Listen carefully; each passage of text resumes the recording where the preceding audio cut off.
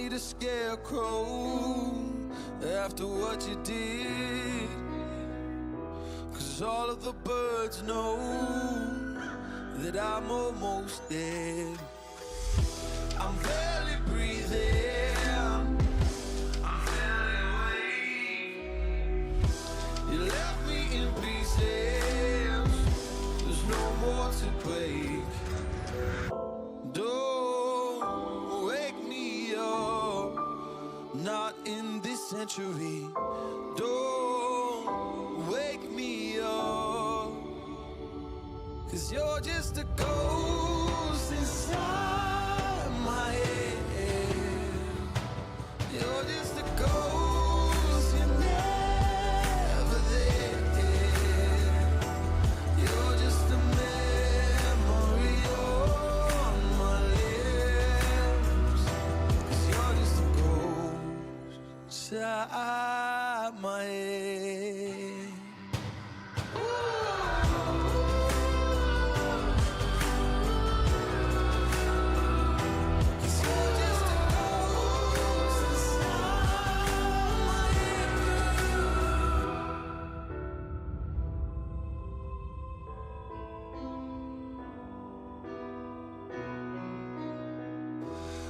I need an angel after what you did, 'cause you were the devil, you messed with my head.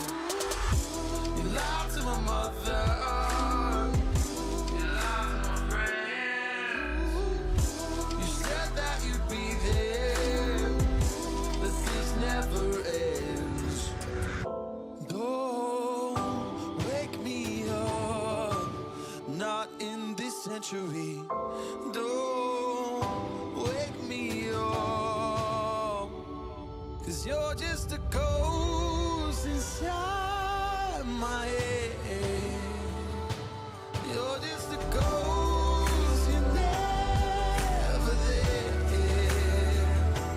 You're just a memory on my lips, 'cause you're just a ghost inside my head. You're just a ghost.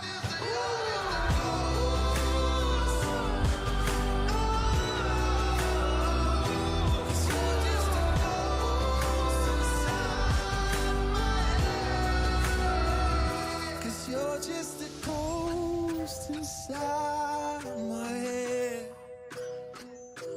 You're just a ghost, you're never there.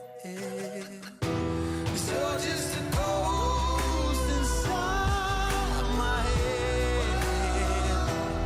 You're just a ghost, you're never there. You're just a memory on my lips. You're just a ghost inside my head.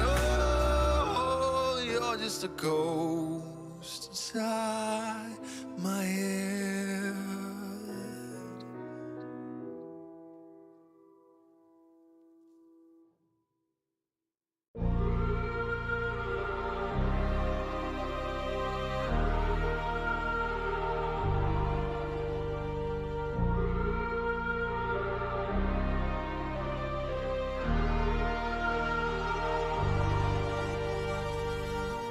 I wanna know your dark side. I wanna know your secrets. I wanna be your lifeline. So I wait for you, wait for me. Wait for you, wait for me. Tell me you're more than just a highlight. Pretty pictures on the outside. I hate to stare at you through these lights. So I wait for you, wait for me. Wait for you, wait for me. Click and scroll, I can't let you go. They say I'm addicted to you. Click and scroll, I can't let you go. They say I'm addicted to you. Oh, oh, this ain't love, no, no. This ain't love, no, no. This is artificial.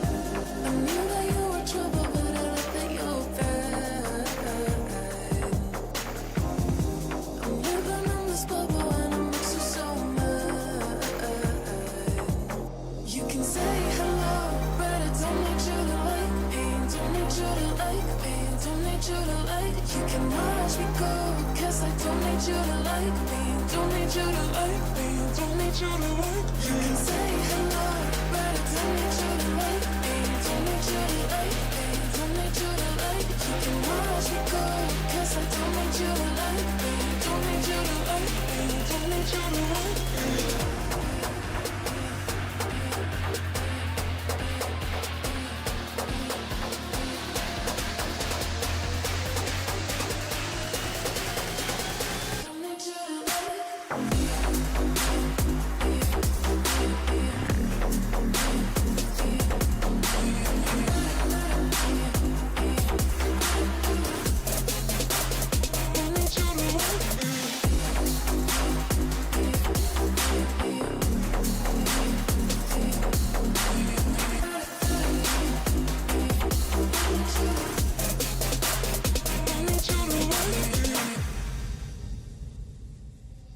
You can say hello, but I don't need you to like me, don't need you to like me, don't need you to like. You can watch me go, 'cause I don't need you to like me, don't need you to like me, don't need you to like. You can say hello, but I don't need you to like me, don't need you to like me, don't need you to like. You can watch me go, 'cause I don't need you to like me, don't need you to like me, don't need you to like me.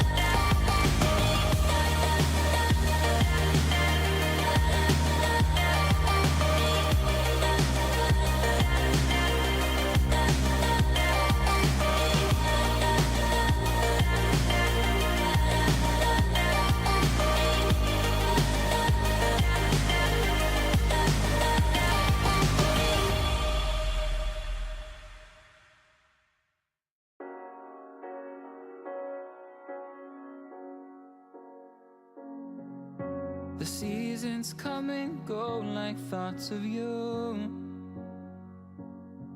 Like a wave returns to the sea, into the blue. They change but in a cycle that I can't lose. Each painful but delightful to live through. You came into my life just like another season. Not for long, just a time, just like another season.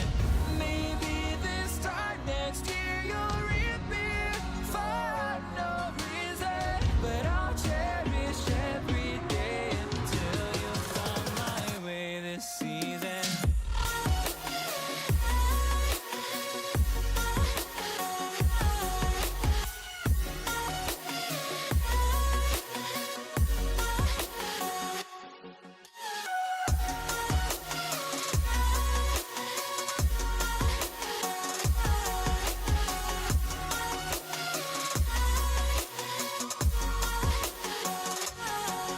The seasons turn and change just like your mind. Like the sun gives into the moon, into the night. Time continues marching, it slowly crawls. With each new one starting, I recall. You came into my life just like another season. Not for long, just a time, just like another season. Maybe this time next year you'll reappear for no reason, but I'll cherish every day until you come my way this season.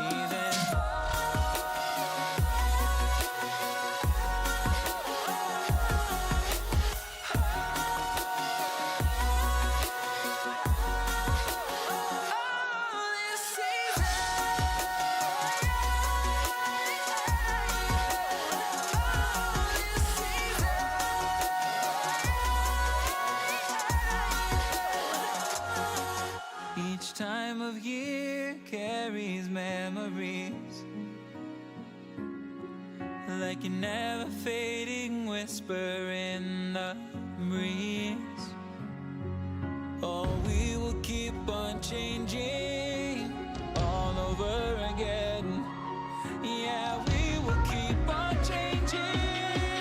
Just like another season. Don't want another day without you by my side. Oh, this season.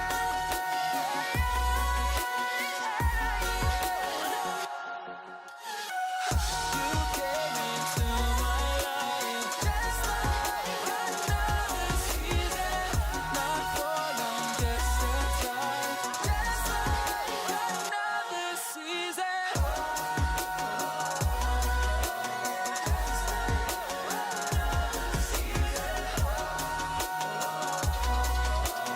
Just like another season.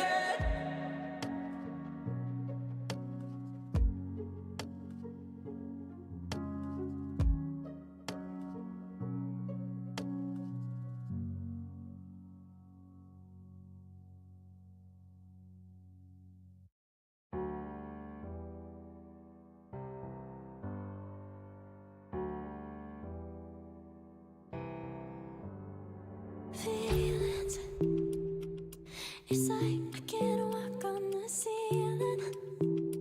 Oh yeah, got me dreaming, dreaming in colors I never dreamed in. Oh yeah, I let you in deeper than I let anyone else before. Fell in love with my broken pieces, took 'em all and made 'em yours. Didn't know what my heartbeat needed, skipping out, no I can't keep score. When I lose my breath, boy, you got me breathing. Oh, every little thing you do, every time you hold me, take me higher, higher.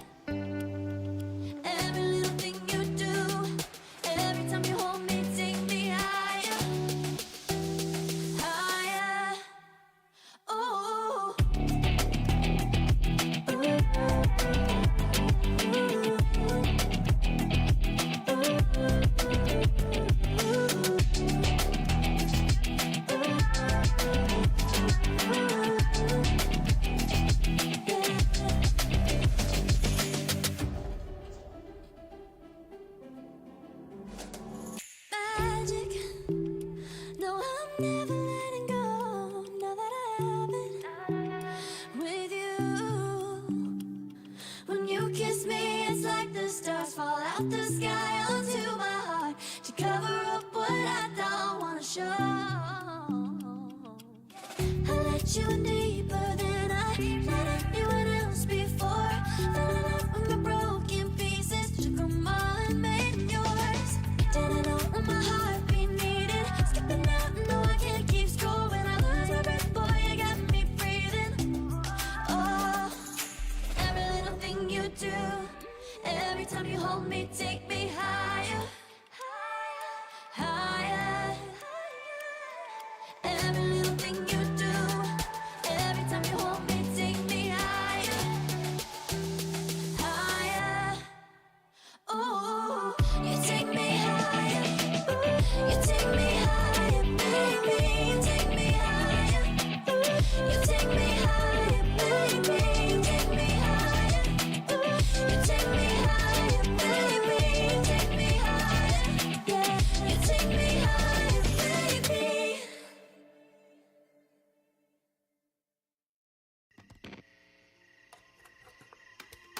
Is it okay if I'm to say I'm catching feelings from all the dealings?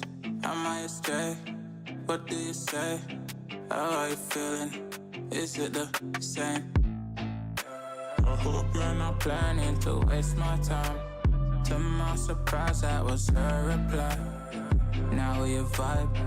It's been a while and such a ride, the stars align. I love the fact I didn't let her go. She loves the fact that I just let her know. Now we're together, it's a different mode. We getting crazy in a different role. I love the fact I didn't let her go. She loves the fact that I just let her know. Now we're together, it's a different mode. We getting crazy in a different role. We getting crazy in a different role. She loves the fact that I just let her know. We getting crazy in a different role. We getting crazy in a different role.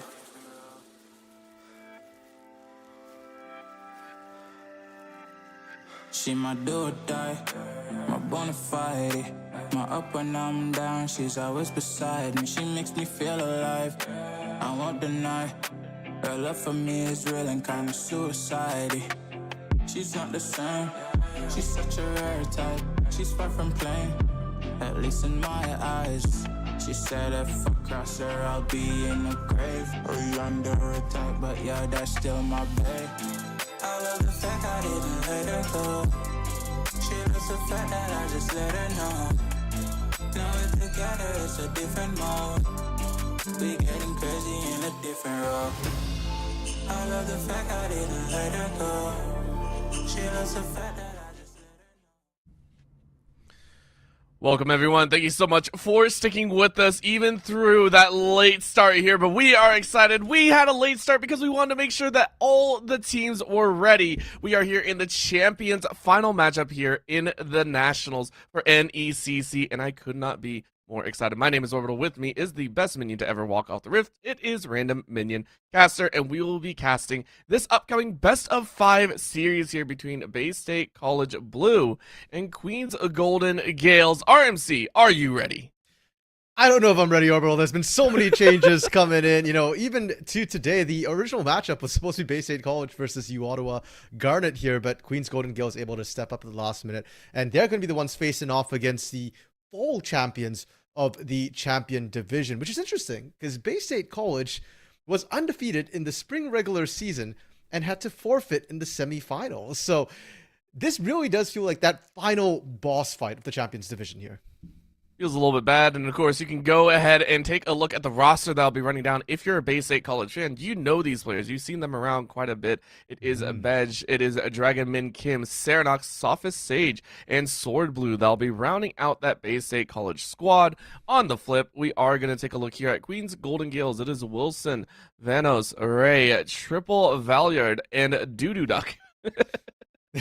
Yes. Love that name. Love that name. I saw it. This is what happens as a caster. You just read what's on the screen and you don't really realize what you said until the end of it. That was it. My first instinct when I saw that name was duck. Just all the does in there. But yes, it is going to be doo duck, I believe is the actual pronunciation of that one there. And the Riley Love is, I believe, playing under a different name today, Evelyn Love. And with a name like that, I am expecting to see some Evelyn picks potentially. Definitely a champion that he does play in solo queue. So maybe he might pull it out here in comp play as well. And it might be a nice little change because, again, this is, as you were saying, a team with a storied past. Bay State College, well known in the collegiate scene. If you have been around for any sort of time, you recognize that name. It's whether they've beaten your team or you're a fan of Bay State, you know that they're a very strong opponent.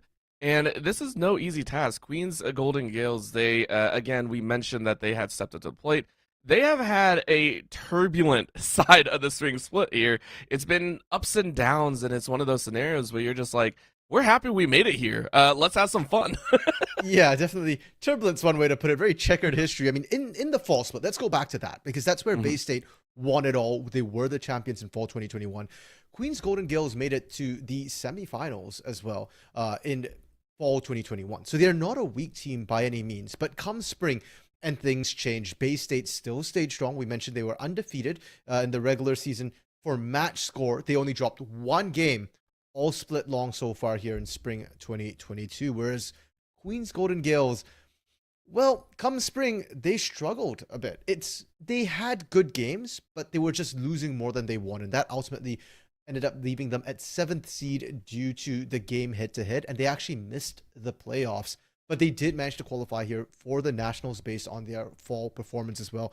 And even here in the Nationals, round 1, they lost to Kansas Esports. Round 3, they faced Kansas again, beat Kansas to make it here. So a little bit hit or miss. And the big question coming in today is, are the Golden Gales going to hit or miss against Bay State College?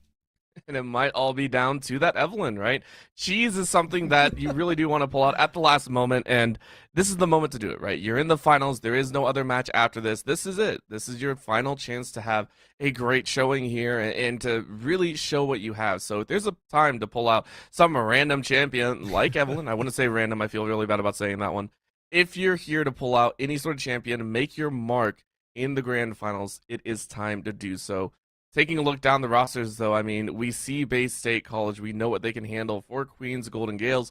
Which lane are you kind of interested in? Which lane are you wanting to see be the all-encompassing factor against Bay State College? Is there a weak point to this team even?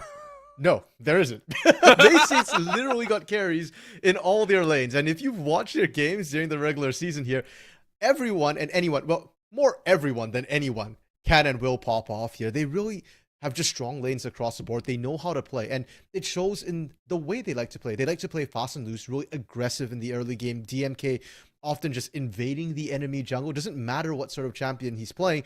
He'll go in. Diana needs to scale, no problem. Hecarim, maybe not the best early duelist, doesn't matter. We'll go in even if they're equal levels. And it's allowed because all his lanes are strong. Serenok, well known for his Xerath play, can often back him up. Once you hit that level 6, don't even have to leave lane. Bidge often wins up that top lane. And Sophist Sage coming in about halfway through the split as well, has really been very impressive, especially in champions like the Kalista, like the Jhin, who can take over the lane early and give all that pressure. In the late game, doesn't come. Bay State College tends to end their games pre-30 minutes for the most part. Just listen, we don't even want to see that late game. We don't care about it. We are going to end it before we even end mid game. So as you said, it's going to be very, very interesting to see how Queens Golden Gales are able to fight this one out. Again, it is a best of 5, so you have a safety net of 2 games is the best way to put it. You have a possible chance of kind of hanging on there, but it's a definite uphill battle. Good news, though, we are going to go ahead and take a look about, excuse me, about this first champion select, and I'm curious to see what champions will be made and which champions will be the target focus. As you were talking about, that Xerath is definitely a high priority. You cannot let that one go over to Bay State. Are there any others that you kind of deem as the all-important ban away? Any ones that you would pray don't fall into the hands of Bay State College just for what they can do to the enemy team? The problem is, like we said, Bay State's so strong that they can pull out all sorts of things. What sticks out in my mind is Serenok's Akali pick.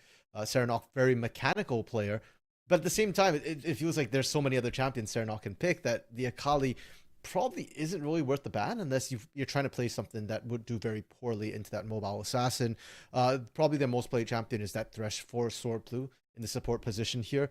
But again, Sword Blue's got a lot of other champions you can pull up and utilize here. So I don't think you can effectively target a single player on Bay State, and it's more just banning out champions that will do well into your composition for the most part. For Queen's Golden Gales, it's really up to them to try and figure out a draft that can do it. Look at the picks for them, less about the bans for them.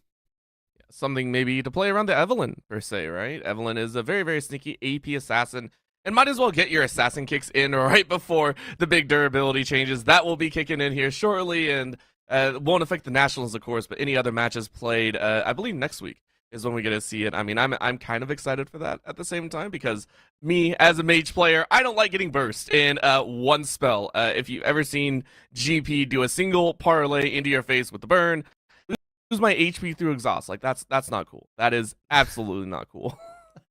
Honestly, for Evelyn Liv here, despite the name, what we've been seeing in NECC are more the typical junglers that we expect. Things like Volbear, Graves, Lee Sin have been champions that he's been pulling out more frequently than not here. So I suspect we're likely to see that a little bit more. I believe in the top lane coming in will be Dudu Duck. I'm not quite sure if Dudu Duck what role he's going to fill, but that's mostly what he plays in solo queue here. Does like his AD bruisers in the top side, things like the Aatrox, Irelia, Jax or Jace as well. So maybe you see something like a Diana or to sort of complement that pick. And in the mid lane, Triple Valiard actually has a very interesting champion pool here. Likes the Rumble, which is not something we see very often in the mid lane in the current meta, but also likes ADs like the Jace, like the Renekton as well. So I really do think the jungle pick might depend on what we see coming out of the solo lanes. Of course, and that we talk about the complementary jungle mid or jungle top kind of battery. I like to put it as the powerhouse for the team, and you do have to have one of those synergy points, right? As a team, if you don't have synergy, if the jungler doesn't have synergy with the solo, you effectively lose out on a large majority share of your team's potential, it feels like. And so I am very curious as well, see what the junglers can bring to the table. Whether we get just a bunch of random champions thrown together, it's all the comfort picks, right? If that's what they want to go for it. If it's a very cohesive team composition, I like to see that as well. Both can bring different sorts of value to the compositions, but what we do know is you better play for early game. There are some champions that excel well in the early stages and some that don't do so well in the early stages. For Queen's Golden Gales, what champions would you not want to see? Judging from their style and their selection, you were mentioning about the mid and top, are there any champions that you would just kind of laugh at and say, let's maybe toss this one up in the air? Anything that you would be surprised to see be picked up by them? Honestly, not super sure. There was a bit of a last minute change, so I'm not terribly familiar with your champ pools, but just based on how the games have been going for them, the last time they faced off against Bay State in the regular season, both games ended in about the 24-minute mark, 24:40, I believe, and 24:08. So based on that, I would say I don't want to see scaling champions come through from Queen's Golden Gales. I think you need to pick the early game champions. You can worry about the late game when you get there, because they didn't manage to get there last time. So I'd like to see some early game focus. Lucian Nami, particularly strong in the current meta here. I know they've been running a bit of that Senna Talia bot lane with the Talia changes. Maybe move a little bit away from that. Senna takes a little bit too long to scale, and into the likes of Sophist Sage and Sword Blue, it just feels so dangerous there. No Vigar, no Anivia either. Just don't pick those up. We'll go ahead and get underway. Again, we have had a few little hiccups along the way. We are just making sure everyone is set, but we're ready to go. We are into draft here for game number 1. Bay State College Blue will be rounding out on that blue side, much akin to their name. Queen's Golden Gales coming out on that red, so they will get counterpick, moving into one of their more priority stages. But as you can see, that Rumble immediately taken away. Bay State College handing a lot of respect over to that potential champion. Yeah, and the interesting thing about that Rumble pickup here for Triple Valiard normally is that they don't actually set it up with things like the Leona, like the Nautilus or the Amumu to lock down. It's just sort of an individual strong lane pick here. And Serenok banning that away when you play things like Xerath as well kind of tells me that they might want to play a little bit more aggressive, maybe some melee style champions or champions with shorter range, higher burst. You can see the follow-up coming out from Queen's Gale saying, okay, we see that Rumble ban. Let's go ahead and take away that Lucian. Lucian rising up in priority lately for a lot of players. And it will probably stay up there. Same with the LeBlanc, which is quite surprising, but Serenok also has a decent history pool, I think, on that champion. Just don't want to give that one over. Follow up on the other base state, targeting 3 different lanes. They have targeted the mid, the support, and the jungle at this point. Yeah, just kind of taking out power picks for the most part, right? Blitzcrank's always that annoying champion who introduces a lot of variability in the game, so I think it's a safe thing to take out here. We mentioned, Graves, Lee Sin, Volibear being Evelyn Love's sort of preferred champion pool right now. I'm actually a little bit surprised seeing the Diana ban from Gales because we're discussing a potential for an AP jungler for them here, but they're just respecting DMK, right? We mentioned DMK is really aggressive, and he gets away with it. When he hits 6 on that Diana, it gets much, much scarier. For now, though, the blind pick Ahri Orbital. Ahri feels like that catch-all mid, that everybody's just picking up blind because it's so strong, it's so safe, it's so mobile, and it fits almost any composition. If you're playing AD Ahri, none of that applies to you. All we're talking about is AP in the mid lane, so please do not play AD Ahri. But as you said, it is very much a standard pickup here. It can go just hand in hand, and following up on DMK, that can allow them to rotate around the map if they do wish. Heavy lock-in here, though, for that side of Queen's Gales. The Nautilus and this, excuse me, this Brain Gwen. Hey, I found the name. Don't worry. I know what that champion is. It is Nautilus and Gwen being locked in. 2 great teamfight champions locked. Yeah, and it's interesting. Actually, I'm not a huge fan of the Nautilus blind right now. I do think there's just too many good answers into it. Leona springs to mind right away here. And I think you really should only be picking Nautilus blind if you've got a particular setup you've got in mind. Maybe like a Yasuo where you want those knockups available. Maybe something like a Samira, which again benefits off those knockups. For now, though, not the Leona coming out to counter it from base state here. It's going to be the Alistar instead, one of the kings of counter engage on these sort of hard engaged champions here. We do see the Wukong picked up, and keep in mind, Wukong currently both a jungler and a top laner. The changes to him have made him very quick on the jungle clear and very safe, able to dash over walls as well.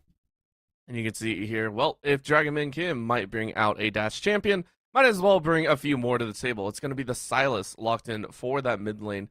Most likely, it is also a nice, I want to say, stylistic counter to the Ahri. A lot of people do like running it. The burst is very high, and you can utilize that to kind of bully the Ahri back into almost irrelevancy. If you're good, again, it is more of a skill-based matchup at that point. Taking a look at the second side of the ban phase, we are now going to target the top side for Queen's Gales. The Riven immediately banned away against Bedge. I think that is, again, very appropriate. Don't want to let that one through. I mean, yes, Besh is a really nasty Riven, but there's so many other champions. I feel like he does really well on his Fiora springs to mind if we're talking about mechanical 1v5 style carry champions here. So, if you're going to ban that that Riven, I feel like Fiora should also join that ban list. Serenok banning the Akali here. So that tells me that they're thinking this Silas could potentially still be in the top lane. It might not be that mid lane pick into the Ahri that you're talking about here, which also fares extremely well when you've got an Alistar where you can take that Unbreakable Will ultimate. Jace being taken away. Okay, currently Bedge's most played top lane pick in solo queue. So, okay, Fiora still on the table. Yeah, still granted that opportunity to play it out, and the chance of that possible Gwen in the top side as well. There are so many flexes currently for Queen's Gale that they can currently try and use. Granted, we're not sure if that's actually going to play out because you do have counterpick. Use that counterpick to the greatest relevancy. The Graves, though, targeted into the jungle. Evelyn will not enjoy that champion. Unfortunately, it is going to be the Kai'Sa in the bot side. Kai'Sa still in rotation for a lot of ADC players. The crit build, some people say, is just as burst heavy. Very fun to see, but now you get base state. What are you going to pull out to counter? It is going to be the Nautilus and Kai'Sa versus Alistar and a Samira. If we see Samira, this is going to be fun. Sophist Sage. Is this going to be the lock-in? Yes, oh, yeah, okay. I am so down for that. I love watching Samira. It's a little bit risky picking it into the Nautilus, though. Your blade roll won't stop the stun from coming through. So a little bit of a risk there. but I do like it into the Kai'Sa because you're both short-range AD carries, both can pop off. I'm a little bit concerned from what we're seeing from the Gale so far. There's a lot of magic damage coming out here, and they very badly need some sort of physical damage with the Gangplank off the table as well. Their options are somewhat limited. Volibear does mix damage. In fact, about 50-50 unless you're building the AP build specifically. So just magic resist on the side of Bay State is going to have so much value here. We said that the Golden Gills have to play fast and early. It's even more important now that they do that, because as we get later and later, once the magic resistance starts to stack up here, they're really going to struggle to deal with anything from the side of Bay State. Yeah, this is a little bit of a problem. Granted, though, they do have, again, Gwen, one of the champions that is well known to be a late game terror. You don't want to deal with that one. But look on the other side, right? You see the Wukong, you see a Samira, you see a GP, which we didn't even touch on, Veg, picking up one of those top tier premier bruisers that loves aggressing, loves being annoying late game. And if the Gangplank gets off to a great start, your Kai'Sa is going to be nothing. I am so sorry. Your Kai'Sa will see the light of day, the light of the fight for about 2 seconds, and then a barrel pops up, an explosion, and you're back to the gray screen. Yeah, pretty much. And GP originally was one of the first sort of counters that people had to Gwen back when Gwen came out, and it was incredibly overpowered here. He can match her early, can bully her out as well, and later on he outscales in terms of damage. It's actually quite difficult for a Gwen to dive that GP later on here. So I think that lane very comfortable for the side of Bay State, and paired with that Wukong as well. Wukong, another big menace counter to the entire engage composition that Queens have drafted themselves. A lot of times when you draft the Kai'Sa, you'll see teams go sort of all dive style. And that's what they've done, with the Gwen, with the Sylas as well, with the Volibear. Wukong's just going to stop that dive dead in its tracks. The knock-up, we talked about Samira being able to juggle people with the Alistar as well. I really like what Bay State have drafted themselves in order to counter or answer all the tools that Queens have drafted. Not just that, bringing in their own style of engage, right? This is kind of the other side of the coin, is the fact that just as quickly as they can disengage, they can engage multiple knockups, multiple ways to kind of battle their way in. You can even see it here in the summoner, or in the rune choices here. Conqueror coming out for the Wukong in the jungle. It is press the attack for the Volibear. It's something that they like to utilize to try and battle out, whatever lane they like to go in. A little extra burst damage, a little extra dueling potential here. I do like those boots, though. A little extra magical footwear coming in for the Wukong, saying, hey, I just want to go a little bit faster than my other jungle opponent. Yeah, and I particularly like it on DMK because we mentioned before, he's really aggressive as a jungler here. And the more kills you get, the sooner you get your boots here. Not only is it a free 300 gold, plus a little bit of extra movement speed here, but if you're going to be fighting early on and you can get those boots earlier as well, that's going to be very, very nice. Now, in the mid lane here, Orbital, between Serenok and Triple Valyard, that's the lane I've kind of got my eye on, because as you mentioned, Sylas can do decently well into the Ahri, though it is melee versus range initially. But that's going to be the skill check here between both of these players. And if Valyard can win this one out here, I think there's a chance for Queens to play through that mid lane, break the game open. But if Serenok wins that, we've already touched on the top lane not being advantageous to Queens. Bot side, again, being very volatile. I favor the Alistar over the Nautilus. It's going to be very difficult if the mid lane as well starts to fall behind for Queens Golden Gales. The one lane that you have a potential, 50-50 chance of winning almost, and the rest of the lanes on that disadvantageous side. Yeah, there's a lot of weight currently on Triple Valyard's side, and unfortunately for that one, we're going to have to wait and see what the rest of the lanes also have to say. You can see here, both supports running that Glacial. That is the standard for a lot of engaged champions. You get a reduction, unfortunately not for you, but you give your teammates the reduction factor. I believe it's about 15% on damage output from any of the future members that are currently hit, so it's very, very nice. Granted, though, the Alistar might have a little bit more enjoyable time getting that off instead of the Nautilus, who, you get a hook on one person, great, and Alistar can knock out 4 people at once. Good luck against that. Well, technically, Nautilus could also knock up multiple, but at the ultimate, though. Yeah. So it's not quite equal. Pulverize a basic Q versus the out there. We'll have to see how it goes. It won't matter as much in lane, though. It is very, very much about the 2v2.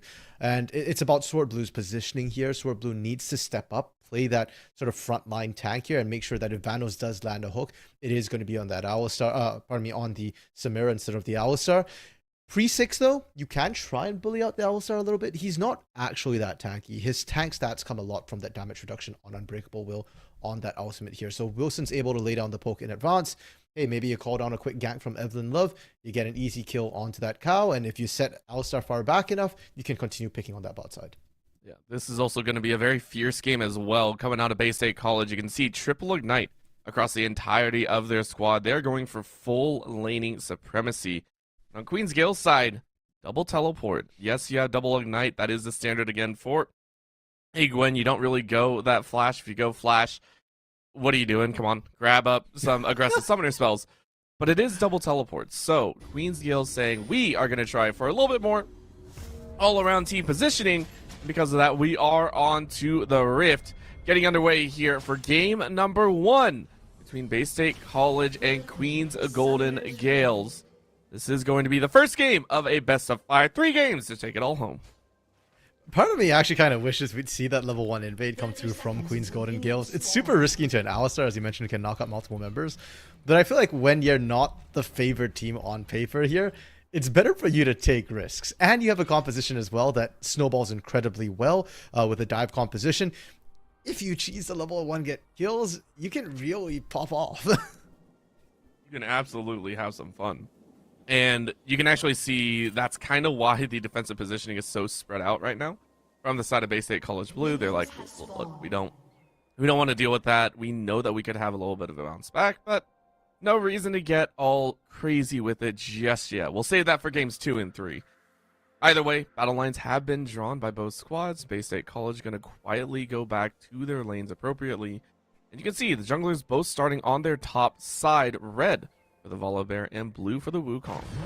Okay, I was actually wondering if we'd see TMK start bot side and try and pop up to that top lane because Gwen doesn't have flash available and she isn't as strong as she used to be in the early game. We mentioned before that GP can actually bully her out a little bit, acting as half a range champion here. But instead, they're trying to stabilize this bot side. They're going for the super volatile double AD carries, both of whom are very short ranged and are pseudo assassins, right? Kaisa able to pop down a single target, and Samira, once she hits that 6, with that Inferno trigger, becomes absolutely a pain to deal with in team fights. No one's going to enjoy that factor, but you never know. Sword Blue, of course, dancing up a little bit closer to the angle, and an early ward down from Vanos to help out Wilson in the bot lane. That does mean that Queen's Guild assume that they are going to be on the more aggressive front, are going to be pushing that one in as quickly as possible. So level 2 is hit by them, and they don't have to worry about the all-in level 2. This off of Sage and Sword Blue. Yeah, soon Yeah. you gotta kind of get worried. That level 2 is really when you're watching for this Samira and this Alistar here. At level 1, you don't have enough damage necessarily, but at level 2, you get that hit by pulverize combo to initiate as well here. The bigger question to me is, are we going to see Evelyn Love snuck in? Wilson? Ooh, well, we said level 2 might not see it, but we are going to see the level 2 go in either way. But guess who's here? It's a very angry bear. Evelyn said hello, I have double buff, and because of that, it's first blood to Evelyn. Yeah, and that's what I was questioning. Are we going to see Evelyn Love gank that bot side? You got the wards there. Doo-doo duck burning down from the Ignite and Veg. Yep. Didn't even have to flash for that. Nope. Said, I got this. I definitely got this one. It was well played, well timed. Veg also crashing a major wave into the top side, drawing out a teleport from Doo-doo duck, and that is going to be a significant lead on the top side. Yes, you got first blood on the bot, but top lane might be another one to kind of watch out for in the future. Yeah, who managed to secure that one? There it is. Evelyn barely able to get that great blade roll. Beautiful, and that leaves the bear high and dry. Thanos now getting chased on as well. Great auto attacks to go ahead and stack up a full-blown passive of Sophist Sage. If only they were level 6. If only they were level 6. It's coming, Orbital. It's already scary enough that it's happening before level 6 because, as we've mentioned before, Samira really wants her ultimate. Alistar really wants his ultimate to pop off in this lane here. They've got a lot of damage, but not a lot of tankiness. And Dragon Min Kim as well, DMK with his Wukong. When he gets that Cyclone, it's going to be so easy to set up for Sophist Sage there. So it really feels like there's a bit of a timer for Queen's Golden Gales. I like that they've been putting the pressure down so far early, but that kill onto Evelyn Love is going to slow them down. This is a little bit of a fun time. I love the aggression that we saw on both sides, getting a little bit dance heavy on that bot lane, and it's good to see, I will say. Queen's Gales understand that they are up against the mountains, so understanding that they're still willing to take those fights, still willing to try and play things out is so impressive to me, and hopefully we get to see that retained throughout the remainder of this series. That is going to be the all-important factor. Evelyn and Triple Valued, though, just sitting around making sure that this vision with the Rift Scuttle is going to be played appropriately. But a visit to the top side means a Duck might be the recipient of a 1v2. Thankfully, a little bit of help might be up on the top side as well. Bedge get jumped on, but that's the flourish out, so Duck really has nothing else in the pocket. Guess who meets who, though, on the wrong side of the Rift? That was going to be the junglers exchanging greetings. Yeah, and they knew. There were pings coming down saying that we think DMK is here. And they still just walked into it. Kind of risky. Bedge tanking up some turret shots, though, has changed the situation some. And now we see the mid laners trying to cover as well. I am worried for Duck here. Yeah, this is, of the few that have been left up there, it seems Duck is the one that's going to be left on their own. It's only level 5 is the top for the other members, so Bedge is actually going to crash that wave in. So, Cannon Barrage already being used. Duck has nothing of value, and that is going to be the charm. Bedge picks up their second kill, and that puts it 3-1 to Bay State College Blue. Yeah, and it's just these small advantages that they're sort of pushing on right now. The fact that Bedge had that experience advantage from the early kill, they knew they could go for that dive. No one else was going to be 6 in time, and now Serenok kind of getting the advantage with the Spirit Rush also at level 6 now. This is a concern for Queen's Golden Gales, and it's also coming off the fact that Evelyn Love died bot side, so a little bit slower than DMK right now, falling behind. And once DMK is 6, that's the other big break that I'm looking for here, because when DMK hits 6, Sophist Sage should also be 6, and then bot lane should be on the menu. Nano saying that we really want to bring in the fight, but look at the damage going back there. That's the Ignite taken down, but down goes Sophist Sage. Evelyn going to slap away that second kill. And just like that, the regank on the bot side nets Queen's Gales an advantage back. This feels pretty good considering the aggression that Sophist Sage and Sword Blue put down in the first place. Yeah, no, that's really good for the Gales here to have that one winning lane at least to play through DMK! Respect, my friend! Did not respect the burst that could come out from that Volibear, from that Kai'Sa. Gonna eat that, and that's just making things go from bad to worse in this bot side for BSC. The frustration that comes out, and that is gonna be a Spirit Rush coming through from Serenok. But I mean, let's be real. Evelyn dropping the Wukong by 60% with a single E is probably one of the more surprising factors. I mean, you ate the entire combo, right? The lightning strike from the skies, and let's not forget, Kai'Sa Wilson pumped in some damage at the end there as well. So I think DMK just not really paying attention to the fact that, hey, I'm not that high level yet. I stack armor. I don't really stack magic resistance. I need to be very, very respectful of the burst that can come out. And for their pains, Golden Gales able to pick up the first Drake of the game, the Hex Tech Drake here. It's a nice bit of additional cooldown reduction as well as attack speed. Feels good to pick up, but now we get to see that come into play on the top side. Huge trades coming in on both ends. However, Bedge dodges out on the last set of the Needleworks, netting Bedge that third kill on the top side, second solo kill in just about 8.5 minutes. And look at the CS differential up here, Orbital. Double the CS from Bedge right now. This Gangplank has absolutely taken off here. 3-0, and there's not much Duck can do. Even if you gank that, you might be able to win a 2v1 as well. Definitely do it, but what could be won is a 3v2 on the bot lane. Sophist Sage is going to get slapped in the face. A little bit of a jump in from Wilson. One more auto attack almost took them down. But Bay State College's bot lane, Sophist Sage and Sword Blue are allowed to live another day. They will lose out on a couple plays, but I mean, at this point, are you really worried about that one? Top lane, Bedge on that final play.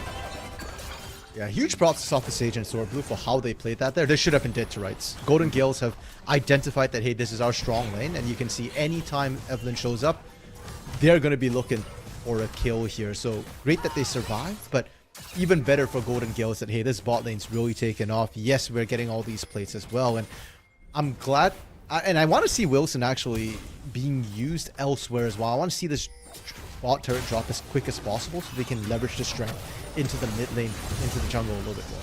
Ooh, so you did see that correctly. Evelyn, unfortunately, a misinput of Flash, and that means that the bear currently has no real way to get out. This means this fight is so much more dangerous. In goes the Cyclone, and they will annihilate Volibear. Triple Valyard is going to dash away with that hijack Spirit Rush and try and dance it right back, and they will get the kill back on Serenok. Now Triple Valyard is going to get the Cannon Barrage on top of their head. A nice snipe coming out of Wilson, trades it back to a 2v2, and that will end in 3-2. Going over to Wilson's pocket just like that. The win con for Queen's Gales gets 2 more kills. That Kaisa is starting to ramp up. So the way that fight started off, pro tip for everyone, the sweeper will reveal champions in bushes as well. I don't think Evelyn realized that and was waiting to ambush Serenok, ended up eating a charm to the face. But it's the strength of that bot side, right? Wilson and Vanos are so strong. And props to Triple Valyard as well, being able to turn the tides onto Serenok. Queen's Golden Gales, they just had more people, stronger people on the bot side. And BSC 7-7, they're not that far in the lead. They've got to... Well, it goes back to respect, right? Respect the fact that, hey, we know we're good. We know on paper we're supposed to win. But right now, we're not that strong on the bot side of the map. Wait till Bedge joins us or have a numbers advantage. Ooh, and Sword Blue getting caught out without ultimate, level 5 still in this brutal battle, so no unbreakable will. Queen's Gales are allowed to pick up another one. 8-7 is the current score, and Triple Valyard sitting at 2-1-2. Feels good. Yeah, and now I'm worried about Sopha Sage because your support's gone here. There's a 3-man party in the bot side. You know they're there. You gotta leave. Really, really do, and you're gonna have to run their way out. The exhaust was used on the bot lane, but I don't think that's gonna stop this brutal damage set. In goes the Flourish, but the burn should be enough. No, you're allowed to survive. Sopha Sage, what in the world? Now we're gonna see the mid lane getting danced on. Serenok gonna Spirit Rush their way out of death, and that's the second time Serenok has been forced to use that ulti in a defensive manner. Of course, with all the pressure being applied to the bot and mid, guess who got first tower? Yes, that is right. It is Bedge, the Gangplank, alone on the top side. It feels like we're watching 2 separate games here. There's the top lane 1v1 where Bedge is just running the show, and then there's the rest of the map, the 4v4 on the bot side, where Queen's Golden Gale is actually looking pretty good right now. Wilson and Evelyn Love just chasing everybody out here, and now that this bot side's been broken, now we get to see what happens when Wilson starts to roam as well. Triple Valyard already starting to win out a little bit in that mid lane. Can't quite kill Serenok, but now when you add Wilson on top of that with the killer instinct, maybe you'll actually be able to chase down this very slippery Ahri. It's such a deceptively hard way to play it, and you can already see Serenok opting for those Lucidity Boots very early on, saying we have to counter the aggressiveness of Triple Valyard. But for all that value, guess who finally gets to leave lane, and as soon as they leave lane, they help secure this dragon. It is going to be a Mountain Drake, so that one's kind of nice to hang on to, but now they're all collapsed on. Remember, this is a full 5v5. Okay. First 5v5 of the entire game, and look Watch at the Samira? melting pot of damage. Samira in the backline, in goes the cannon of damage. ADC what? Boom goes the dynamite, and 4 are dead. Queen's Gales could not get the dragon and could not get a single kill. Bay State College Blue win out the team fight. Oh, well, we said this when we saw the compositions, right? The fact that Cyclone was going to mess up your day and set up Sopha Sage to pop off in these team fights. Queen's Golden Gales, yes, you've got a bit of a death ball compositions that wants to group up, but you can't afford to do that in a lot of these fights. You walk in there as 5, they'll just chew you up and spit you back out. Now, Dragon picked up as well. Sword Blue gets exhausted. Zoss goes in, but with the headbutt, Wilson has nothing else to play for. And remember, Wilson was the only one that did survive in the brutal aftermath of that battle. It was not a complete ace. It was able to use just about everything to get away to safety. That still hurts quite a bit. 11-8 is the current score. And guess what? Bedge is right back to the top side, just farming it out as much as possible. Grassing the end, dying, getting extra HP, and scaling up that max HP as well. Man, he's just chilling up there. He doesn't want to leave that top side. If you're calling Bedge out for the top lane right now, it better be for something important. I'll go down for dragons. Anything else, I'm just chilling up here. And Queens, they're not answering this at all. Nobody's helping Doo Duck here. Doo Duck has to recall almost every other wave just from the sheer poke. And Queen's Golden Girls are just like, yeah, we're not dealing with this. They will have to soon. You can give up your inner turret. You can't give up your inhibitor turret. Queen's Gale might say, I beg to differ here. We see Bench just battering down on that tower at like 16 minutes alone. That would be so frustrating to see. We are going to see the challenge for red buff once again, though, and with all that aggression, you can see a little bit of value being handed over. Wilson still trying to pick up a little extra, and already having that Kraken Slayer built in with a serrated dirk and pickaxe. It does grant itself the fact that Wilson, if given the opportunity, can start shredding through a couple of opponents. You just got to make sure Safa Sage doesn't get a fantastic ultimate off like it happened last time. Yeah, and that's the difference between both of these assassin-esque AD carries here. The fact that Kai'Sa is single target. You want to find picks with the Kai'Sa, but if you're running headfirst into this death ball of 5, then you're just not going to be as effective as that Samira Herald picked up by DMK here. And Queen's Golden Gales, they're losing control of the map.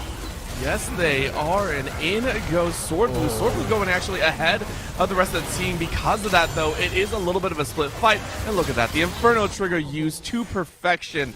It's unstoppable work by Bench as they came in for another. The flash charm into the root from the Everfrost means Wilson is going to fall as well. And Bay State College Blue make it look like a clinical story of a college class 101. How to win a team fight. Sword Blue gonna watch as the HP drops a little bit in the bar as Triple Value finally joins the fight, but it's another 4-0 and a mid tower to boot.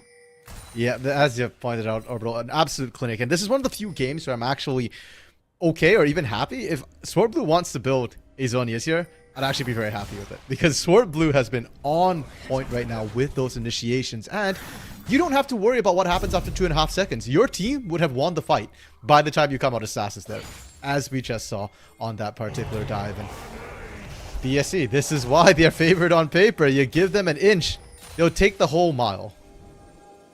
Welcome to League of Bay State. Just population, no one at this point. 15-8, 16, closing in on 17 minutes here. And the catches have not worked in favor so far. Queen's Gales have yet to really be able to utilize the 4-1-2 Wilson. And Sword Blue on top of a ward decides to Hex Tech flash to the side just to scare everyone out. Vanos, this might be a little bit of a dangerous spot to be in, though. DMK zoning in on the bot side. Looks like we are going to get a 2v2 situation. Dragon King Kim walks in alone for the time being and realizes there's a few more members than they would actually like. And now it's the collapse coming in here. Queen's Guild might have the route here, and they are going to find one. Down goes that Wilson. Down goes the GP. Down goes Sword Blue, and that will be a 3-0 Queen's Guild. The TP difference brings about a couple shutdowns and a lot of gold back. Took 17 minutes, but the Gales finally found the picks they were looking for there. And like you said, you wanted to see Wilson pop off, leverage that Kraken Slayer. We just saw it right there here. Now they need to stick around and take this dragon. There's absolutely no reason to walk away from this here. You take everything you can get. And importantly, that helps Dudu Duck a lot. Dudu Duck was 0-5-0 before that fight. Now 1-5-2. I think, I'm not sure if they were the ones to get the bounty off of Bidge, but I hope they were. They did. If I remember correctly, it was actually Dudu Duck that specifically ran down that fight. It was like, I want Bench. I want his head. Yeah, because you need to be able to try and handle that 1v1 a little bit better. At least protect the turret. Right now, Dudu Duck can't even hold under turret there. So getting that Rift Maker will go some ways towards doing that. And for BSC, they're overstepping a little bit. They did not need to force that bot side fight there. It's very risky. They didn't have full vision on where all the Golden Guild's members were, and it was a 2v5, right? Or a 2v4, I believe, when the fight first started out here. Wait for more members. You want Safa Sage at these fights with DMK. It's not Bedge, it's not GP Wukong that's a strong combo. It's Samira Wukong, ideally with Alistar. This is the primo combo that you want to run with, but so far it seems that Bay State College have started to find their own tempo, rushing down that bot side, getting two to follow through, and now Evelyn having to run away here. A nice charge over the wall means that you have to burn that Thunder Lord, and Evelyn really didn't want to lose that ulti. That was going to be a big initiation factor. Riftfield is going to be dropped on the wrong side of that wall, so it'll walk its way over to the inhibitor tower. In the meantime, you can go ahead, see the peppering that goes down. Big bully charge, 3/4 gone. Now the battle of the inhibitor tower will commence. Cannon barrage goes down just to clear out that wave. Looks like they're going to try and get it a little bit lower. The hijack cannon barrage comes back in, but it does peanuts compared to what Bedge is putting down. And I think the call for Golden Gales there for a second was, hey, let's just engage this. Because that cannon barrage is more to cut off their escape. But with the wave pushing up top and with the fact that Evelyn actually had to go back to base there, they just decided, no, forget it for now. We'll just wave clear. And they might yet regret that. You can see Bedge still a lot of presence. And BSC's siege is very, very strong. The kill difference is only 4 kills. But when you look at the turret difference, it's resulting in a 6k gold difference right now. That's a 2 completed items on Bedge compared to anyone else on the side of Queen's Golden Gales. Excluding Wilson, right? Excluding Wilson, who currently has 2.5, is building into that Infinity Edge as well. So we could see some damage. We could see some damage, and I'd say that with probably the largest asterisks in the world right now. So we'll only give a few more minutes as Baron seems to be on the table next. Queen's Gales say, all right, no dragon for the next 2.5 minutes. We need eyes on Baron. This is the appropriate response. But guess what? Evelyn, once again, getting found and immediately charging out of the jungle. So all the wards they just put down should be cleared out by Bay State College Blue. They need to clear the one in the pit. That's the important one to clear. The others are less important for the most part here. Triple Valiant opting to pick up the Unbreakable here. They're going to be looking for the engage soon enough. And for this next fight, Orbital, watch Wilson and whether he can kite this fight out. Yep, all eyes on Wilson, and so far granted the opportunity, but that's the take's down. No. Both supports are dead. Wilson went in straight into the Cyclone, laying it up for the dunk from Sophist Sage. Double kill to that Samiran. Into the base they go. Serenok says, I want to battle out. Doodoo Duck tries to go in for the battle. I mean, you're not really getting any damage. You do find DMK. The resounding ending is a 2-for-3 value for Bay State College Blue. I love the bait there from Serenok to go over the ball and be like, hey, JMK, let's go. We can kill him. We can kill him. Comes out, Assassin's kill him. Goes in, and the moment Doodoo Duck shows up, Serenok's like, nah, peace, I'm out, man. Good luck in the 1v2. The only one that has 3 dashes. Dragonman Kim's like, I got 1, bro. What the heck? Bro, I trusted you. I went in. You didn't stay with me. And unfortunately, despite getting those kills, it's nice. It's flashy. But BSC don't actually get anything else, really. Dragon's coming up in a minute, so you couldn't go for that. They couldn't fall back onto Baron because Doodoo Duck was full health and they were all kind of low. It's a bit of a stat check saying that, hey, we know we can win the fights. That confirms it. But you need to be doing that more when there are objectives up or something else to take, be it a turret or one of the neutrals.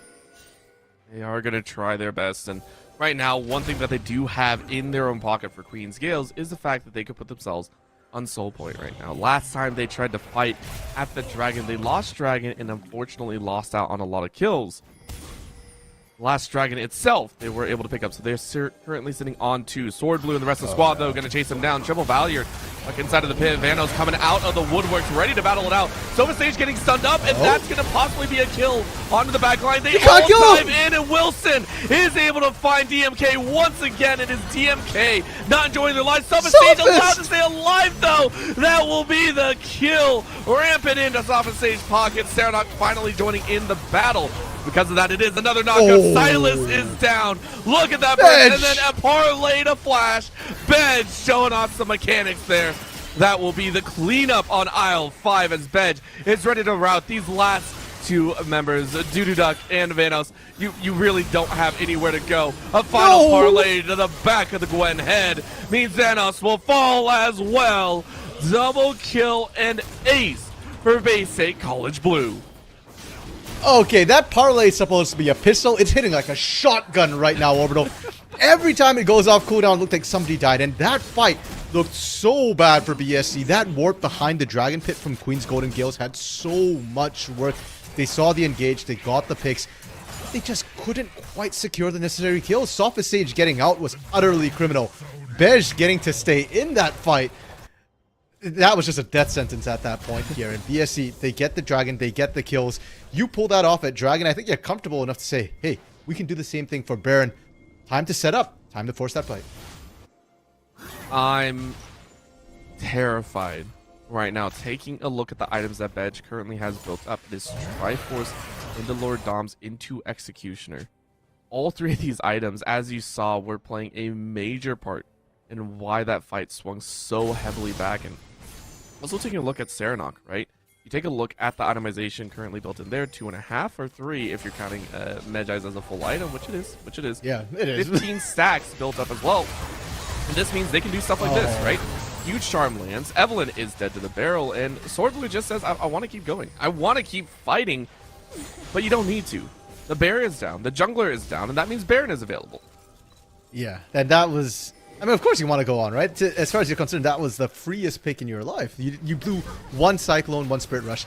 That was kind of it. They're all full health here, and when you've got the inside track as a team with GP, you can set up barrels, and the enemy team can't afford to face check it. Now, Baron being bursted down. I don't know what the Gales are even looking for here. Just leave. Walk away. You should, but Wilson gets headbutted and pulverized right back into the battle. Huge shield comes up, though. Last auto attack being able to trade it back. So, I mean, in a 1v2, you take 1. Hey, that's great. Triple Valiant says, I want to get a little bit more. And Swordblue says, well, crap, what do I do? Headbutt goes out, and maybe the chase is good. Trying to dodge left, right, and center, and is able to do it. Even with that big of a character model, Swordblue is able to dodge out on the first chain. Second set of chains, though, not so much. That's 2 Barons down in the favor of Queen's Gales, as they say, we did about as best as we could there. That's actually pretty important, because you've now got Baron off 2 members. Both Serenok and Swordblue won't have it. The split push, they can't effectively 1-3-1 anymore here. And honestly, Swordblue didn't need to die. DMK could have just canceled the back and bailed both of them out there. But there's like, no, Swordblue, you're on your own. Even coming out of base, nobody went to help Swordblue out. If anybody else had shown up, maybe they could have turned the tides. Maybe they could have put triple Valiant. Now, you're waiting for Swordblue to respond as well. So that's another minute off your Baron. 2-minute Baron on 3 members?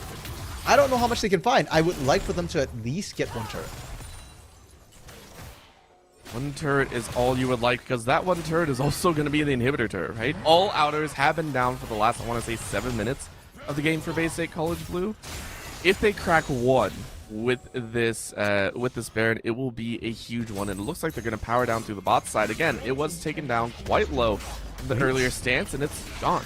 Just like you said, 1 inhibitor tower. What do you know? They say, let's do another one. An inhibitor actually goes down for their favor as well. And Evelyn, now realizing that it's a 2-on-1 that you really didn't enjoy. For the 8th time this game, Evelyn has fallen into the gray screen. That will open up the middle inhibitor. And realize that this is going to be a problem. That is the charm landing on Vanos, who is now forced into battle. Bay State College smell blood in the waters. A win on the tables. But they have to play this one a little bit nicely. No, they don't. Barrel train into domination. Bedge ends the game with a 12-1 and 13 score. And the second ace of the game goes to their pocket. Bay State College Blue looked a bit dicey in the early stages. Queen's Gales found some amazing picks. Game 1 at the end of the day still goes to the Fall 2021 champions. I'm still reeling from that last barrel chain. That one hit so hard I felt it here in Canada. Hot damn. That, okay.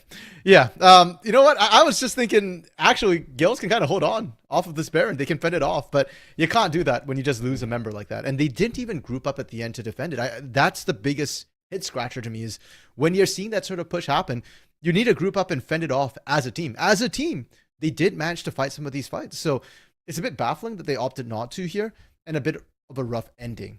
But as you point out, Orbital, it's a best of 5. 2 more chances here for Golden Gales to fight back. And honestly, it wasn't as one-sided as it looked on paper here. BSC was strong, but they do make mistakes, and you can capitalize, you can punish on those mistakes. I mean, 17 kills, I think, says enough. The early stages, as you said, it was like 2 different games. You sliced it from the mid down and then topside on its own. We were watching 2 drastically different games. So very, very interesting to see. And we'll see if that changes. If Bay State College go, okay, let's clean it up for game 2, or Queen's Gales find out the perfect strategy to continue kind of picking on that mid and bot side. Nobody knows. Only the teams know, as we are going to be headed into a quick break. We'll be right back with game number 2 of the Champions Nationals Grand Finals. Do not go anywhere. We'll be right back. 'Cause I don't need you alone.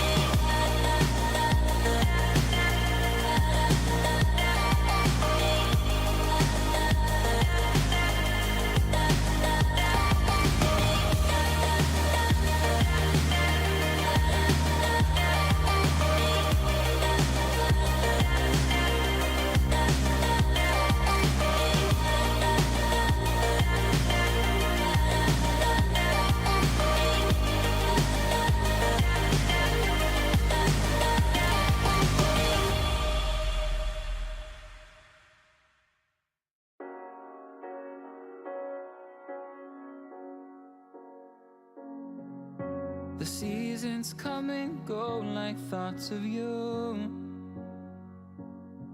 Like a wave returns to the sea, into the blue. They change but in a cycle that I can't lose. Each painful but delightful to live through. You came into my life just like another season. Not for long, just a time, just like another season. Maybe this time next year you'll reappear for no reason, but I'll cherish every day until you come my way this season.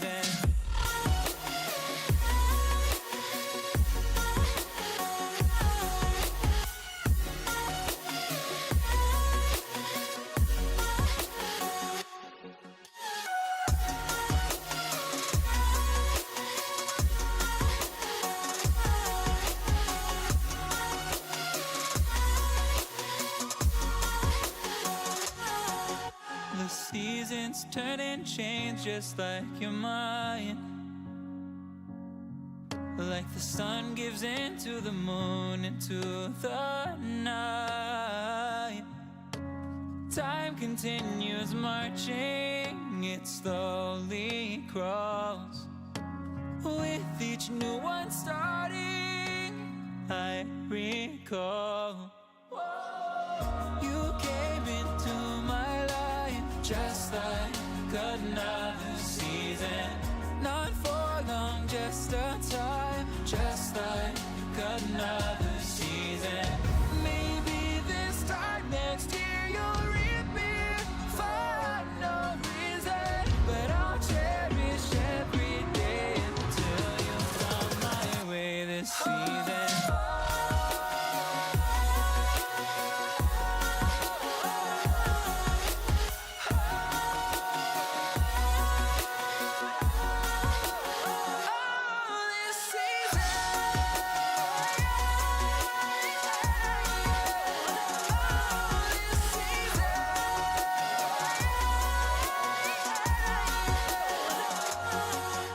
Each time of year carries memories,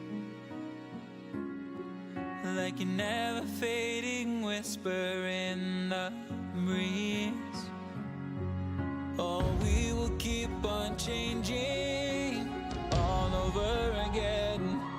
Yeah, we will keep on changing, just like another season.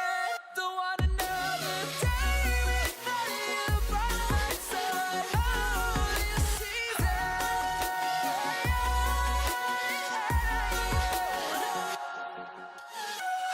You came into my life just like another season. Not for long, just a time, just like another season.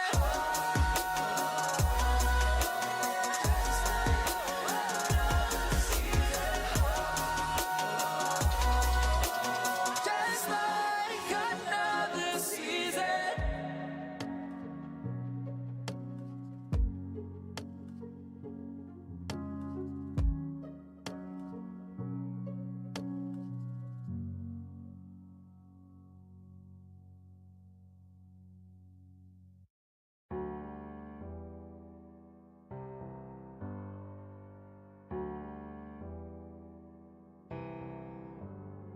Feelings, it's like I can't walk on the ceiling.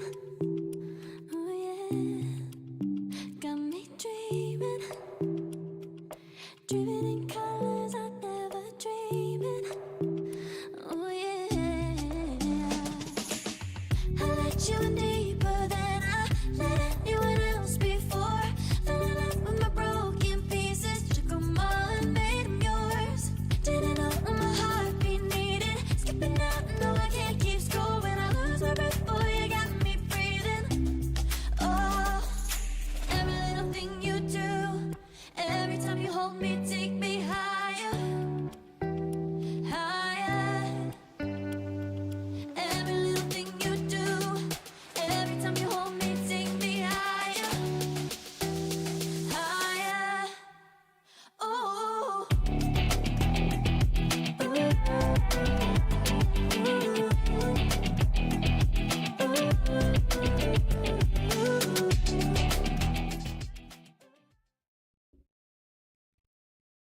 Welcome back, everyone. We are back ready to go for game number 2. And game number 1 had some surprise factors coming out here. Bay State College, yes, they did win, but Queens Guild definitely put up a fight. Some early game, I want to say advantages came into play. Bot lane definitely was one to watch for. Yeah, I was particularly impressed with Wilson and Vanos there on that bot side. Knowing how to play around their jungle timings, when they were strong, when they were weak, and they really punished the almost untempered aggression that came out of Sophist Sage and Sword Blue just perma pushing in that bot lane. And I'm looking forward to more of that. I think you can afford to pick picks like Kai'Sa, like Samira, if you are going to play that way there. And the other nice surprise for me from Golden Gales was Triple Valiard, actually, who was winning the lane against Serenok in a melee versus range matchup. I'm very impressed by that. And there were moments where I think if they could have isolated the laning phase in the bot side a bit longer, maybe the Golden Gales could have actually been able to turn the tides. I think they could have as well. It was very, very fun to watch. However, at the end of the day, the big other option that came down, the other perspective that we definitely have to watch for, top lane slanted in the completely other direction. Yeah, the bench beat down in the top side. That was brutal to watch. And I feel so bad for Dudududak because that, 5-0, I believe, was what he came out of lane as. And Bij was just an absolute beast, an absolute monster. Ended that game 12-1-13 there. 28,700 damage done that game. And towards the end, we saw one single barrel chain 60-70% of people's healths, and I don't think there's anybody who really would walk away with more than 50% health if a single barrel hit.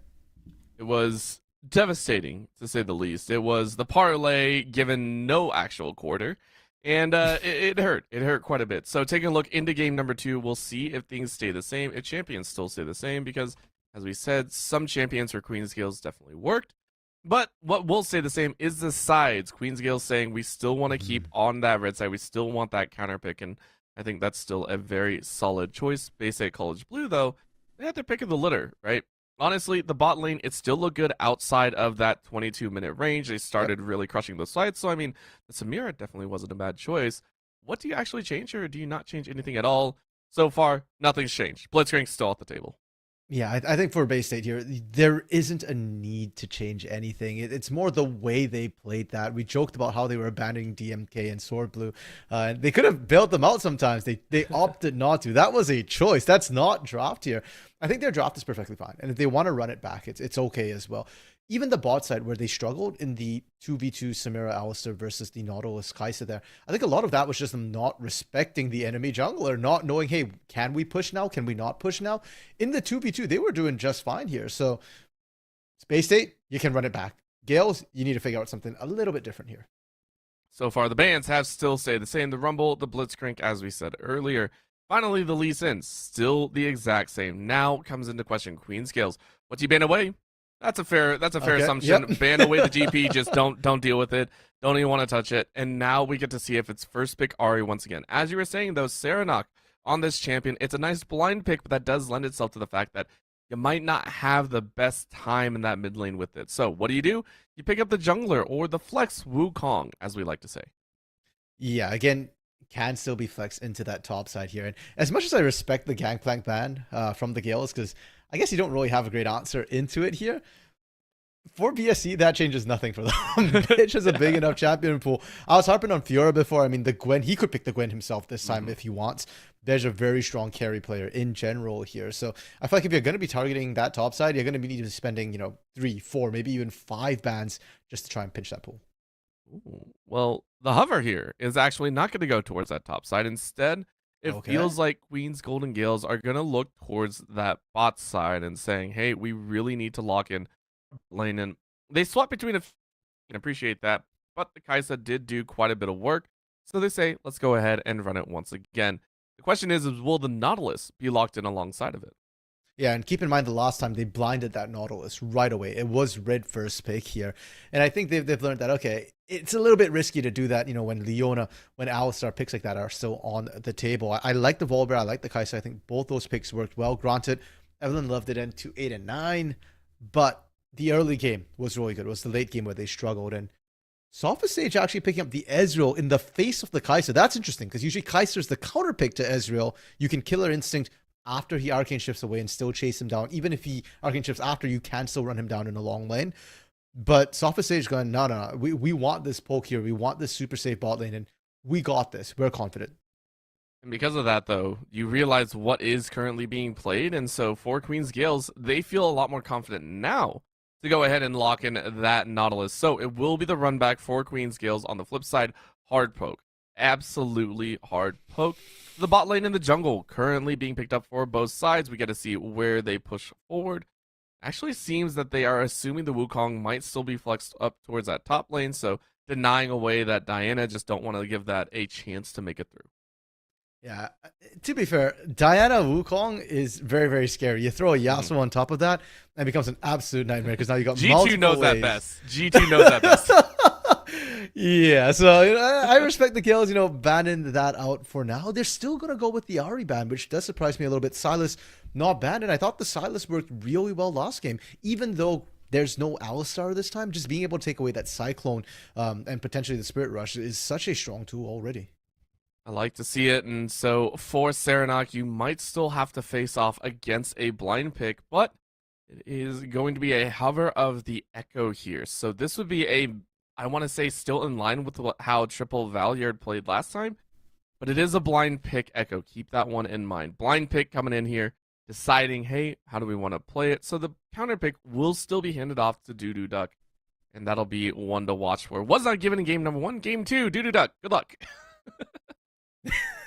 Are they going to do this? Are they actually? Yeah, Oh okay. my Serenok picking the Sylas here. Actually, could be flexing to the top lane. I do believe, bitch. Yeah, they're Actually, going no, to Bitch hard is flex. one They're going to flex. Okay. Yes and no. I mean, yes, it is technically a hard flex, but generally speaking, I believe the Sylas player on this team is Serenok, and Bej is known for his Jace in that top lane. So I'm more likely to think it's more inclined to think it's a Jace top right now. Yeah, and with that Aatrox gets locked in, Sylas might struggle a little bit trying to handle that Aatrox in that 1v1. Well, they could do that, or they could just straight up lane swap some of their players. There are so many options currently in League of Legends. We've seen all manners of just trying to get an advantage over the opponent. But with the draft currently being laid out here, it is I want to say fairly standard poke lanes coming out from Bay State College, coupled with a few engagers, right? You're taking a look down the line, you see the Jace, you see the Ezreal, and you see the Karma. All 3 champions really good for sieging potential, lay down that poke, force people out of tower. And then the backup, a Serenok and Dragon Min Kim, right? These two that can either play defensive or aggressive. Mostly, though, I'm taking a look at Serenok. Being able to steal away those ultimates is going to be paramount to their victory. Yeah, it's interesting which ults you can really afford to steal right now. Yes, you can steal the Volibear if you're playing forward into turrets, but I'm more looking at the Nautilus and the Echo ults here to steal away, granting you the ability to dive in and still escape and or provide even more crowd control alongside DMK there and potentially stop the advances, because Gales, their composition, despite the changes that we're seeing here, the Sylas being swapped for an Echo, the Gwen being swapped for an Aatrox, it still wants to do the exact same thing, which is ball up together, force the fight. So the more disengaged, the more AoE CC you have from Bay State, the better, especially when you just want to space out, get that poke down. You don't want to be fighting them in that head-to-head 5v5. Really don't. We saw what happened last time. In the early stages, Queen's Gales actually did it well. With the teleport rotations, with that ability to group up and make some of the early plays, we did see some shining moments. Later on, though, it did have some of its own faults, which was the fact that the damage just was not there. So take a look at the certain lane advantages. Seeing a little bit of a difference. It is phase rush coming out for the Jace. Just trying to make sure that you don't get caught up inside of the Aatrox combos. I think that's appropriate. Gonker, of course, fairly standard for the Aatrox. Yeah, and this matchup is going to be kind of important because we saw last game what happened when Bej got ahead on that GP. Now, Jace is not quite the same, and I thought the GP countered the Gwen last time. This time, Aatrox is a counter to the Jace, but it's still worrying if the Jace still manages to get ahead in this lane matchup and what he's going to be able to do outside. So I'd like to see Gales put some pressure up there, get the Aatrox ahead, and maybe even start going for dives, because Jace is eminently diveable when you've got a champion like Aatrox who excels at those sort of plays. You want to play to your strengths, and of course in the jungle we see the exact same matchup coming out here. Mid lane, little bit of a difference here. It is going to be the Sylas versus that Echo in it. surprises me a little bit that we do see that first strike on the Echo with how heavy the dueling is going to be. I'm not sure how often you'll actually get to proc that unless you're hard roaming pretty much 75% of the time. Well, no, in the head-to-head matchup as Echo, you actually are able to proc the first strike quite frequently there with the Time Winder, because that is a ranged ability. And if you see Silas dash and you just throw the Time Winder in his face, you're almost always going to proc it first. It's just how good your reaction time is. So that's why we're seeing that particular pick here. I think it's a great pick, and we see that the Det Mastery being picked up as well. So you can tell that for Triple Valiant, he's trying to get ahead in the gold as quick as he can, accelerate the pace of the game. And I like the idea, if you can execute it, if it doesn't come back and bite you for all those combat masteries that we're seeing Serenok pick up instead. Yep. Got to make sure that you're on point with a lot of these abilities, on point with some of these skills, and none other than the bot lane is where most of the skill shots are going to fly through. Both of these ADCs are well known as not auto attack champions. You are spell slinging as much as possible. If you are not spell slinging, you're not doing it right. So that's also another lane that we really have to keep eyes for, and you can see it there, right? The Karma going for that Arcane Comet, saying, yeah, we're going to try and hard poke this Kai'Sa out, try and maybe even poke out the Nautilus if they're not tanky up, if the bone plating isn't there. So many options for this Bay State College side that rely on the fact that you better hit your skill shots or else you're dead in the water. Yeah, and to be fair to Bay State, I think that's a safe assumption for them to make, that they will land their skill shots. Their issues last game certainly weren't missing the skill shots. They were landing most of them there. It's more knowing when to go in, knowing which fights to pick here. So I think Bay State College are going to be very comfortable with what they've dropped it themselves here. And for the Gales, they're going to be fine with it too. They actually win the hit-to-hits this time. The 5v5s actually favor them. They don't have to worry about running into a whole bunch of hard CC. Granted, there is still the Cyclone there, but they're a lot squishier, a lot more burstable. So better odds for Gales coming out the drop, I think, this game. Well, we'll have to wait and see if that is holding true. Yes, we can talk about as much as we want in the Champions Select. We can talk about all the champions that they have collected and put onto the Rift, so to speak. At the end of the day, it's all down to the players. How well can you play? How well can you pilot these champions? So far, it does seem that they have quite a bit of talent in there, but Bay State College just feels a little bit better. So, taking a look at the items as well, you can see a little bit of a difference in that mid lane. You can see it, Triple Valiant running that corrupting potion is very standard. And for Serenok, it is going to be the Doran's Ring in 2 pots.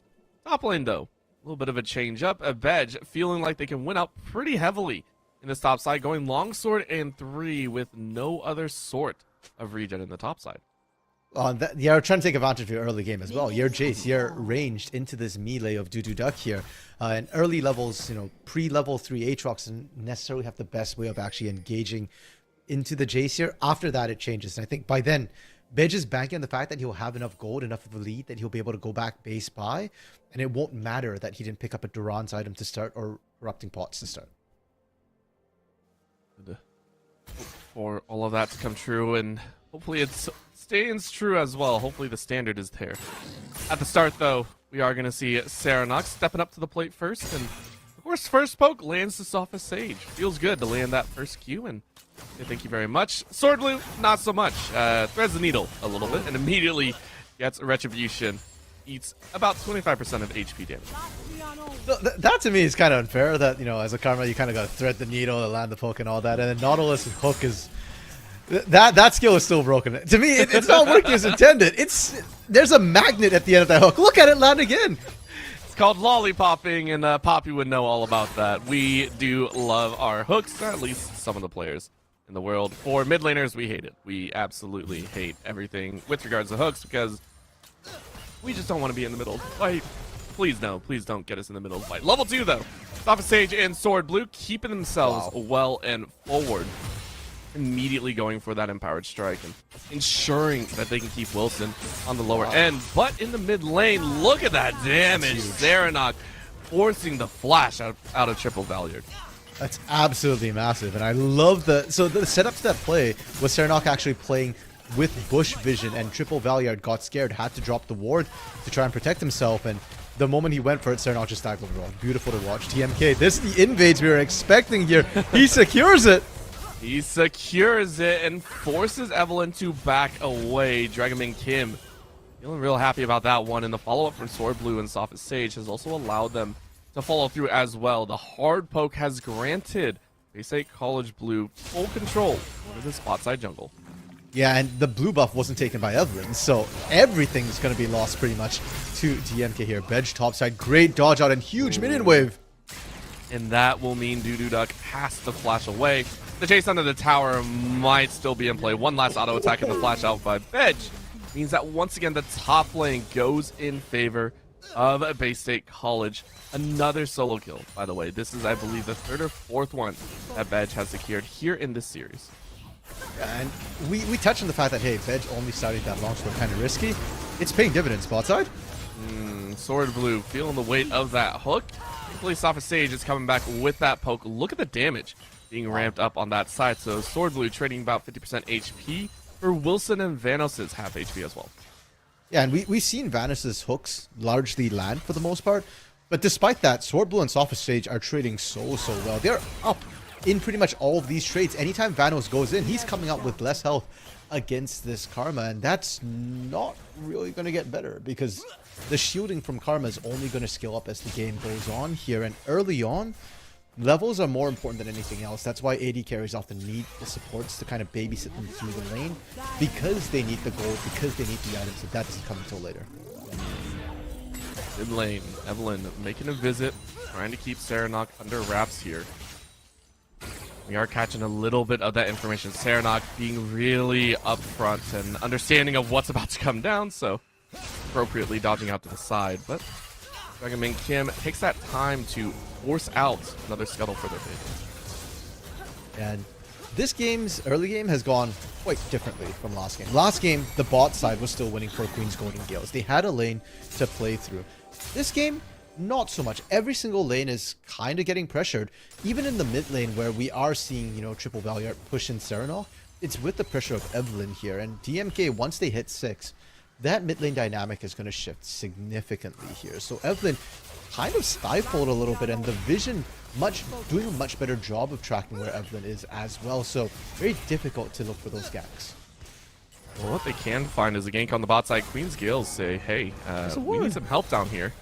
So Evelyn pops over the wall, clears out the ward, and says, cool, that's your gank. See you later. Going back to lane. Topside, Bedge says, hey, I found out where the enemy jungler is, so let's go ahead and bully that one out. Duck says, I don't like this. Please help someone. And Dragonman Kim says, you get no help. You get another gank. Yeah, and again, Duck, this is that pre-level 6 gank where Bedge has the level advantage, right? Granted, you're a Jace, it's not that important. But the fact that Duck doesn't have the 6 is what's making them confident in even trying this dive. But the thing is Duck is very, very strong. Waiting on that cooldown, though. Bedge is going to get run into death. Those are 1-for-1. You take those somewhat. You're still losing out on a lot of farm here, but you know what, Duck, you're getting bullied up here. You'll take that 1-for-1. Yeah, that is what, a two waves? I think that's 3 waves of caster minions actually, and the melees was roughly about 1 wave. So we'll call it 2 here because casters are worth a little bit less gold, but the amount of plating damage they're going to do, DMK going to be able to benefit for that is massive. And sure, Queen's answering with the dragon is a good call, but this is the weaker side of the trade. This is what you're taking because of what had happened topside, and 1 dragon honestly doesn't feel that good compared to that 2k gold lead that BSC just found themselves. Yeah, this is once again falling into Queen's Gale's idea of the same factor, right? Pick up the early dragons, try and put yourself in a favorable position for that global objective. But from that, it's a little bit more damage heavy, and it's a little bit more difficult. Dragonman Kim having their flash burn thanks to Vanos' roaming. Conqueror's stacks have been appropriate. Sword Blue coming up to help out as well, and it's going to be a nice one to factor in. Well held by Dragonman Kim to pick up that camp. Yeah, and good call from Evelyn to be able to rotate in there with Vanos' backup.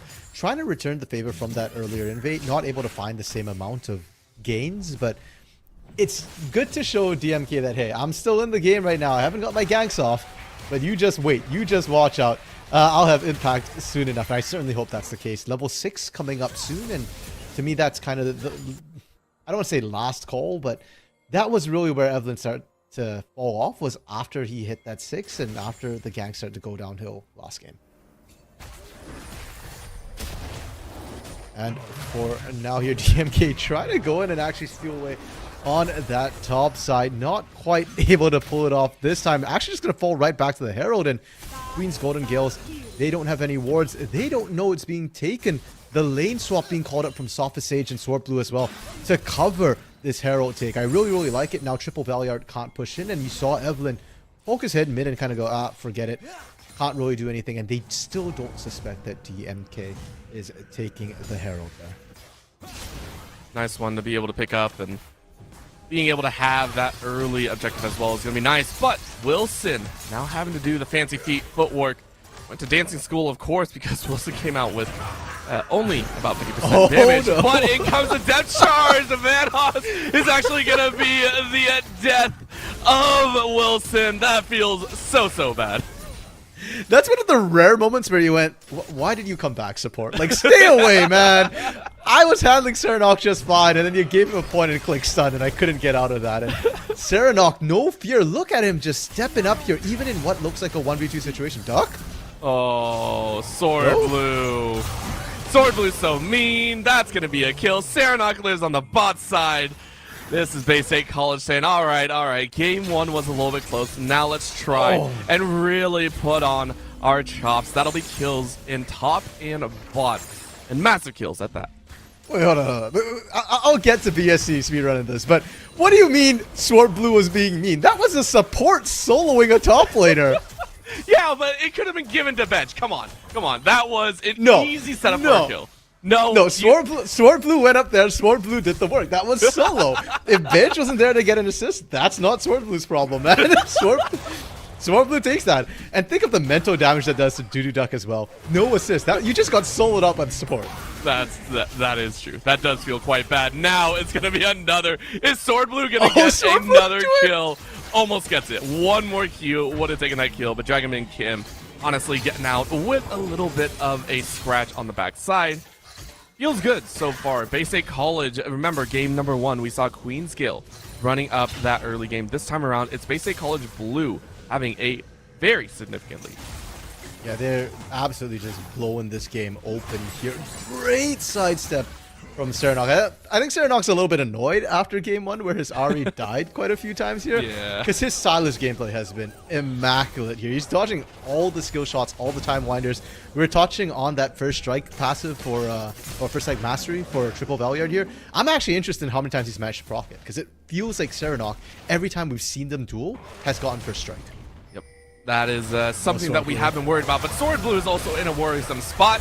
And I like the jump in from Dragonman Kim. No person left behind. And this is because you get the follow-up fight. Sword Blue letting their sacrifice be known. Triple Valiant and Wilson having to chase away. Serenok is going to chase this one down pretty well here. That should be the rest of the chains. Follow-up on the auto attacks. Boom, boom goes the Dynamite 4-0-1 for Serenok Silas. But wait, Orbital, they killed the carry, right? They killed Sword Blue.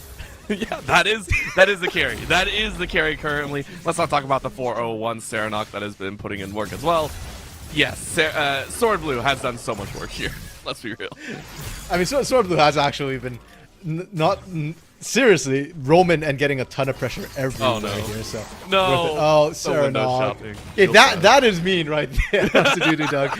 You want to talk about Sword Blue being mean? Serenok is just a monster this game. 5-0-1 here on this side. Listen, we already hit the point, and we're only 12 minutes in, where I don't know who can handle Serenok. We saw multiple members rotating through that mid lane.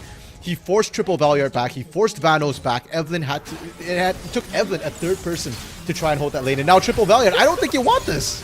I don't think so either. You're just dead. We don't even want to watch it up there. Yes, we will. That'll be 2. 1 in mid lane, 1 in top side, and all the gold to Bay State. Triple Valiant didn't have Chrono Break available. So you walk up there, you walk anywhere near Serenok right now, and you're dead. And Triple Valiant is probably the only one who can even try and lane against him with the ultimate. Besides that, no one else even has an escape here. Serenok level 10 compared to Doodoo Duck's level 8, and I think Triple Valiant's level 8 as well. Yeah, so 2-level lead right now for both solo laners in BSC. Really going for those challenges again. Have to hit 3 if you want to complete that one. Just a heads up to anyone that's still getting used to those.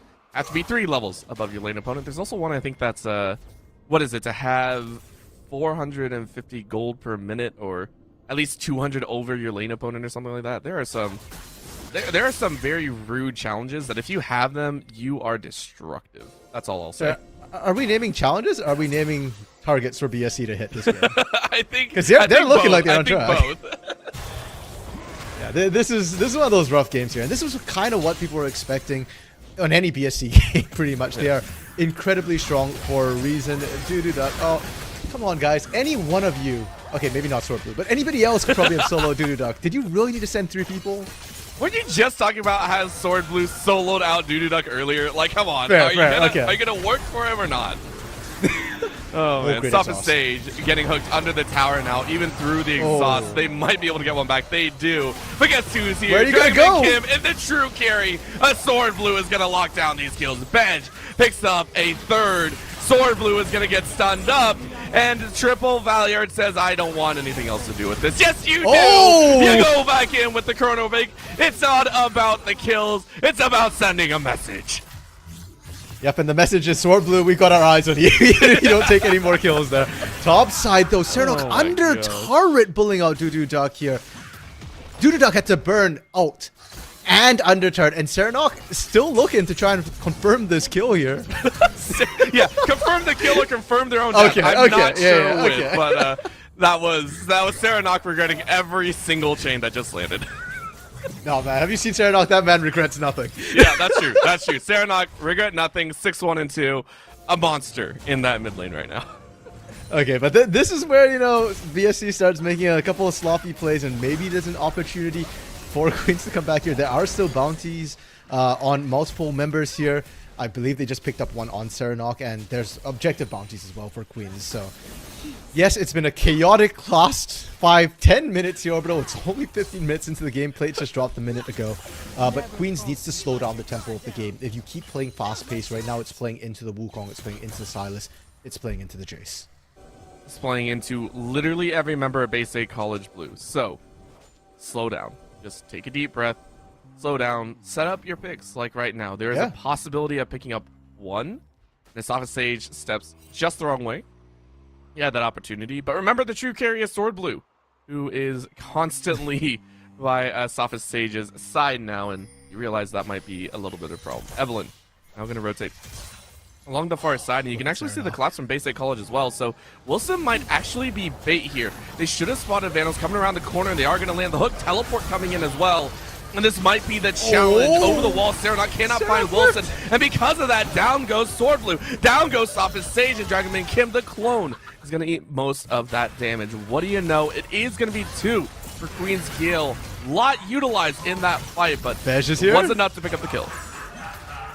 Okay, they're going to engage this 3v5. Yes, they are. They want to try and break this out, but the flashes are utilized. Dragonman Kim is now going to try and walk away, but the hook drags him right back in. Would you know it? Bay State College may have overstepped their boundaries here. Benj is going to lay down the damage, and an empowered shock blast will take away the life of Evelyn. Serenok now still dancing. Remember last time, already used the flash, so nothing else in pocket. But into 1v2, might have that opportunity. Waiting for Kingslayer to come back up.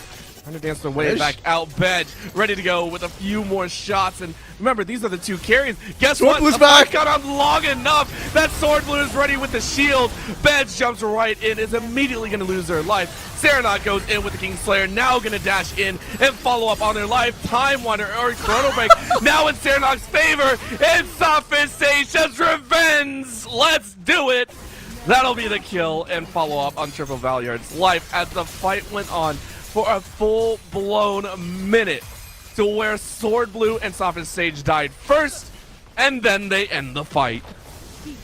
I don't know if we should be cueing clown music at this point, or like WWE wrestling music, because this is some insane, like, WWE could not script this better. The way BSC with the engage, and I'm sorry, Serenok, you've been playing incredibly well, but come on, man. You landed the Everfrost and missed the chains? That, like you said, that really started the fight poorly. And they opted for a 3v5 as well. That's how confident they are. Did they win the 3v5? No.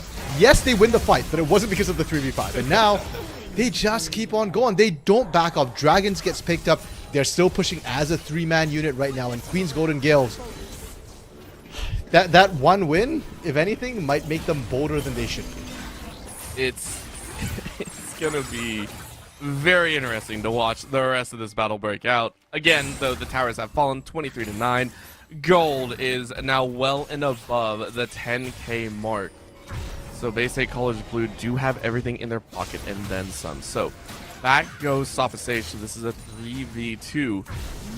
Dragon already went down as well, so that puts 2 in the pocket of Bay State College.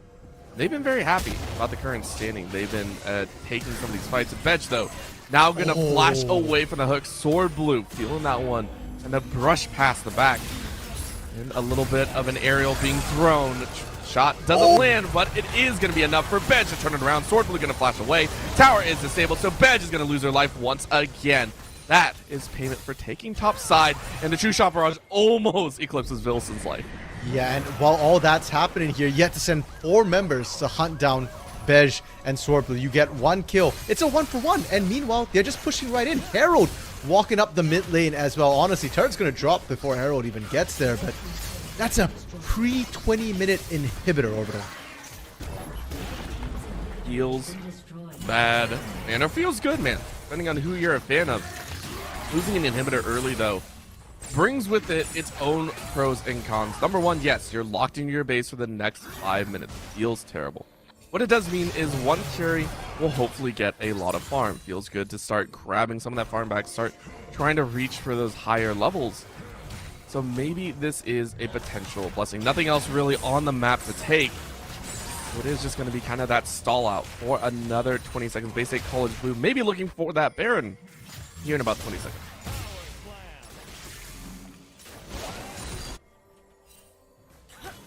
Dance is being made, though, as a dance is forcing their way to another top side. Bay State College, though, being realized as they do spot quite a few members in the top side. Evelyn will go ahead and cruise down to death. Saranox says, thank you very much. I want another triple Valiard. Pain in the backside. Chrono Break brings them right back to the rest of the team. But guess what, Vanos and Wilson? You are now routed. You are now in a very, very bad spot. Vanos says, no thank you. I choose death. And Sword Blue is going to dance it out on Wilson's face. A bop on the back means Dragon Min Kim steals that one away. Well played, well fought by that angle, as now Bay State College break their second inhibitor down. Follow up on the bot side as Bed will finish that one off. And the immediate kill of Doodoo Duck as they just came back to life.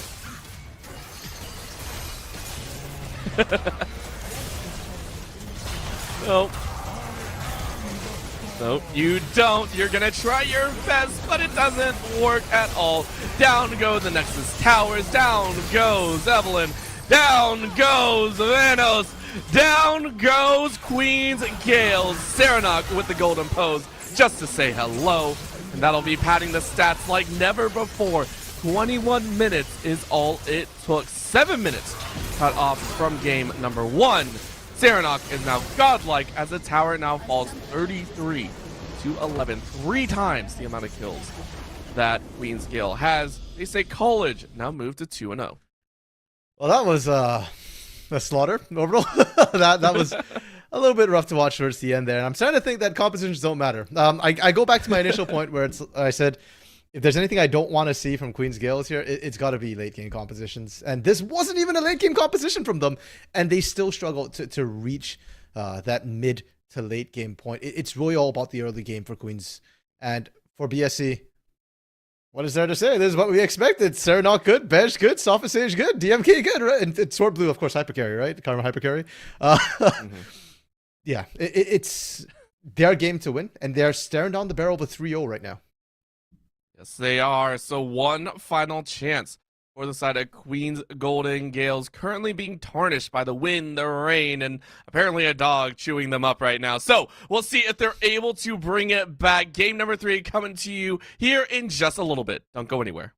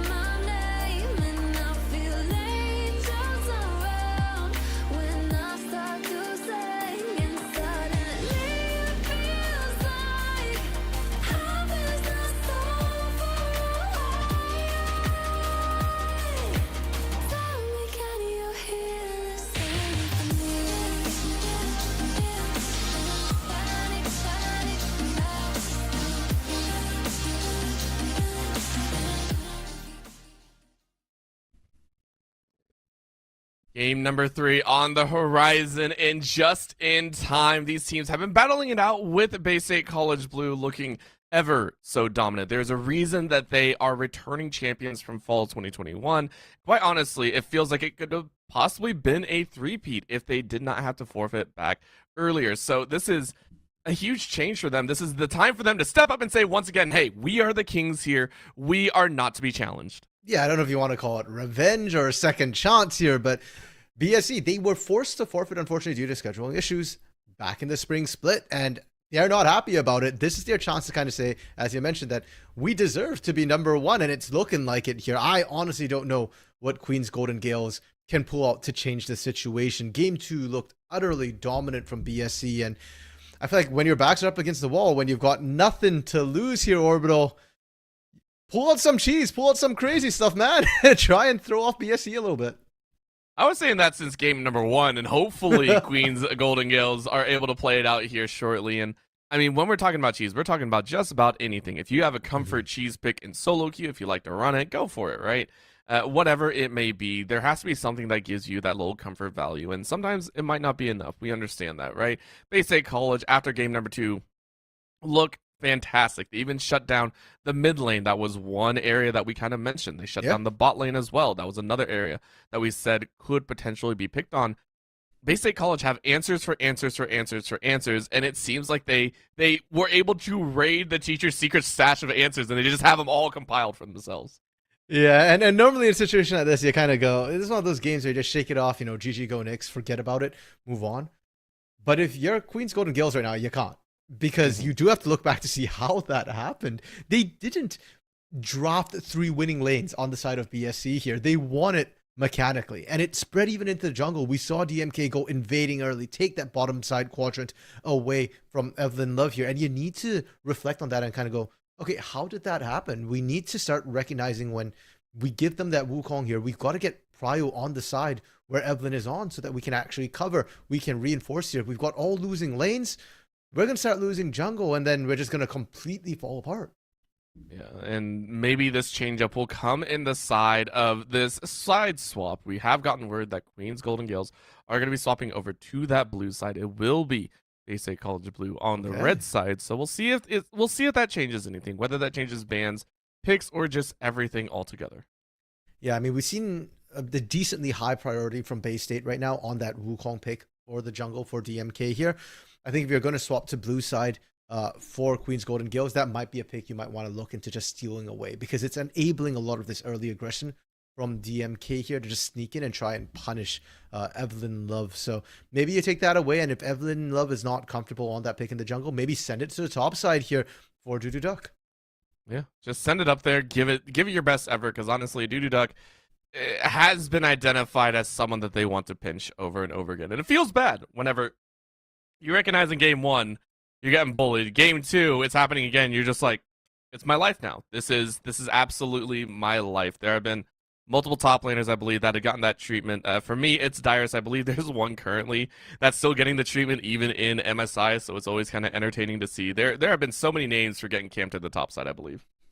Yeah, and for Doodoo Duck, I feel a little bit bad for him as well, because Doodoo Duck isn't always the starter for Queens Golden Gales. They do swap their roster up quite a bit from time to time here, so I don't know how much practice he's had with the rest of the team, but it doesn't feel like Queens Golden Gales have been enabling Doodoo Duck whatsoever, right? We've not been seeing Evelyn roam up there, get ganks off onto Bej, and Bej is just getting solo kills, and if your top laner is already struggling in the 1v1 there and you're not helping them out, then you need to be getting pressure somewhere else. If no one else is getting the benefit of that jungle, then Doodoo Duck's dying in vain.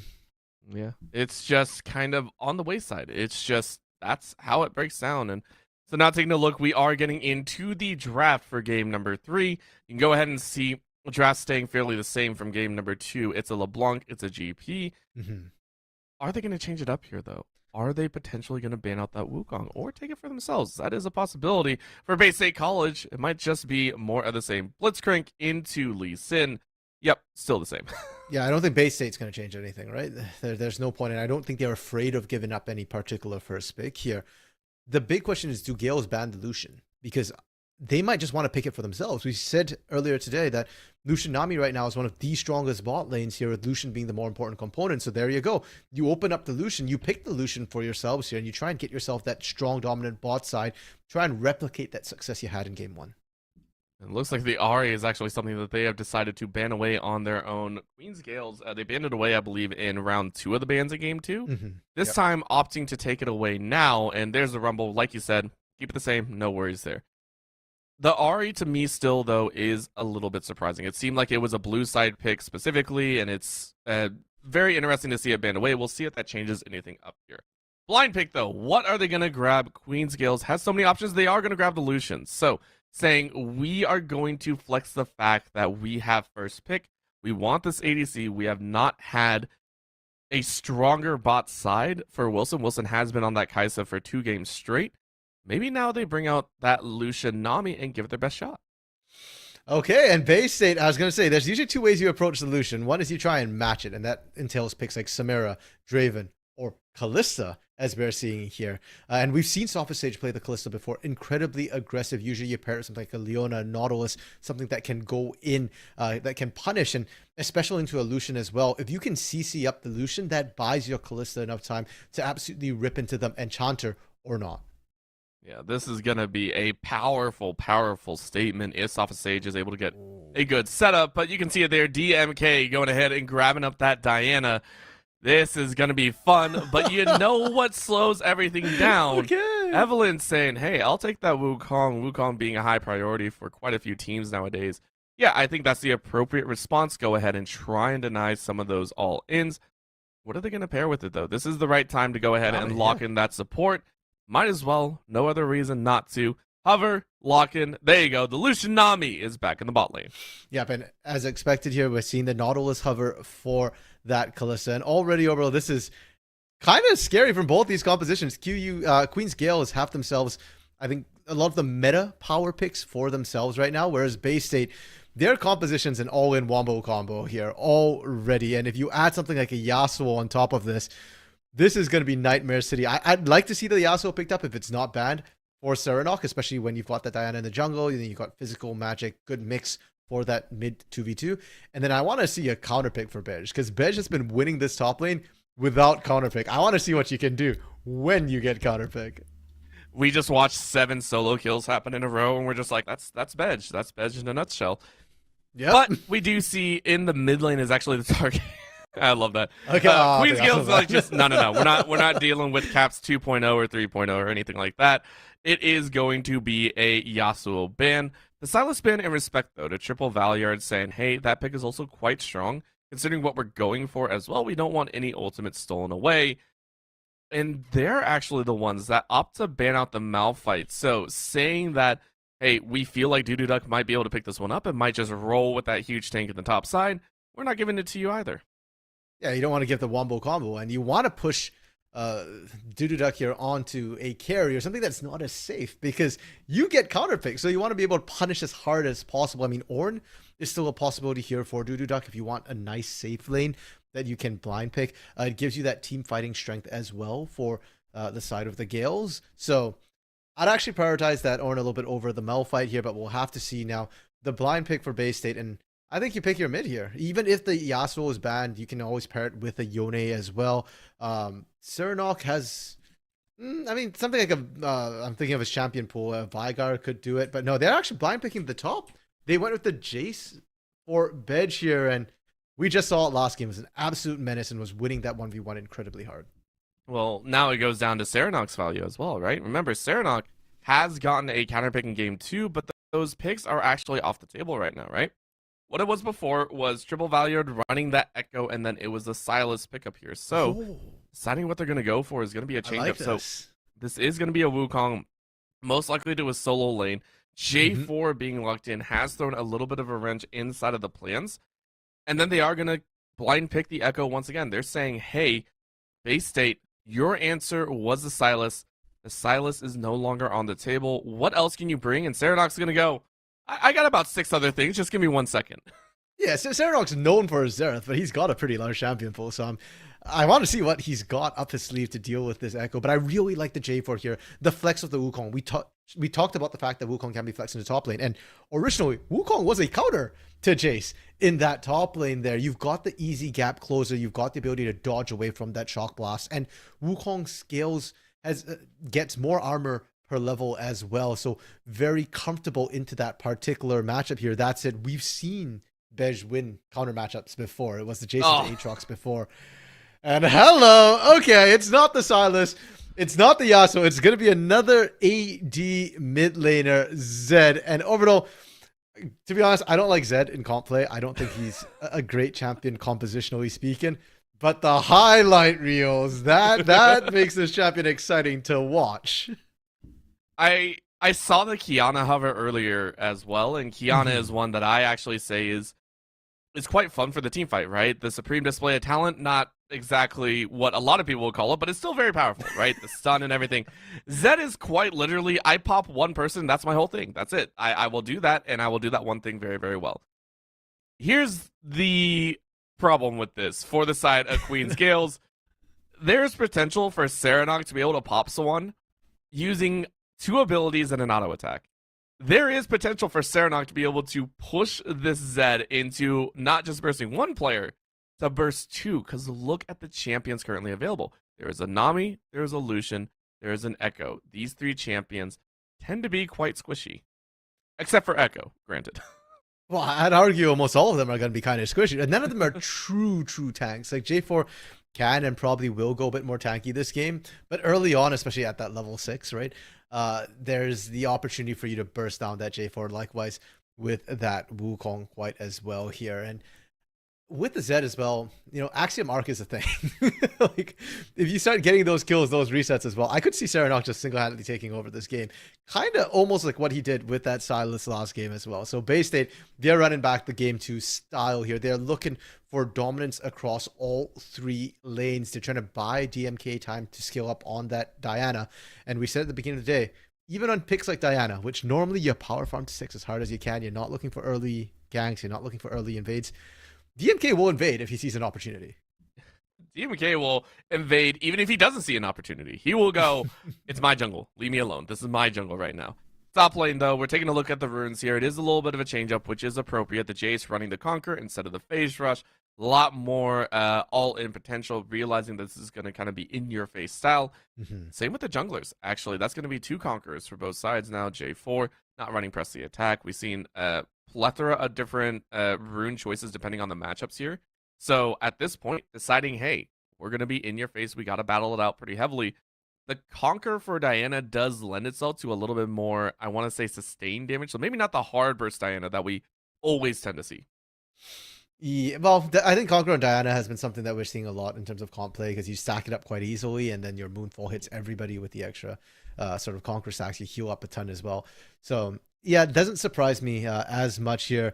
A lot of mirror matchups, though, in terms of keystones, right? We saw double Conqueror top, we saw double Conqueror jungle. Now Electrocute for both these mid laners, these assassins here.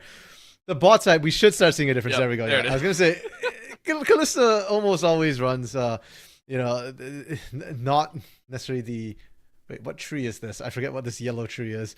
The run domination tree. Precision? Precision, that's the one, yes. Third day in a row, everyone. 3rd day in a row. Yes. I knew it. Yeah, it's always going to be Hellblades for the early burst, right? And whereas Lucian generally tends to run more of this press the attack damage here. So bot lane's really the only difference here. And I don't know if it's going to be the most volatile one. Mid might be just as volatile, but early game. Level 2, level 3 overall. I'm going to call it here. I think we're going to see First Blood in the bot side. First Blood in the bot side. You hear it called out right now, and I can agree with that one, right? Lucian, Nami, the whole reason you pick it is to dominate that early game. It is specifically designed to be aggressive, because later on, the Electrocute proc from Nami is not going to be overwhelming, right? Early stages is where you feel that. If you start building a lot of AP, yes, but it's still really for that early game prowess. You want to bully out the lane opponent. However, I'll do you one better. I'm going to now put my own counter argument down on the table. Okay. I'm going to say it's mid, because at this point, we're not even going to include Bej out here. Bej has already done that about 4 times. Let's give First Blood to the mid or bot side. I'm going to say mid lane mostly because I feel Serenok felt like he got disrespected in game 1. and he is going to fly off the handles this game. I feel like that's what's going to happen. Fair enough. My thought process for mid lane was that level 6 is when they're going to go at it. Level 6 are going to try and kill each other. But maybe you're right. I mean, there is still a lot of volatility early on as well. Anybody who's late against the Zed can tell you that, you know, one full combo at level 3 chunks you for about like 30-40% of your health, right? With that electrocute proc. So definitely a lot of volatility here to come through. And overall, like I said, I don't think it's going to come down to composition. I don't think it matters so much about the latter team fighting, who's got better team fighting or whatnot. I think a lot of this particular game, especially in this game 3, which tends to usually be quite decisive and quick, is going to just come down to the laning, right? Whichever team can get a big enough lead, it's just going to snowball right off from there. It is going to be that potential, and yes!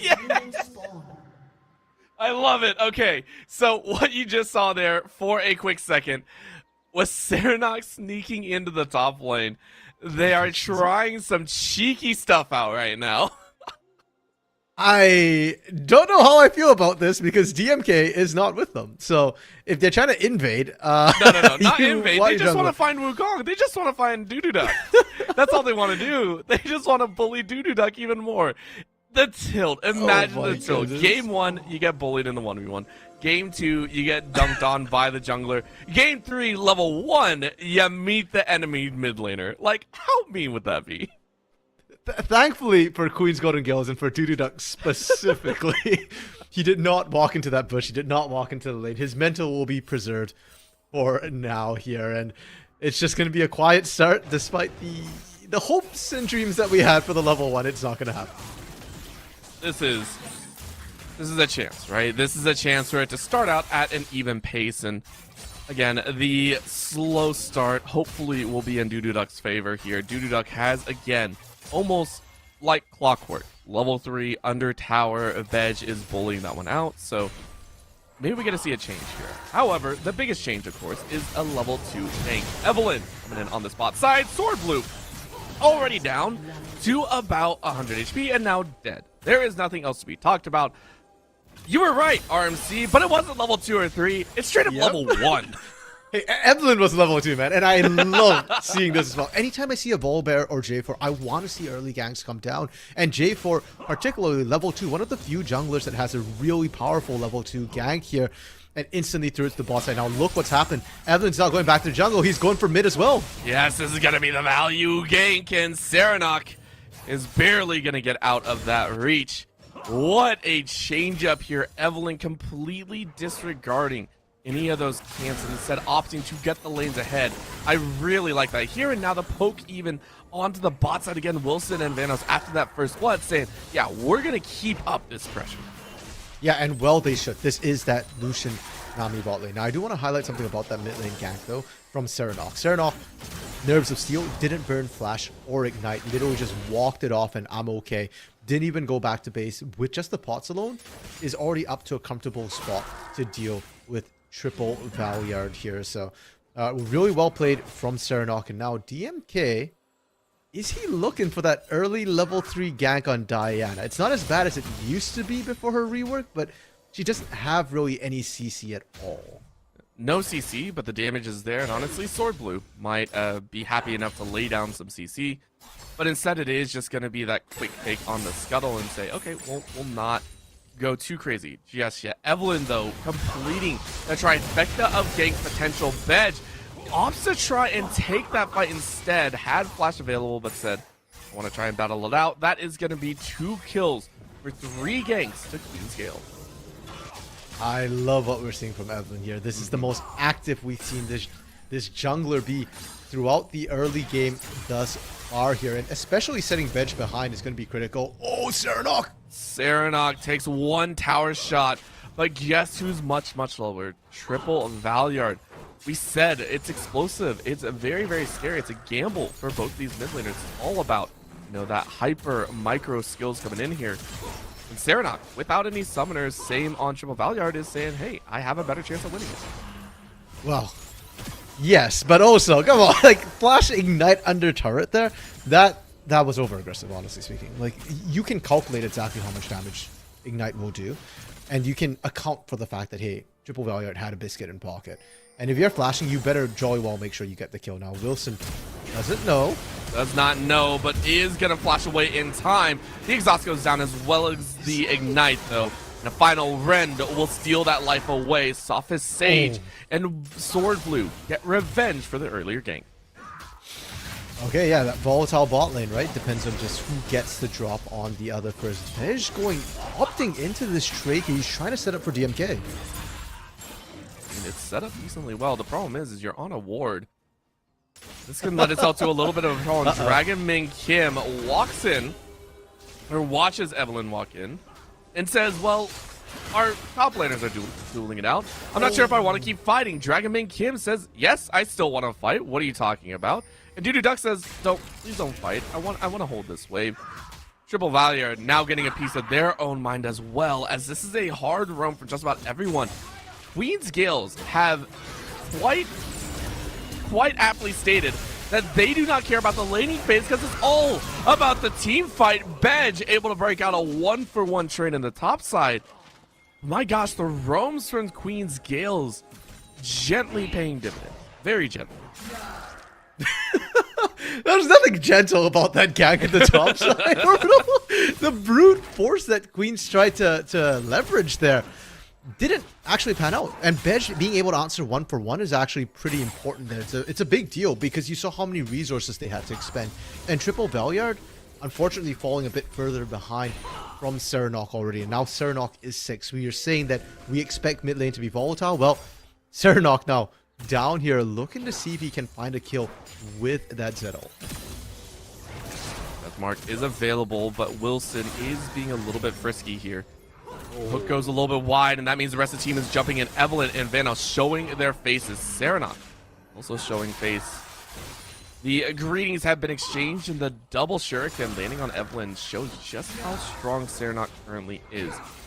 They don't want to test this one too far because a level 6, 2 level 5s versus 2 level 5s and a level 4 is not exactly a fight you want to take. Yeah, but well played from Wilson. This is the exact same thing Bedge did on the top side, except, doing it on the bot side, where you don't die, you answer equal, and you're burning so much time from Serenok here. Now Triple Valiard is level 6 and has actually almost caught up in farm as well. So, well played from Queen's Golden Gills, and they've held the early game steady. They're down just a tad bit of gold, but that's largely irrelevant. Really is. As long as you're happy about the fights being taken, you are all set. This. Dudu Duck getting a major revenge here. Solo kill in the top lane. For 2 games, Dudu Duck has been picked on and finally gets to unleash everything. And Bedge, I don't think Bedge understands yet that he's not winning these trades. Not at all. Neither on the bot lane as a nice bubble from Vanos slows down the advance of Sophist Sage. Ate a lot of damage earlier on already, so sitting at about 40%. Huge jump in from the top side as Dragon Min Kim lands that last Crescent Strike. Really nice cleanup to be able to even things out. Yeah, but now Evelyn does have ult, and DMK doesn't. So objectives on the map should belong to the side of Queen's Golden Gills here. Herald is up. Dragon is up as well here. Oh, DMK stole it! DMK, that's just mean. Walked up, smited, and has now baited out Evelyn to keep fighting this fight and waiting in time for Serenok. This is the chase down that I think they're very happy about. In goes the Cataclysm, in goes the Death Mark, and pop goes Evelyn. Pop goes Wukong as well, but Triple Valier might be able to clean it up. Gets one, might get the Time Winder back, and immediately tries to Chrono Break. Good jump out, though, from the clone as Serenok to keep that a 1-for-2.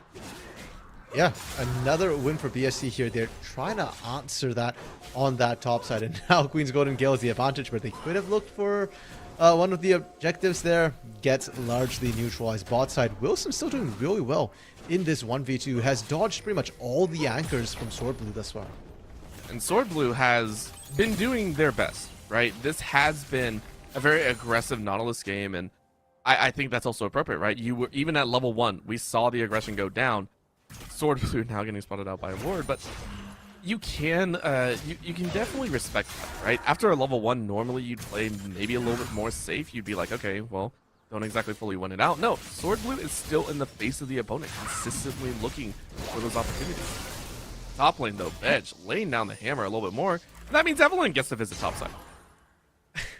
Oh, bro, has anything about BSC said that they'd be chill or calm or worried after dying once? I mean, look at bench 1 and 3 because the guy knows no chill. Same with this bot side right now. And if anything, I actually think this is Sword Blue's last opportunity to play hyper aggro before Vanos gets the tidal wave and gets massive disadvantage. Ooh, that's a jump in, but bench did not enjoy that value. Depth charge is going to land on 2 instead. Is bench going to get the 2v1? He does! Bench showing off some more. Okay, they can dive this as well. Fate's Call is available. Fate's Call is available, but it's used to keep Sword Blue alive. The Ignite was ticking, so Sword Blue's like, oh yeah, I forgot about that summer spell. Cowards, just go! You have Throw the flash dead body of available! Sword Blue. Sword Blue doesn't matter, he's not the carry this game. He's just a ballista bolt. You just throw him in for the engage. But yeah, really well played from BSC in multiple lanes here. And I still can't believe Ben just pulled off that 1v2. Yeah, that was ridiculously good. And what's also nice is to see that kill on the bot side happen. Bedge now eating that Ignite. So overstaying on Bedge's side, overstaying on Sword Blue's side as well. Sofa Sage barely outrunning that tidal wave.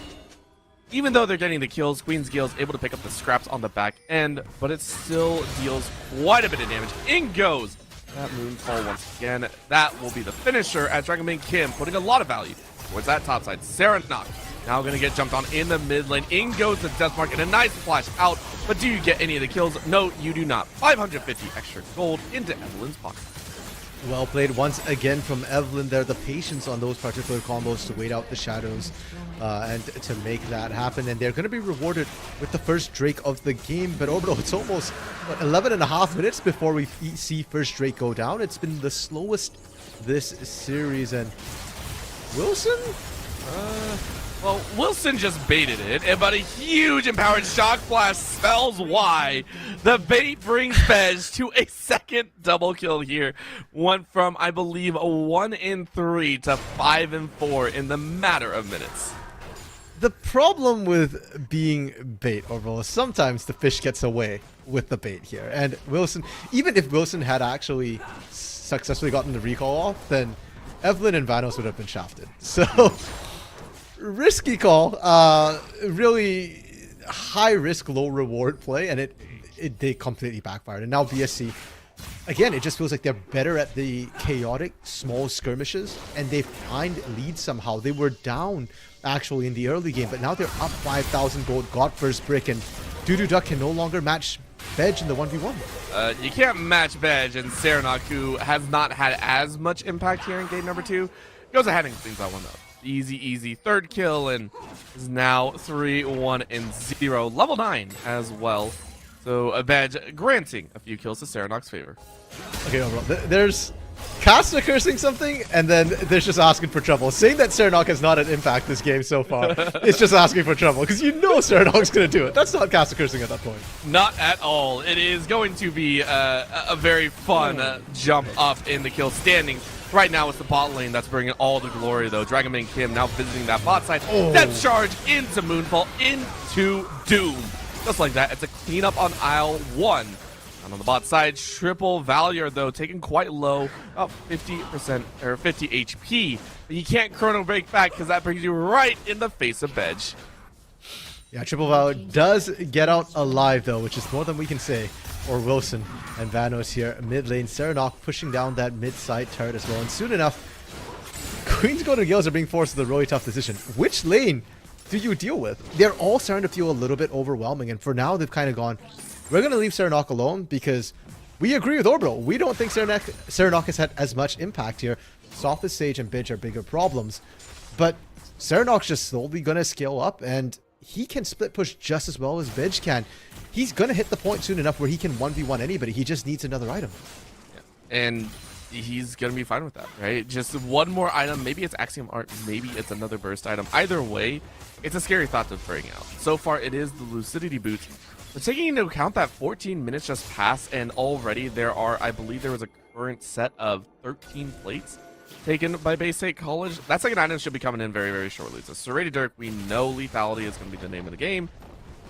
It's going to be scary, right? Closest also to level 11 outside of Bedge and Dragonbane Kim, who has already hit level 11, 3 levels above Evelyn. this Diana is even scarier than everything else in the game.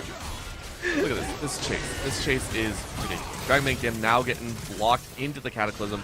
Running back to Sword Blue, and Sword Blue is going to try their best to help out. Dragon Kim saying, good luck, Nautilus, you're on your own. I don't really care about you. Flashes over the wall. The flash to follow from the Wukong as Kalista walked up and immediately got smashed. That is actually a heavy turnabout here, and they're going to try and dance it. Bedge able to snipe out Wilson. Wilson is now down. Deathmark goes in. Evelyn going to flash away. Triple Valiant, though, is going to come back with the Chrono Break, landing straight on Serenok's face. This should be the easy cleanup for Queen's Gales. Bedge, you walked into the wrong neighborhood and you got beat down for it. A triple kill to Triple Valiant, who is now 5-0-2. And for the first time this series, correct me if I'm wrong, but Queen's Golden Gales pulls out the critical ace there onto BSC, and really, really well played from them. I honestly didn't think it was going to happen. DMK still had Moonfall available, but DMK opted to go over the wall, leave the rest of the team. If DMK had just dived in instead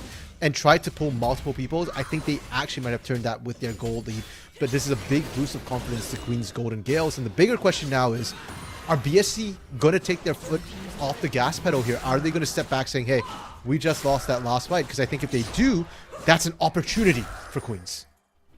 I would agree. This is a possibility for them to come back in. You saw what kind of happened when BSC kind of walked in, you know, kind of ramshackle, didn't really care about any. Oh, no. Wilson, you gotta be aware of what's happening around you. Window shopping there. Had enough time. No, not really. That was Serenok just being very, very rude. That's going to be a kill. In comes a Fate's Call as Sophist now has to watch where they're going as well. Walked right into a powerhouse move. That will be the finisher on the back end, as that is Triple Valiant picking up another double kill. Sophist Sage, you got to stop walking in and face checking some of those brushes. Yeah, and right now Sophist Sage is going for that Rage Blade here. We're not seeing that early Runan's Hurricane Rush, so he actually doesn't do that much damage in a lot of these big team fights here. He's more effective on a single target pick, and I understand that you thought it was only one target, but you're so deep in enemy territory that unless you've got everything warded, unless you know where everybody on Queens is, you can't afford to do that. Now, you've potentially given up this Drake here, unless Bedge and Serenok can pull off a miracle. I mean, it's Bedge and Serenok. They ease right as hard as on it. Instead, Wilson playing the wrong side of the fight. Bedge decides that they really want to try a 1v5, and it did not play out. Yeah, and I was going to say, miracles are miracles for a reason here, Orbital. They don't happen every day. And as good as Serenok and Bedge are, 2v5 on 2 squishies into an entire enemy team feels kind of risky. We've seen already that Wukong is great at counter-engaging here, so you can't afford to run into that. And Queens, they've evened up the kill score right now. Sure, they're down gold, but surely this time BSC are going to be a bit more cautious in their next engage. Surely they won't walk in 1v5. Surely they won't face check with an ADC. Surely they will do all these things. We keep saying surely, and I hope so, right? I hope so, because this is a Bay State College with the win, with the series right on their fingertips. So far, it's a close state. So it's currently going for the buff, and hey, we'll start slowing down. You can general awards here, I think. Bot side, their main priority, even Aaron coming up in a minute 30. You say College Blues, slow down, time to get that we know we should have. Start looking for actual team fights. Yeah, and like I said, actually set up vision properly. Queens is setting up the vision, the defensive vision, to try and make patches, because BSC pushed out really fast early on now, and because they were pushing out that quickly, they were kind of overextended without sufficient warning systems to know when they were getting collapsed on. And they can afford to play it slow. Granted, the scaling isn't that amazing on BSC, but it's still probably better than what Queens is bringing to the table with this Lucian here. You at least have the Diana, who's only going to get more and more dangerous in these team fights. So for BSC here, wait for Dragon to come up. Wait for Baron potentially to come up before you make these plays here. And for Queen's Golden Gales, with this breath to catch, this moment to catch your breath here, start setting up for your own plays. You've been very reactive and it's panned out, but you need to start looking for engages on your own terms as well around those sit objectives. Trying to find those right opportunities, and so far Dragonman Kim honestly in the 1v1 still looks impressively strong here. Dudu barely getting away thanks to the Cyclone Veg, sending out a little bit of a shockwave. But with that win on the bot side, because you pushed out Dudu, you are now allowed to pick up that bot lane tower. That will signal the mid lane fight though, as that's the Fate's call. Just like that, this is why this combination causes so many problems. Nice little tag though. There will be a follow-up from Triple Valyard, who is now legendary with 25 stacks on the Medjais. We've been talking a lot about Queen's Gales coming back, but really it's just one player it seems that's stepped up so far. Triple Valyard has crushed it from the mid lane now, 9-0-3. Yeah, we have definitely not talked enough about Triple Valyard, because not only is he 9-0-3, 25 stacks Medjais right now, fully stacked and popping Sophist Sage and a lot of these guys. And without Sophist Sage, they don't have enough sustained damage. Even that, okay, Vano's got kill credit, but that's Triple Valyard absolutely popping him again. Get the kill. They now have a bit more information about where the opponents are. So Bay State College Blues say Baron. This should be ours. Multiple members that can hop a wall means they're doing this, I believe, in complete fog of war. Not worried at all about anyone seeing them. And surprisingly, between two different executes, somehow it was Serenok that got the Baron. There's your impact for you, Orbital. Serenok took Baron. Yeah, and really well played from them as well, sneaking around that Scuttle vision here because both teams know it's there, and Queen's got a bit of a false sense of security, getting the pick onto Bedge, getting that vision onto Baron here. Now, the question is, can BSC actually push with this Baron? Because so far, Sophist Sage, Kalista is a bit of a short-range AD carry, has already been struggling to even get into team fights, much less trying to reach the turret here. And with the Wukong, with the J4, even with the Tidal Wave, Queens has a lot of different ways of punishing any mistakes at a turret situation. They can always pull the trigger, and BSC don't have a true dedicated tank yet. Sword Blue is still very, very squishy. Because of that, they have to be aware of their situations, aware of where their wards are currently being placed, and in their face. You can see it there. Vanos having to flash away to a little bit of a chase, but Sword Blue coming caught on the wrong side is able to get away thanks to the dredge line.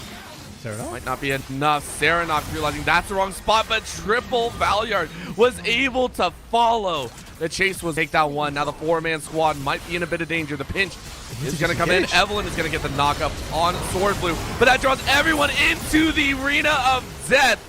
That will be the kills as 3 fall on Bay State College's side. Bedge and Sophist Sage are able to get away, but Triple Valyard wants to put a 10th on the board. Dudu Duck says, nope, one's mine. The snipe, the kill, the wallop. Gonna try and dance their way to a play, but I don't think play a second ace for Queen. They are now almost in the lead. Still a massive gold lead to deal with, but that is 2 team fights that they have won in a row. Yeah, and again, we see gold leads. Players don't. Players see that 24 to 18 kill score here. They see the CS, which has largely equalized in most of the roles for jungle and AD carry as well. And Queen's got to be feeling pretty comfortable with themselves. They're winning all these team fights. But what they do have to keep in mind is BSC, every time they've lost the fight so far, have answered back in terms of the macro play. Even on that particular play, they get the inner mid lane turret. And now Queen's is reduced to only their base turrets to defend here. If they lose any of these fights, Queen's, if they lose a convincing team fight, pardon me, and there's 3 or more members up from BSC, the game could very well be over. It could be. And at this point, they need to kill one person in particular. One player in particular needs to fall if they want a chance at closing out, right? This is Triple Valyard. Once again, 25 stacks, 10-0-6, 600 gold bounty is a ridiculous monster. Already has that Lichbane plus Proto Belt, meaning the chase is on. Triple Valyard at every step so far in this game has been such a monster that Queen's Gills has kind of had that pressure alleviated, right? Allowed to take some of these faster fights, allowed to get a little bit more aggressive because they know as long as Triple Valyard is alive, they have a chance to finish the fight. Dudu Duck saying, Serenok, also not safe at all right now. Dragonman Kim taking very low just to the electric proc, and then they're going to follow up. This is going to be a chance at a full team by Wave. Lands on so many members. Look at that coverage. Doo-Doo Duck watches as the kill is sniped away by Wilson. Queen's Gale win another little battle in skirmish inside of the jungle.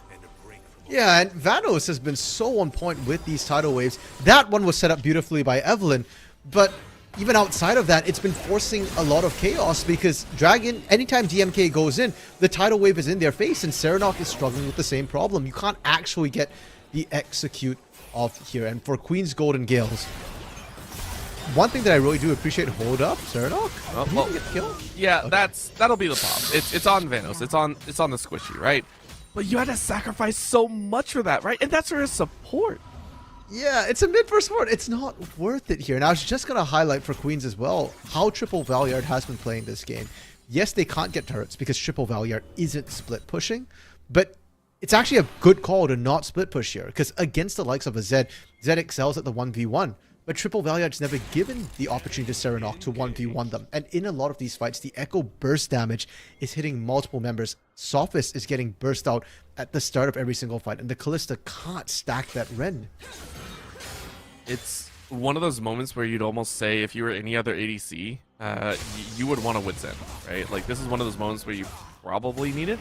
And even then, it won't do that much for you, right? Triple Valiard is, I think, only about, I want to say 13 to 1400 off of getting that Rabadon's Death Cap. This is going to be a champion that will blow you up at any moment. Going ahead and taking a look at these recalls in the current state of the game, 26 minutes in. Still down by about 2k, but that is a far call from the original about 7k that they were down from the early stages. Queen's Gales have done so much work to come back in this game specific. Yeah, and it's looking good for them as well. They're at soul point here in a minute and a half. They can force that. Baron's up and available, and Serenok can't even 1v1 Doo-Doo Duck.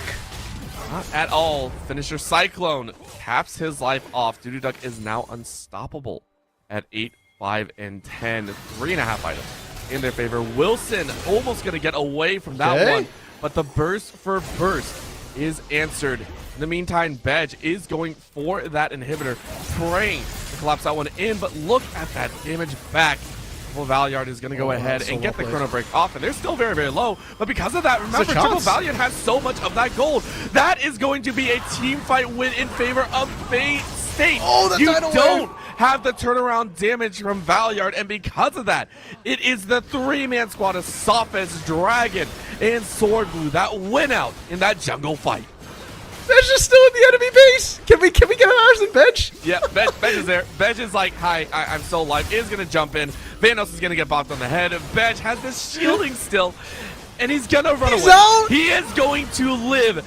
Bedge, you absolute monster. He was in the base against Triple Valiard, and we were just saying that Triple Valiard, you know, on that 1v1 situation, he hasn't given Serenok an opportunity to handle him. Bedge just beat him in the 1v1. And I say beat because Triple Valiard was in his own base and could not push him out. And even when Vanos comes in, that just gave him the shield that he needed to get right back out. And hit doesn't fall. It's still looking really good for this Jace if they can continue doing that. But it's a very, again, high risk, medium reward situation where Queens are still looking better in the full 5v5 fights. They really are, and it's all about this Dragon right now. Smite goes down. Dragonman Kim picks it up. And it was just a singular steal attempt. That was actually quite close in favor of Queen's Gales, as if that had been stolen away, that might be what they need to finally cut off Edge. They would need that extra healing, extra stability to be used here. However, right now, Dragonman Kim getting stunned up is going to go into the stasis, though, and that draws in a fight into Evelyn. Evelyn is down. Evelyn is dead. The Cataclysm is no more.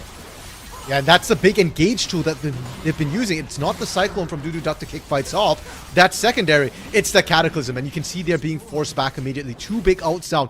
No Chrono Break for Triple Valiard still, so BSC can keep on pushing. They still have Baron for a minute and a half. It feels like Bay State College turned a switch on and said, hey, we're done. We will now group as well. They group up. They take two inhibitors and now only have top lane This is Basic College saying we gotta be able to bunker down. We got to hunker down and really realize that we don't want to give this game over. We want to complete the 3-0 sweep. We want to complete this victory. Duck sitting off on the wing saying we still have a chance.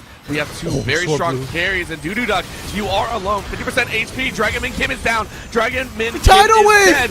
Tidal Wave disengages the entire fight, but Fate's Call keeps him alive. The double knock him into the stasis. Sword Blue bringing so much work. Duck in the back line is going to get shredded into the Vorpals, but guess who else is dead? In goes the Death Mark. You get nothing though. Serenok gets a Shuriken. Can you get more? No, you can't. Sophist Sage is going to flash forward. Sophist Sage might get slowed. Evelyn, can you get the kill? No, you can't. Yes, you can. That's going to be the second back line. I called it wrong. I am so sorry. Evelyn from the grave brings about the third ace. These fights are way closer than they should be. Orbital Queens was winning all of them. And what happens? That one was actually a 4v5. Evelyn didn't reach the fight in time here, and cooldowns were still not quite back up for multiple members. DMK didn't have the Zonias, or that might have been able to turn that particular fight. Sophist kiting so well there in that fight as well to make it as close as it looked. And Queens, they should be ahead. Gold aside, every metric looks like it should favor them, but it feels like they're still losing even when they win the fights. Their base is the one that's being threatened by super minions coming in bot, coming in mid. You hate to see it, right? You hate to see those moments where you're like, yeah, we're winning the fight. Oh crap, we just lost another tower. Oh crap, we lost an inhibitor, right?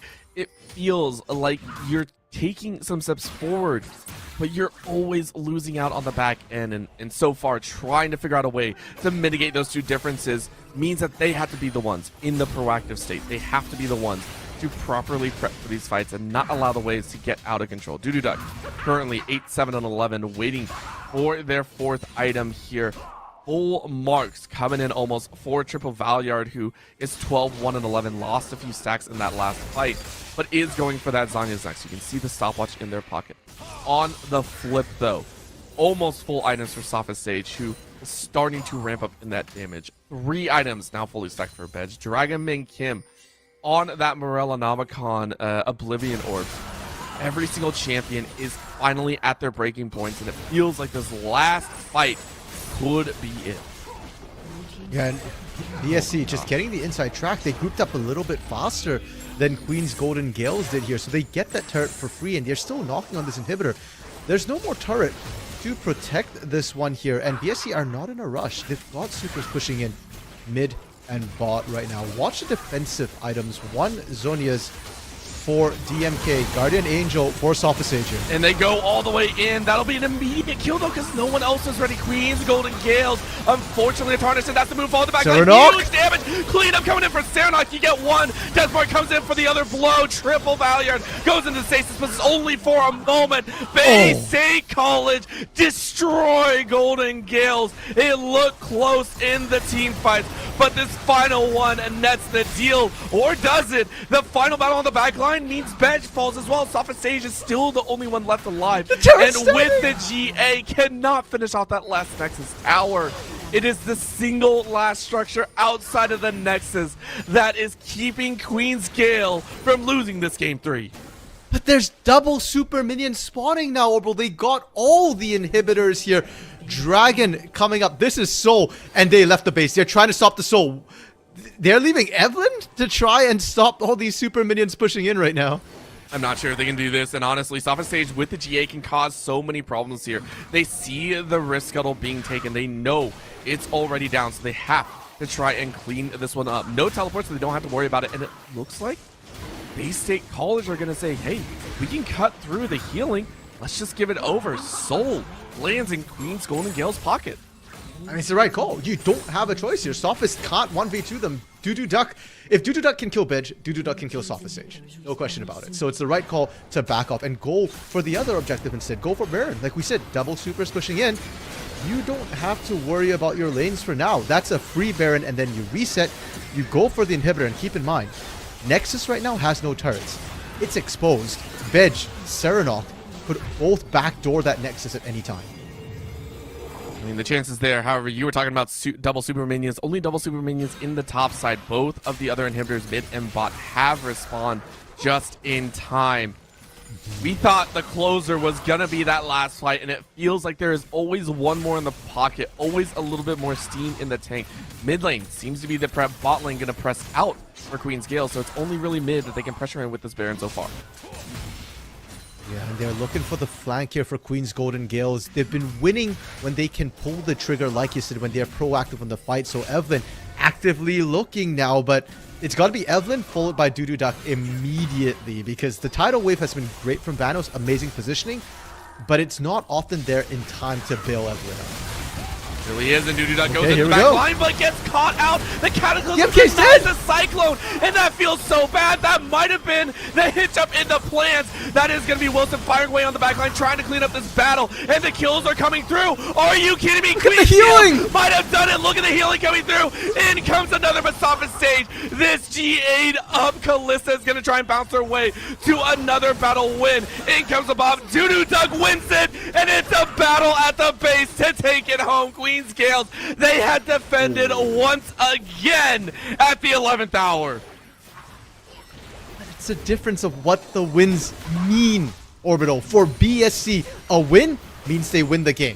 For Queen's Golden Gale, a win means we bought ourselves another minute of game time, maybe 2 minutes here. Their Nexus, they lost half its health just to the supers pushing in from that top side there. And Queen's Golden Gales have to do this every single time. If they win now, I don't know if they can push fast enough to end the game before BSC respawns and is ready to go for a second round here. And they won that fight because DMK could not manage to dive the backline. No Moonfall available, or pardon me, Moonfall wasn't able to pop off in the backline. Can they do that again and again? Bursting down DMK quick enough, fast enough? I don't know.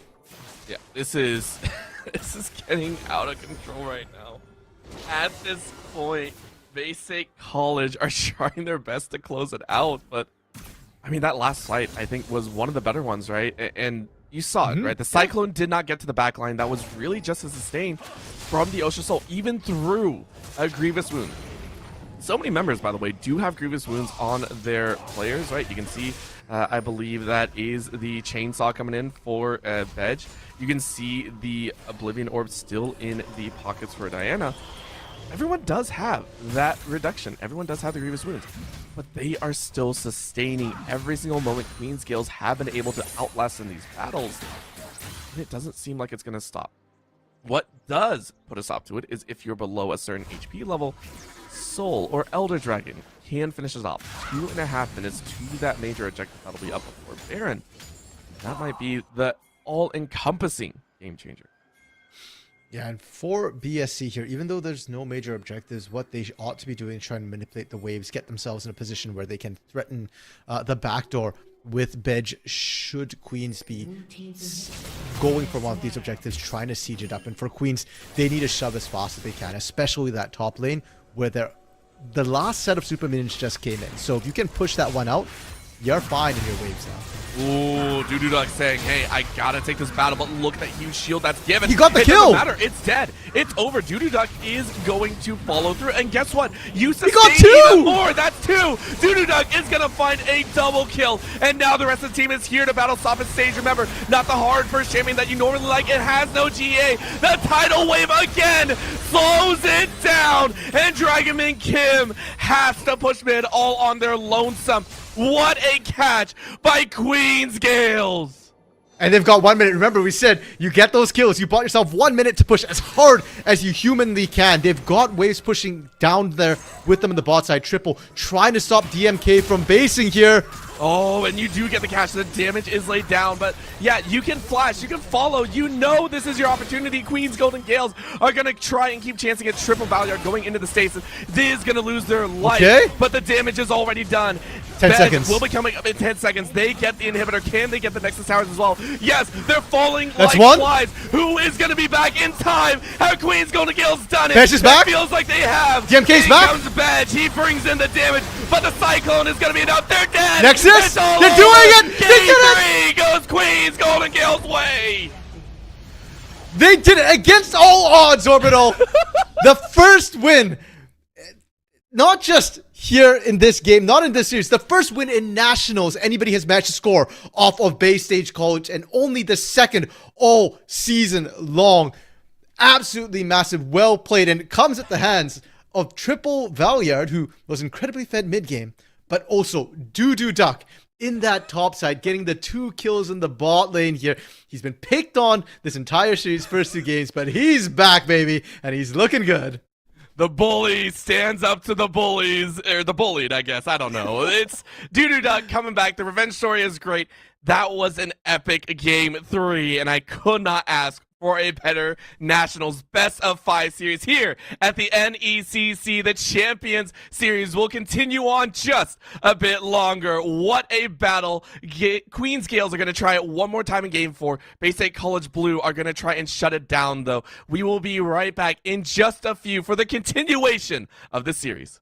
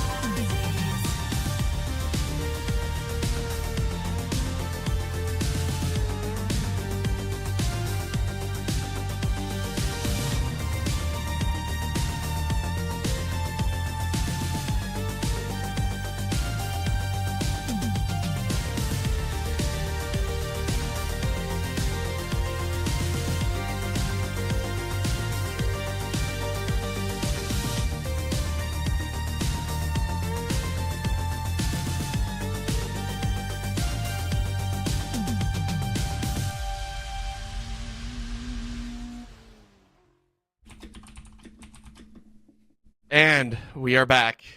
Tired, ridiculously overwhelmed by what just happened here.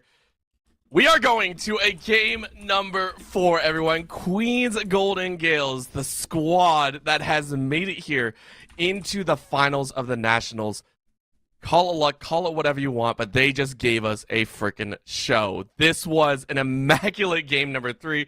So much fun to watch. And Bay State College Blue have got to go back to the drawing board because there were some other flaws in there that also started to show through in the late game. I would not call that luck, or I would call that a good game. And I think some of those steal away picks were pretty key there. The Wukong takeaway, absolutely massive. Dudu Duck just outskilled to oblivion, and we already touched on the fact that, hey, it was going to be a good matchup into the Jace. Maybe even if it didn't show up early in lane, the skilling certainly did so. Lucian Nami, really strong bot lane, and triple Valyard's Echo. That one deserves another look here, because if that Silas is banned, I don't think you can let that Echo go through for BSC. I don't think so either.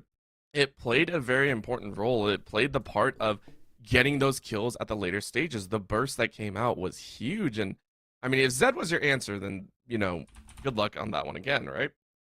Excuse me. But the thing is it got too out of control, right?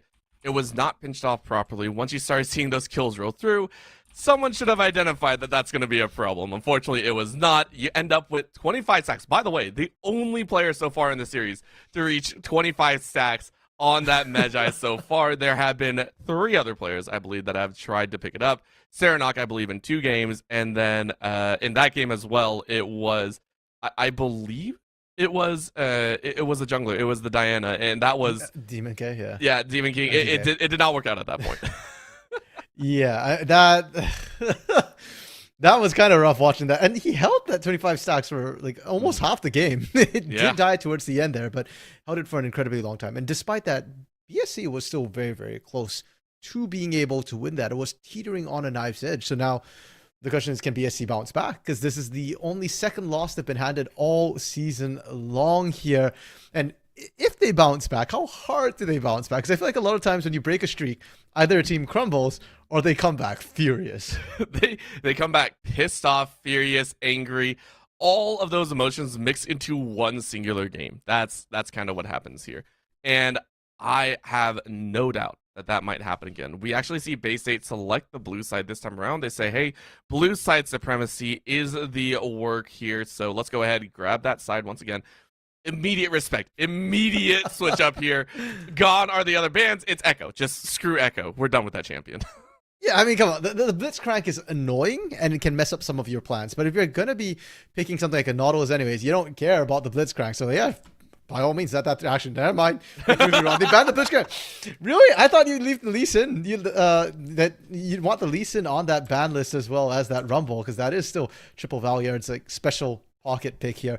And the other thing to keep in note is that BSC now get first pick, and they've shown that they're willing to first pick that Wukong. That Wukong was pretty critical in that win last game, because I don't think they were expecting the flex, or maybe they disrespected the flex a little bit. Now the question is, do the Gales ban out the Wukong that worked so well for them in the previous game?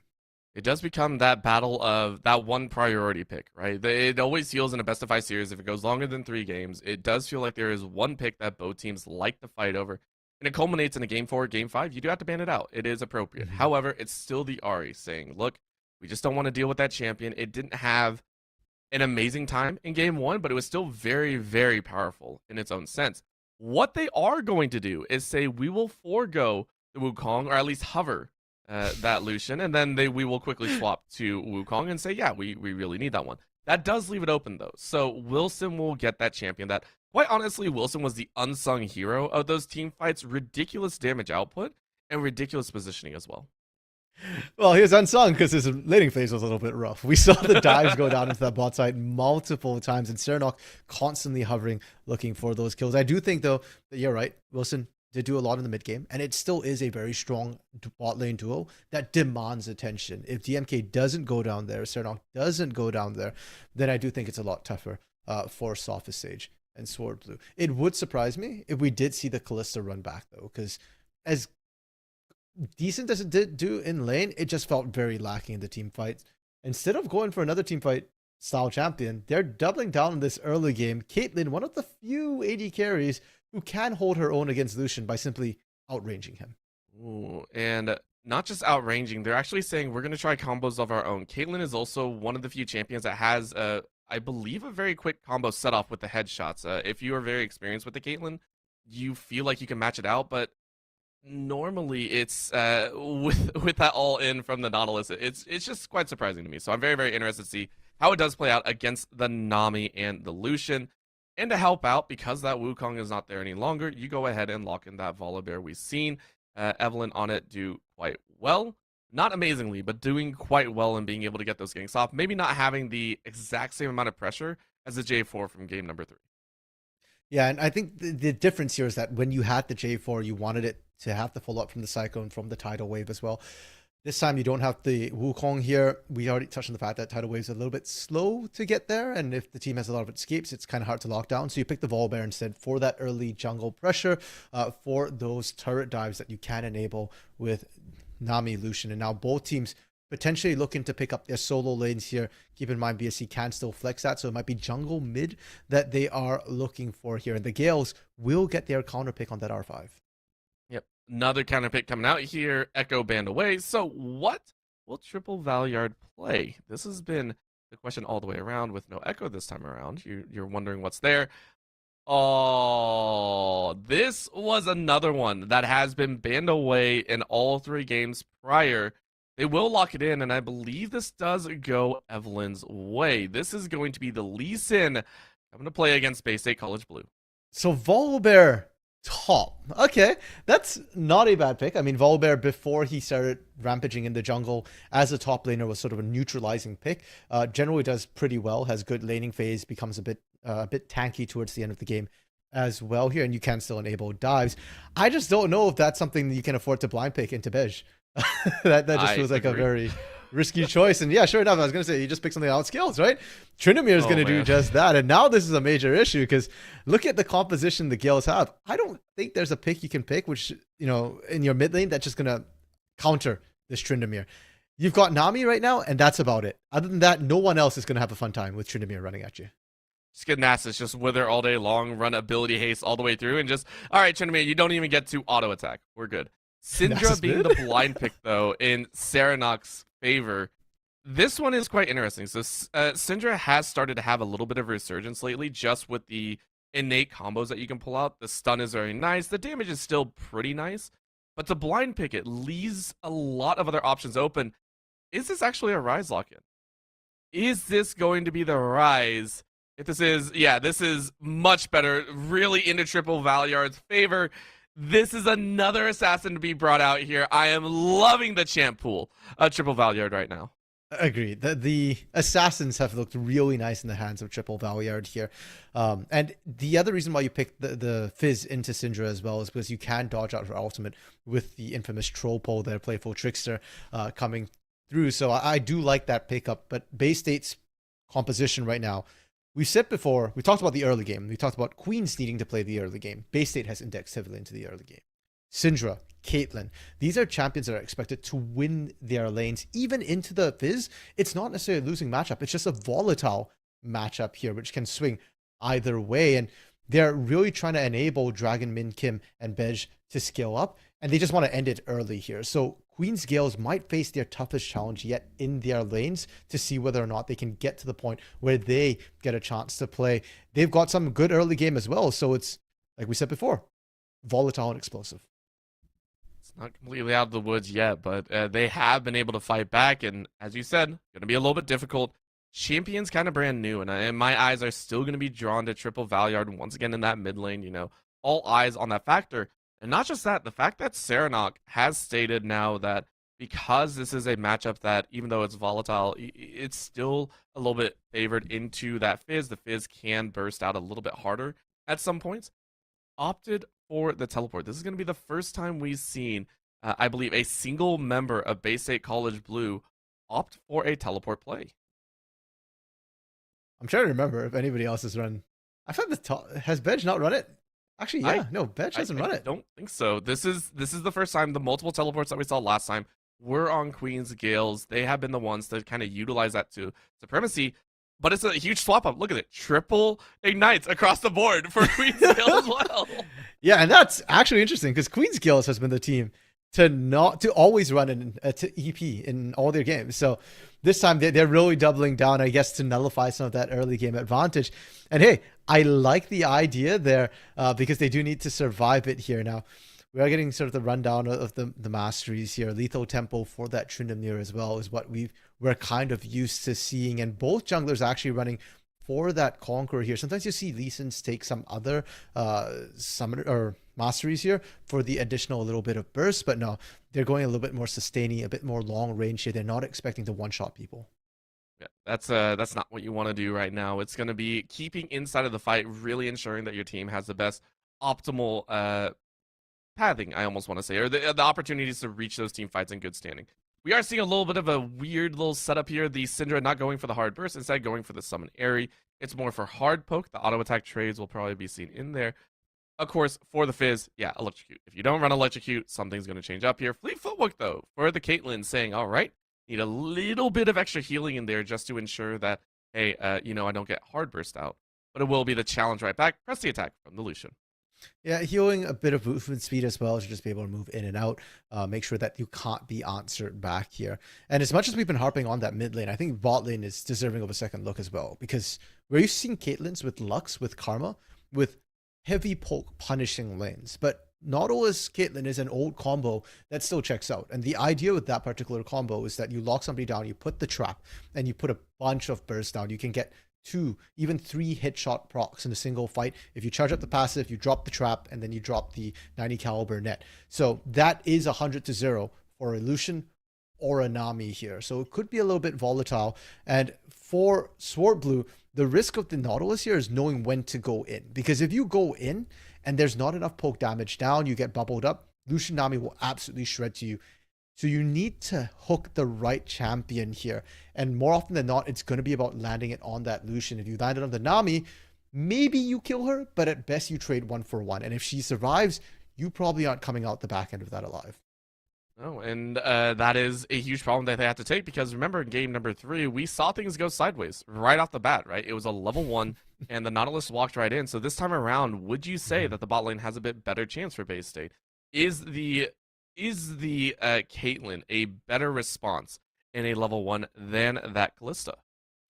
I think it's a lot safer for one, because with the Kalista, you had to go in. That was Kalista's sort of win con as well as that early pressure. Whereas with the Caitlyn, you don't have to. You just stand back and poke. And that's why I focus a little bit more on Sword Blue and his positioning with the Nautilus than I am with Sophist Sage's Caitlyn here. If Sophist Sage gets bubbled up, at that point, that's on you, buddy. You stepped up way too far. You should not be in range of that bubble ever. At that point, listen, the ADC was just bad. That's all we're saying here. Just, you're bad. That's all we're going to say. And I'm also kind of terrified past level 6 as well for Vanos. Vanos has been amazing so far in that mid to late game. Yep. It's not just the bubble. It's not just that face first, going in with the Lucian. It's the amount of pressure that has been mounting with this Nami. This Nami is starting to become a potential glaring issue that you do have to address later. If we keep seeing this bot lane get out of control for Queen's Gale, Bay State College Blue do have to answer that. They do have to respect that fact that maybe if this goes to a game 5, you can't give that bot lane over anymore. Yeah, and like you said, it's not just about the laning for this Nami here. I've been very impressed with Vanos' Nami. It looked much, much better than the Nautilus here. Constantly at the back, spacing really, really well, denying the engages from coming through. And that might be critical when you see the Wukong, when you see the Tryndamere on the other side of the map here.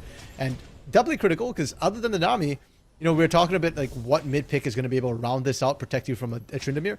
This isn't going to protect you from Squall. He's going in, he's trying to find a kill. So Bedge basically have free reign on all these fights if Vanos can't stop him with CC.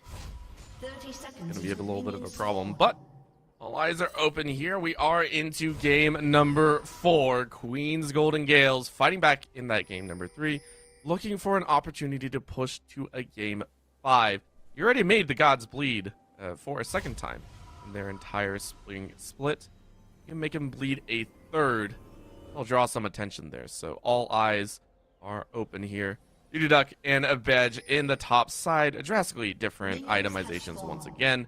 You can see the Doran's shield coming out for Bedge and Doran's ring for the Volibear. Of course, that AP kind of punch in the face is always a bit of a surprise. Yeah, and oftentimes for lane Volibear, you run the ring because you get the shield anyways, and that is basically equivalent to the healing that a Duran shield or blade would give you. You're also a little bit mana hungry, so having that passive to give you that additional mana regeneration feels a lot better in lane here. We mentioned before, Volibear half AP, half AD, so both damage, both stats will scale fairly well. I love that attempt to the mid lane. Serenok, again, with the summon area, is going to be looking more to poke out as much as possible, just to concentrating, along with that corrupting potion. And so Triple Valiard is just like, okay, I'll take the troll pull. In the bot side, though, quick pick onto Wilson, get some damage down, and Safa Sage drawing some auto attacks right back. Yeah, and we're seeing already, the early pressure they're trying to put down from BSC. We already recognize that mid and bot are all about the early game here. And because Sword Blue didn't have to leash, he gets to do that. Oh my gosh. Sword Blue landing that second hook is now drawing what I guess Bay State College were hoping for in game number 1, right? Consistent pressure on the bot side has yielded massive results. Yeah, and Wilson had to burn both Flash and the cleanse here, so very little safety in this bot side. You've always got to be wary of these junglers coming in as well. Jungler's always going to have a little bit of a fancy time. Serenok also getting a visit as Triple Valiard was taken quite low. On the top side, though, we are seeing the Ignite traded by Dududuck. And Badge is just like, well, I don't know what else I can do here. That was not a fun experience. Sword does not always beat the bear. He was beating it right up to that Ignite there. Yeah. Ooh, wow. Look at the turnaround there. That's going to be a jump in. Safa Sage getting taken quite low. Oh! First blood, I believe, goes the way as that's a collateral set of damage. What in the top side? We see even more kills. The top lane is trade 1 for 1. Bot side goes 1 for 2. And Bay State College come out a little bit in the lead. What the heck? Okay. So top side just looked like they were trading for kills there, and I think Dududuck actually took a turret shot because he went down after the initial kill. Now mid lane, it lands, but Sword Blue's there. Yep. You don't want to take that chance, and that's a flash out by Triple Valiard. You played a little bit too close there, Fizz. I know you like to be a trickster, but sometimes it can get you hurt. I mean, they didn't know. They didn't have vision, and after that whole bot side debacle, they weren't tracking where everybody was going. They assumed Sword Blue was just on the recall. And it's worth noting that despite the 3-for-2 advantage for BSC, specifically the 2-for-1 the bot side, Vanos managed to get first blood with the Ignite. And it was actually a really good response from BSC to say, hey, yeah, I'm dead to rights. We just fight this out. They're going to try and fight it out a little bit more as well. That's going to be a slow, and Safa Sage once again getting the brunt of this damage, and Dragon Man Kim realizing that that's over the wall though. Sword Blue actually walked from the enemy tower to battle this one out. Supports have been run out of the fight. Dragon Min Kim picks up the kill on Wilson, and the aggression from Queen's Gale bites him in the butt. It was really good setup from BSC and mid lane as well. The solo kill from Serenok, pre-6 as well, I might add, which is somewhat important because Syndra is known for that level 6 burst, and Serenok's already killing pre-6. Now, of course, once you hit 6, both these mid laners are going to be looking to kill each other. It's about who lands the ult, kind of. Or whether Fizz can land his ult, since Syndra is point and click. We call that the hashtag skilled button, by the way, for Syndra's. It's just, press R, you're good. That's all it is. Hoping Triple Valiard does have that extra Playful Trickster pull. If that is, that's going to be a huge damage reduction, and then you get the turnaround. So the main difference that we are seeing here is in that CS department, right? Triple Valiard, honestly, the deaths have come at really inopportune times, and that's really good play from Serenok, right? 35 CS, 10, all in their favor. Now on the top side, Dududuck getting slowed down here, and Dragon Min Kim are ready to go. Double flash to follow. Feels like Bay State College are right back on their platform. Massive kill lead at the start to grant a 2K lead. Yeah, they want to get those early advantages that they've drafted for here. And Orbital, you mentioned that Triple Valiard died at inopportune times, but I do want to point out that there's no good time because Serenok is perma-pushed in that mid lane there and has done a great job avoiding getting ganked by Evelyn. And Evelyn's tried a couple of times already to get that gank off. This bot lane gank got spotted on the ward as well. So Evelyn not able to get that early pressure, and DMK actually outpacing with this Wukong now 3-0 here compared to the 0-0 of Evelyn. complete change. Once again, game 3, we saw the early kills for Queen's Guild. We saw some early advantages handed over. This time around, it feels more like game number 2, right? Very, very quick, very hard fight, but Sword Blue getting caught up into the try and turn it around. One more onside can do it into the flash. It Sword takes Blue, it. the The minions! minions finish off one, though. And now a dance under the tower in the mid lane draws some ire from the tower shots. Serenok gets some help as the junglers greet everyone in the mid lane. And at the end of it all, Triple Valyard still stuck under tower, still not level 6. This is kind of dicey, actually, for Serenok to stick around here. If Triple Valyard hits 6, Chum the Waters would kill Serenok here. And even with the flash, oh, level 6, there you go. Yes, but the draw, the damage from those Qs is going to make Triple Valyard think a little bit longer about whether you do want to fight it. And the minions are up though, so Serenok also deciding, do I want to go for this or not? Yeah, it's more important to farm things up. And oh, there's the playful trickster, no flash. Yes, it is, and it's going to be a slow roll in problematic play as that's another flash to follow. In goes the sun, in goes the hook, down goes the fish. Serenok is able to pick that one up. Rest of the team now jumping in. Kick does not land on more than one, but Duck says I want to follow through. Cyclone forces out multiples, and now Duck is left alone. The bear jumps in with a slap, picks up the kill. Another Q is not going to finish it off. A skeletal weak does nothing, and Serenok finally picks it up, almost out of mana though. So this is a dance with death. Overall, a 1 for 2 for Bay State College, but it was anything but clean. 1 for 2 and a free lane for Bench because Duck had to roam down there. And you're right, it wasn't clean. Everybody was running out of mana, running out of spells, running out of health. And Vanos, I was just watching Vanos auto attack away and feeling so bad. No, you're level 4. You don't have the tidal wave. If you had it, I believe Vanos could have turned it. But you don't. And auto attacks from Minami don't do anything but tickle. And because of that value as well, Duck had to leave the top lane. Bedge was able to pick up 2 plates and has now closed that gold lead difference here. In the top side, at least. 15.4 to 12.9. This game is starting to feel a little bit better for Bay State College Blue. But guess what? Sofa Sage still stuck in that bot lane alone, and because of that, you are getting bullied every so often. Has been able to outfarm Wilson, though, in a very nice pace. Wave up. That's going to be the 90 caliber net setting it back. Sofa Sage still going to try and duke it out. Level 5 on Sword Blue, though, as they do say, get out of here. I'm here to support my ADC again. Yeah, and for Wilson's trade there, you have to be careful. Chum the Waters misses. And that's going to be Serenok getting bullied very, very heavily. No flash, no nothing. They'll happily dive that tower. Will they get the kill? Minions. Yes, finish they it will. off. And that'll be a 1-for-1 trade for all the energy that they put into it. Queen's Gales get nothing more than a kill for kill. Yeah, and they're trying to set up for Dragon, pardon me, here, and they can't find it. Evelyn has to be careful. Sword Blue. Yep, that's a kick, and that's an immediate jump over to those Raptors. It will mean the mid lane tower will fall, though. They say College Blues saying, listen, we let game 1 go for a little bit too long. At 9.5 minutes, we'll take this mid lane tower down. We will open up an opportunity to rotate Serenok out of this mid lane. We'll start trying to pressure our advantages. Second charge on the mid lane tower. Wow, that's actually a really big pickup there to be able to escort that in. Duck getting 2 plates topside as an answer. And interestingly enough, BFC opt not to go for this early Hextech Dragon. They're trying to pinch around and punish Duck for this extension, for greeting for this 3rd plate. Well, they can try all they want, and I'm not sure if they'll be okay with it because, yeah, Bedge is just like, I'm still actually pretty strong, by the way. I still have the Undying Rage, and in the jungle, Triple Valyard has to hop over the pit, but guess who can follow now? Thanks to some very, very nice updates. It is Dragon Minkin. Even had the flash available. This is Bay State College now running away with the mid and top side of the map.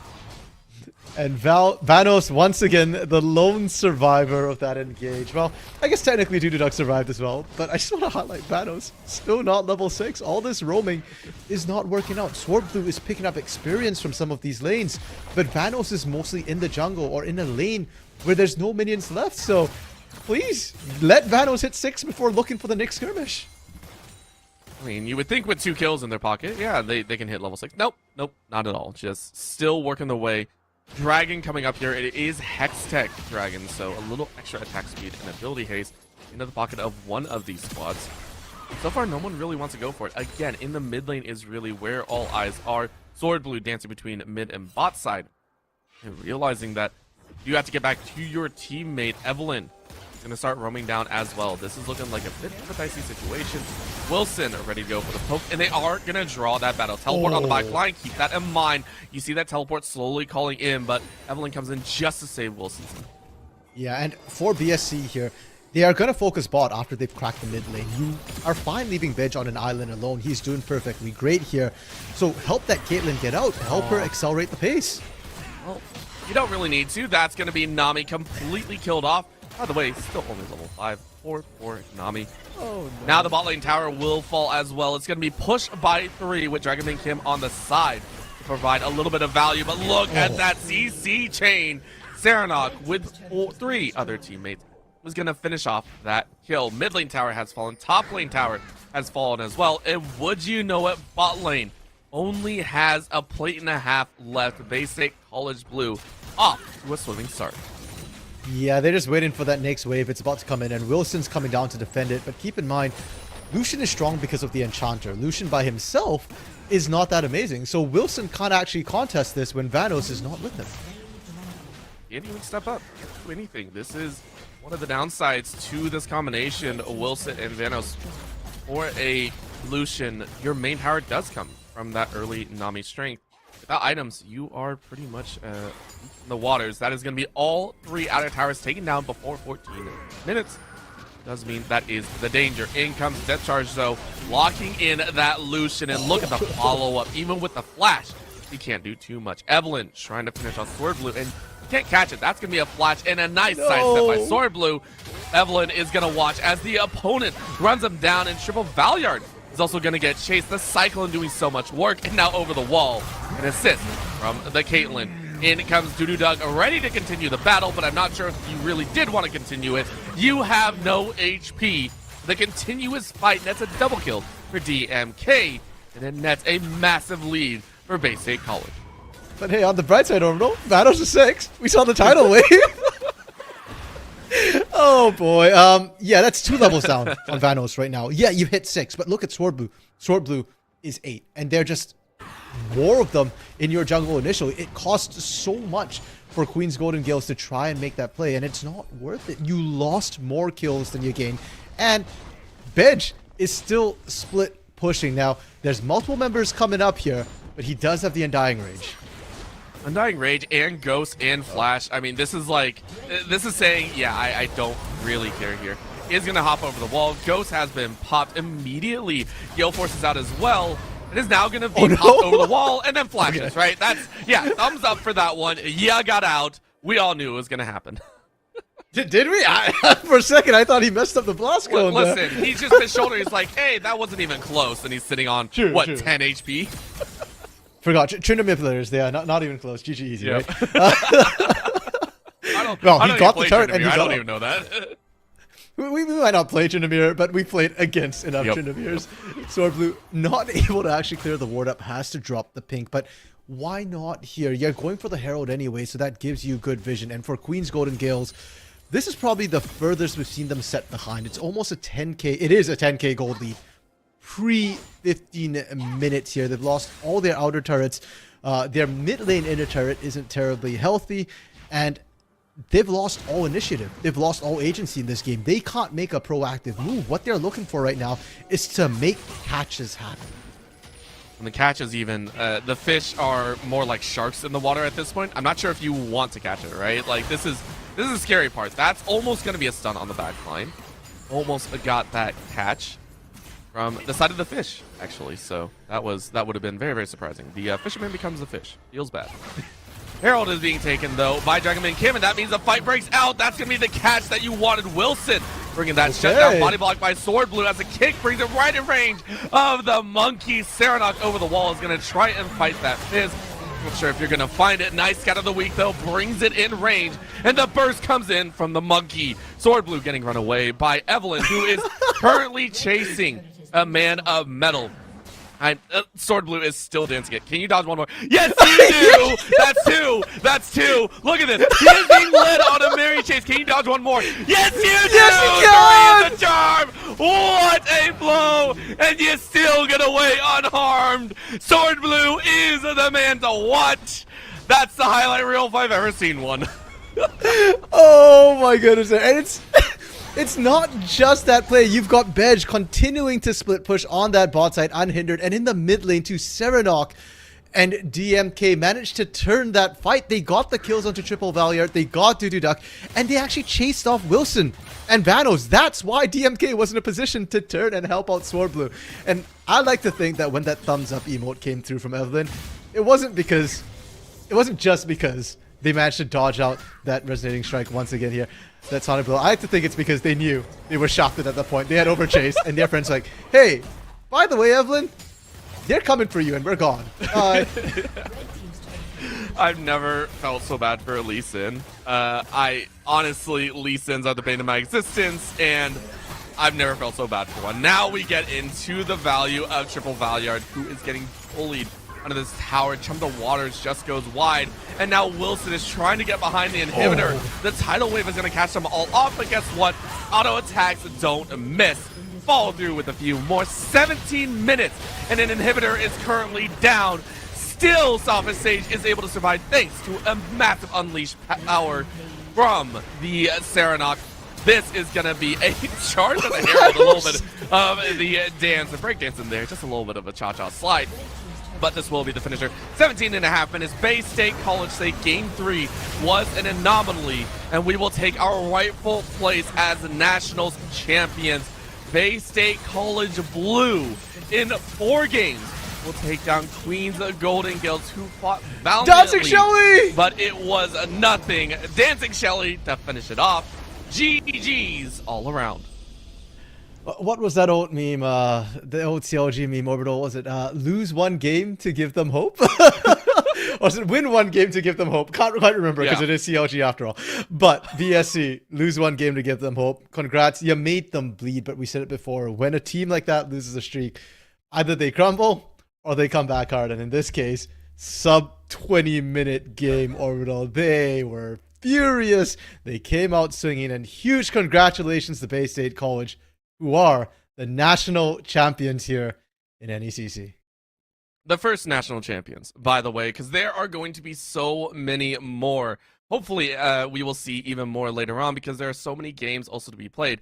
But this time around, it was one to watch. We knew Bay State were coming into this one hot. We knew that they were a strong team.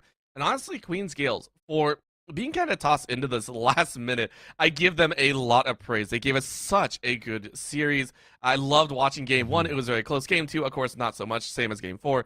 But game 3, you saw the heart that they brought out here from start to finish. They were getting knocked on the inhibitors, by the way. Keep in mind that game 3 was not like, oh yeah, they just outscaled. It was, they were losing so much at the end, and they still fought back. So Queens Golden Gales, we salute you for a fantastic series here. RMC, gotta ask you, finishing things off, because my personal MVP is Sword Blue for that hilarious chase at the end. If there is a singular player that you would like to highlight from this series on the side of Bay State College Blue, who would it be? Oh, that's a tough one. I think Bej had an amazing performance throughout the entire series, generally speaking. Serenok's Silas game and his Syndra game, this game, both stood out to me a lot as well. Probably one of the two of them. I think I'll give it to Bej. Or maybe I should give it to Duck, because even in that last game, his Swallow Bear still did more damage than Bej did. Yeah, no, it'll be Bej from BSC. All right, well, there you go. Also, huge congrats to the rest of the collegiate squads that have helped these teams get here as well. All of these schools putting in so much time, so much effort into this nationals tournament. I know I think a lot of the players are actually out of school right now. I know a lot of the schools have been let out for summer break. So huge congrats to them for coming back and playing out this series. We love to watch it, and we had so much fun as well here on the desk. There is more NECC action to be played out here, though, here in just a bit. I believe we have a follow-up series coming out, which is, if I'm not mistaken, RMC, we have a 4th rematch. We have Yep. UBC Amber versus GFU Varsity coming out here in the grand finals of the Emergence. Unfortunately, it will not be us casting it. I believe it will be Dia and Rudude coming out here and giving us a bit of taste of glory, unless I'm crazy and some other casters are coming in. Either way, that is a rematch you do not want to miss as GFU get a third chance at knocking this squad out here. This is getting ridiculous. Thank you so much for tuning in. My name is Orbital. With me has been Random Minion Caster. Thank you so much to our production for this side, Shiro and Unnamed Gamer. We'll be right back with another series here with the NECC Nationals. Stay. I don't wanna wait here. You push me away. If you're gonna choose, you don't know what to do. I don't wanna lose you, but don't wanna lose me.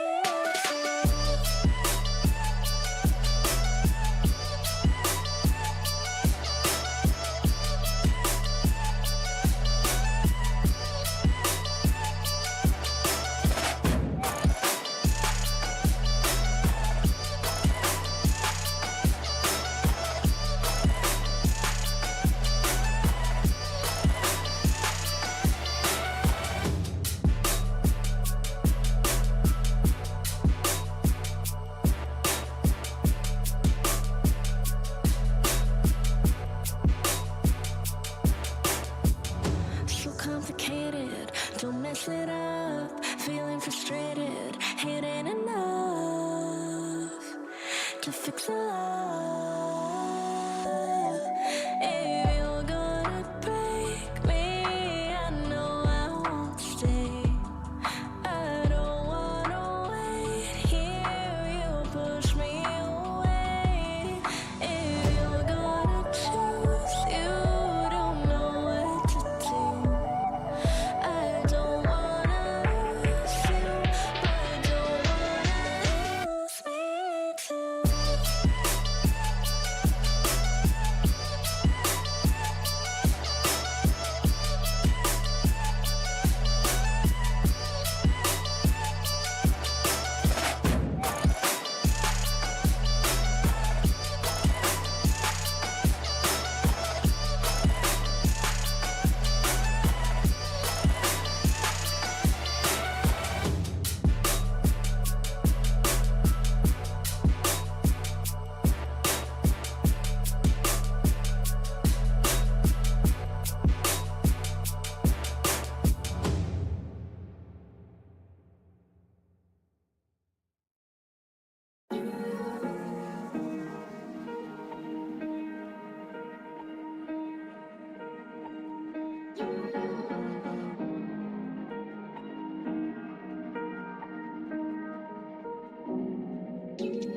Where you look, where you touch, where you feel, yeah. Where you look, where you touch, where you feel, yeah. Yeah. Can we talk about me and you? Can we talk about the truth? I wanna know, I wanna know. Can we talk about me and you? Can we talk about me and you? Can we talk about the truth? I wanna know, I wanna know. Can we talk about me and you?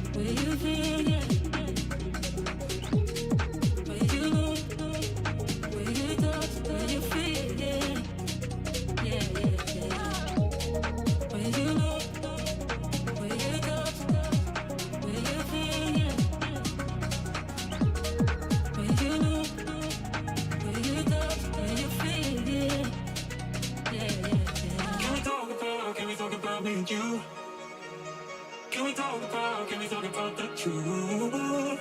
I wanna know, I wanna know. Can we talk about me and you? Can we talk about me and you? Can we talk about the truth? I wanna know, I wanna know. Can we talk about me and you? Will you know? Will you touch? Will you feel? Yeah. Will you know? Will you touch? Will you feel? Yeah. Yeah, yeah, yeah. Will you know? Will you touch? Will you feel? Yeah. Will you know?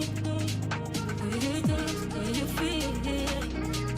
Yeah, yeah, yeah.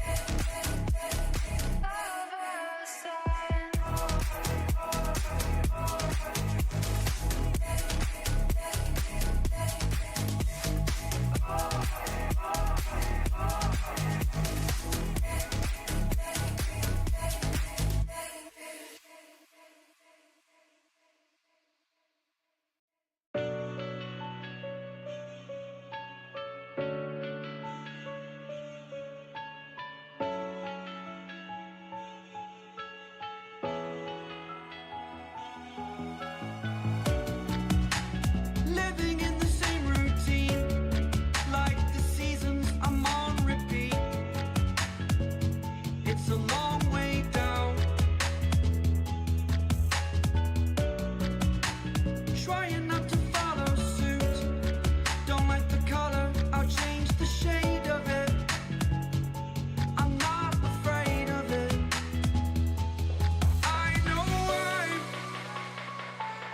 I know I'm holding on to this, holding on. I know I'm holding on to this, holding on. Don't let me repeat.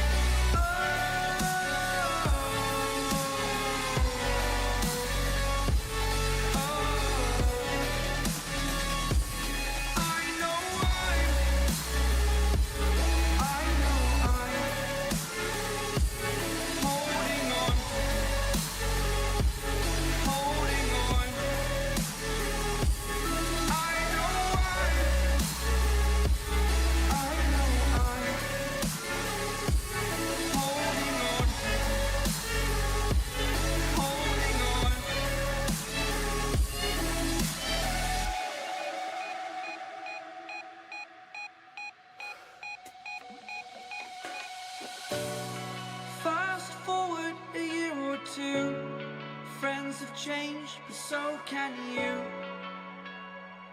So can you. For too long about the mistakes, while I resent, I learned to hate. Forgot your names. Fear the struggle to follow on. Need to focus to prove you're wrong. I'm not wrong. I know I'm holding on to this. Holding on.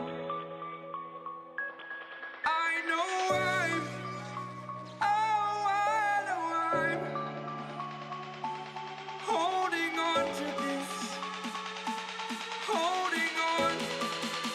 Don't let me repeat it.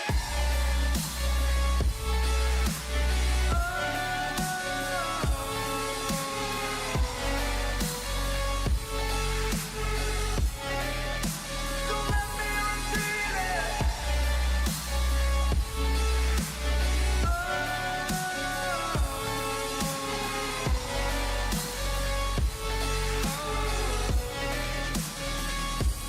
I know I'm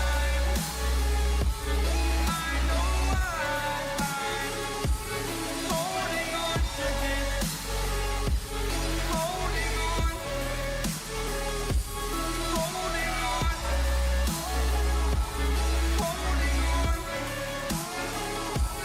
Holding on. Holding on.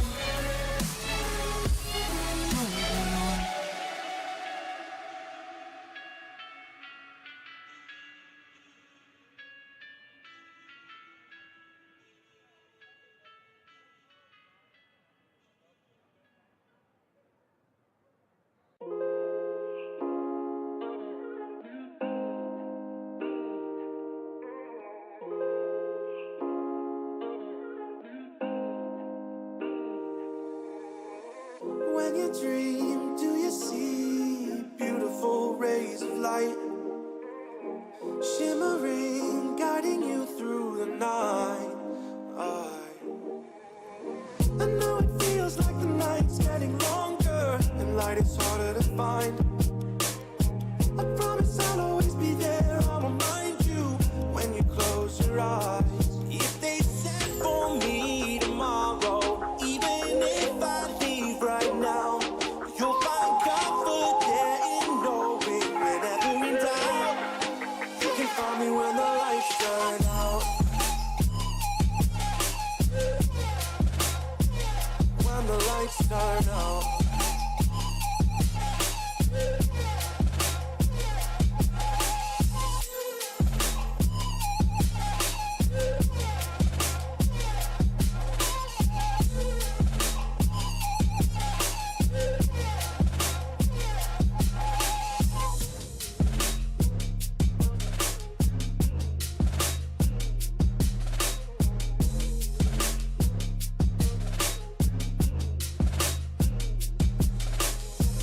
Even now, laying down hundreds of miles away, I can see you and me like it was yesterday.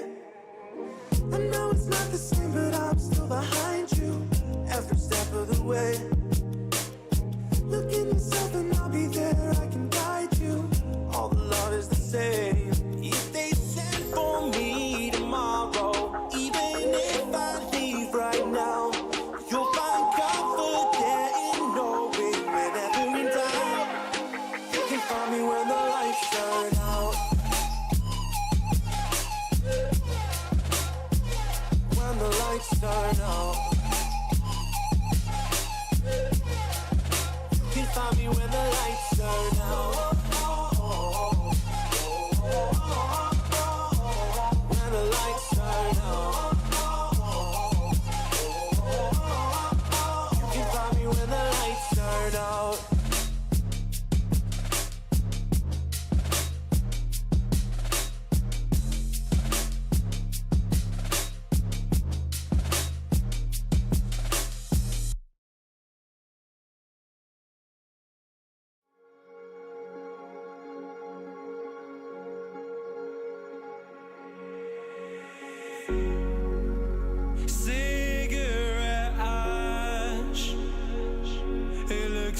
snow.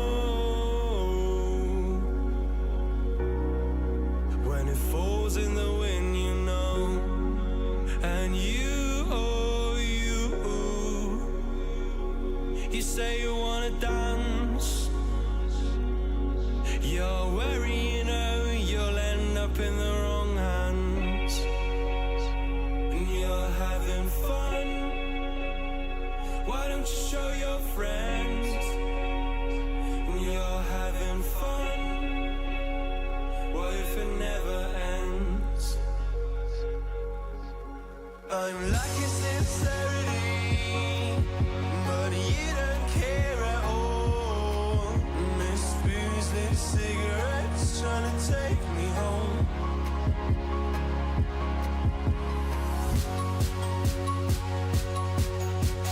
Falling in love just a million times, breaking it off, put the feeling on ice still. She's as cold as December.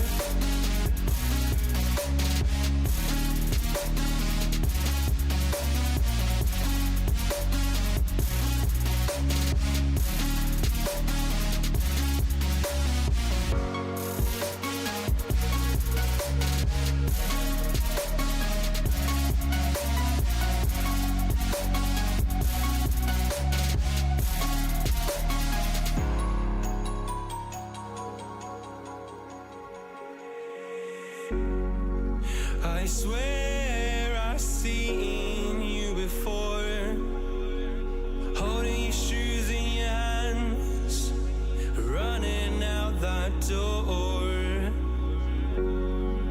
And you are nothing, but you say you wanna dance. And you're wary, you know, you'll end up in the wrong hands.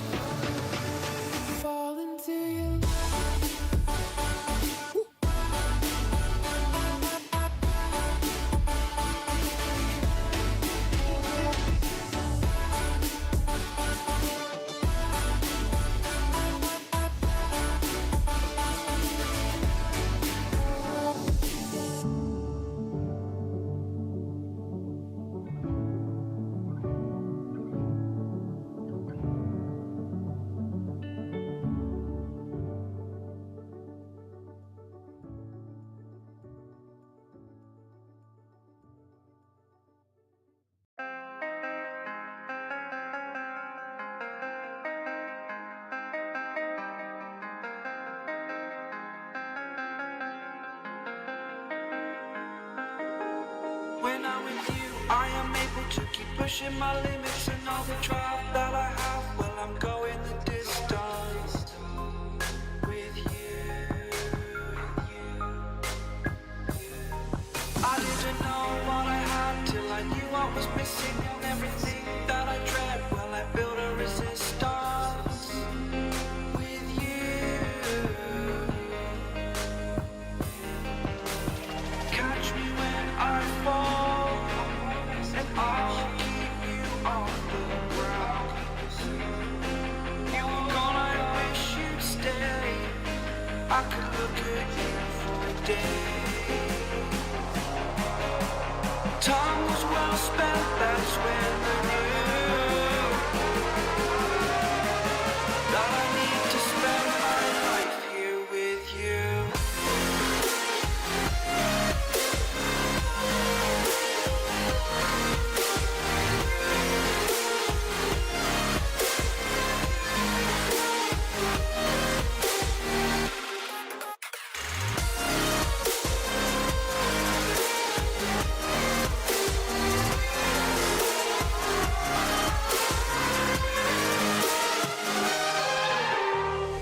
Take your time, not in the fast lane. I understand that you've been broken too many times, but I'll be waiting to mend your wounds from all you've taken. But if we listen to each other, admit our mistakes, then I can show you who I am, because I'm not the same. I'm better with you.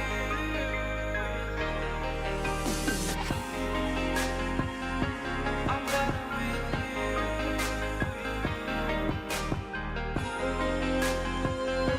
I'm better with you. Catch me when I fall, and I'll keep you off the ground. That's when I knew that I need to spend my life here with you.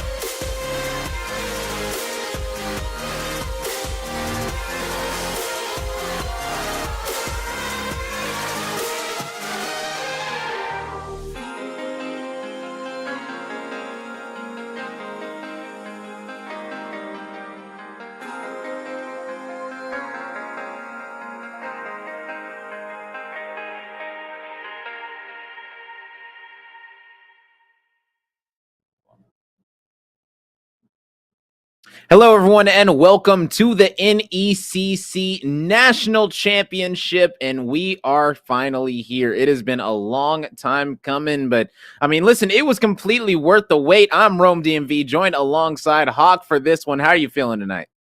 I'm feeling great. You know, it's a beautiful Friday afternoon here, and what better thing to do than spectate some awesome finals action here on the NECC? Yeah, precisely. I mean, I'm glad to be here yet again. Glad to be back with you in the booth. I mean, listen, it's going to be a fun time. I mean, today we've got a great matchup for you all. Let me tell you why. We've got UBC Amber going up against GFU Varsity. And there's a little bit of backstory to this, okay? Let me just say, UBC Amber has won 2-1 every single time that they've played against GFU Varsity this season. And they have played against each other 4 times. They played best of 3s, and every single time it's a 2-1 win that UBC Amber have been able to come out with. So GFU Varsity, they are going to be hungry to get this win, because if they're able to get revenge when it matters the most, I mean, listen, revenge is a dish best served cold, and this would be a perfect example of that.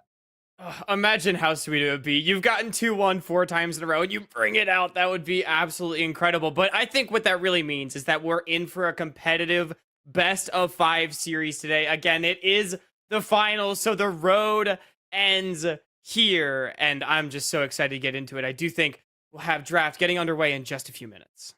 Yeah, it should be pretty soon, actually.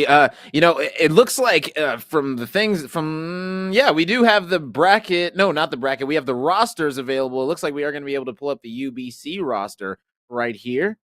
And it is going to be consisting of Ming, Jag, Hart, Dev, and Twang. And I mean, looking across the board, it's got 2 sophomores, 2 seniors. So, I mean, I'm expecting a whole lot out of this roster. And then on the other side, GFU, I mean, they've got 2 seniors as well, 2 juniors. And so they've got a little bit more seniority on their side. So they're definitely going to be looking to get revenge because, I mean, hey, anytime you got more seniority, that means you don't got as much time left in the program. So they definitely want to get this win under their belts right now. So there's a lot of reasons for GFU to want to win this one.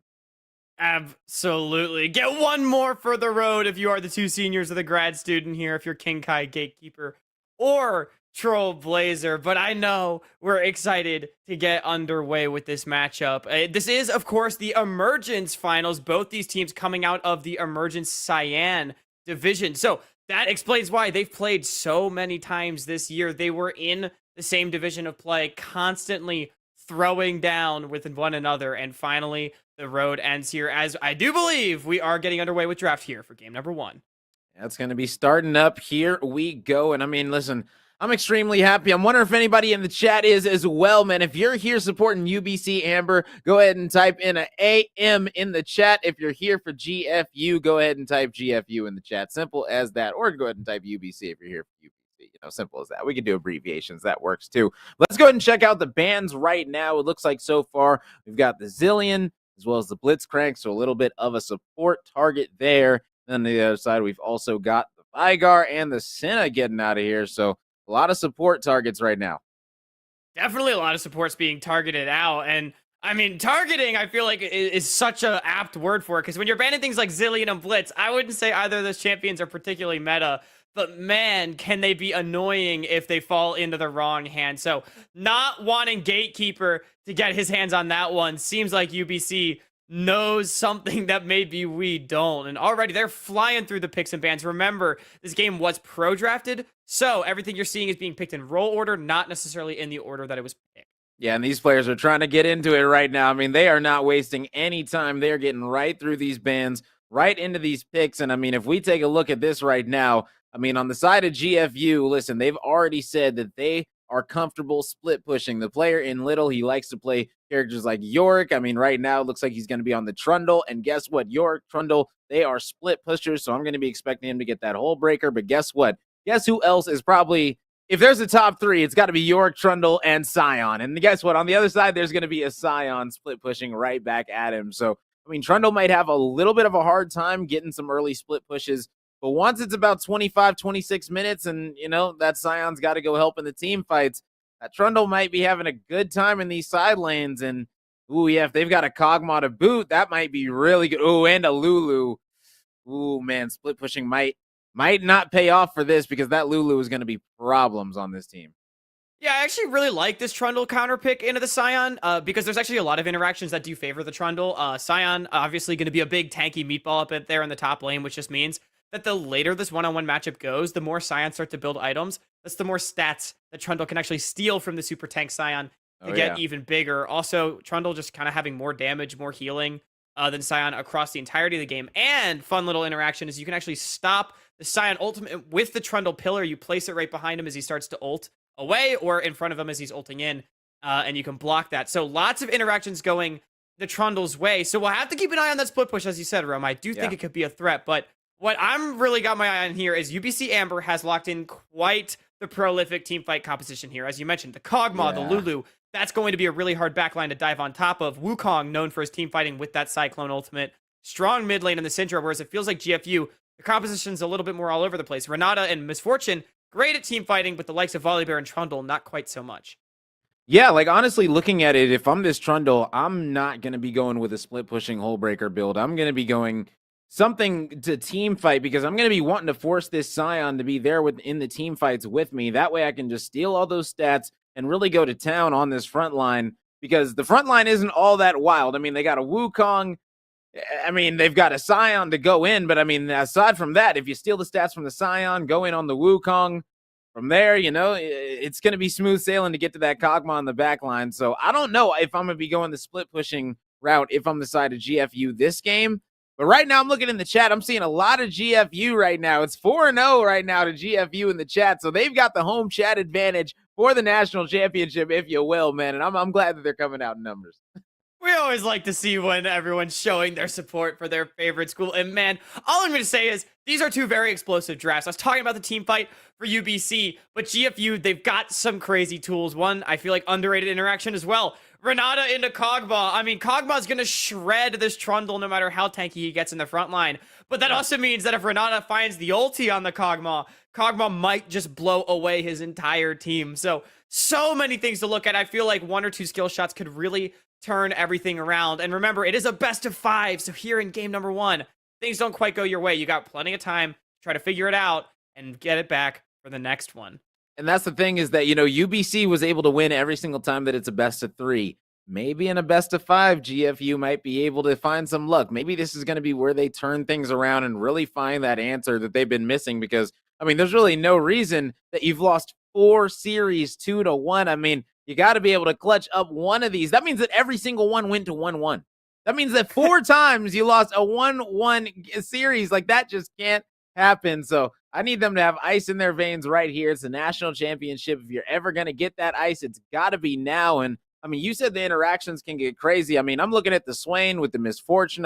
If that Swain's able to land something, the Misfortune gets a nice ultimate, able to slow him down as well at the same time. That's going to be chopped liver. I'm not exactly sure how it's going to work with the team fight at the end. I just want to know if this Trundle is going to say, you know what, I'm going to be forcing the split game, or if I'm going to be forcing this team fighting game, because, either way, I feel like it's probably going to work out for the Trundle, as you stated. Well, we'll definitely have to keep our eyes on what the Trundle decides to do, because I agree with you. Like, on one hand, you could try to pull the Scion away from fights, but on the other hand, Scion's got that tool to just sort of join. There's explosiveness in every lane, including the jungles and even the supports, playmaking across the board in this game number 1. And I just think the question really is, Rome, you laid it out perfectly for us. Are people allowed to beat GFU Esports 5 times in a row? Only time will tell. That would be extremely unfortunate, man. All the people in here for GFU, it's a lot of people. They really want to win. That's why the chat is really here early, man. They got the passion, and rightfully so, man. They want to get this win. They want to get this upset because, right now, UBC, if they lose this, listen, regular season, schmegular season, it's that simple. The playoffs is what matter at the end of the day. You've got championship aspirations, so you might have beat them 4 times in the regular season, but if you choke here in the finals, that is disastrous. You're talking about having a legacy like Charles Barkley, James Harden. Like, you don't want that. You don't want to be a regular season one trick. You want to be able to really show out in the playoffs as well and really bring home that chip. Definitely. But it's so true. UBC went through the regular season undefeated, 7-0. They finished first in the Emerging Cyan division through the playoffs. So that's all well and good, but to your point, it doesn't matter anymore, because at the end of the day, these are the games that matter. It's NECC Nationals, the grand finals of the Emergence League. Game number 1 between UBC Amber and GFU Varsity. It is about time, and it feels so good to finally be here. Man, it looks like there's going to be a little bit of a trickery. Gatekeeper's going to need to get out of here. That's for sure. 2 things is for certain is that Misfortune, starting that E, going to be able to hit all 4 of them. So they're going to be backing off of that. No point in going in after that. And they're going to understand that's warded. And they're going to have good vision on that blue as well. And I don't believe that this Volibear got a sweeper. So, oh, nope, the Volibear did get a sweeper. So once he comes back, I believe that Volibear should be able to clear that ward out, and then they will be good to go for a full rotation up the top. And at that point, it might be a race as to who's going to hit the first gank. Are we going to see a gank top side or a gank bot side from the Wukong?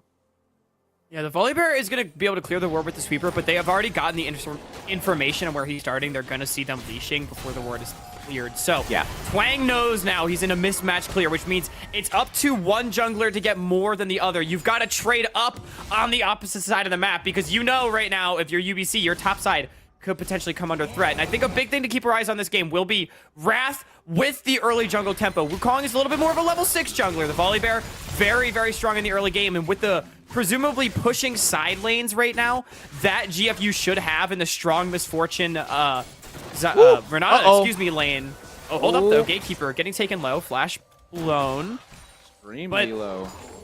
And I mean, They should still have the shove. I mean, right there, they did make the Lulu at least burn the heal. That is going to be pretty big because they're all still level 1. But I mean, once they hit level 2, I don't see a reason why this aggression would stop for either team. I mean, both are going to be feeling pretty confident early. This Trundle right now is just going to be having a ball early. Just going to be able to farm up. Shouldn't really be missing too much CS right now, as that Scion's really not going to be able to do too much to him early on. And I mean, this Kog'Maw right now is definitely going to be looked to get shut down by the side of GFU early. Because if this Kog'Maw is allowed to get to late game, we all know what it can do. Yeah, I do really like how Ming and Jag are playing this lane, though, very aggressively. You know, the Misfortune and the Renata, they've got a lot of poke between the two of them, but Ming and Teddy, they know that. Hold on, thought Little first just... blood. Yeah, that's a Trundle. That's what he can do early. Like I said, he's going to be having a ball up there, going to be picking up that big first blood. And I mean, listen, anytime that you see somebody starting potions against you as Trundle, listen, I'm going in and I am chomping on you all day long. You don't have that much health, and I mean, if you don't fight back quickly, you're not going to be getting it back over time because, listen, that takes a long time to heal up. And now this Trundle, with the help of Wrath right here, is just going to be having fun right here, hitting down Heart all day long.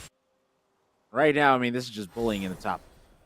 Yeah, top lane definitely going according to plan for GFU, but bot lane, again, not so much. Ming and Teddy, they know that they're going to get poked out. So what do you do when you can get poked out in a lane like this? You just play aggro. The sustained DPS from the Kog'Maw with the Lulu on top can actually be very significant. So they're not really giving King Kai and Gatekeeper enough time to sit back and throw the poke. Now the gank's coming in. Yeah, and this is going to be a nice one, but nice play coming out from the Renata yet again. They'll be able to thwart this gank coming in from the Wukong. That was a nicely. really clean Renata Q right there. Gatekeeper hit the Wukong on the way in and immediately threw him away. Remember, Renata had no flash right there, so nicely done by Gatekeeper to keep his life. Yeah, that's big, but this is big damage coming out of Wrath right now. And oh man, Heart, you're going to need to get out of here, but you don't have anything left. Does have a little bit of a flash. Is going to be able to stay up for now. Kog'Maw is going to be going down in the bot lane. Wrath going to be dropping. A lot of damage coming out. The Kog'Maw passive not going to be able to land, though, and that's unfortunate because Teddy was ready to potentially auto them away. Might have been able to take out Gatekeeper, but, I mean, right now, solid start for GFU. 2-1 lead. This game is already a bloodbath. Man, these teams just going at each other. It's so much aggression on the top side from Wrath and Little. I think Lulu's trying to bait. Oh, no, it's warded. Not going to work. Yeah, Really nice word right there. Yeah, they tried. They tried, though. As you stated, it's a lot of aggression. People are looking for those plays, man. It's the champs. Like, this is the finals. This is what matters the most, and teams are pulling out all the stops. I definitely feel like it's really important that the 2v2 kill went down on the bottom side. You know, I was praising UBC's bot lane for how they were playing the lane early, but then Gatekeeper avoids the gank really nicely with the Q, and then they turn it around later after Twang had already left and find a kill, and that's going to be pretty substantial, putting this Kog'Maw a little behind and maybe sort of reaffirming the lane control that GFU should have. And now, Heart of Africa, you are up the creek and you do not have a paddle, my friend. Yeah, and I mean, look at your items right now. I mean, you're just not going to be able to trade whatsoever with this Trundle. I mean, right now, Trundle, that Q is just going to be absolutely punishing, and this Trundle is 6 now, so he's going to be stealing the little stats that you do have.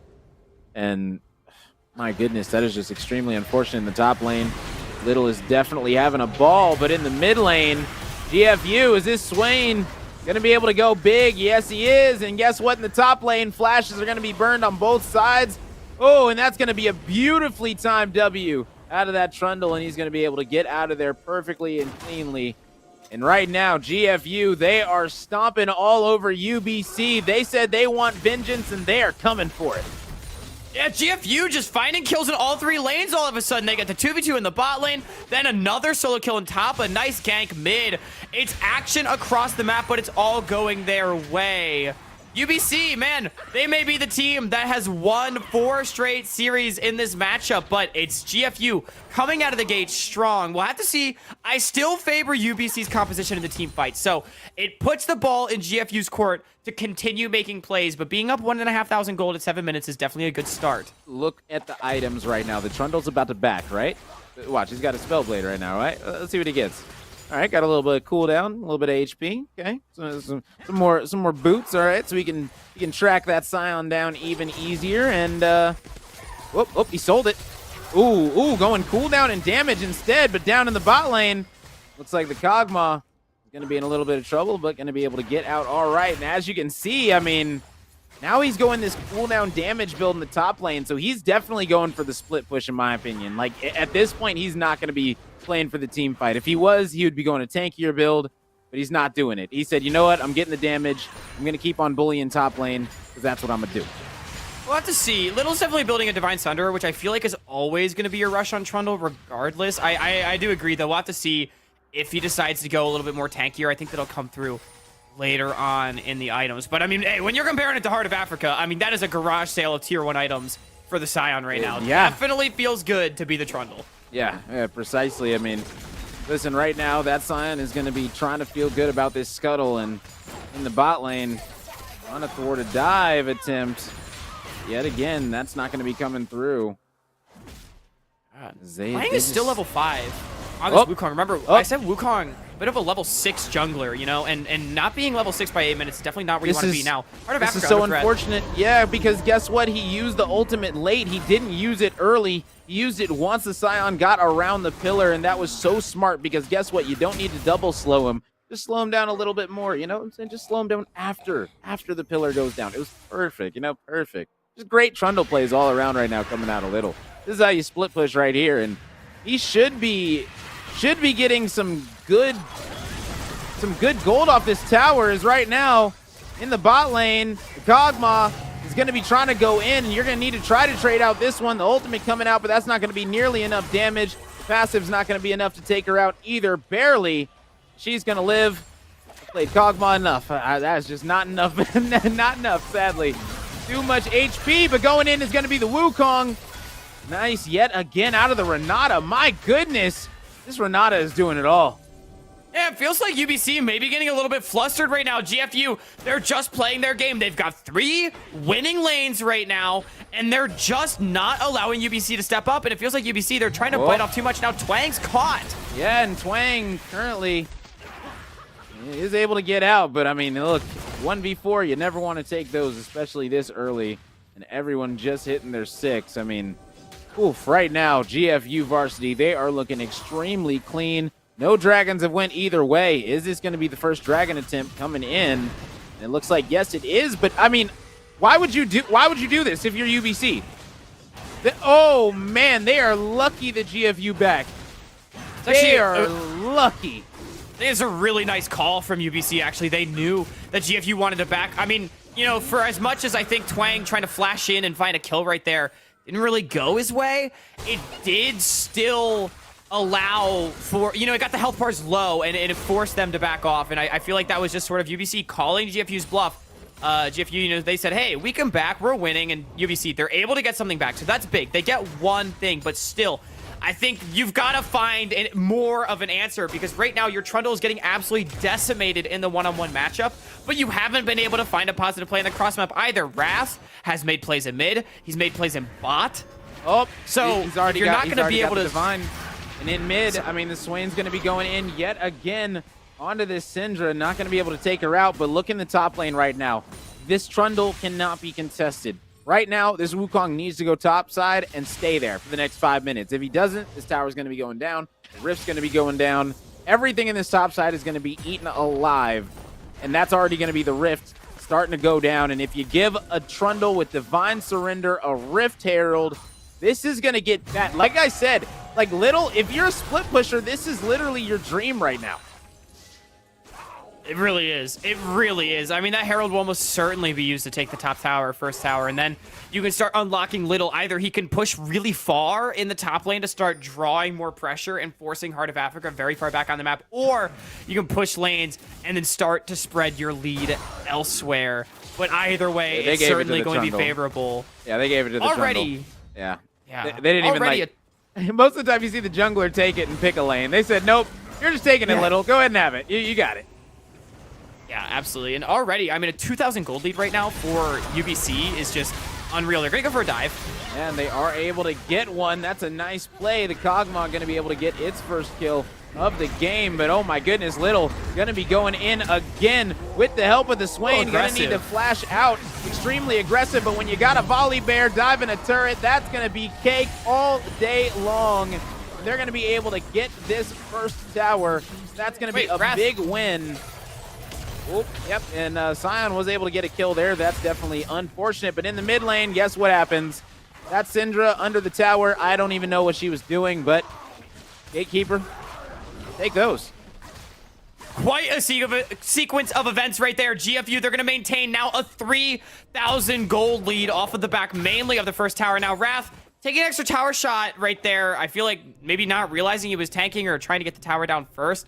Not sure. A little bit of a mistake there, and it was a nice punish from UBC on the bottom side to at least find, that's the positive play, right? Finding one positive play back for how our Riot top lane is going. But I said them from Gatekeeper again, just to finding the ult on the Syndra under tower. Takes too many shots, and Devin going down for the second time this game. So it's 4 kills across all 3 lanes, 2 for 2 across the map. Yeah, and you know, RMC in the chat, shout out to him. He says, I see why Renato was banned against Gatekeeper last time they played. And I mean, right now, definitely showing why. I mean, you know, Gatekeeper's been able to keep King Kai alive multiple times. Right now, King Kai only went down once. What was that, like a 3 or 4 man dive? Like, that was just, you know, a very good play right there out of UBC with the Lulu and all that. But I mean, all around, great plays coming in out of this bot lane. And Little right now is anything but Little in the top side. They're both level 10, but the level 10 diff is hitting so much harder. Like, Sunfire is just not going to be enough to deal with this Trundle right now. Bear on the backside. I mean, yeah, and this is the thing. This Trundle is just able to buy a bunch of time. They are able to get him shut down, but at what cost right now?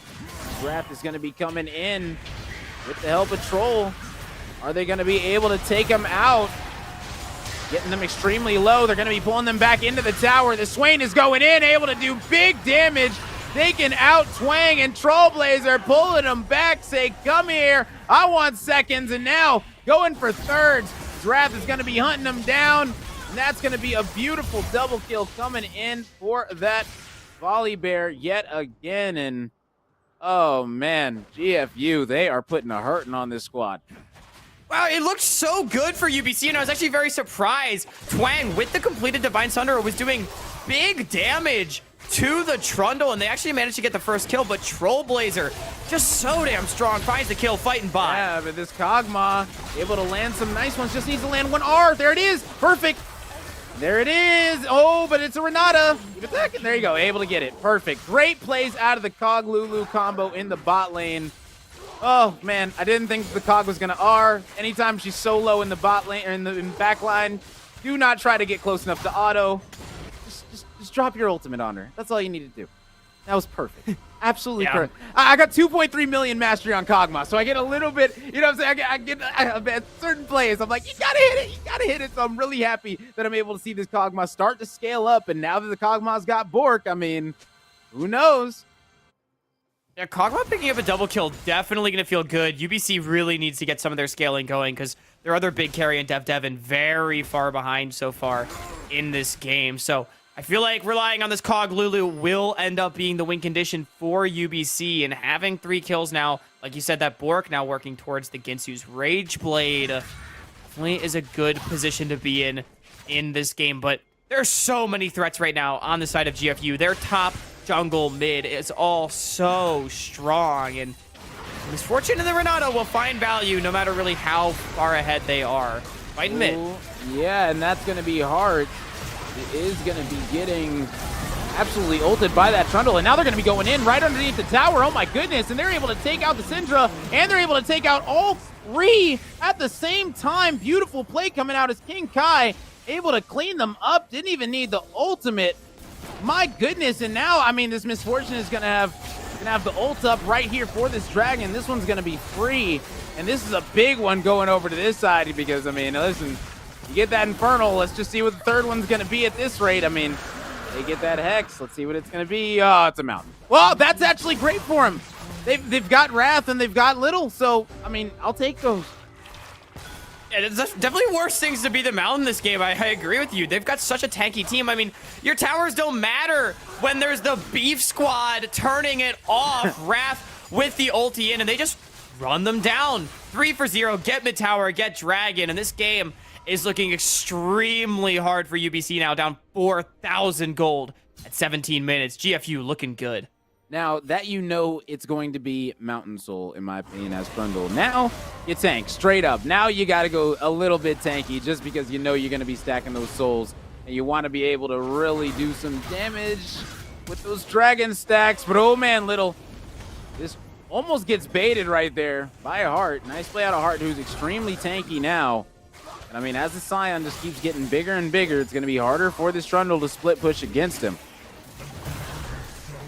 Definitely going to start getting harder, and Little does have to pay with his flash, and they're going to lose the tower, so it is a positive play back again. But UBC, it just feels like they're finding positive plays, but it's not enough. They've not been able to find the front-to-back 5v5 that they so desperately need. But I think at this point, you're so far behind, I don't even know if that's a win condition right now. You're really just waiting for items to come through on so many members. Herald was taken on the top side by GFU during this play. Let's see if they commit, but the follow-up's here. Yeah, and they are going to be going in. That's going to be a big kill coming in for Little. And that's going to be big for Little because right now he's heading toward that hole breaker. And oh man, is Twang going to stay? Looks like he's barely going to be able to get out of this one. On the other side, Trollblazer going to be putting in a lot of damage to Dev.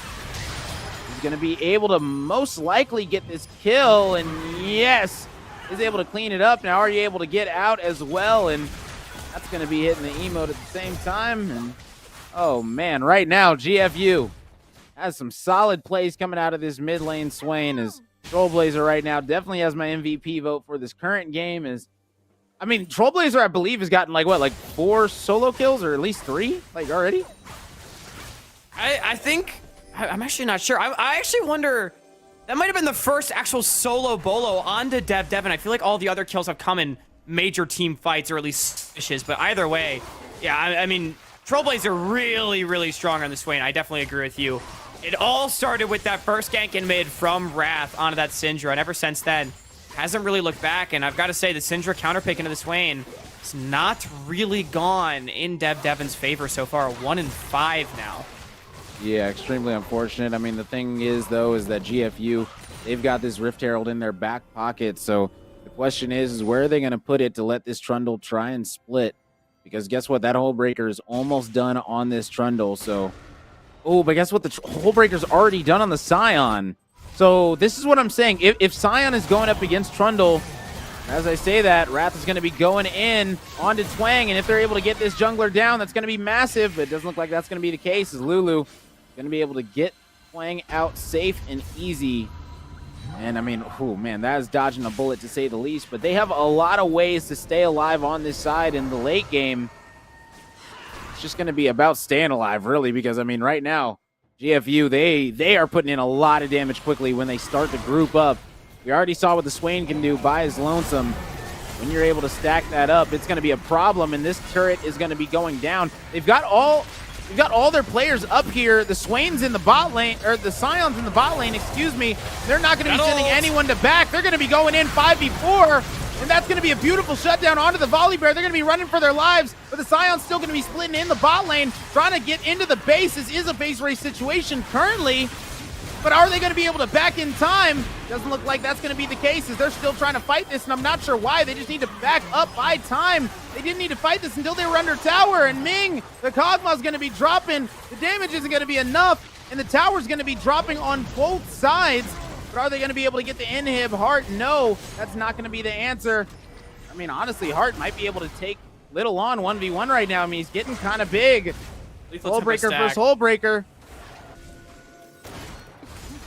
I mean, what a crazy fight, excuse me, on the top side right there. I was so surprised. It looked like UBC might actually get away with a 1-for-0 up there. They managed to take down Wrath so quickly, but they didn't. I mean, I agree with you. I feel like they didn't have to turn around for that fight as Heart of Africa gonna get run down here by the Grub. Maybe not. Flash out. Why wouldn't he flash over and then ult? Or go to the Blast Cone? There was many options there. But, you know. Top 10 questions science still can't answer. I digress. Scion players will never make sense to me. They're just a different breed, you know. But either way, Heart of Africa are gonna end up getting taken down. And I mean, UBC, it looks so good for them. They get a pick on the enemy jungler. They make it under their inhibitor towers, but then they tried to turn it around. Twang dashing back in on low HP. Whoa. And that's a nice That's a play. Yeah, that's a big Cogmoss. That Rage Blade is done, ladies and gentlemen. And now this Cog is going to be putting on a big hurt. And you see, he's got those triple daggers as well as, man, right now, I mean, this Cogma putting on a lot of damage. But, ooh, that's a nice mountain going to be going over back to the side of GFU. So they're going to keep on scaling, keep on tanking up as this Trundle is 6-1-4. The mid lane, Swain, 5-0-8. I mean, this team, they are looking solid and set up perfectly for late game right now. Definitely are. I mean, all the item spikes coming through right now for GFU. I do think there are some things going the way of UBC. Namely, GFU's gold lead has not really increased in the last 5 or so minutes. It's still around that 3,000 mark, despite them being up 12 kills at that. And also, they're at least 9 minutes away from a Dragon Soul is GFU. So UBC at least isn't under any major threat of a soul going over. But again, it just feels like GFU, they got so many stats on their side, and Little is going to find another kill. Yeah, no, man, is Hart going to be able to get out? No. And is he going to be able to get the tower? Yes. That is the answer. The only thing that can really stop that is pretty much a team OQ at the end of the day, or... Kogmo's life stealing! Yes, Ming. Is he going to be able to get out? I mean, he's got the help of the Lulu, and the answer is yeah. Wow. I thought he was dead. I felt that there's no point even casting that. He's just going to be done. But no, Ming with the help of Teddy is going to be able to stay alive. That is ridiculous. Honestly, I don't know how this Cog stayed alive, but I mean, you might as well stay now, because with this Lulu, you can really put some damage on a Trailblazer, and if you get this 500 shutdown, this could be everything right now. They spot him. They know where he's at. You got pulled, but the question is, can Teddy, you kill him in time? I mean, listen, Ming is putting in a lot of damage right now. The 500 shutdown. This Lulu is going huge, and oh my goodness, Hart's going to be right there to back him up. Like I said, the Kog'Maw, the Lulu combination is absolutely impeccable once you get to this point in the game. And man, now this Cog's going to be backing. I want to see what he's going to be able to buy. Ming with the absolutely insanely mechanical plays of stand there in auto while you get infinite shields and doing so much damage. Runaan's Hurricane online. This Kog'Maw doesn't even need a mythic to do that much. I mean, really, it was the dive from Wrath and Trailblazer, but they straight up just did not have the damage to get through the shields and the wild growth from Teddy. And Ming, he just stood still in auto attack. And that's what you got to do if you're Kog'Maw. That's what Kog Lulu does. You make it so that the Kog'Maw is such a threat and does so much DPS just standing there that he doesn't need to do anything but fire away. So nicely done by the bottom lane of UBC, and they are fighting back in this one despite being so far behind early on.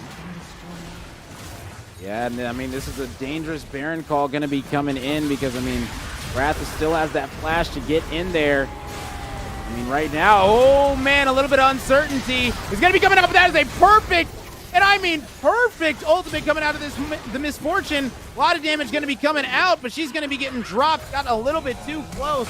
Going to be paying for her sins, and now that's going to be a big shutdown coming in on that Kog'Maw, as he got way too close for comfort. Oh my goodness, Gatekeeper almost able to snag Teddy by the hair of his chinny chin chin. He's gonna need to flash on out of there. Wang gonna need to get on out, is gonna be able to flash as well. That's gonna be a lot of summoners burned. And yeah, I mean, with the help of this Lulu, they might be able to turn this one around. No, that's not gonna be the, oh my God! As they absolutely blew up Gatekeeper. And now the split push is going to be coming in with the Trundle, and this is what Trundles do. Little doing little things. This might be the first inhibitor going to be going down, and I mean, this could be big. Little. Also, you got to drop the ward. You got a ward in your back pocket. He got the inhibitor. No, he didn't get the inhibitor. Oh my God, why did he not drop a ward? You have a ward in your back pocket. You got to drop the ward. Oh. I mean, listen, Little. if he drops a ward, he's got his teleport up in enough time to be able to get it back. Zion doesn't have a sweeper. They would have to dedicate one of the sweepers to that alone. A lot of teams don't have communication like that. You could probably get another sneaky backdoor with that teleport, but who knows? I thought he was going to be able to get it. Oh, that was so close. One more Q. Little, yeah, trading his life, not getting the inhibitor, that is really big. I will say, I don't know if a teleport play to a ward in the base for just an inhibitor would have necessarily been the play, but, I mean, man, Twang getting real strong on this Wukong. The Lulu doesn't just synergize with the Kog'Maw, and they're going to straight up just start the Baron. This is an aggressive call, but maybe this is UBC saying, we want you to run at us because we're ready to fight. Yeah, because if this goes bad, it's pretty much, in my opinion, going to be game because that dragon is going to be up Great on the zone, map. yes. That's a perfect zone. Yes, as you stated, they're going to Heart be of going Africa, though, in the in. Yes, he's going to be coming in big time, and that's going to be Renata going down into a 5v4 advantage right now for UBC, and they're going to be pressing the issue.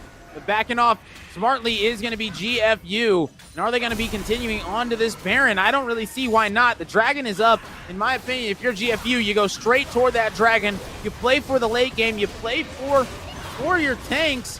But it looks like they're going to be going in. They're saying, no, we're not going to be having any of that. 4v5 doesn't matter. His Wrath doesn't have a flash to get in. He's going to be able to use that ultimate. Got to be going in right here, right now. That's going to be a perfect ultimate. Oh, my God. And they were able to secure the Baron for the side of UBC, and that's going to be massive. Now they're going to be coming in. Big double kill going to be coming out. Trollblaze are going to need to get on out of here. And now my question is, who's going to be stopping this Trundle, who is going to be pushing down the middle? As Little is doing little things. And Little says, you know what? I'm going to go ahead and back up right now. I'm going to go ahead and go straight to this dragon. We're going to try to lock this down. This Renata needs to go straight there. This is going to be another war yet again in about 20 seconds. Yeah, it's not Soul, though, and that's critical. 2 members down for both sides, so potential for a 3v3. But Little, I mean, taking a tier 2 tower, and I think the play call is sound if you're not contesting the Baron, but that bullet time from King Kai was enormous. If Little just shows up to the play, you wipe UBC off the face of the earth. I mean, gotta have a little bit more confidence in your team fight. I feel like if you are a GFU and that mistake is costly as it ends up being a Baron over to UBC, absolutely worth it for them. They get the dragon as well, so now it's 2-2 in drags. Soul is basically off the table for GFU, and despite a really shaky early game, UBC looks like they're coming back into this game, and they want to go up 1-0 in this series. Yes, they are. The thing that I'm looking at, though, is that Bork is going to be finished for this Trundle. So now this split push is going to be pretty viable for this Trundle. Is he going to be backing? Or is he going to be going in? Wow, he's going to be backing. Heart of Africa's up on XP, though. I mean, like, Heart I of Africa... I would have flexed my Bork muscles. I'm not going to lie. Yeah. I mean, the Trundle definitely won that one-on-one, but this just speaks to, I mean, Heart of Africa, despite getting, you know, kind of dunked on in the one-on-one, has still been able to soak up a lot of farm, a lot of XP, and find impact for his team in some of these fights. So, you know, it's not like Sion was ever out of the game. Oh, yeah, but a nice read as they are going to be able to spot that one out. That Kog'Maw ultimate going to be raining down, and now Little's going to be going in. This is what I'm talking about. Here we go. Has a little bit more armor to boot.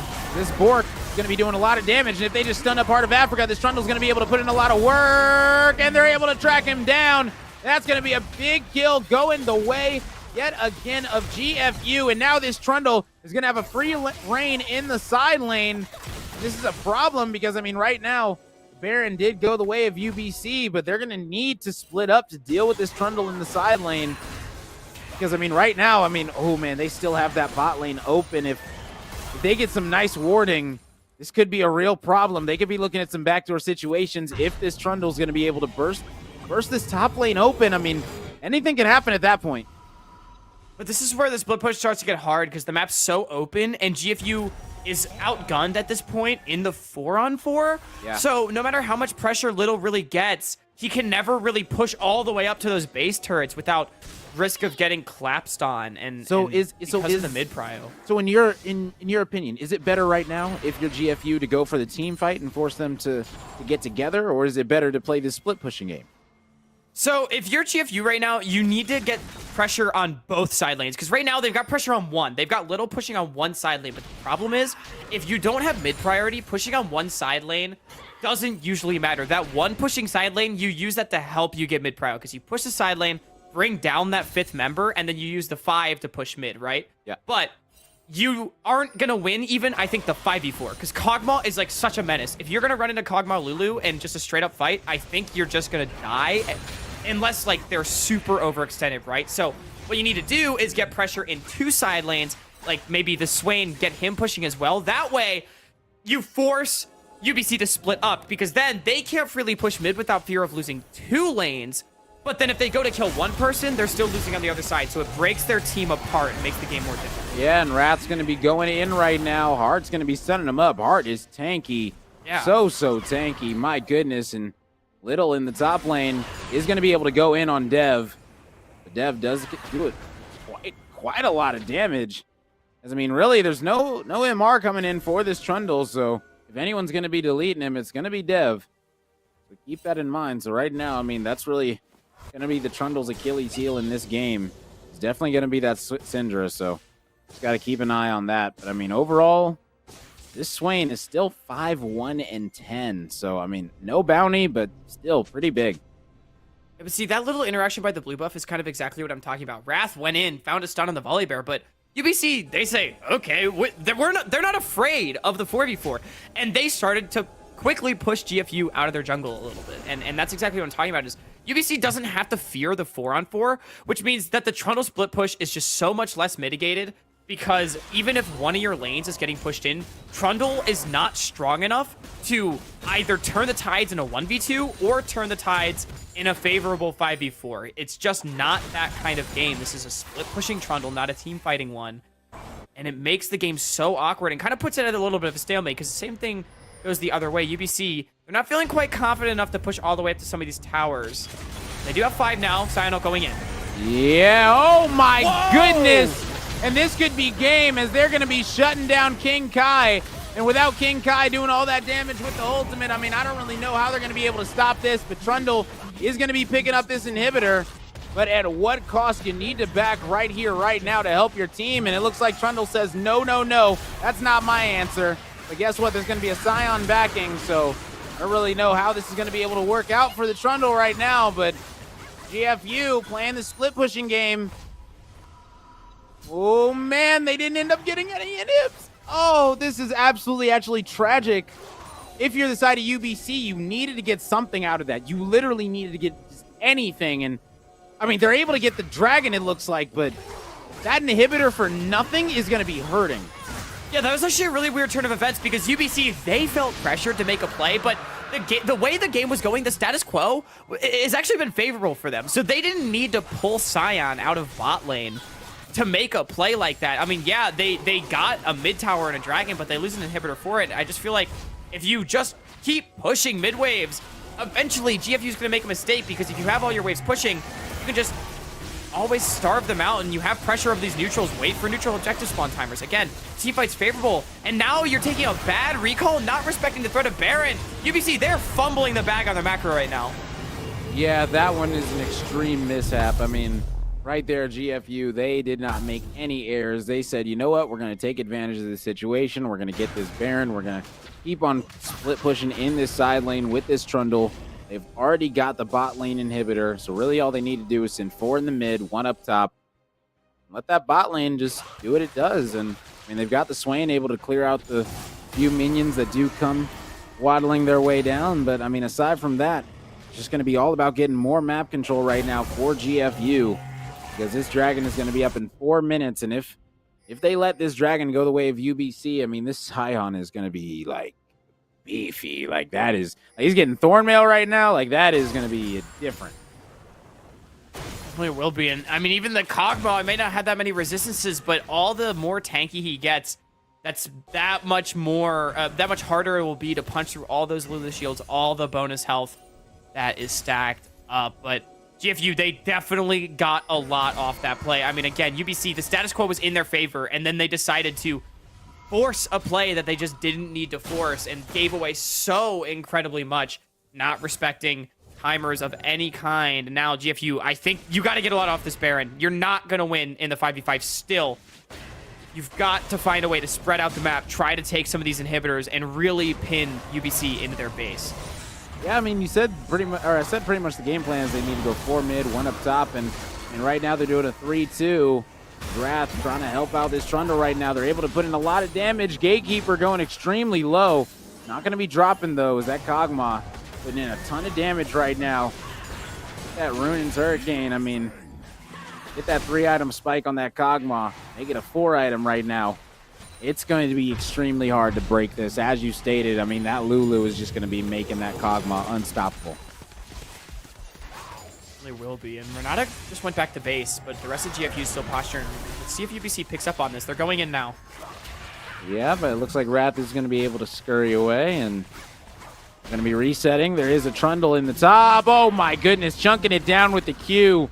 And he's going to be able to get the inhib. This is what I'm saying. Now it's worth dying for. Now it's 100% worth it. You did your job, Trundle. If you can get out, make them burn stuff, that's just going to be a plus and a W. But guess what? You got your W up in a second, and they're not going to be able to catch that. GFU pushing in the mid lane as well as they're able to get that tower. And now Trundle is going to be having a ball in the top lane. He said, okay, now you got to make a choice. What you want to stop? The Baron-empowered minions? Or do you want to stop the mid lane and let them get a free inhibitor? And they said free inhibitor is their choice, but guess what? They're going to be getting absolutely obliterated for their troubles, as that is going to be a beautiful ult coming in from King Kai. And they're going to be absolutely taking out the back line, and GFU are answering back. They wanted vengeance, and they have got it here, ladies and gentlemen. Game 1 going to be going the way of GFU varsity.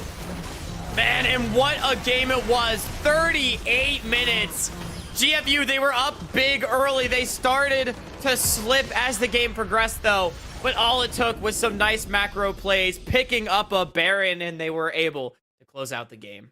Oh, yeah. Solid plays coming in right there. I mean, whew, man, big plays coming out from that misfortune. I mean, you saw that beautiful ultimate coming down, just laying down the back line, putting in all that damage, making them run for their lives. And I don't even know, like, that was just great plays all around by GFU. I mean, they had control throughout the entire game, and even though it got back toward even, many times it felt like they still found a way to prevail every single time. So big props to them. Definitely. And it felt like a lot of that game came off the back of that Trundle counter pick in R5. Great use of that R5 counter pick. They get the Trundle into the Cyan. Extremely favorable matchup. 3 solo kills within like the first 15 minutes of the game. That's always what you like to see. And props to them for giving Little the keys to succeed.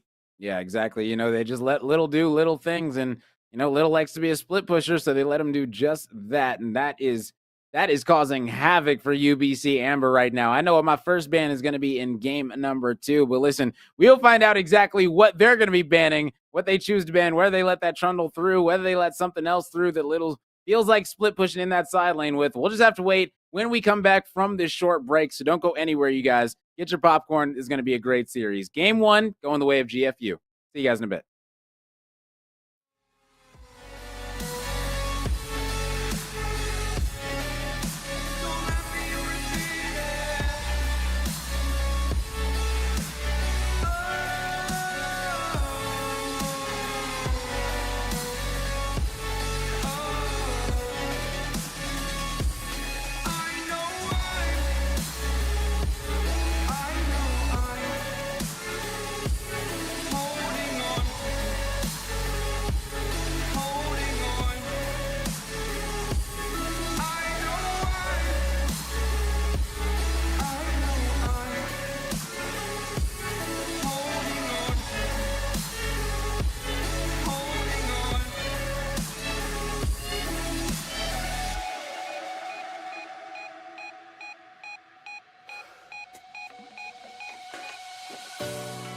Fast forward a year or two, friends have changed, but so can you.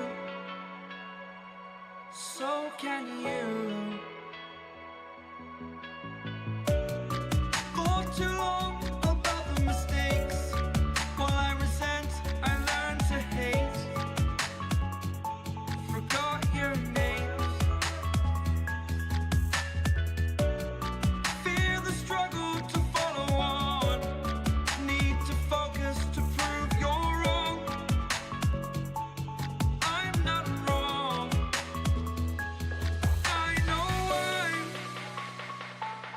I know I'm holding on to this. Holding on. I know I know I'm holding on to this. Holding on. Don't let me repeat it.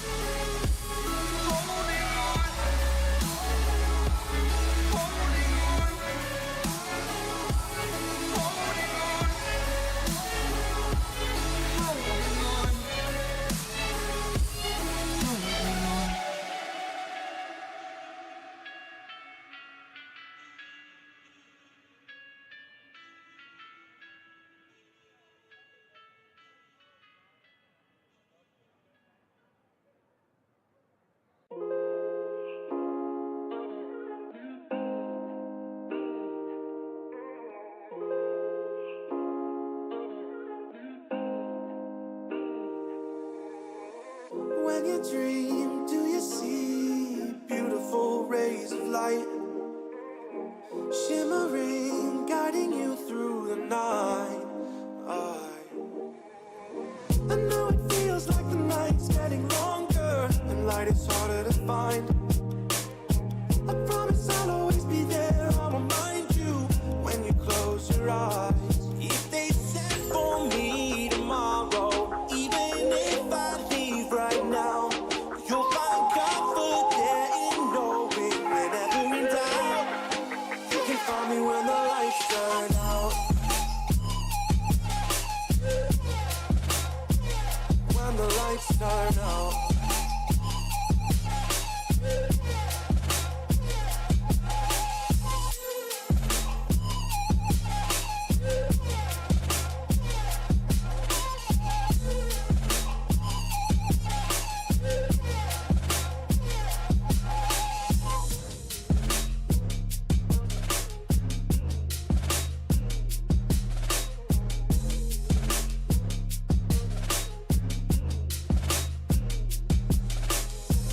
Even now, laying down hundreds of miles away, I can see you and me like it was yesterday.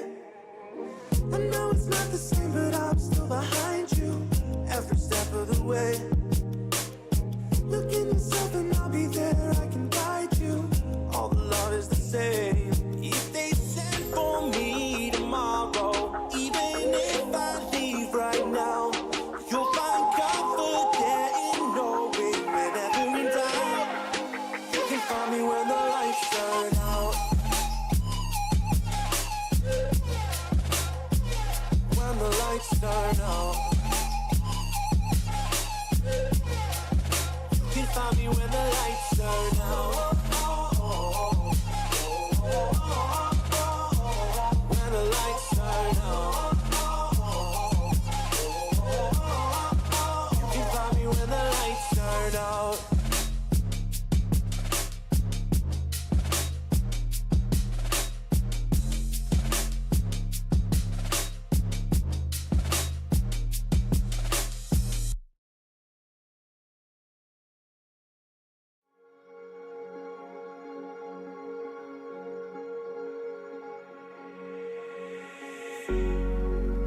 Cigarette ash, it looks like snow when it falls in the wind, you know. And you, oh you say you wanna dance. You're wary, you know, you'll end up in the wrong hands. And you're having fun. Why don't you show your friends? And you're having fun. What if it never ends?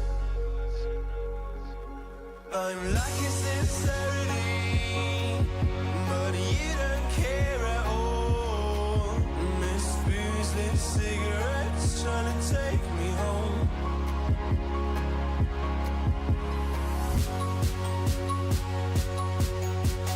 Falling in love just a million times, breaking it off with the feeling on ice hill. She's as cold as December.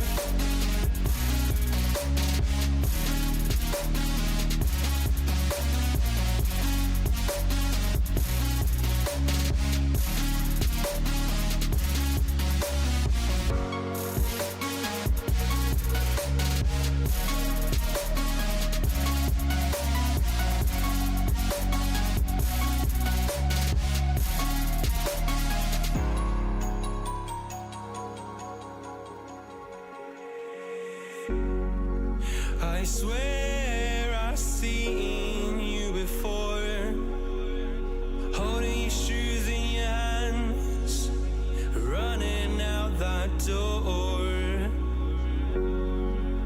And you are nothing, but you say you wanna dance. And you're wary, you know, you'll end up in the wrong hands.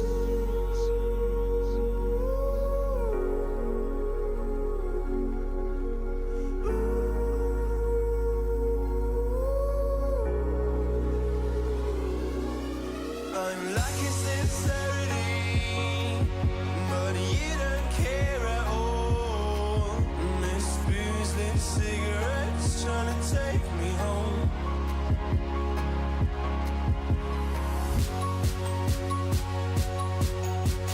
Falling in love just a million times, breaking it off with the feeling on I sail. She's as cold as December.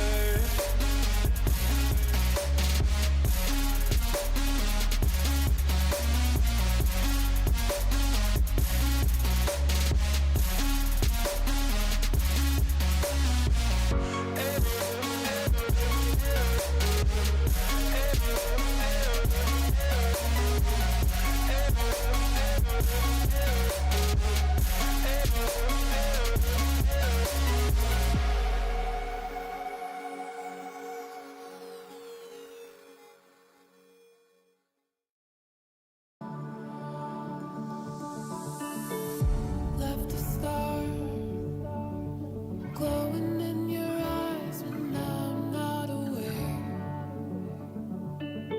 You left a scar. I fall into your lies all again. Where'd you go?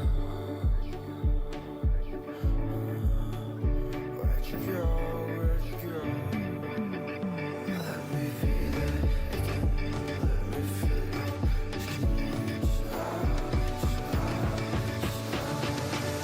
Fall into your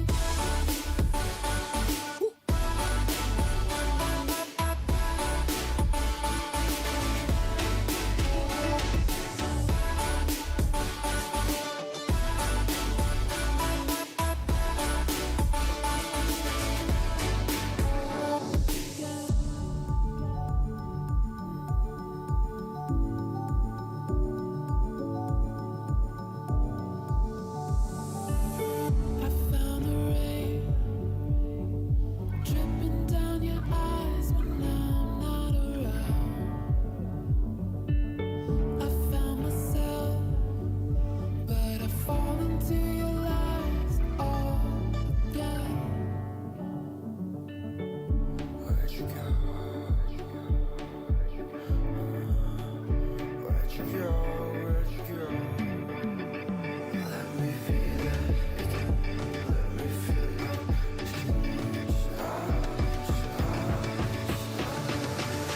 Fall into your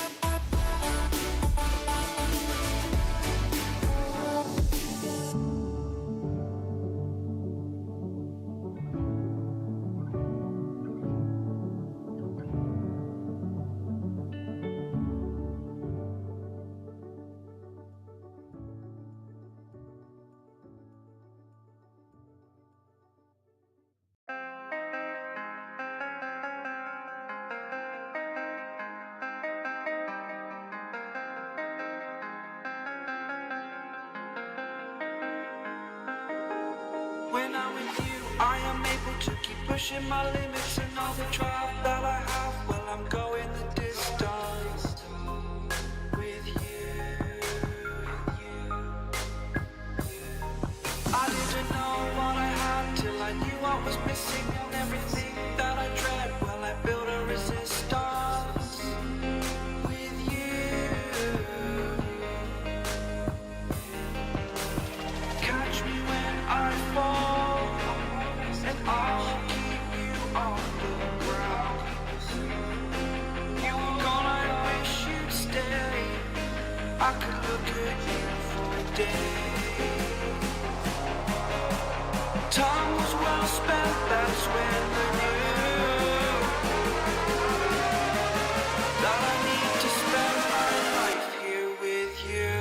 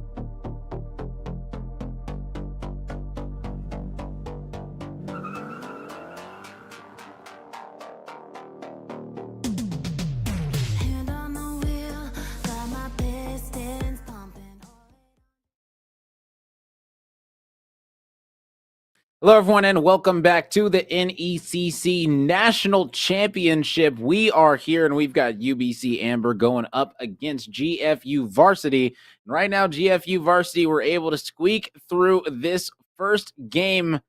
I mean, I'm saying squeak through because it was up and down. That first game was a roller coaster, to say the least.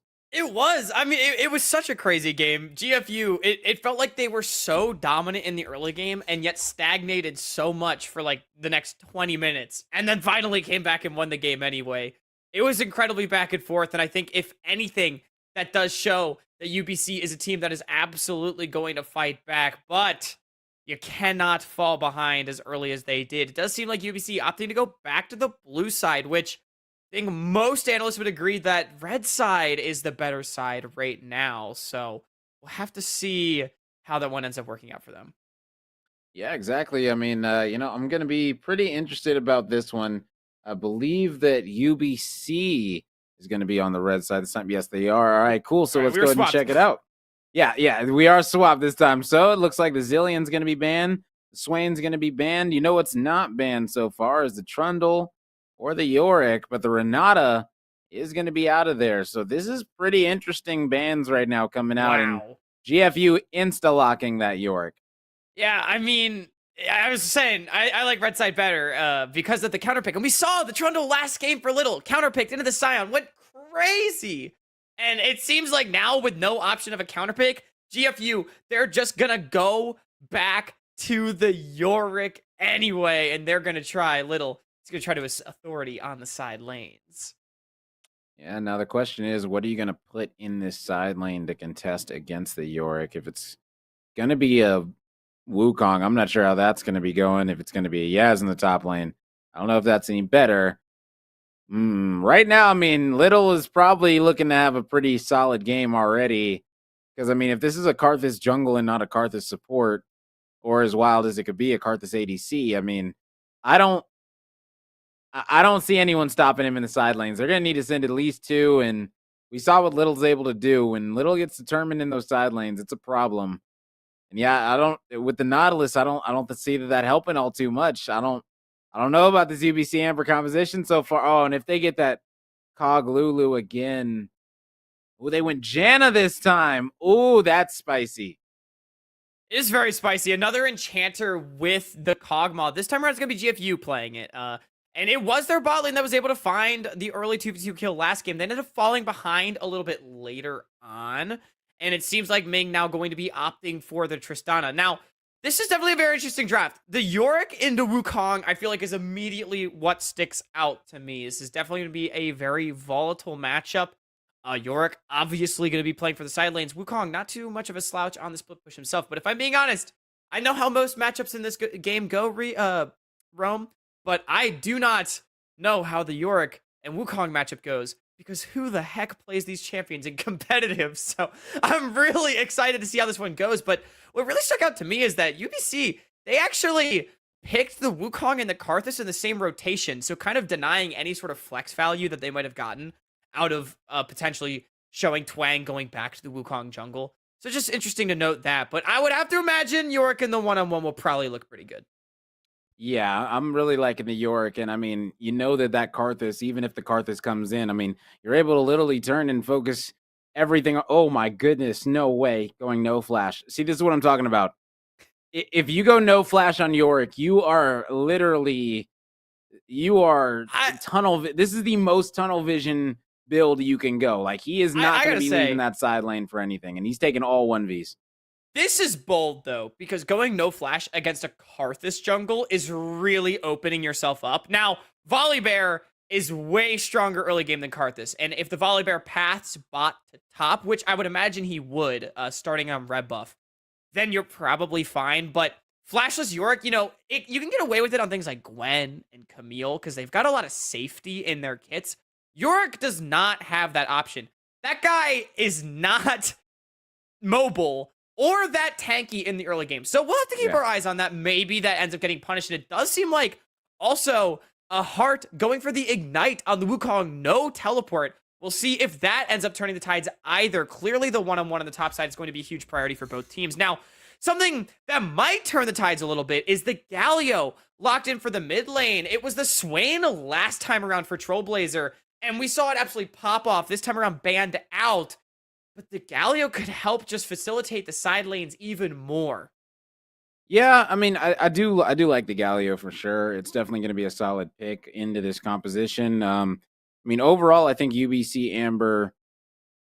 I don't know, man. I just like GFU's composition all around. Like everything about it, I just like. And I mean, UBC, they're going to have to seriously have this Karthus pop off, because when that's your only real AP, I mean, this Karthus is going to be all or nothing. And I didn't even see, is the Karthus going Dark Harvest? Because if Karthus is going Dark Harvest, then you really got to pop off, or else you are going to be behind severely, and that is going to be the worst case scenario for this UBC team. Definitely, and I really do feel like, I kind of agree. I feel like GFU, I like their draft this time around. You know, last time I actually favored UBC's draft a little bit. It was just GFU that came out on the execution, but this time around, it feels like GFU just has an easier to execute comp. You know, UBC, they've got a lot of dive, they've got a lot of damage, they've got a good amount of CC, but what they don't really have is very much kite potential, nor do they have a lot of lockdown CC. They've got a lot of like engage type tools like the Wukong ultimate and Yasuo, but in terms of actually sticking on top of a target, it's not quite as good. And although they have a lot of damage in their comp, GFU, they've brought the beef squad once again. You know, Kog'Maw is going to be pseudo-ly tanky with the Janna standing next to it. Galio is going to be tanky. York's going to be tanky. Volibear is going to be tanky. So they're able to survive a lot of that initial burst, a lot of that initial engage from UBC. I feel like the sustained team fighting can be huge. And to speak about the Janna again, not only will it give the Kog'Maw a lot of pseudo tankiness, but it can really deny some of that snap engage. So if the Janna is able to position correctly and deny some of that upfront damage, then all of a sudden you just buy yourself an extended team fight, and it feels like that's where GFU will shine. Yeah, and you know, this is one of those situations where, you know, that Kog'Maw Janna is going to be able to actually fight that 4v5 and not actually do too shabby. As long as that Yaz win wall isn't, you know, completely mitigating the Kog'Maw autos, then I mean, this team should be shredding realistically. I mean, this Janna is going to need to come up huge though. So I want to see exactly what the Janna is going to be able to do, if Gatekeeper is going to be able to keep this King Kai alive. Because listen, if I know one thing from last game is that, you know, Gatekeeper was keeping King Kai alive so well with that Renata. And so if you're able to use Janna the same way you're able to use Renata, I mean, King Kai is probably going to be able to farm up nicely.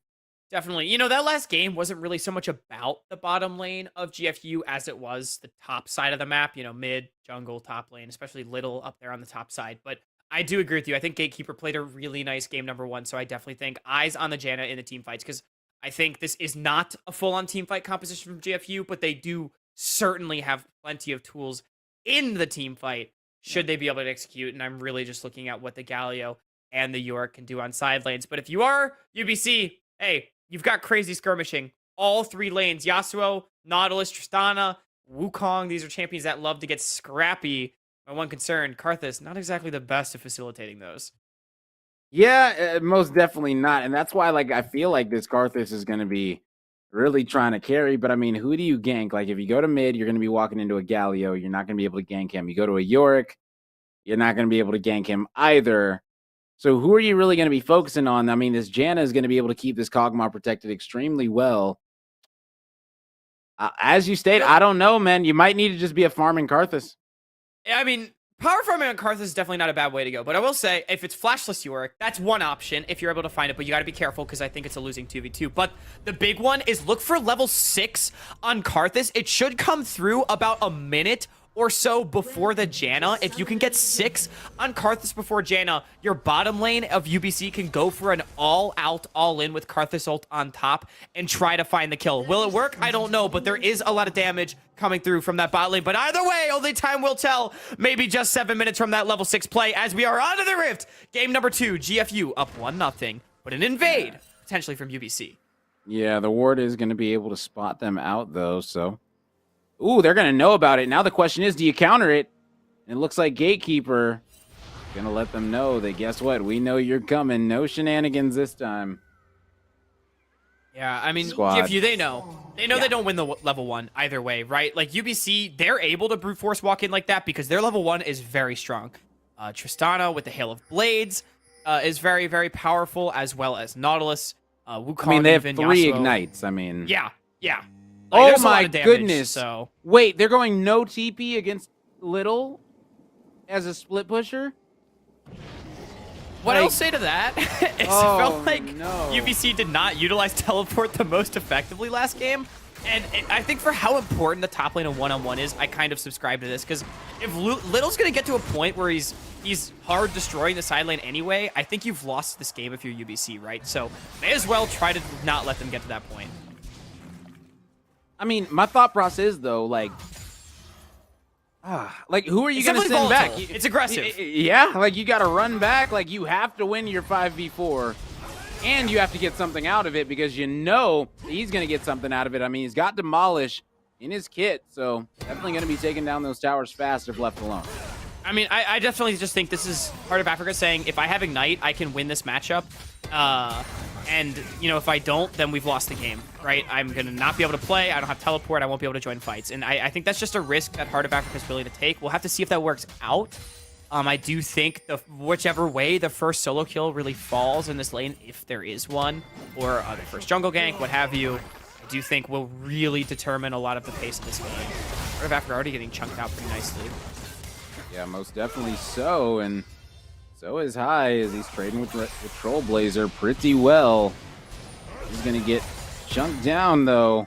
I mean, trading back and forth nicely, but now going to be pretty susceptible to a gank early on as King Kai is just going to be having a nice time farming down low. Right now, I mean, it's pretty much all even across the board, so it's really a nice gentleman's agreement, if you will.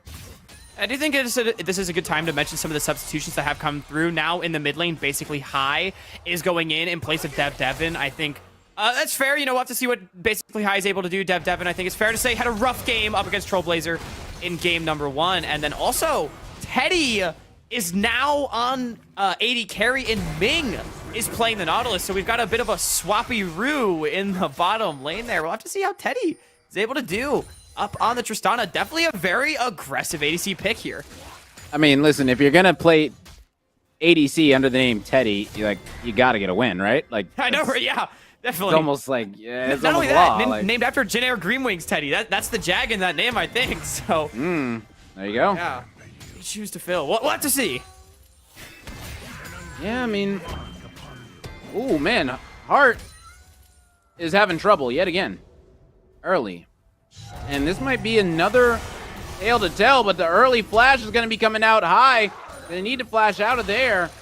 And oh man, Trollblazer wasn't able to get that exhaust onto that Yaz. And yeah, that's going to be a nice, easy Yaz way out of that. But they were able to burn that flash, so that's going to be big. Yeah, and High actually just made a mistake. I see a lot of players make in solo queue or what have you, and that's where you're warding the opposite side to make sure you don't get ganked. They're saying, hey, Wrath's probably on the top side. Like, I'm going to ward to make sure he's not there. But you already are assuming Wrath is top side, and your jungler's on the bottom side. So you just want to play down towards the bottom side. By warding, you're actually opening yourself up to getting ganked. As we saw, right? He goes for the ward, and Wrath goes in. So if you know, or you're assuming that the enemy jungler's on the top side, you don't actually need that ward, and you would rather ward the opposite side. That way, you can catch when the Volibear swaps back on the next part of his clear. Like maybe after his reset, he goes towards his Raptors. If that ward was on the Raptors for High or something, you would catch Wrath now as he's there. So just something to consider. And I mean, High losing his flash for it. Yeah, it does trade with Wrath. So it's not the end of the world. And we have an all-in on top. That's the Ignite thrown down. Yeah, and Twang is going to be coming in as well. That's a nice first blood for Hart.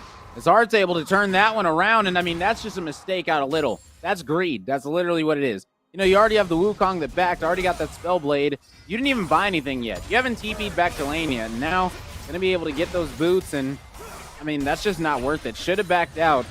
Definitely should have been as greedy. Gave up the first blood.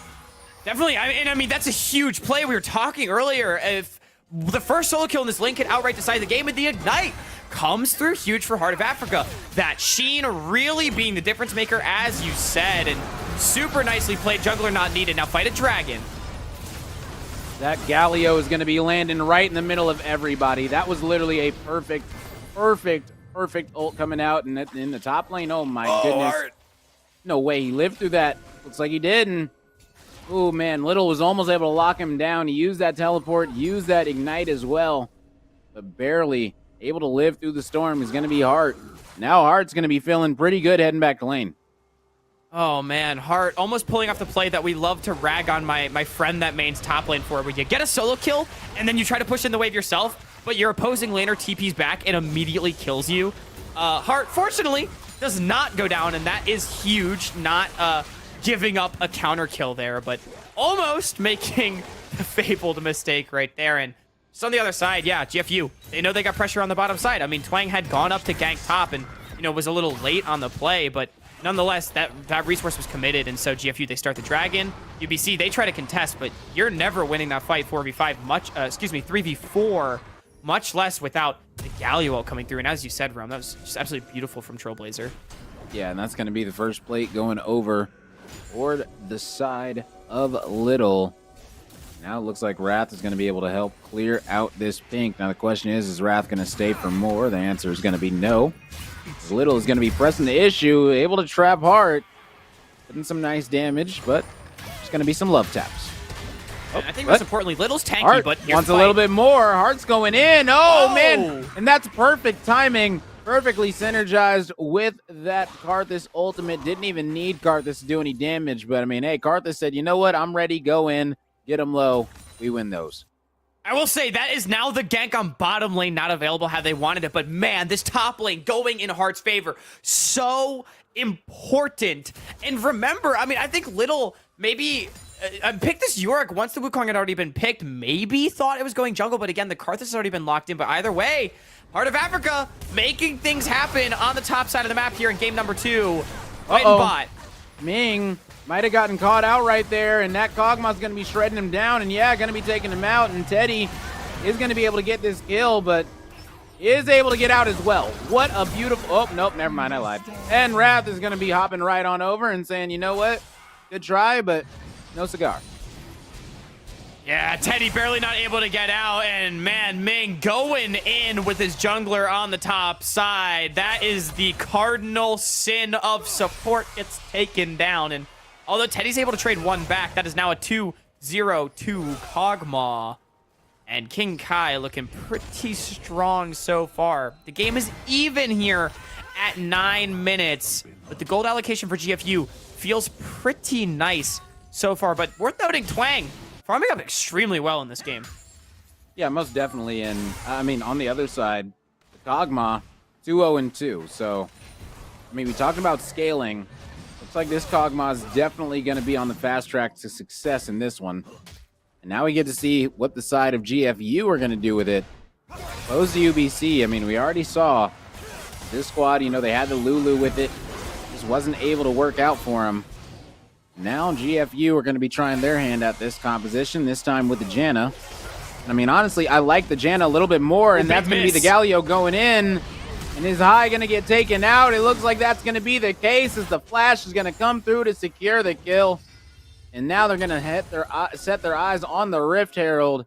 This is going to be a big lead coming out for GFU. Trailblazer tapping into the Matrix right there to dodge the tornado, and flashes in and finds the kill. Really nicely played. The exhaust denying so much of the damage there from High in the all-in. And remember, UBC, they're the more skirmish-focused composition. They are theoretically worse scaling in this one. I think, at least in terms of utility scaling, most certainly going to be behind in scaling. So it's sort of up to them to make a lot of these plays. But GFU, they are throwing counter punches and coming out ahead. Uh-oh, look up top lane. Things might start to get a little bit hairy up here for Hart. They might be dropping this Rift Herald. I mean, yeah, as you stated, might be able to go in, but no, they're going to back off. They're going to respect it. I appreciate that. Yeah, I like that. I like the posturing right there from Wrath and Little. They're just trying to force Heart of Africa off the way, but Heart of Africa knows the timer, knows that Wrath doesn't have ultimate yet. So, calls the bluff. Stays, holds his ground. Herald not going to end up being summoned either, so Little still has control of that one. We'll have to see if Wrath wants to head back up there. The ult's coming up now, and Twang is pathing away from the Wukong at this point. Yeah, but this is the thing. 0-0-0 with a bounty. That means you are farming your soul away, literally. But Hart might be giving his life away.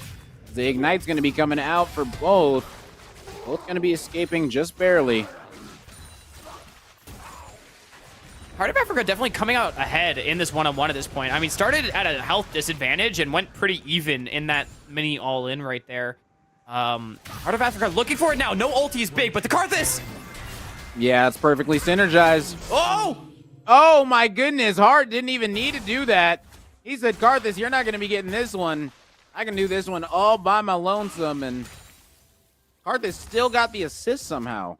Yeah, Karthus ult had already dropped, and there just wasn't quite enough damage. Okay, got it. Yeah. So he did need a flash to secure it. Okay, well, props to him either way. I mean, great start coming out of Hart. Because right now, UBC, it looks like they're going to be playing through their top lane, and side of GFU are definitely going to be playing through their bot.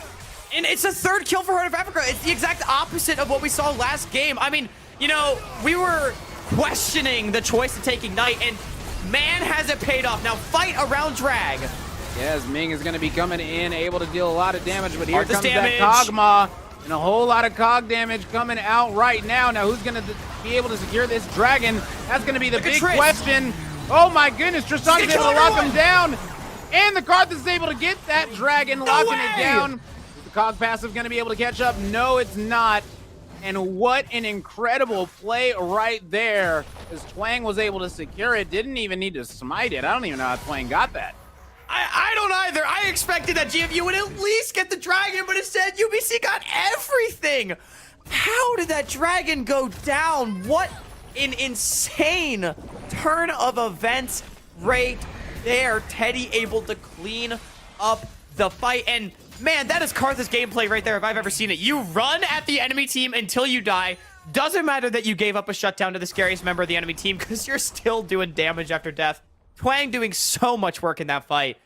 And UBC, now they've opened up about a 3,000 gold lead. This has exploded in just the last few minutes. It was even about 3 minutes ago. Oh yeah, and they're going to need to, just keep on pressing this issue because they do not want GFU to get back into this one whatsoever. I mean, this next dragon, when you're looking at it, it's going to be an Ocean Soul. This one's going to be big for this team because if they're able to get an Ocean Soul against this Karthus, that's going to be massive. And also if they're able to get this Ocean onto the Volley and the Yorick, I mean, just going to be absolutely huge as they're going to be able to live forever, it's going to feel like. And here comes the Volley Bears. Wrath is going to be going in onto Hart. Going to be stunning him up as well. And that's going to be a missed ultimate coming out of the Galio. But, I mean, you can't let Hart get out of this one. And it's going to be Hart shut down. And that's going to finally be Hart going down. I mean, it's about time. Trailblazer taking Exhaustus ended up being really clutch. It got him the solo kill on high earlier in the game, and then slowing down Heart of Africa. Hart almost got out right there if it weren't for the exhaust. Now, Teddy's going to kill his turret, and this could be a fight. He's getting so low, though. Yeah, Teddy ended up dying for that. And now, I mean, that's not going to be enough. That's just not going to be enough. Ming gets taken out yet again as King Kai putting in work. I mean, 5-1-2 on this Kog'Maw. Ladies and gentlemen, I mean, we got ourselves a top first bot for real. Definitely. King Kai, so strong. I respect the call right there from UBC, but Teddy was face tanking against who's Kog'Maw, and it cannot really afford to do that, unfortunately. And I will say, this swap hasn't gone horribly awry or anything, but it feels like the synergy between Ming and Teddy has not really been there on this side of the matchup. It seems like they've been a little off on their timers. I think Ming in particular has struggled to really find the impact. It seems like he's wanted to on this Nautilus, but nonetheless, I mean, Teddy does still have 3 kills, so it's not like the bottom lane is out of the game by any means for UBC. You just absolutely have to be careful of that Kog'Maw as this game progresses. Oh yeah, precisely. I mean, it's definitely not going to be out of the realm for this Tristana to all of a sudden turn this thing around and end up like 10-3-5. Like, it could definitely happen out of nowhere, but I mean, this Kog'Maw right now definitely putting in a hurting in these team fights. Looks like Hart is still trying to dance up top. I just need to back off of this one for now. This Karthus is going to be up there. Now this Nautilus is going to be starting to roam up as well, getting this river control.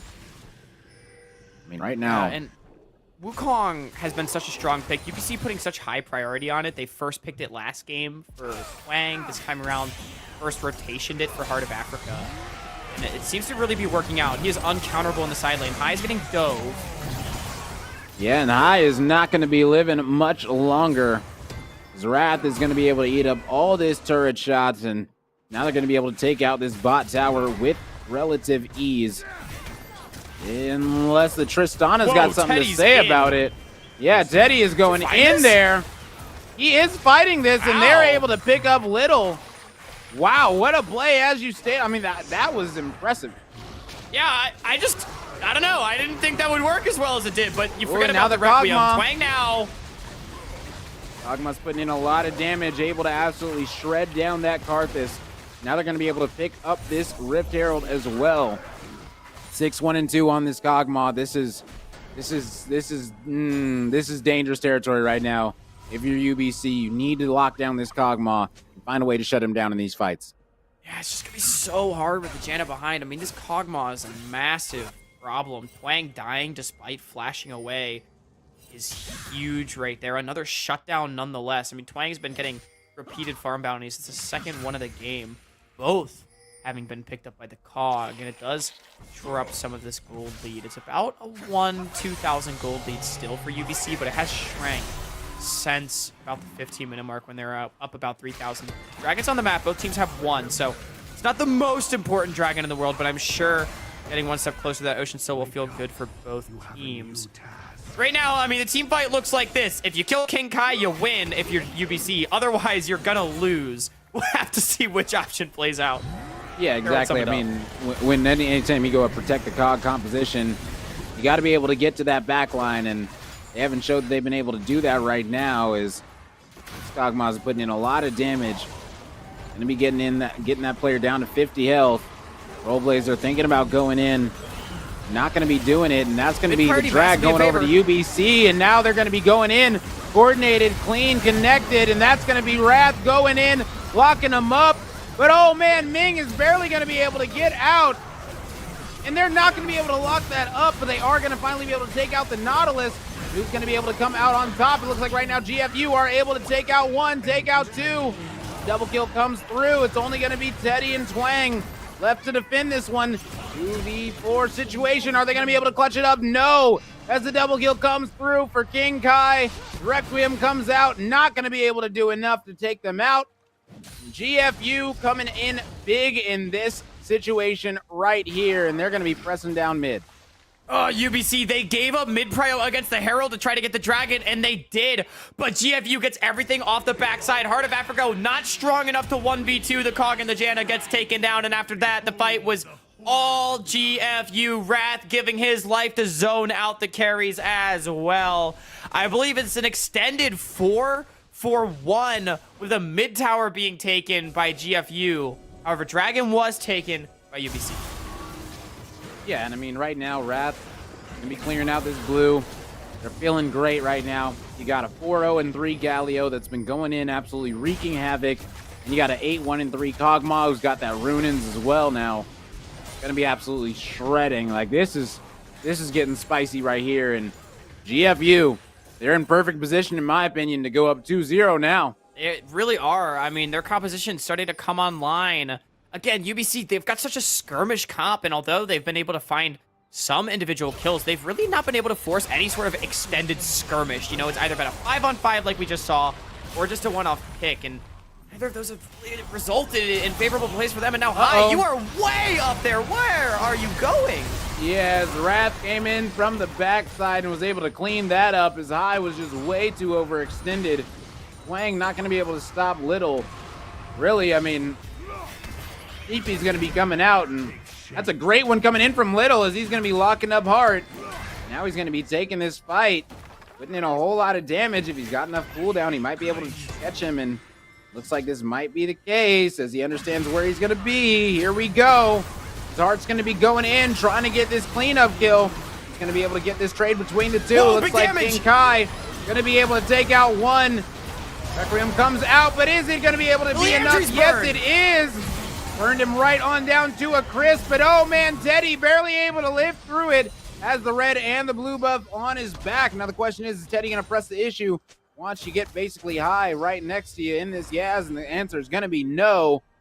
Woo, man. UBC, they managed to turn it around in the mid. Twang's damage after he died was massive. Found a lay waste onto both the Janna and the Kog'Maw to chunk them out big time. And then the Requiem drops, finds the kill on Kog'Maw after the Liandry burn.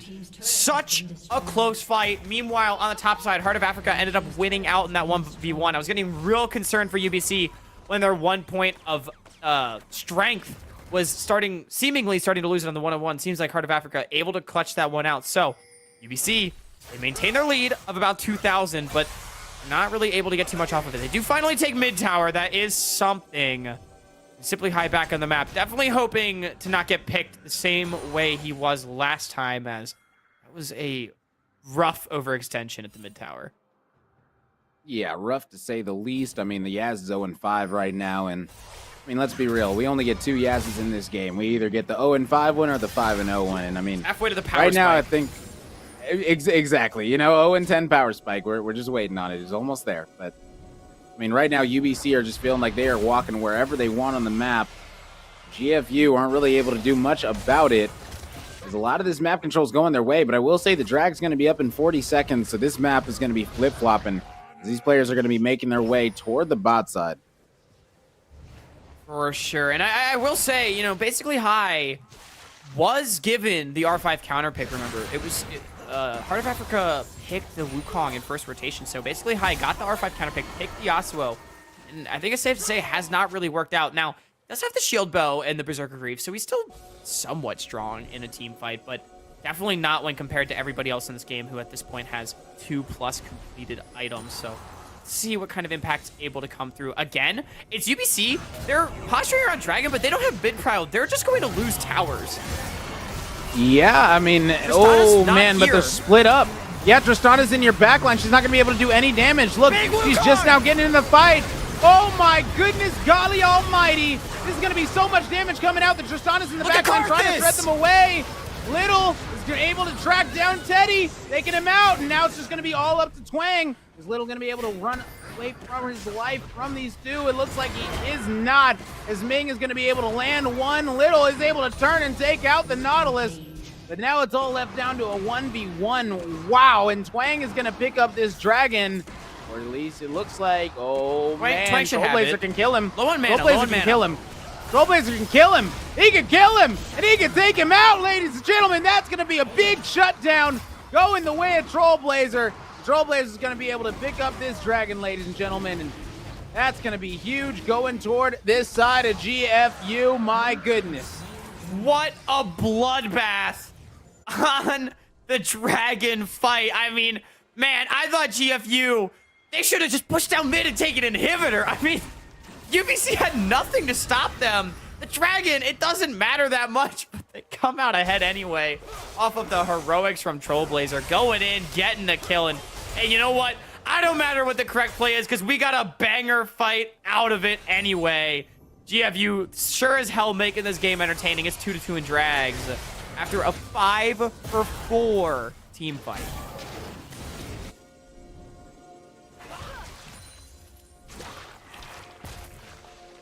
And now both teams coming out of the base. They're posturing on the Baron. One neutral objective to another. Ming tornadoed up. Everyone just jockeying for vision, jockeying for waves. We'll have to see if UBC decides to prioritize mid-wave this time around. We haven't really seen them do it so far this game.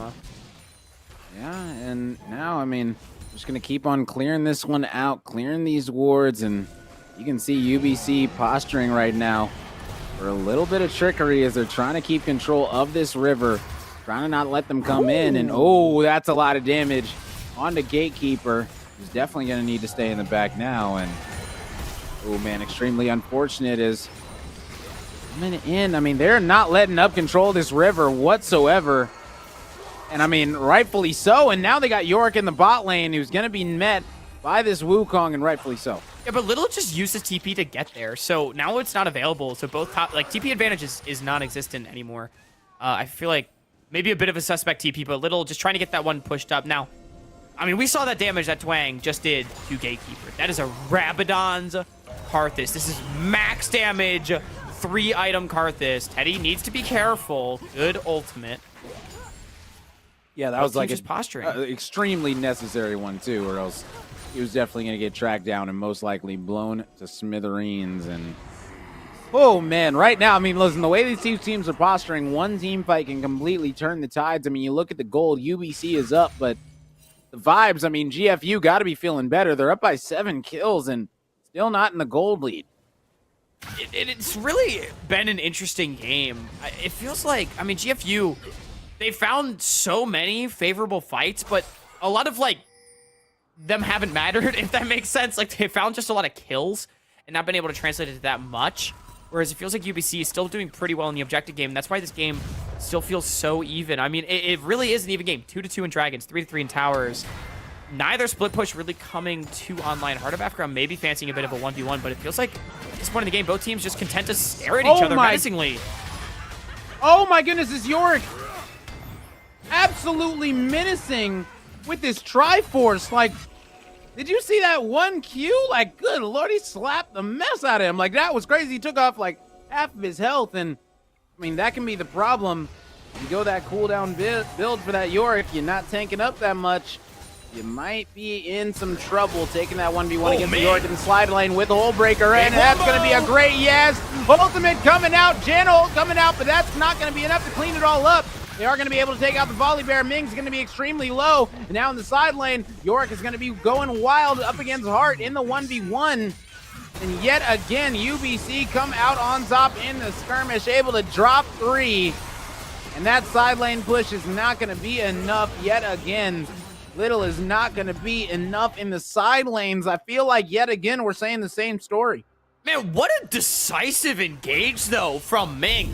Flash it over the wall, point blank hook, finds 3 with a death charge, and just like that, everyone was gone. I mean, that was pretty ballsy right there from the support of UBC, making it happen, and all of a sudden a massive advantage goes over to UBC. This feels like their largest advantage that we've had so far this series, or they've had. And now 6,500 gold, they're wearing purple. GFU, they're most certainly still feeling fine about this game, but need to be a little bit more careful. Yeah, I mean, listen, they're extremely down in the gold lead right now. I mean, down by 7,000. I mean, it's going to be extremely rough with this Dragon in 20 seconds. Are they going to be trying to lock down Ming?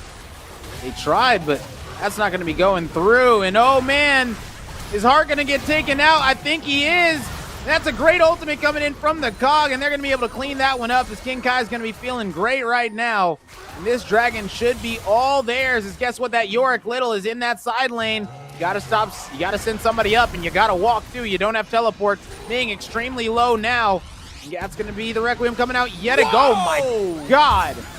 Wow, talk about a haymaker, but everyone's going to be You are healed just up. pushing. Yeah, they got it. That's why I said they got to send someone. They're going to They don't have 3v4? teleport, and that's never going to work out. Oh, wait a minute. Oh Tristana's my huge. gosh.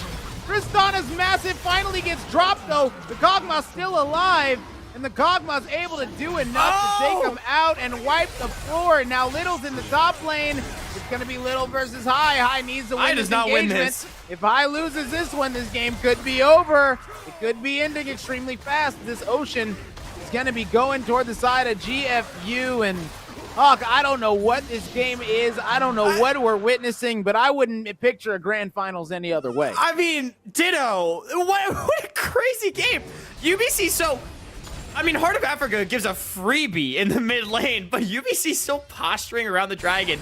They base their mid laner, opt in to a 3v4 for not even Soul Dragon, lose it, unsurprisingly. I mean, but it was so close. Teddy was doing crazy damage. Twang didn't have his E turned on. What an insane turn of events. But I'm just having so much fun either way. I mean, man, I'm not going to claim that this has been the peak of League of Legends, but it has been a banger nonetheless. I mean, these teams unrelenting with one another, but GFU, every time it feels like UBC is starting to pull away, they punch back, and they keep hanging with them. Remember, this is the team that's gotten 2-1'd 4 times in a row by this UBC team. Imagine how sweet it would feel if they're able to take it home in this series, in the grand finals of the Emergence Nationals. What an insane feat that would be. They're 1.5 games away from doing so. You've got to be able to close out this one, though. Yeah, just one last one. I mean, they're still down in the gold lead, though. This is what I'm saying. This Tristana 4-item spike. You're going up against a Kog'Maw who also has a 4-item spike. And this Kog'Maw also has a little bit of armor as well. So, I mean, anytime the Kog'Maw gets tanky, you're just going to be able to live that much longer in these fights. Little going to be able to take this one out, and with the help, he might be able to finish him off. But no, Little goes down expeditiously, as that damage was absolutely insane. Karthus. Coming in from Tang. What in the world? Twang's Karthus is massive. I mean, we keep saying this, but this Karthus is doing so much damage. And I mean, Little may get bonus MR in the side lanes with that hull breaker, but it ain't enough, man. This Karthus has a Void Staff, a Rabadons. That is a big boy right there. And that is a big damage. Yeah, that is ridiculous. I mean, listen, he's got a hat, and a lot of people might say, oh, a hat? That's not a big deal. But no, That's a this nice hat is the biggest deal in the world. Yeah, it's the nicest hat on the Rift. And Like, that ain't no fedora, you know what I'm saying? Like, that's a big hat. Oh, yeah, that's a nice one. You know, that's definitely a nice one. And this game is just absolutely insane because, I mean, you got GFU who are on Soul Point. If they're able to get that Ocean, this Yorick in the side lane is going to be huge. The team fight right now out of UBC, they might just be able to wipe out GFU if they go with this committal to these side lanes. So, I mean, really, this game could go absolutely any direction right now, and I don't know what to expect. It's just like, it's again kind of a stalemate like the last game because UBC is currently in a winning state in the game. They've got all 3 lanes pushing favorably, but the problem is they can't accelerate the game unless they take a snap engage around an objective, right? Like, if it's a long extended team fight, GFU is going to feel pretty comfortable about that. But if you're able to go in and find like that crazy one-shot like we saw from UBC when they found the Baron, then all of a sudden, you know, it might be different. But the problem is, you don't really want to take some crazy engage into a Janna and a Kog'Maw, because if you don't kill them, you're going to lose the game. So it's this weird spot where, like, UBC has to make a play, but every play that they make could be their last. And it's such an interesting stalemate. We'll have to see which way it ends up going. I mean, of course, that's not counting the fact that GFU or UBC could just give the other team an angle into the game and make a mistake, which wouldn't be surprising either. Right, but it's such an interesting time in this game. Now, Baron on the map, Dragon coming up in a minute. Remember, that will be Soul, Ocean Soul nonetheless, for GFU, which will just further exacerbate how much is it going to do? Extended team fight advantage, and they're It all didn't so do all low. that much. I mean, it didn't do too much at the end of the day. They still got the Janna. That is going to be able to keep them alive, but oh They my didn't goodness, the one-shot Kog'Maw anybody. is absolutely melting them. And Trist is able to Kog's take out one. They gone. are able to get... Yeah, they got the Kog'Maw in the back line, and once they got that, absolutely no damage is able to come out. And UBC have turned this one around. I mean, that's just the definition of high. And Teddy able to take over a game. I mean, Tristana did so much damage, and I was able to absolutely clean up everything that seemed even somewhat close. Man, like, that was just absolutely perfect out of UBC. Really was. And you know what? Hai had a very quiet game. I was critical of the Yasuo counter pick, but what a turnaround. Absolutely crushed that team fight. I said that UBC didn't one-shot anyone, and they didn't. But they got everybody so low that all it took was just a few more spells to close out the fight, and they closed out the game. We're 1-1 in this best-of-5 series. Yes, we are. Oh, man, and it feels so good because now it comes down to that oh-so-fabled best-of-3, and we know what happens when these teams get into a best-of-3 situation. It goes the distance, so I hope that you guys are ready to be here for a while, ladies and gentlemen, because, I mean, right now, this series 1-1, I think both games have showed this one could go either way. Oh, yeah. It could definitely go either way, and they've been crazy games. They've been long, they have been bloody, they've been messy, but damn have they been entertaining, and y'all cannot miss these games coming up. Oh, yeah, exactly. So don't you guys go anywhere. We will be right back and hopping into our third game of the night. Stay tuned right after this break.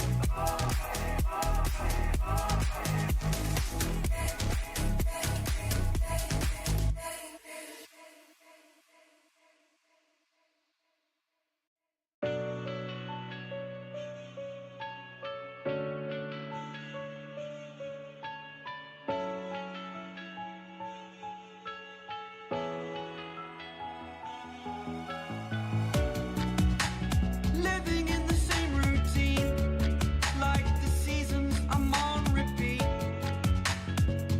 It's a long way down. Trying not to follow suit. Don't like the color, I'll change the shade of it. I'm not afraid of it.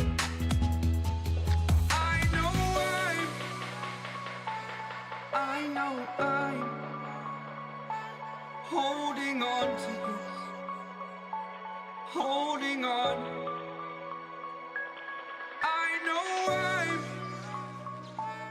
I know I'm holding on to this. Holding on. Don't let me repeat it.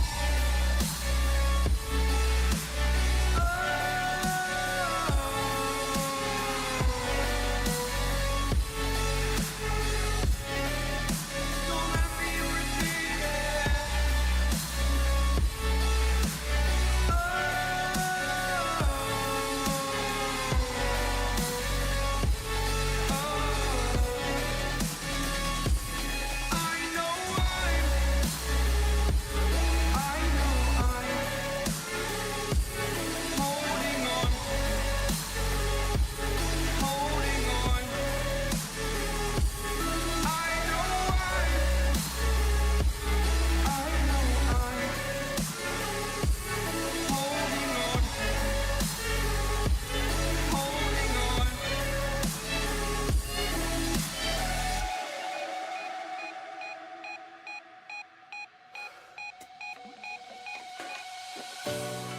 Fast forward a year or two, friends have changed, but so can you.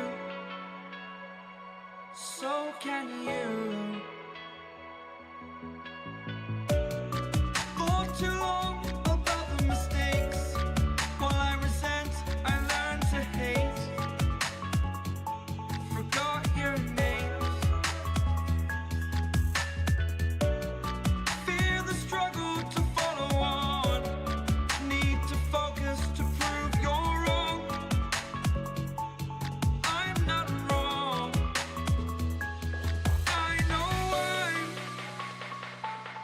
I know I'm holding on to this. Holding on. I know I'm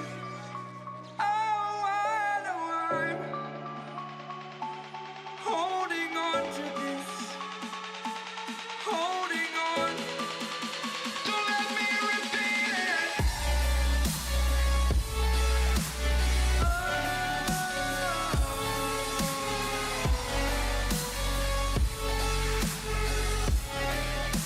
Don't let me repeat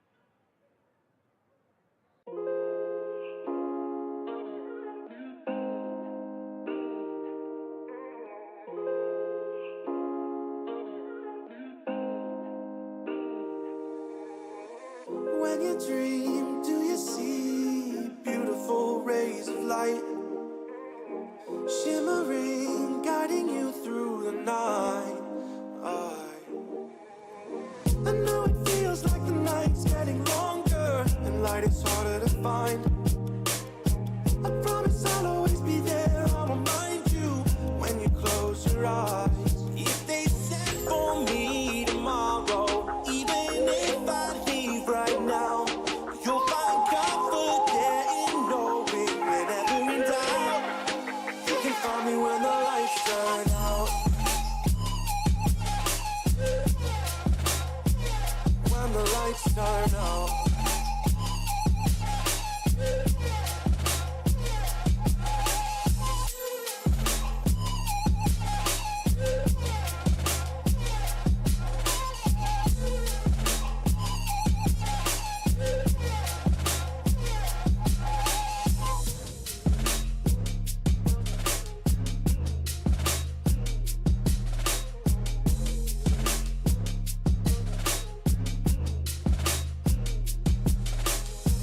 Even now, laying down hundreds of miles away, I can see you and me like it was yesterday.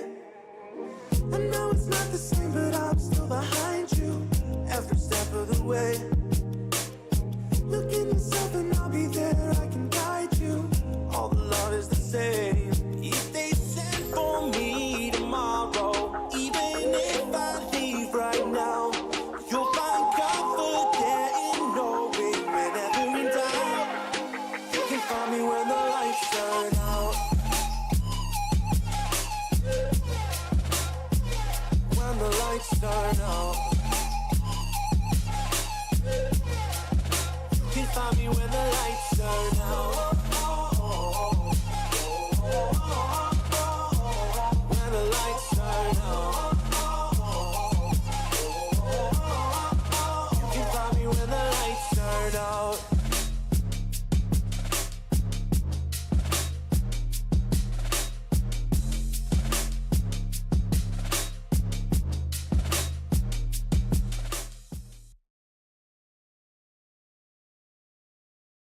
Hello, everyone, and welcome back to the NECC National Title Championship Series. I mean, listen, it is all on the line here, ladies and gentlemen. And listen, I mean, it wouldn't be the championship if the series weren't tied up at one apiece, and that's exactly what we got here in this best of five. I mean, Hawk, how are you feeling about that second game? I don't even know what to feel. That was a crazy game. It was so fun to watch. And the best part is it means that we've got a series on our hands. It is 1-1, as you said. UBC, they struck back. So nobody's going to be taking home an easy win today. We're going at least 4 games. And now as we get underway in this game 3 draft, we'll have to see what adjustments these teams were able to make. GFU, they're back on the red side. They have selected it. Unsurprisingly, I think it's fair to say that top lane counter pick has been a huge part of this game. Yeah, most definitely. I mean, we just got to wait and see what gets banned out. That Karthus, see you later. Not going to be using that anytime soon. Yeah, just getting them so low. Anytime they wanted to even start a fight, I mean, that Kog'Maw, that Karthus ult is just not enough, man. It's just not enough. And, oh, man. Trundle going to be locked in, though, for GFU. That's big for little because now, oh, man, he's going to be able to steal Twang stats if he goes for the team fights. I mean, he's going to win the 1v1 against Hart early. I like GFU already with this, and they've got that Wrath on that Volley Bear yet again. Ooh, this time the Ahri coming out. That's a little bit interesting for the mid lane. That's actually very interesting. Yeah, it is interesting. The Ahri, I feel like, is a bit of a departure from what we've been seeing so far. Well, not so much, though, because, of course, we did see the Syndra in game number 1, but that was Dev and not basically high. So basically high sort of going towards another sort of like early game skirmishing type mage. I definitely think Ahri a little bit more all in on that. A lot of times I think of Ahri as the Renekton of the mid lane, where she wins most lane matchups, is generally good at getting pressure, skirmishes pretty well, team fights pretty well, but does nothing super well and kind of falls off. So it's definitely not a super hard carry pick, but it is a playmaking pick. So we'll have to see what High is able to do on that. It's going to do Vex into it. So a very volatile mid lane matchup being locked in across the board. Vex should be able to secure some shove, though, keep that Ahri pushed in, which will be helpful for the side of GFU.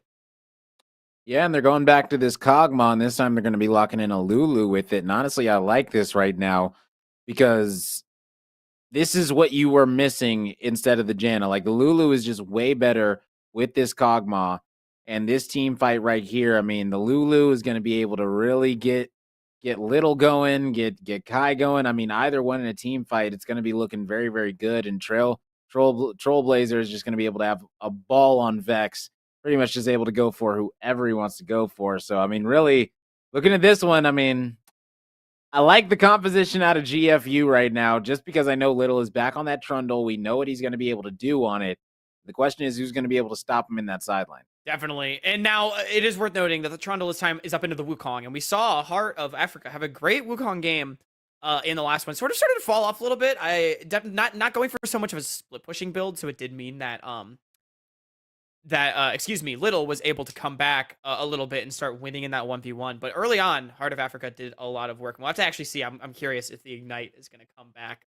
Definitely worked out in game number 2. And I like this Vex pick. You know, I've talked about it a little bit. I think it's good in the lane matchup, and also it can deny a lot of what this UBC composition wants to do. However, Vex is also a pick that can fall a little bit flat if she's not able to really get going, and she is susceptible to getting run down by things like the Olaf or Nautilus engages. So definitely a very volatile, a lot of volatility on both sides. You know, it's the Nautilus Tristana being locked in again, for example. That's a lot of volatility.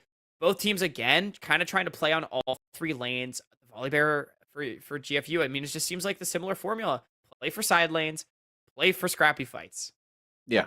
Yeah, that's pretty much just going to be the exact same situation coming out. But I think now that Karthus isn't going to be on the map, I think GFU is going to be able to do what they want to do a whole lot easier.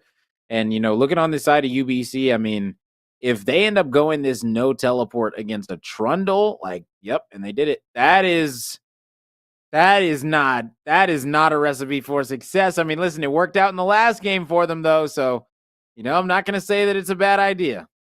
It feels like this is like the double or nothing hand. You know, you won once, but now can you win again? Because hey, I mean, I'm gonna say like the Ignite worked last game. It did. He got Trundle 3 solo kills early on, but to your point, Trundle is still a huge threat. I think Trundle and York are 2 of the best split pushers in the entire game. Yeah. So hey, if you can solo kill him a few more times early on and be a huge threat, then you know what?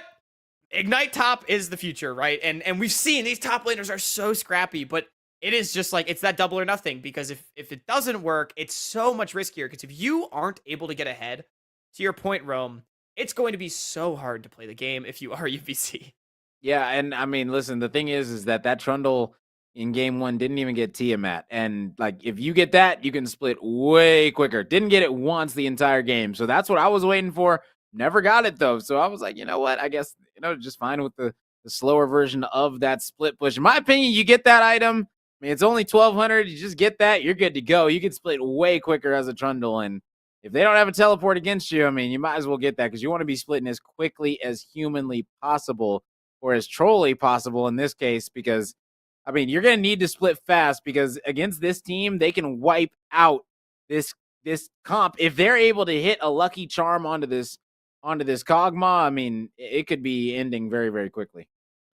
Absolutely. And I will say, you know, you don't have to be a huge split push threat as the Trundle this time around. I think this is the first game where split pushing is a little bit less important for GFU, just because, again, they've got the Kog'Maw, and this time with the Lulu, but it just feels like Kog'Maw is stronger in this game than it has been, just because there's a lot less scaling for UBC. So it feels like the Kog'Maw Lulu could just easily take over late game fight. You know, I think this is the first time that UBC truly has a mid game 1 item comp. You know, Ari, strongest on 1 item. Wukong, pretty damn strong in Divine Sunder. Olaf, strongest on 1 item, right? Like, you've got a lot of mid game here. Even Tristana, pretty solid mid game ADC. You know, like sort of early mid game. So it feels like the scaling outright favors GFU this time around, and we have seen that these team fights have been scrappy, so scaling in a vacuum has been sort of hard to quantify with how scrappy these fights have been. But I do think that, like, it's not going to come down like game 1, sort of, where the Trundle had to be this crazy split pusher. I don't think it'll be that important this time around. Yeah, I mean, I just keep looking at these compositions, and I just literally see UBC having to win pre-25. Like, if this one goes later, like Little's going to be able to split push well. You got Kai that's going to be able to team fight well. I mean, I don't know, man. Looking at this one, like I said, I like GFU right now. I like the way they're positioned to win this one, at least out of the draft. But, I mean, the draft is only one thing. Still got to be able to move and click the right buttons to win it. I agree. I mean, I think GFU, they have a nice comp, but you've got to respect the skirmish potential of UBC. Ari, Olaf, Wukong, Tristan, and Nautilus. These are all 5 champions that love to throw down in these 2v2s, these 3v3s. And I think if we're going to follow the same game script, I would imagine both these junglers are going to start on the bottom side, clear towards top. And I think that early top jungle 2v2, maybe around first crab, could be really, really impactful. Look for mid priority to see which one of Trailblazer, basically High, is able to move first and flip that fight in favor of their team. But no, it seems like Twang actually going to go up to the top side and path towards bottom. So maybe setting up for a potential early gank on the bottom side, but that is leaving Heart of Africa potentially vulnerable. Yeah, but the thing is that Heart, I think that Heart is used to being on an island at this point. I mean, what we've seen so far in these first 2 games, I mean, Heart is fine going in whether he has help or not. So, I mean, if you're going to start anyway, I would start this way too. I would say, Heart, you know what? Have fun. Just try not to go 0-3 like you did first time against this jungle. Hopefully he can avoid going 0-3. Going 0-3, try to avoid that in general, as it is basically High getting some early shove, but Trailblazer, nice electrocute trade. High evening it up, though. Both junglers, it is going to be at least a full blue side clear for each of them. Olaf will do this a little bit faster, at least should, but seems like Wrath, actually, having gotten the leash, is off to a bit of a quicker start. Just a tad bit ahead, and right now in the bot lane, things are going to be pretty even all across the board, even if the Nautilus is able to go in. I don't really see too much happening out of it. High is going to be chunked out in the mid by the Vex, and I mean, that just shows what Trailblazer with that electrocute can do. It's just so good, so early. Look, wrapping around on mid lane here. Basically, High is about half HP. This could be deadly. No Ignite on Trailblazer, but the Fear's back. Oh, yeah, and they were able to get it. Is the flash going to come out? It is, and they're going to force the flash from High. Wait, was that a charm from High just now? That missed? If that charm hit, High gets first blood. Yeah, I feel like I was going to say Wrath, a little bit of an itchy trigger finger. Thought he could flash, but the auto attack range was barely not there, and good heads up flash from High to respond. Wrath does not get charmed up, does not get taken down, and ends up falling behind on his clear because of that. I do want to briefly talk about, Olaf, of course, has undergone some changes since the last time I think most of us has seen this champion. His clear is significantly worse than he used to be. It's already 320 in the game. Crabs have already spawned, and he's still on those Krugs. A lot of times before, Olaf was considered to be one of the fastest clearing champions in the game. Now, not so much, but he is a better skirmisher, and it feels weird to say that. But the extra shield, as well as now at level 6, the refreshing ultimate, and the armor shred on the Q, all make him a very terrifying skirmish champion. So, sort of taking some of the power out of his farming capability and putting more into the fighting. We'll have to see if he's able to leverage that in this game. Yeah, I mean, and really, when I'm thinking about it, like, it's just going to be about keeping this Olaf off of King Kai in these team fights, because, King Kai is just going to need to have the free reign to just lay these autos down, and that's exactly what, that's exactly what Twang is going to try and interrupt. He's going to probably pop that ghost, go straight for him, and I don't know, Gatekeeper's got to do his best at that point. There will be a point in this game, I think, where hold that thought, there's a gank on top. Yeah, and this might be first blood coming out for Heart. Heart's going pretty low. Yeah, the flash is going to be able to save his life. Oh, yeah, this is big. No teleport. Little has it, so you got to stay, essentially. Now Little can force him out, freeze this, and really just relax. But the thing is that Twang is near. Hover. Yeah. That's exactly what you want. You need your jungler right there just in case. Just to let that Trundle know, let Little know that, listen, I've got some help. You might want to back off and just give me this farm. yeah, it does seem like there's no play to be had. Good hover there from Twang. And just to go back to the previous point I was going to make, definitely keeping Twang off of King Kai will be important early, but there will hit a point in this game where the Kog'Maw just stat checks the Olaf. You can just stand still and hit him because the Olaf won't have enough damage anymore to kill you. So that's a long way off. That's like, we're talking 2-3 items, like 30 minutes into the game kind of thing, but there will hit a point where Twang is no longer a threat to the Kog'Maw, and I think to the point that we were making earlier, that's sort of point where GFU should, in theory, be able to run away with this one. But until then, I agree with you, Rome. Twang will be an enormous threat to the backline of GFU. Either way, everyone's just farming up, and everything's pretty even. I mean, minor CS advantages in every lane going one way or the other. The biggest is bot lane at 6. That's not that much. A much different story, I think, to the first 2 games where we've already had like 5 kills in both games by this point. Yeah, most definitely. And I mean, the other thing that I'm going to point out is that I feel like already we're going to be getting another 35-plus minute game. Just the way that these players are posturing right now in the bot lane. Looks like things are starting to get a little bit hectic. High in the mid lane, also taking a lot of damage. Trailblazer's going to try to take him out, but not able to get enough damage in. And that was extremely close. The solo kill almost coming through. Yeah, Trailblazer thought he had the damage, but not quite. Now Gatekeeper is almost going to be going down, and that is going to be Eddie. Lulu dropping. And that's going to be an issue as King Kai is going to be dropping as well. That's a huge double kill coming out.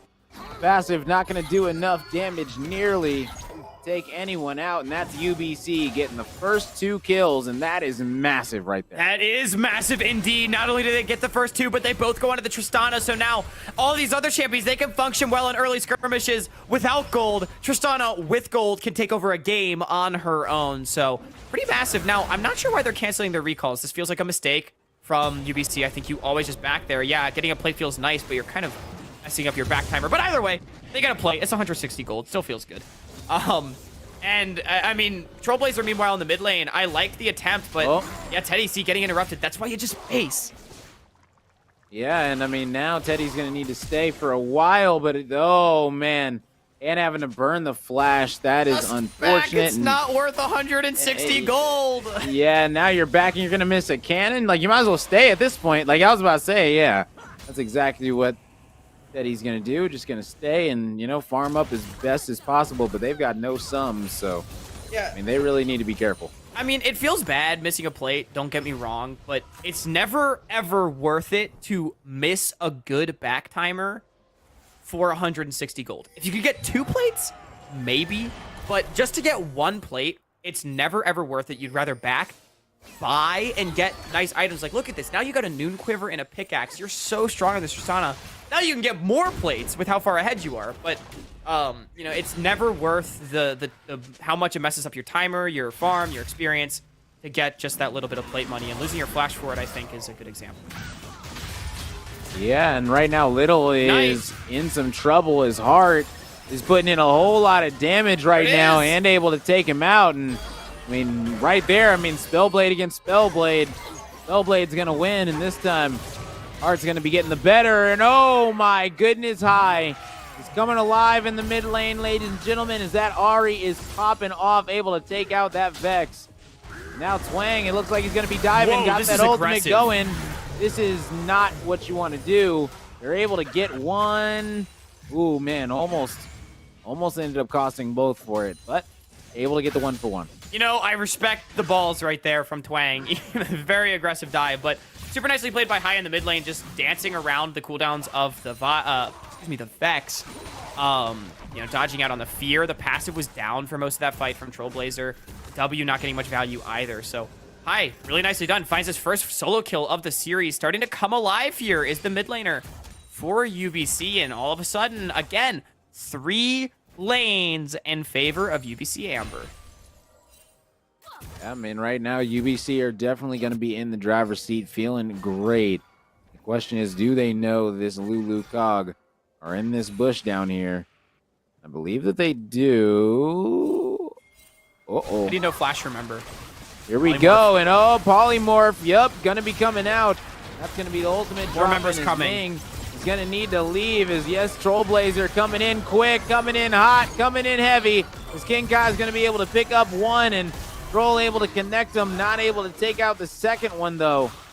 Oh my goodness, but a great answer coming in from GFU. Yeah, nice bush bait right there. Insta polymorph onto the Tristana, and then they focus the Nautilus, knowing that the Tristana can just jump away. Super good target selection. They were never at threat of losing that because at this point, level 6 on Lulu, the burst from the bottom lane 2v2 is very much diminished. So GFU, they play a nice one, get a kill for themselves. Twang popping the ghost, wants to answer back.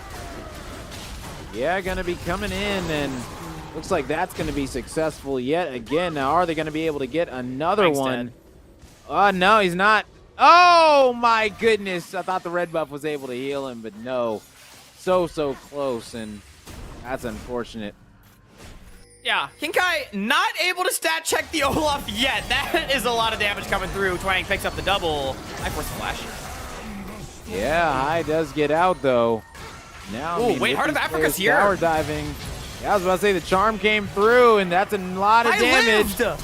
Yeah, they're right now, I mean, UBC, they're coming alive. They are shutting this game down right now.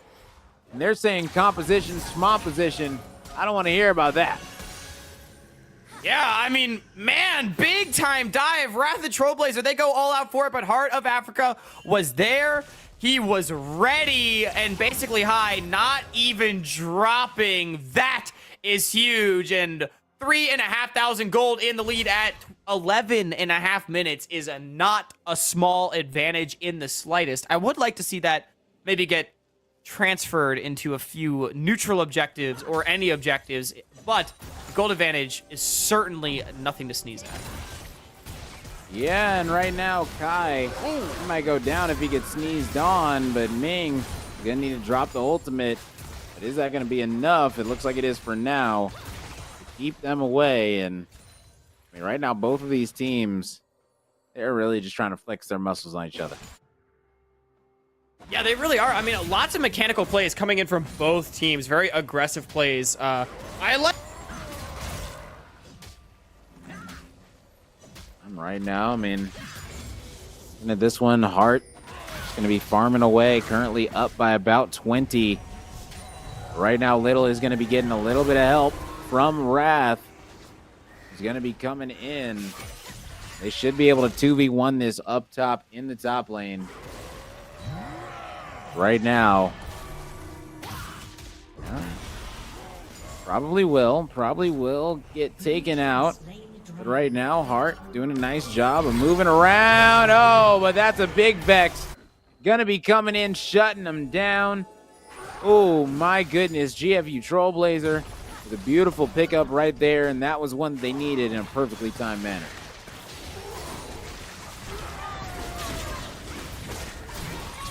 Yeah, did pick it up, but the question is, what's gonna happen after it? Oh, man, is Twang gonna live? He lived. Wow, that is heartbreaking if you're the side of GFU. Oh, man.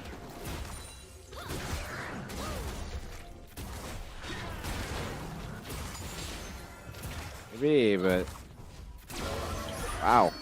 Shout out to Gatekeeper. I don't even know. I don't even know, man. I just want to say shout out to Gatekeeper for being able to even get that blue in the first place, because I mean that was tricky.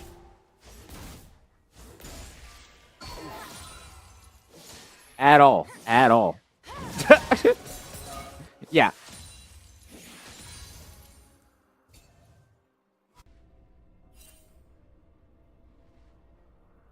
And you don't have to worry about running out of mana for a while.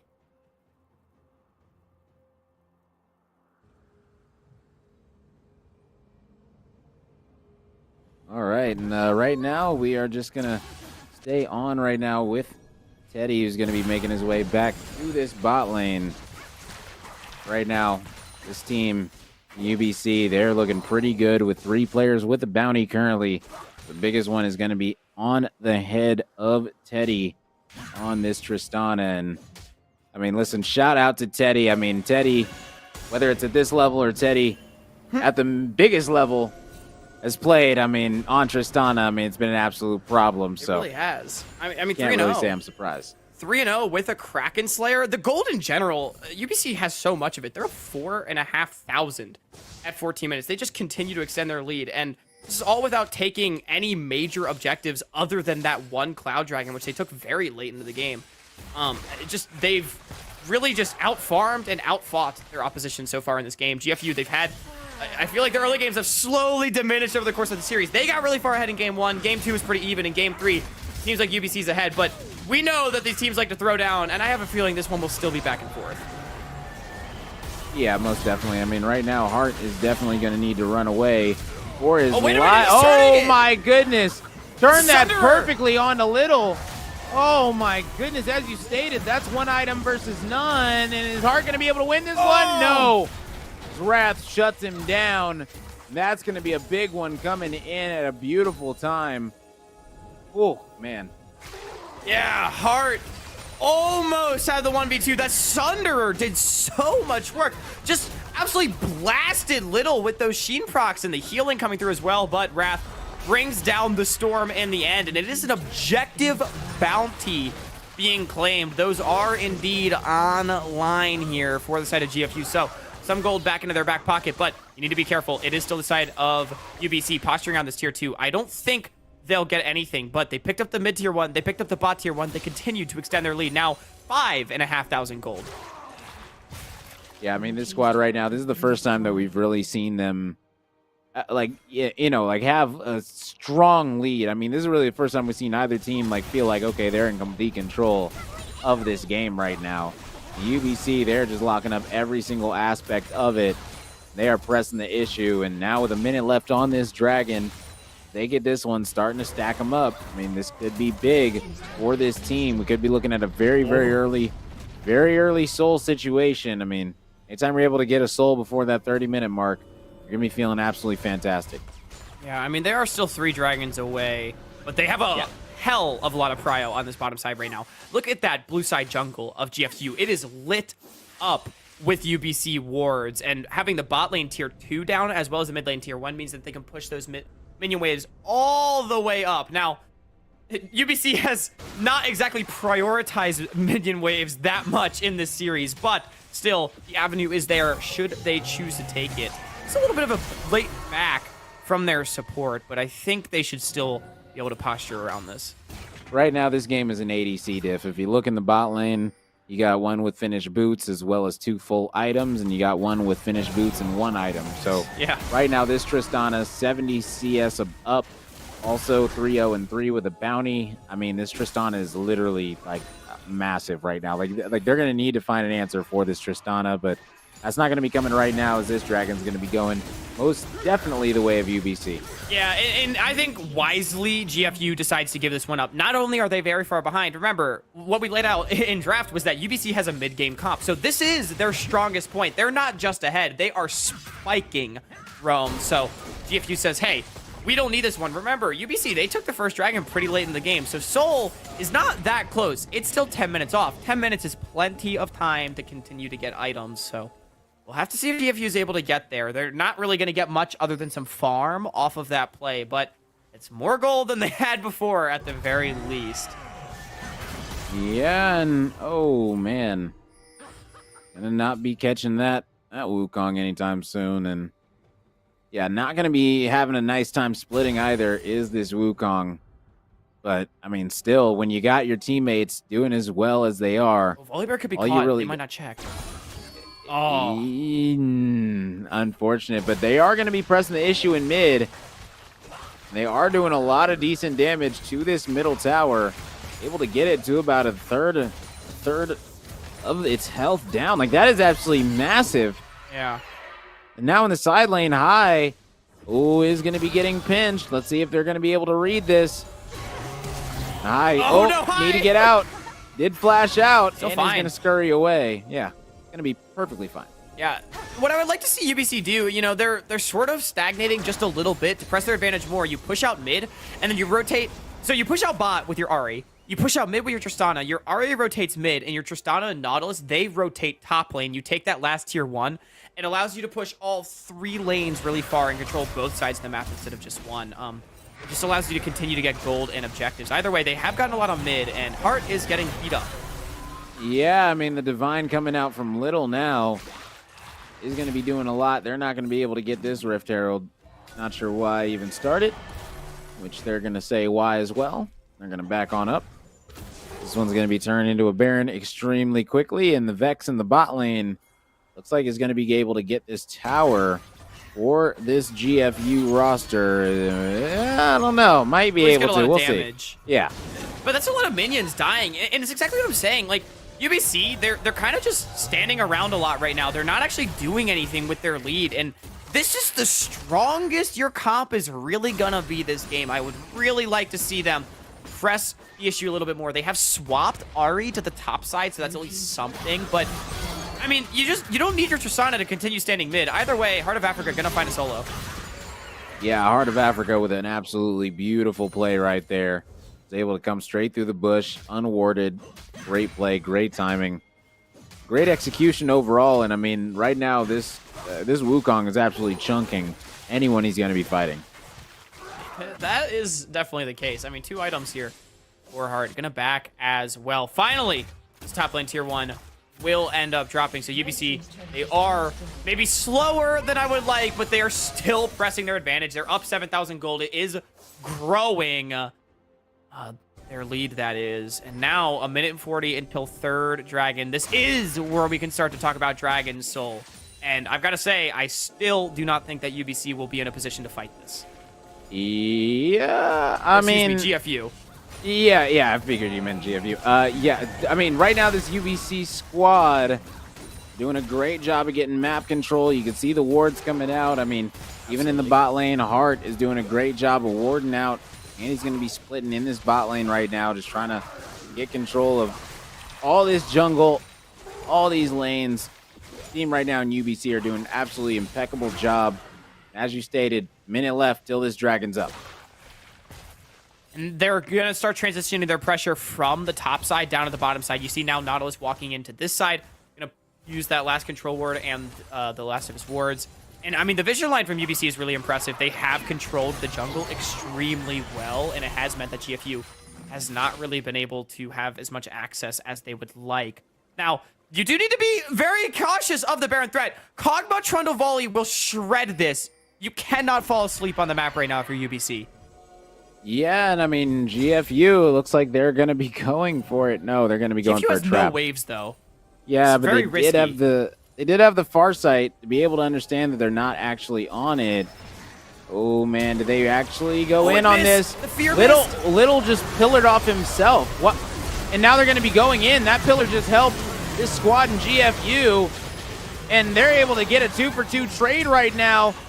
But coming out, I mean, it looks like this squad in GFU are going to be coming out on top as, yes, they're able to take out all of them. And all that's left is going to be Teddy and... Or excuse me, not Teddy, excuse me, it was Kai, or Trollblazer, excuse me, and the squad in GFU gets absolutely obliterated. Like, I don't even know what happened right there to turn that fight around. Yeah, GFU, they gambled, and I liked the gamble, but they lost, unfortunately, and they lost big time. They get aced, the Baron's gonna drop as well, and UBC, they're gonna be able to reset and pretty easily pick up this Dragon Soul point, you'd have to think. Trundle, did you see what I was talking about? Like, at the very beginning, the Trundle pillared off himself. Like, they couldn't even engage into it. It was, I mean, it was unfortunate, too, because the Vex, Trollblazer, tried to fire off a long-range Q-Fear, but just fired it a little too early, and so no one was in range, and so the Vex Fear going wide, I think, was really an impactful play right there. And then, yeah, the pillar from Little was not optimal either. So, unfortunately, just a few things not going GFU's way. Again, I like the gamble, but unfortunately, it did not work out, and now Gatekeeper caught out. Big fight gonna be starting on up, being extremely low, but oh my goodness, absolutely huge play coming in from Hart. Penta, and maybe? That is exactly how you get a showstopper play. As he's got 3, is he gonna be giving it up? No, Ari's gonna be cleaning up the 4th, and they're gonna be getting this dragon. And now UBC, this squad right here, they're looking like a problem on the map. They're 1 away from that Ocean Soul, and if you got an Ocean Soul as well as an Olaf, whew, good luck. Yeah, man, Ocean Soul Olaf is one of the most ridiculous things in the game, but UBC, they are coming online. This one's not looking like it's going to be a 40-minute banger. Heart of Africa, okay, not going to become the heart of the Tier 3 turret, but, I mean, UBC, they are looking extremely good in this game, number 3. They are 13,000 gold up at 25 minutes. That's a huge lead, Rome. Yeah, GFU varsity, they've been here before, though, against this squad in UBC Amber. Through 3 games, they find themselves down 2-1. The only difference is this time the series isn't over yet. They've still got one more loss before this one is signed, sealed, delivered. Is GFU cursed to only win 1 game per series against UBC? That'd be so heartbreaking. Now, who knows? Maybe in game 4, they'll end up taking it the distance or maybe even winning out. They will not at all be done, but just imagine you're cursed to only take off 1 game. The first game, no less, getting so much hope just for it to be smashed here in this game 3. I mean, I do think this is the kind of game that you do have to consider the mental of these players.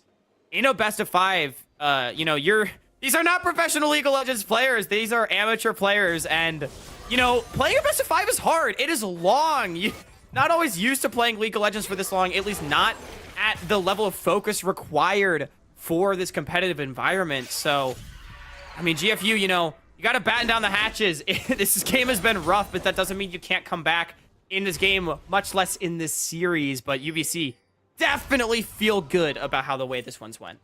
Yeah, I mean, listen, they've already got the supers pushing in on the bot side. Oh my goodness, GFU. Oh, that's beautiful. As they get that shut down, that is going to be stopping this push for at least a few seconds. The turret does go down, so they've got no more turrets outside their base. They've only got 1 left standing guarding this inhibitor. Their middle is already open. I mean, that kill is really just going to stall the inevitable. Yeah, I mean, it is a drop in the bucket, but I will say, when you're down 14,000 gold, I mean, what an insane gold advantage, right? Like, when you're down that much, that's all you can really do, is just get picks. And maybe another one.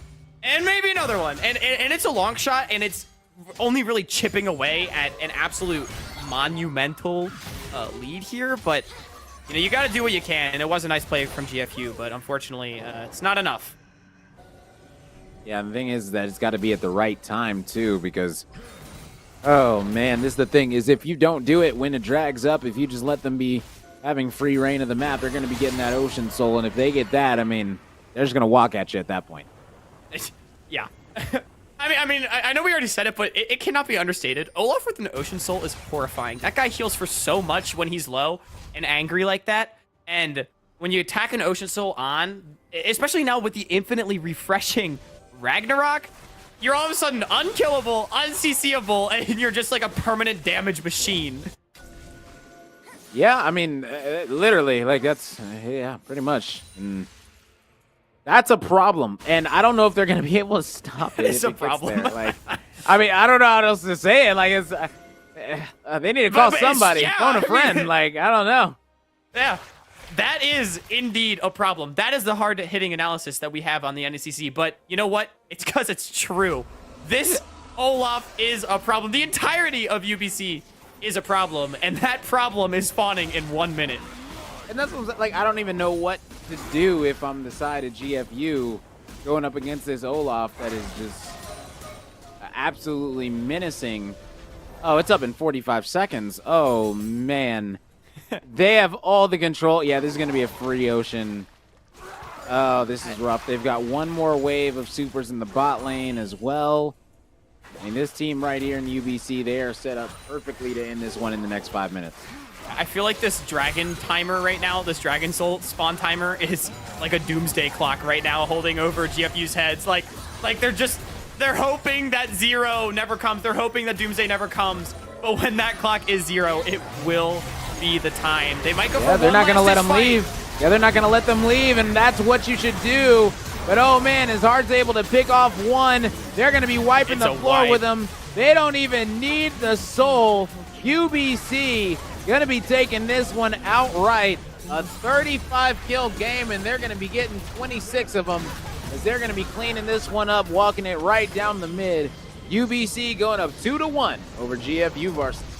Yeah, GFU, they go for broke, but unfortunately, they were already broke. They had no gold for that fight, and, they had to. They had to pull the trigger at some point. You may as well go then. Yeah. But, I mean, that was just, they got stat checked, there's nothing to analyze there. But, UBC, they got themselves to that point.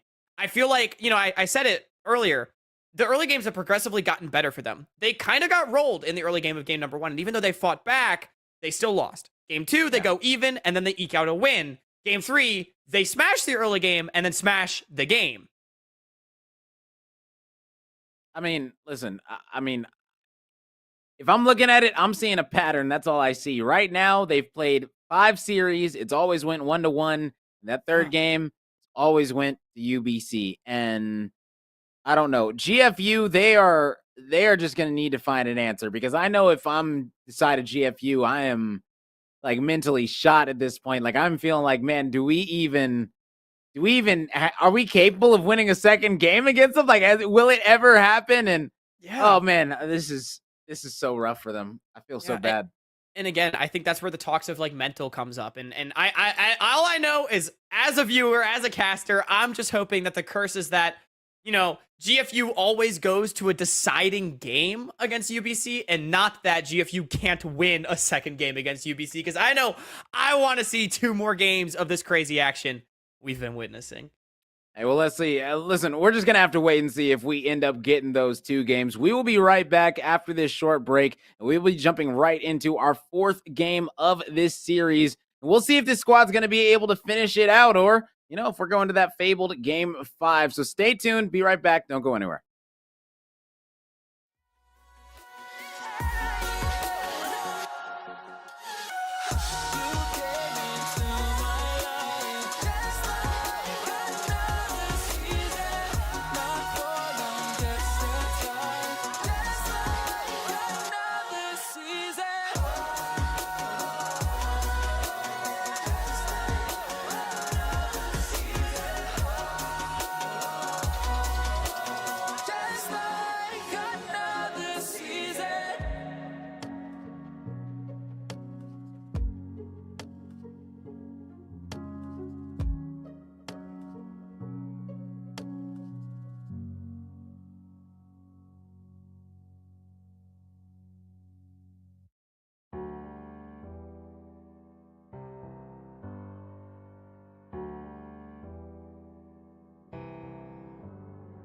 Feelings, it's like I can't walk on the ceiling. Oh yeah, got me dreaming in colors I never dreamed. Oh yeah, I let you in deeper than I let anyone else before. Fell in love with my broken pieces, took 'em all and made 'em yours. Didn't know what my heartbeat needed, skipping out, no I can't keep score. When I lose my breath, boy, you got me breathing. Oh, every little thing you do, every time you hold me, take me higher, higher. Every little thing you do, every time you hold me, take me higher, higher. Oh.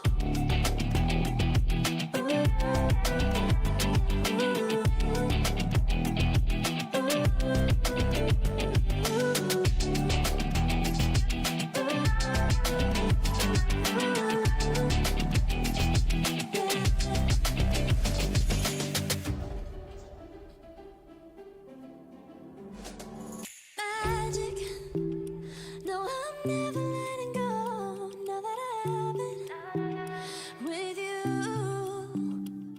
When you kiss me, it's like the stars fall out the sky onto my heart to cover up what I don't wanna show.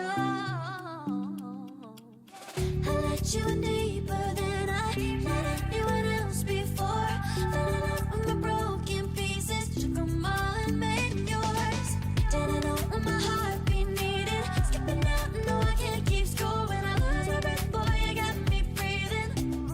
Oh, every little thing you do, every time you hold me, take me higher, higher. Every little thing you do, every time you hold me, take me higher, higher. Oh, you take me higher, you take me higher, baby, you take me higher, you take me higher, baby, you take me higher.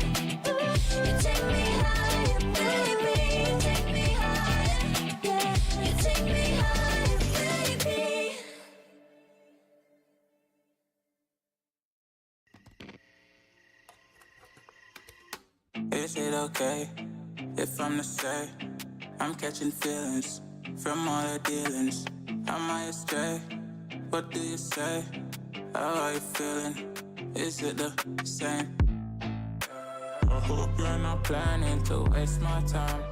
To my surprise, that was her reply. Now we vibe. It's been a while and such a ride, the stars align. I love the fact I didn't let her go. She loves the fact that I just let her know. Now we're together, it's a different mode. We getting crazy in a different role. I love the fact I didn't let her go. She loves the fact that I just let her know. Now we're together, it's a different mode. We getting crazy in a different role. We getting crazy in a different role.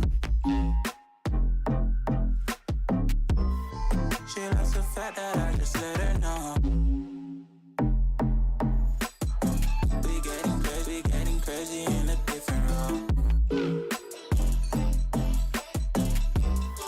We getting crazy in a different role.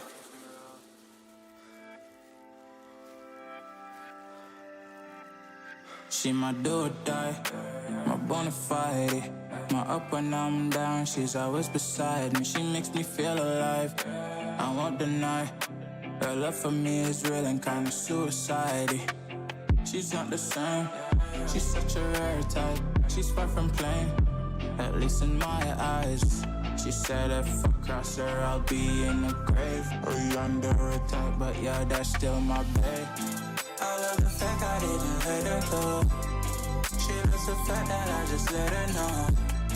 Now we're together, it's a different mode. We getting crazy in a different role. I love the fact I didn't let her go. She loves the fact that I just let her know. Now we're together, it's a different mode. We getting crazy in a different role. We getting crazy in a different role. She loves the fact that I just let her know. We getting crazy in a different role. We getting crazy in a different role. Getting crazy in a different role. We getting crazy in a different role.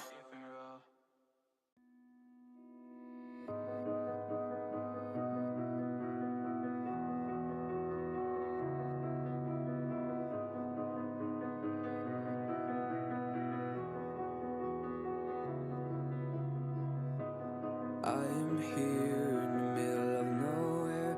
There is no there, it is cold there, but I am safe and I am warm. Although it's hard, I know I gotta keep up. No time to let it to drift away. I find my space, I spend my time down the rabbit hole again. And as I fall, I can feel the pain. You can't tell me where to go, so I don't know, I just go with the flow. I go with the flow. I'm falling up, I'm falling down, from the sky and from the ground. Up above just like below, and I don't know where I should go. 'Cause I'm stuck in limbo.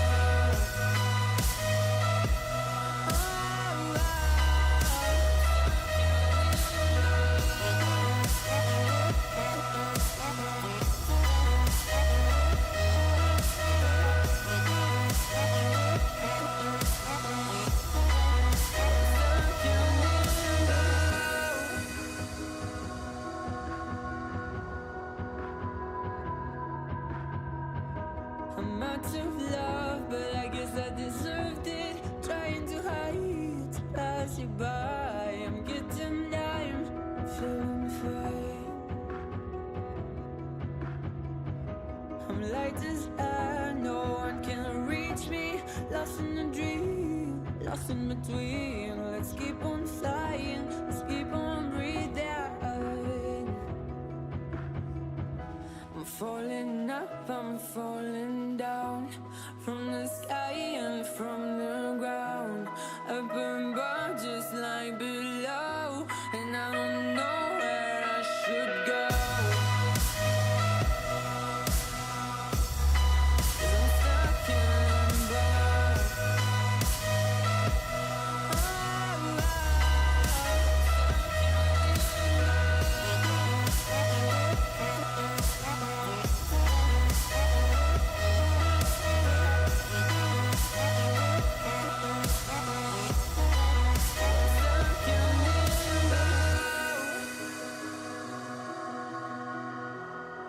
Cause I'm stuck in limbo.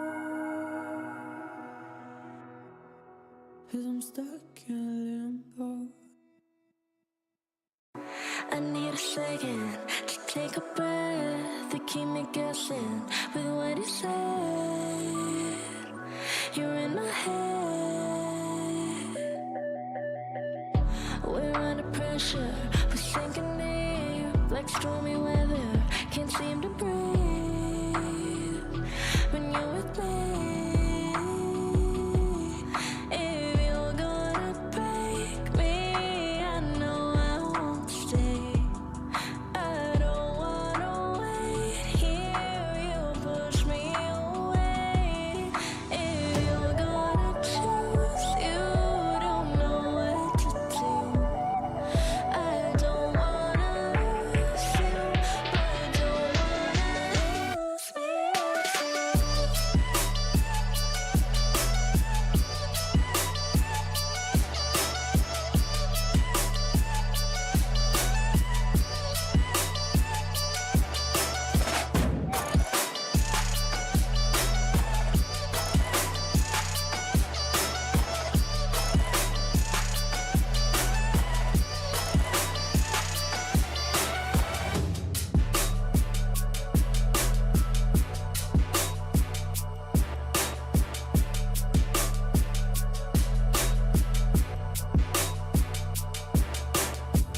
So complicated, don't mess it up. Feeling frustrated, it ain't enough to fix a love.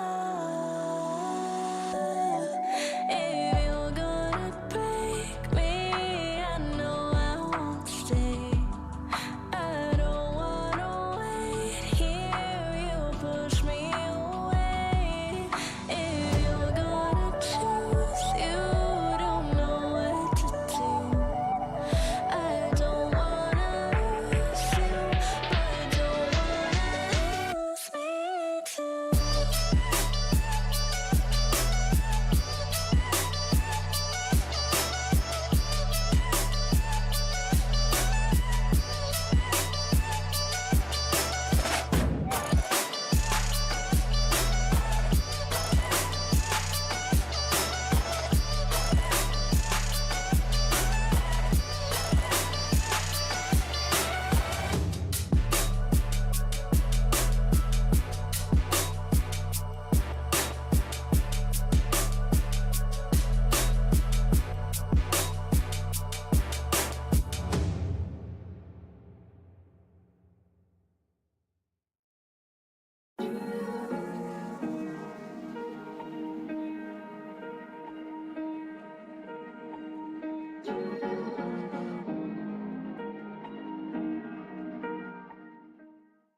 Hello, everyone, and welcome back to the NECC. We are here heading into our fourth game of the national championship match. And I mean, Hawk, how are you feeling about this game going into it? Do you feel like this is going to be the end of it, or do you feel like we're going to a fifth one?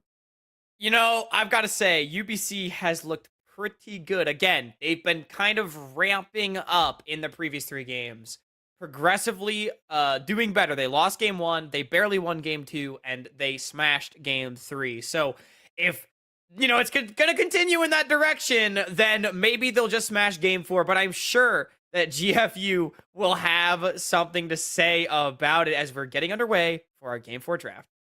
Yeah, and let's go ahead and see what the first wave of bans are going to be for these two teams. Going to be that Zillion yet again. Not going to be letting them have that. I mean, listen, that's been a staple this entire series is that Zillion as well as that Senna. So, I mean, certain picks they're just not going to be letting through whatsoever. Not even going to be letting it be seen. And, I'll say it makes a lot of sense considering how the series is sort of shaken out. We've seen now 2 straight Kog'Maw games from the bottom lane of GFU. So, Zillion with a champion like that can be a huge problem. You'd almost Yeah. think they're playing against someone like Tempos with how many Zillion bans have gone through, but it just definitely makes a lot of sense. Such an obnoxious champion to deal with, especially a good one. It is a bit of a pivot on the top side, though. UBC ends up going for the Ornn, going back to the tank for the first time since game number 1.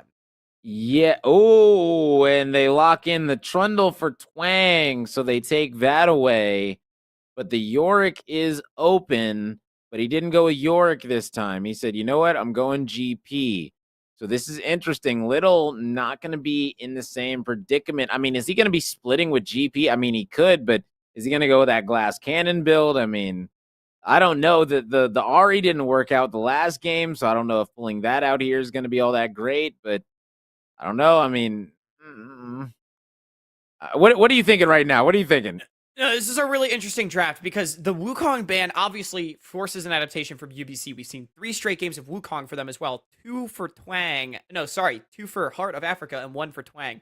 So the Wukong ban coming through this time around has forced an adaptation from UBC. So the adaptation was, let's go back to tank top, but deny the pick that turbo slammed our tank top in game number 1. And I think this is really interesting. I don't know if it'll work necessarily. It's not something that we've really seen. Twang on the Trundle is definitely a different look from what we've seen the first few games, but it is really interesting. And to your point as well, the Ahri back into Vex, it's again a Vex counter into the Ahri. I still like the matchup for Vex. It didn't work last game though. We saw basically High come up with a solo kill. So, lots of differentiation here on the top side of the map. It is a different looking draft.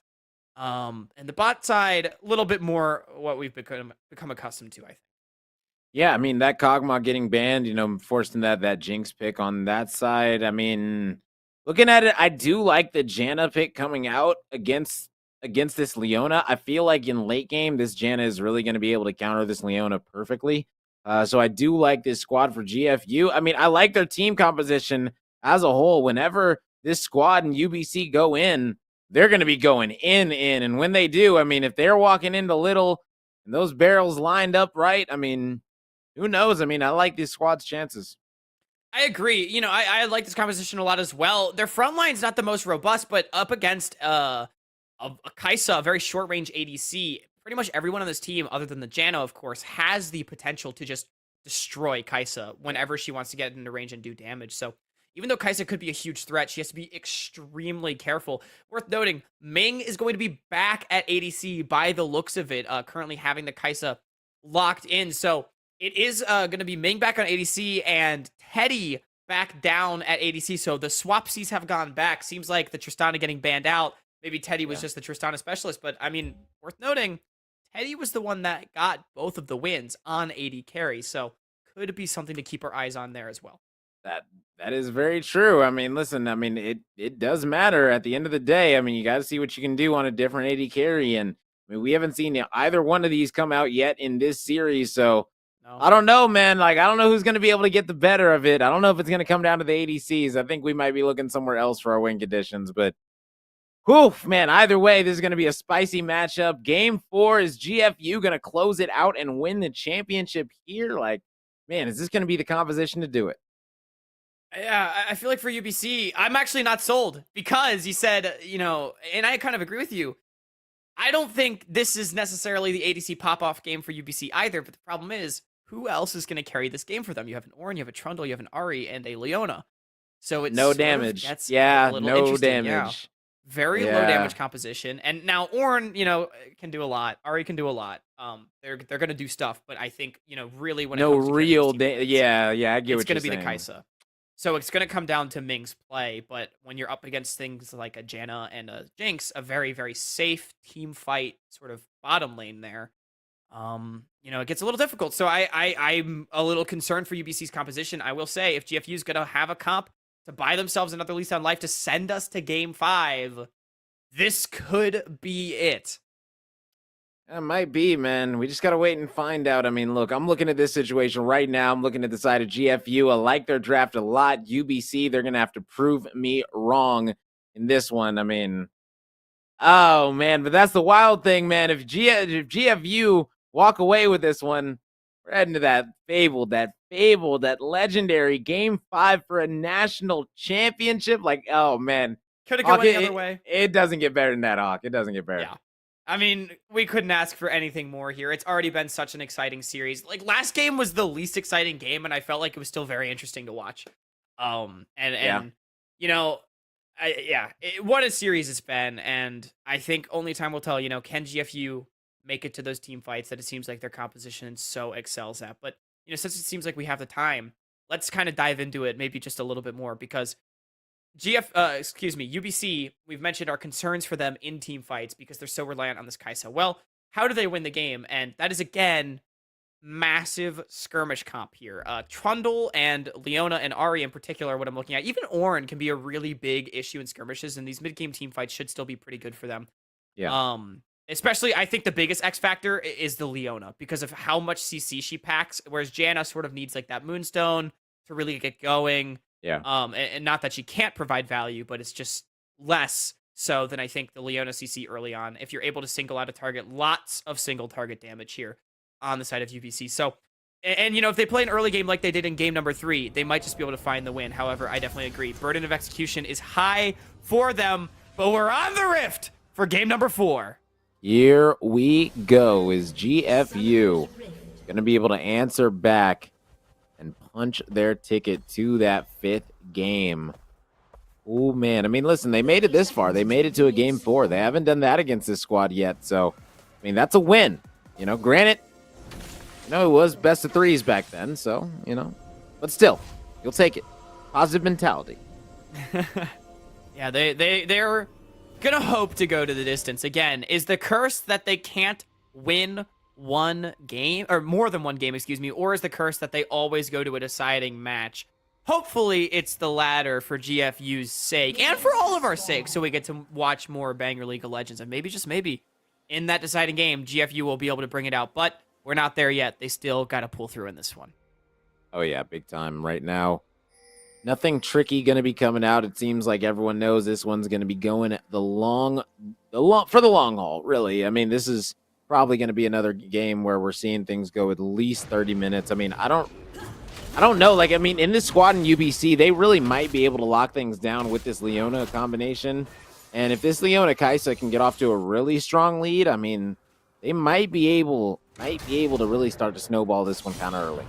And for the first time this series, Wrath is pathing from top to bot. I mean, and it makes sense. You have the GP Ornn lane. This is very much a weak side sort of lane. So we'll have to see how that changes the game plan. This is just a different look. Basically, Hai takes a really nice trade, level 2 to level 1. Definitely a nice trade coming out as Ming extremely low. And yeah, that is unfortunate. Ming, you can't be going in like that. Teddy barely going to be escaping his life, and I mean, that is just an unfortunate blunder right there. But guess what? GFU, they'll take those. That's an absolutely massive kill for GFU, and Ming and Teddy, I mean, look, when Leona starts E, you got a gap closer, but that is minuscule CC, and it feels like they really overestimated their level 1 power right there, and Jinx picking up first blood, crashing the wave as well. That is absolutely massive for this GFU early game. Yeah, I mean, that's just unfortunate right there. If you're a fan of UBC, looking to have this squad close this one out in this game. But, I mean, listen, one kill does not define the whole game, ladies and gentlemen. We still got a long way to go as that charm going to be coming out. Troll is going to be able to get out, though. Basically, Hai really playing this matchup nicely. We saw last the time. Trundle. Oh, yeah, here we go. Twang. Is going to be coming in, and is Trollblazer going to be able to get out? The flash is forced. Yeah, the charm barely out of reach. Yeah, but, I mean, nice play. Twang virtually invests nothing and gets the flash off of Trailblazer. That is definitely a major cooldown. Trailblazer opting for the Ignite this time around. I believe he had the teleport last game. Going a little bit more for 1v1 power, but again, Hai really playing this matchup nicely. You know, again, this is the second game in a row that Trailblazer has picked the Vex into the Ahri, and Hai seems like he understands the way this matchup's meant to work. And playing really nicely, securing quite a significant advantage for himself. I mean, the gold gap has actually almost closed up between these two teams despite the first blood, just because of the farm in mid lane. Yeah, I mean, that's what happens. I mean, it's not just mid lane. You look bot lane as well. I mean, sizable lead there as well, and I mean, that's what you really want to see out of this squad is if you're losing in one category, find a way to win in others. That way you don't let the snowball get you out of control too early. And yeah, Wrath could be making a play. Does have that blue buff as well. And yeah, this is a nice bait. Oh, but it's a double bait coming in. They don't know Twang's here. This is going to be Ming baiting them in, saying, come on, come on. Here we go. And now they're going to be going in. But the question is, who are they going in on? Oh, double root. The choppers were huge. Yo, my goodness. Amazing choppers coming out. And Wrath is going to be flashing away, forcing Twang to flash in. And Teddy's going to be going down along with it, and we got ourselves a game 5. Yeah, man, this game is looking over at 4 minutes. King Kai 301. Those choppers, he got 3 roots. All 3 roots for those choppers. Unreal placement right there. And I mean, UBC, you're never gonna win that skirmish, even if the choppers aren't as good as that. You're just not strong enough. I said you got the skirmish comp, but you still got to set up for it better. The volley bear power in particular was huge. Gatekeeper and King Kai, they play it nicely. And that is a huge advantage. We were talking about mental roam. Seems like it's not too much of a problem. Yeah, it seems like they said, you know what, we've been here before, but he's right, it's not over. Let's go ahead and turn our fortunes around and come out hot in this game number 4, and that's exactly what this squad has done so far. Extremely good out here on the Rift, and I mean, right now this Jinx, you can see it, she is getting big quick. Yeah. Now to play a little bit of devil's advocate in favor of UBC, we did see, you know, in game 1, GFU did have issues closing out the game. I think it's fair to say it was a very slow game despite their lead. So it's not over, but I mean, Jinx being 3-0 this early, you know, it's not like the misfortune they had in game number 1. This is King Kai is online already. That is a Noon Quiver, boots, and a dagger in inventory to 2 longswords and a cull. Like, that is just such a humongous lead, and it will really help their team fighting as well. They're not going to have to rely on split pushing. This is a full-on team fight composition, which a lot of times are easier to execute as well. Oh, precisely. I mean, and right now, oh yeah, it's warded. Okay. Yep. Gonna need to get out of there. I was about to say Teddy does not want to go into this. I mean, I feel like they got to learn their lesson at this point. I mean, as you stated, they are down tremendously in this bot lane, and if I'm gatekeeper, I'm honestly gonna keep it going. And wait a second. Okay, that was opportunistic, I think is the word I'm gonna go with here. Yeah. That was that's a big miss right there. Hai is potentially caught. He's gonna have to ult. Yeah, might have to ult away. The charm not gonna be landing the either. But is it gonna be he enough? lived. No, Troll didn't have the ignite. Oh my goodness, it didn't tick anymore. He actually did use it on him, but it didn't tick enough. My Unfortunate. Horn's gonna be coming out. Little gonna need to get away from this one, but is he gonna want to run? I don't think so. Little's gonna be feeling perfectly fine after that ultimate. Gonna keep on farming, and now that is gonna be GFU getting that first dragon again. Ignite thrown down. Spellbook. And Twang's coming. That might be enough as that chomp comes through. That's going to be a big kill coming in for Twang, and UBC is now you don't win this this. squad's going to be going in, but Wrath is going to be looking for more, and at least Teddy and company are able to get out. All right, good flashes, take them out. But I mean, Teddy, stop going in. You're not gonna win, my friend, unfortunately. But they get away with it. Dragon does go down, and I mean, Hai living in the mid lane. That was so close. I thought when Trailblazer somehow managed to tag him with the ultimate, like through the trundle, that was a certain kill. But the last tick of Ignite didn't come through. The Ignite had already run its course, and High barely limps away. That's definitely a big survival right there for UBC. They're not out of the woods yet, though. Still down pretty massively in the bottom side, but farm advantages in all 3 lanes, as well as getting that kill top, mean that they're still in this game. Yeah, I mean, only down by 700 gold. Definitely not going to be out of this one whatsoever. And I mean, this squad right now is going to be getting this Rift Herald, feeling pretty good. So UBC doing a nice job, winning where they can on the map. That's going to be a whole lot of gold going to be going to someone. Whoever this Trundle ends up dropping this Rift Herald with is going to be very, very happy about it. Yeah, for sure. I definitely think you want to try to drop this bot lane if you're able to get the shove. You need to get some gold out of this Kai'Sa, because right now Ming, while farming okay, is still just behind in the 2v2. And again, Kai'Sa's where so much of your damage is going to come from. Maybe you're just... You could also say, you know, we're going to sack the later game and just try to get more gold on, say, like the Ahri and play more early mid-game, which is also possible. But I just feel like letting this Jinx continue to free scale is not going to be a winning recipe. Teddy gets tagged up, able to walk away. This game, all things considered, still pretty close. I mean, for as fed as King Kai is, he is still a Jinx. He's not, you know, going to immediately start taking over the game. Take a little bit more time than that. Yeah, and currently only down by about 400 right now is this squad. So they are creeping back into it extremely slowly, but... If we could get a gold graph toggle, actually, I would love to see where the gold is actually allocated on these 2 teams. But fighting top. And that's going to be the horn coming out. Little is going to be caught up and caught out. As Little is going to get taken out. And Hart going big yet again. 1-0-1 on the horn. And anytime an horn starts to get big, I mean, it's just that much more hard to kill it.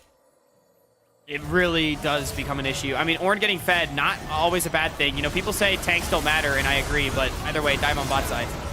Yeah, as they're going to be going in, trying to make something happen, as Wrath is going to need to get out barely with his life, and oh my goodness, beautiful snipe coming in from the Kai'Sa. Dive this. Also in mid lane, we did have that solo kill go down, and up top, looks like an attempt at a dive yet again on the Little this they've time. got it. It's going to be Twang, and they are going to be able to execute it perfectly. This should be the first tower, going to be going over to the side of UBC. Super greedy TP from Little. Your jungler is bot, and Trundle never ulted. Clean dive comes through, and that's going to be a full first tower. As I was saying, you know, people say tanks don't matter. Ornn's just Ornn. He's going to die to minions. No. But Ornn, when he gets ahead, especially in XP, he can start dishing out those ornaments really early. He can do a lot of damage with the high base damage. Like, there's a lot this champion can do with gold, so... Definitely feels good, and not only that, but a lot of that as well going to Twang, and a fed Trundle can also be an absolute menace. Not only that, bot lane managing to survive for UBC is pretty huge, not allowing King Kai to continue to snowball this game. I'm just surprised they didn't get first tower. It literally had about 5 HP on it, and he let it go. I'm not sure why. He's about to die to minions. I mean, yeah, but he could have stayed and still got it. Like, he literally just needed to walk up and... Yeah. Maybe I mean, Twang could have maybe stayed, but yeah. we'll get it eventually. And now into No the ulti mid. High. Yeah, High's going to be getting caught out. Unfortunate. Oh, as that didn't miss. That's a beautiful charm. Able to get 3 tower rocks. That was absolutely huge. Oh, man. And now 18 seconds left on this drag. They're going to need it back for it. I'm not sure who's going to be able to clean this one up. That's actually such a big survival. Again, 18 seconds on the drag. If you get that kill, it's a free dragon for the red side here, GFU. But since High survived, and not only that, but Chunked Trollblazer low, it means that they both get the back, and it neutralizes the tempo. What an insane turn of events. And actually, it's Ming and Teddy getting first move down here. Now, King Kai is on tier 2 boots and mythics, so... You got to be careful right now if you are UBC looking for any sort of fight. But not be understated, Heart of Africa does have the Anathema's Chains should he choose to roam down, as well as Twang having the Sunderer. And Teddy's happy he missed that. Yeah, I was about to say that would not have went well, and he's going to be paying the price anyway. Big Vex! That is absolutely ridiculous damage going to be coming out, and this is what can happen. That Jinx is absolutely putting in an absolute ton of work right now. They're going to be cleaning this one up. And right now, GFU, they are looking solid. Going to be picking up the second drag of the game. Oh, Trailblazer on the back. That surprised me, man. The ult on the backside flies in. AoE Fear absolutely crushed that fight. And, you know, I can sit here and say that Ming and Teddy were caught out, but that was beautiful Vex gameplay right there. Trailblazer absolutely smashing it. And hi, my friend, you are overextended.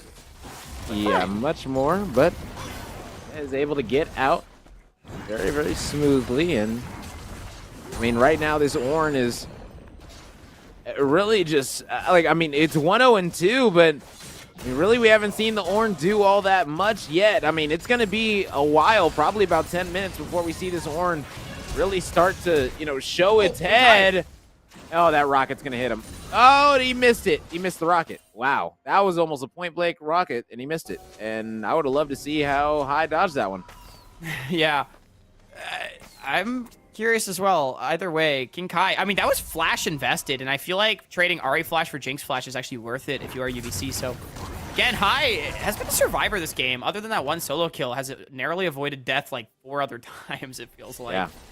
And, you know, despite the Dragon teamfight going GFU's way, it's still no major advantages gained. It's just still King Kai getting to be more and more of a menace. Heart of Africa did finally pick up that top lane tier 1 during that whole Dragon sequence. So now with that top lane tower down, I would hope to see Heart of Africa start to get more involved. And Twang right now going to be putting down a ping, trying to get some vision in on this side, but Little's going to be clearing this one out, and they're going to be there. Solve the issue. Trailblazer going to be going in onto High, doing a lot of damage. Do not get charmed under the tower. It's what you can't afford. Yet again, this Ahri is going to live with literally minuscule health. And, I mean, as you stated, this is literally a record on repeat. Yeah, but High has to back, though. It's still like, you know, for as many times as High's barely survived, he's still only barely surviving, right? So it's still not a good thing for UBC. It's just sort of like lesser of evils. Now, this is a 3v2, potentially a 4v3 here on the Herald. Yeah, now going in. I mean, Bjornhorn. UBC, are they going to be able to put in enough damage? One-shot him, that's huge! King Kai is going to be staying alive. Now Little's going to be able to take out one. He's going to go golden 2 at the perfect time. This squad, yet again, putting in a perfect masterclass of a skirmish fight. And, I mean, this squad and GFU answering back yet again in perfect fashion. They didn't one-shot King Kai. He got so low, but Heart of Africa was never able to proc the brittle, and that was the difference maker. The Monsoon topped him off on the back. That went from a little sketchy to an easy win. I mean, I was honestly impressed. UBC put around a pretty nice turn right there, but GFU said no. Yeah, I mean, look, I'm looking at this situation right now. You got a glass cannon essentially in King Kai. You got a glass cannon in the making in GFU Little. I mean, because, look, that Essence Reaver is no joke up there in that top lane. Like, this GP is going to be hitting hard in these team fights in a little bit, ladies and gentlemen. Definitely will be. The Essence Reaver is here, and once the Mythic comes through, I wonder if he's going to go Shield Bow. I mean, I would imagine that'll be the Mythic choice. Could go to something like a Trinity Force or Prowler's Claw as well, potentially. Either way, that's a nice tornado. Yeah, they're not able to get Ming and lock him down, though. They are going to be forcing out the ultimate out of Teddy. And right now, I mean, with this back coming through, this squad, are they going to be able to give up this Rift Herald? Feel okay about it? That's going to be the question, and looks like this Ornn's going to be locking down this river until his team gets back. I mean, it's going to be really hard to ever win a fight. I feel like at this point, UBC, it's difficult because you don't really want to give away such an early Dragon Soul point, but I don't know if you're in a winning team fight position. Might be a point where you go for broke anyway. It is going to be GFU, excuse me, committing onto the top side for Herald, so this will allow UBC into the bottom side river to take some control back. Maybe set up a more competent Dragon contest, but of course, if you're a GFU, you don't need to fight for this Dragon. You can use the Herald for hours. Oh, precisely. And I mean, now with this Dragon coming up, you guys look, they're going to be meeting up in the middle. And right now, UBC, they've got the control of the river near that Dragon pit with 20 seconds remaining. Oh, man, you didn't want to face check Run that. back. Oh, but that was a huge one, but not Keto going to five. be able to do anything with it. Twang is going to be coming in from the side. The Rocket going to be coming out doing big numbers, but oh my goodness, Ming absolutely going huge right there. He is able to pick off Little.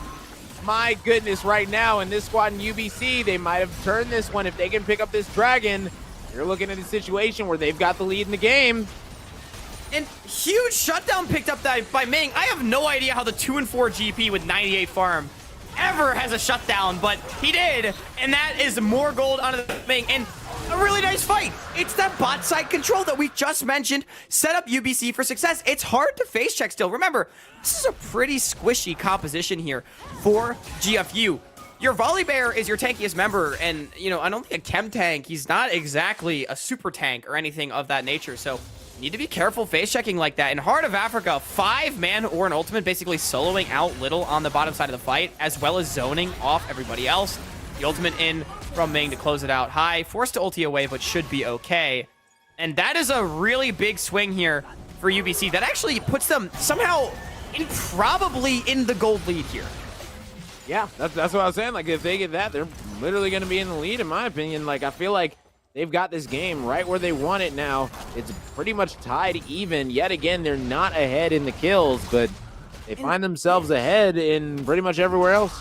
And again, remember, GFU, just like, they didn't need to fight that dragon, you know?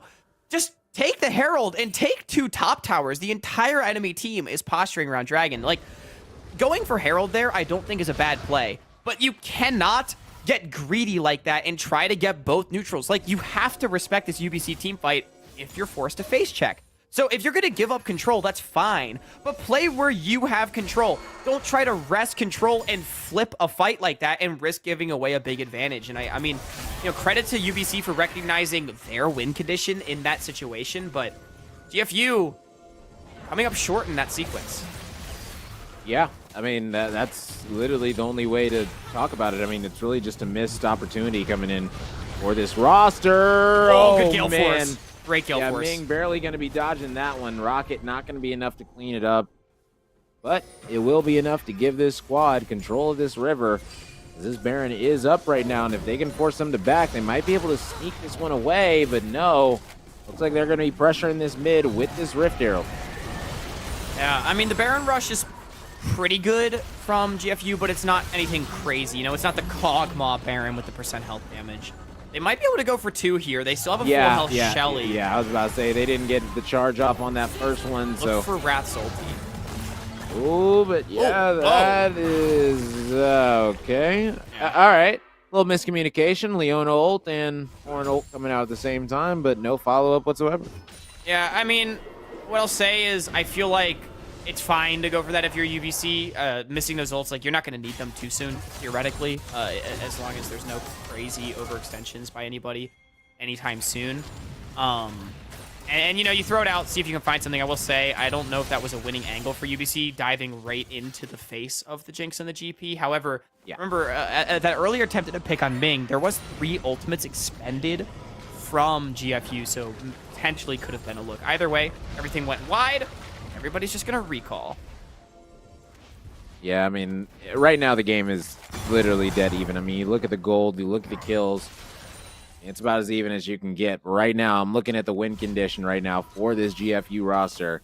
That is that Jinx. Currently has that 2-item spike. Going to be feeling amazing. And right now, Ming, I mean, he's got to catch up. I mean, at the end of the day, you got to catch up to the train that is King Kai, trying to roll away with this one. You can see the ornaments coming through already on Heart in the top lane. So, also got that exhaust. No flash. One more level until those ornaments come through, and that will be a big difference maker. Now, Jinx is almost 3 items, and that is where the game will get interesting. Now, she went Kraken Slayer, but no Lord Doms means that her damage won't be too crazy, but one reset could decide things. See, Twang, pretty tanky still, but once that Infinity Edge comes through, those crits will start to do a lot more damage. Most definitely, and this dragon is going to be up in 50 seconds.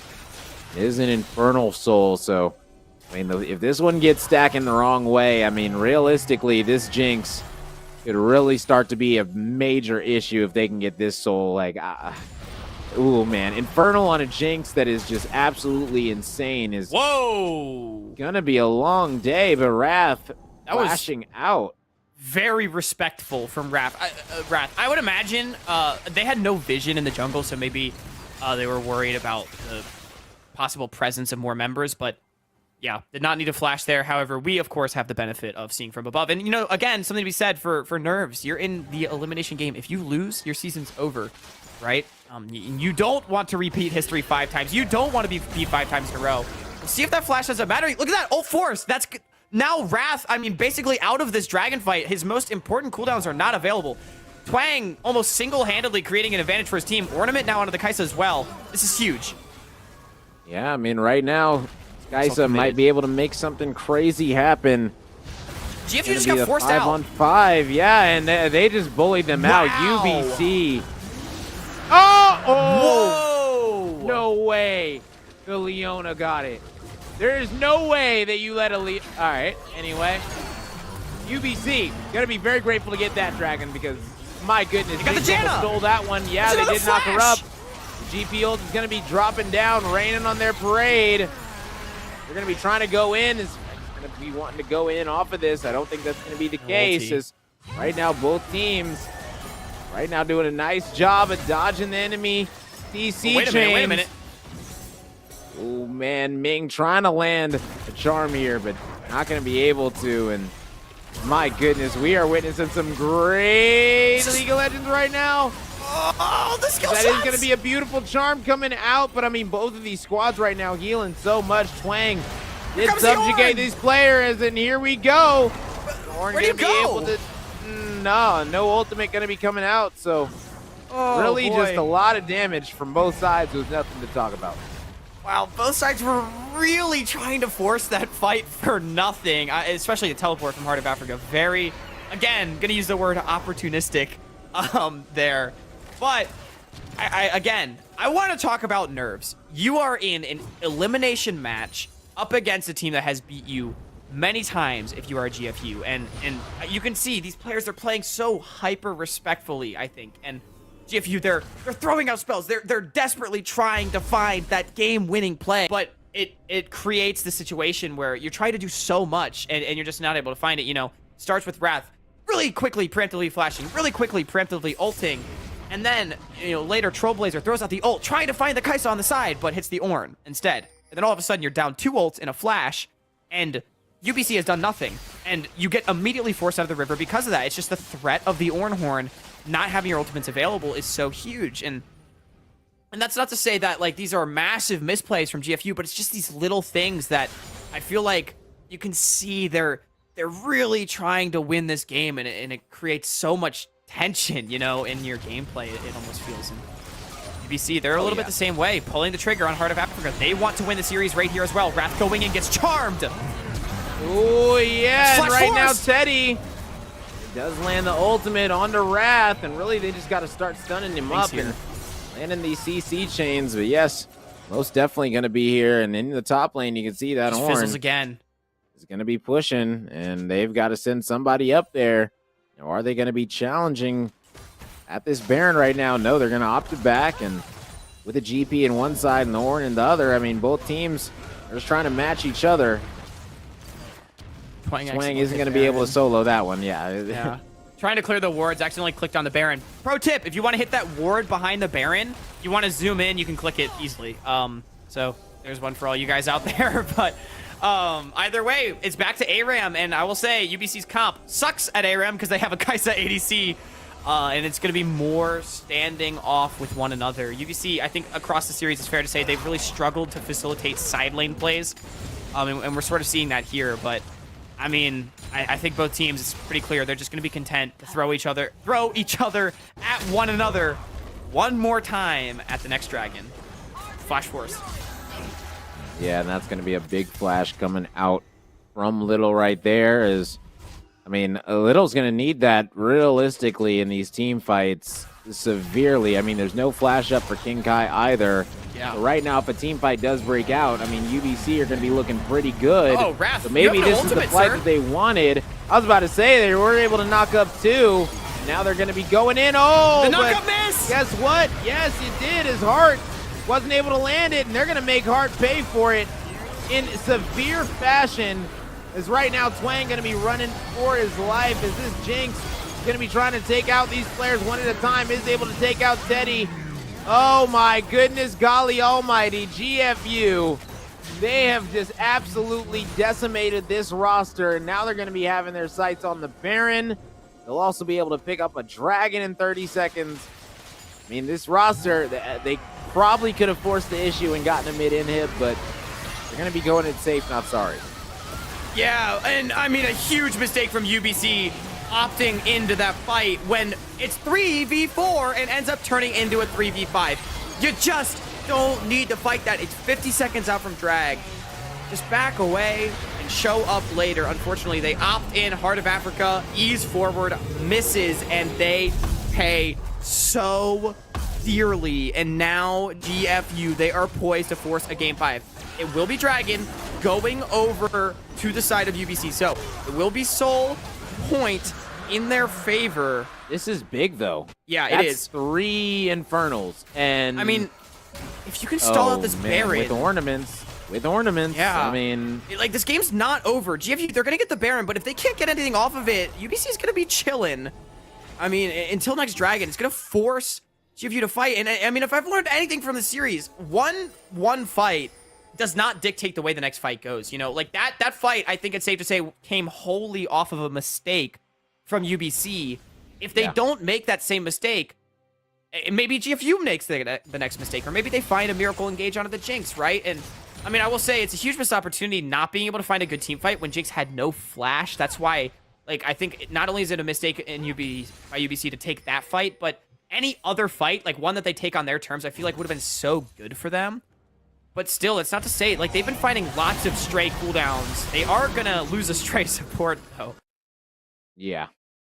And GFU gonna be pretty solid right there, and picking up yet another one right there. And Teddy not gonna be able to live long enough to see this siege coming in with these Baron empowered minions. I mean, right now, I don't know how they're gonna be able to stop this right here. It's really gonna come down to Twang just having to go in and make something out of nothing, as they are able to clear out these minions so far. Trying to buy time for Teddy to come back, who is going to be back in less than 10 seconds. Beautiful Ornhorn going to be coming out. Can they lock it down? No, they can't. GFU going to be shutting them down and shutting them up. As guess what? We're going to be heading to a game number 5. At least that's the way it's looking right now, as Teddy's going to be trying to go in, but there's going to be no turret to help him out. He's going to be dropping. These players are going to be dropping like flies. And we are going to a game 5, Hawk. Oh man, the Ornhorn was good, but the Monsoon was better. Gatekeeper completely stuffing the follow-up on the engage. It's gonna be an ace in front of the fountain, but they don't give a damn about the kills. They just want the Nexus. GFU, they've finally taken a second game off of UBC, and as you said, queue up that Silver Scrapes. We're going to game 5. Here we go, ladies and gentlemen. It's the national championship. Wouldn't have it any other way than going the distance with two teams that have went the distance every single time they played. I mean, listen, this is just literally a Cinderella story made in heaven. It really is. Wow, what a game. GFU, it all starts. Double kill in the bottom lane real early on. Or no, it was a 1 kill, and then the gank, they get 2. 3-0 Jinx. Game stalls out a little bit. I feel like that's something that's happened a lot. But they just never fell apart, and it really was that errant engage from UBC around that dragon 50 seconds out in the mid lane. I think that was really where the game became insurmountable. GFU finally took a massive advantage, and now it all comes down to this. Nothing else in the series that's happened so far matters. It's one game to decide the fate of these two teams. One game, and that means that these bans and these picks are going to be oh so important. So we'll see exactly what they're going to be choosing when we come right back after this short break. You guys don't want to go anywhere. Our final game to decide this championship is going to be going down. We'll see you in a second.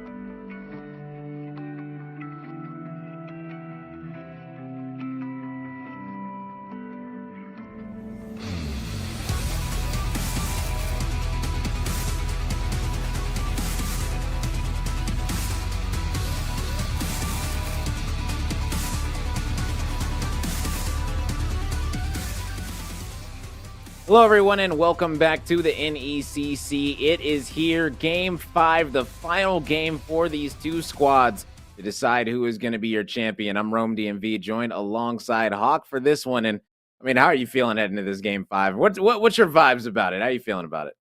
Well, man, we've come a long way this series. We've seen 4 crazy games of League of Legends, but the road ends here one way or another. Either the favorite, UBC, will take home the championship and their 5th consecutive victory over GFU, or GFU will finally find the win when it matters most.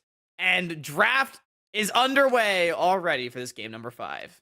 Yeah, and already the Sin and Swain going to be out of here. I mean, we just got to see what else is going to be on the table. Looks like as well that Karthus, okay, that's Zillion. Okay, so pretty standard so far from what we've seen in this series. I'm just waiting for some kind of something different to come out. There's the Wukong, okay, because that's extremely prioritized. Nice ban, and then the Renata. Okay, so all around six characters that have really shown their prowess in this series. Yeah, I actually wonder if this will make UBC want to pick up an early Tristana. Obviously, we probably wouldn't see it here because this was pro drafted, so they're going to pick in roll order, not pick order. But you know, Tristana was banned in the second round of bans last time, and we saw how successful that was. Both of UBC's wins have come off of Tristana games. So potentially something that they would want to look for. And it seems like, I mean, again, it's gonna be the 5th consecutive game of Volibear for Wrath. And the 3rd straight game where we see Trailblazer and basically High going off against each other in the mid lane with the Vex and the Ahri. Yeah, and it looks like they really like that GP pick, which I mean, I do too as well. I mean, I think that the GP worked out great for them last game all around. I mean, the Mordekaiser is a little bit of a different tune, though.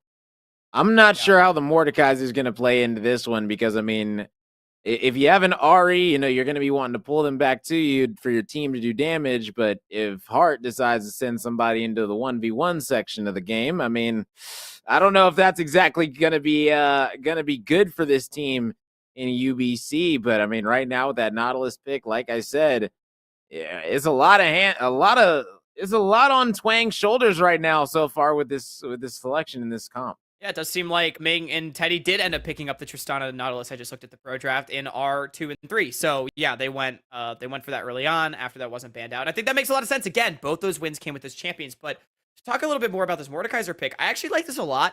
It's not my favorite matchup in the Gangplank. You generally stat check the Gangplank over the course of the game pretty effectively, so it is a pretty favorable matchup. However, the Gangplank can cleanse the Death Realm with the oranges. Now, the reason why I like it, though, is because GFU, and it's the same story in this game, has frequently been relying on Wrath as their solo frontliner on the Volibear. And Mordekaiser loves when there's only one frontline on the opposing team, because if they want to go in, you can remove them, and then all of a sudden, not only can you potentially steal all those tanky stats, but you also remove the only frontliner from the enemy team and allow your team basically to have a very favorable 4v4 where they all of a sudden have only backline unexpectedly, and it feels really good. So I like the Mordekaiser pick for that reason. I honestly like the Sivir pick. I feel like that might be the golden ticket to a win right here. I mean, we've seen so many times these ADCs get locked up, and I mean that Sivir might be able to stay alive just a little bit longer with that shield. I mean, you're gonna be able to block the Nautilus Soul. You might be able to block a charm. Who knows? I mean, that could be massive coming out. And I mean, you already see, King Kai gonna be getting that exhaust as well. So I mean, that Tristana is not gonna be able to go wild. I mean, I kind of like this composition right now coming out of GFU. I like what they've been able to do with it. Yeah, it's interesting. I'm going to disagree with you a little bit in just that I actually don't love the Sivir comp, mainly in that I feel like Vex is not a champion that synergizes as well with movement speed as a lot of mid laners. It does feel nice with the Volibear, but my biggest thing is Crit Sivir has not been in the meta for a very long time, but Lethality Sivir is not very good with the Janna. A lot of times if you're playing enchanters, you want a big hyper carry. Auto-attacking hyper carry, synergize with things like Ardent Sensor, and get a lot of value off of the attack damage steroid that Janna gives you.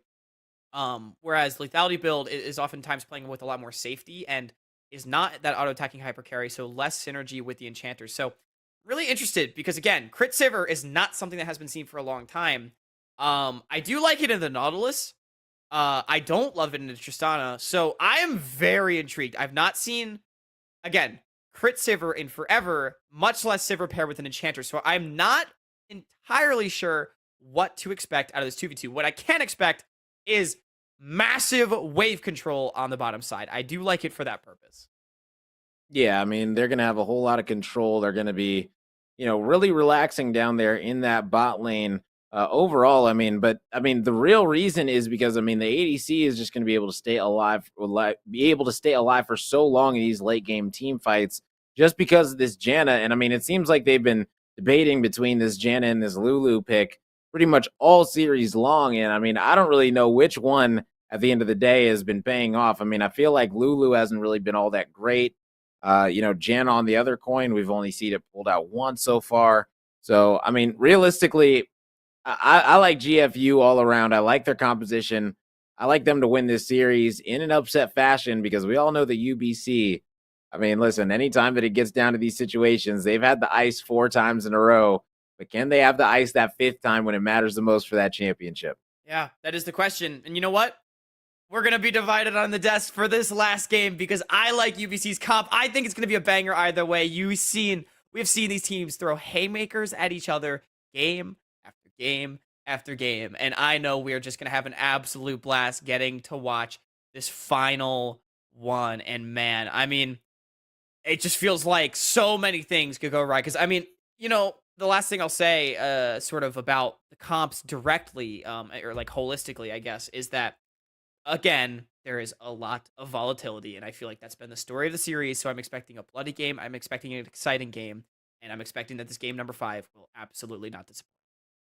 Yeah, listen, so far this series, every single game hasn't disappointed. So why would the 5th and the final one? I'm sure these teams are going to be giving it their all. We're going to be seeing everything come out.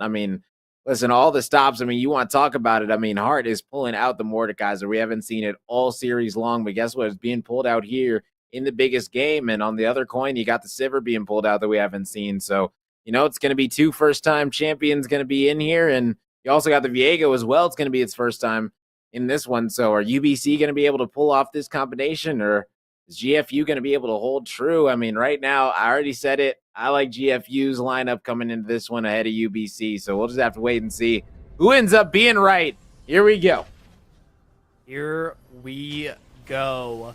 It's GFU on the blue, UBC on the red. 1 game to win them all in the NECC National Championship for the Emergence Division.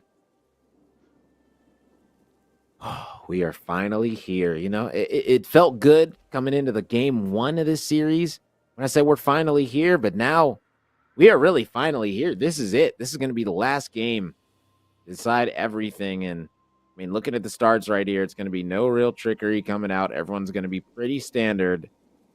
So I'm liking this. I'm liking this right now. Nothing wild. And that's what you want to see. You want to see everyone be cool, calm, collected coming into this game number 5. You want to see everyone be cool, calm, collected, but is that going to be the case? Nerves can play in so much. Again, like last game, we had a whole conversation about nerves and what they can do and how that can influence your play.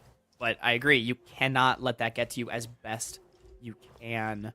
It seemed like Hai was able to kill off a ward with the help of Wang there. Does this mean Hai actually might be able to get early level 2? I'm not sure if shared ward kills have you get level 2 off of just the first 6 minions, but if they do, that is a potential advantage to look out for here. I don't believe so, but we will have to look out for it. It's definitely something I should know, but I don't. It's one of those things that happens so often in solo queue. You don't really pay attention to it, whether it really happened or not. Okay, does he get 2? Yes, he did. Okay, so shared ward kills do give you 2 off the first wave, and that is a nice advantage. Hai, able to posture aggressively here and throw in some spells. Yeah, now going in, Hai with that level 2, going to be feeling pretty good to try and chunk down Troll. Right now, Troll doing a nice job, just staying alive, keeping even in this lane, getting that level 2. Gonna be trying to chunk back. Right now, both of these mid laners are pretty susceptible to a gank in the mid. Oh, As Ming gonna be Happens. whiffing there a little bit. Yeah. But no one saw it except for everybody watching the stream, but it's okay. Comes up empty. Not going to really matter too much. And I agree, both this mid lane should be volatile. I mean, Wrath, he's done the bot side 3 camps. A flash from Volibear might just spell death. He's overextended. Got feared. Oh, and yes, that is a perfect first blood coming in as GFU gonna be answering the call. Beautiful first blood gonna be coming out, and it's going over to Trollblazer, which is gonna be massive. High doesn't react in time to the Volibear, and the fear connects. Really nicely done from GFU, and Wrath barely gonna miss a beat on his clear. That is a huge first blood pickup in game 5. I mean, right now, let's be honest. The squad, they want this bad. Like, this is one of those where, oh, but man, got to be careful going in. Yeah, I was about to say, like, you're only level 2. You got to be careful right now. I mean, this duo is already level 3 down here. So, I mean, they are definitely going to be looking to press the issue. As, I mean, you can see this Sivir is really putting in a lot of damage already. Here.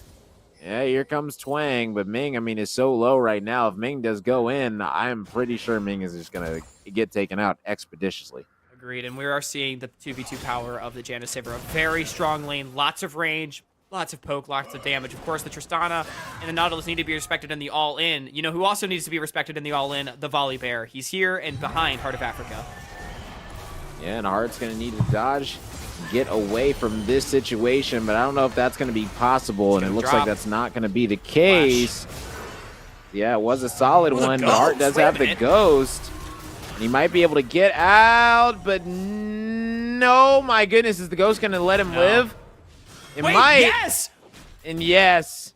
Wow, what an incredible play. I don't even know what to say to that. I cannot believe Heart of Africa escaped. I thought he would die.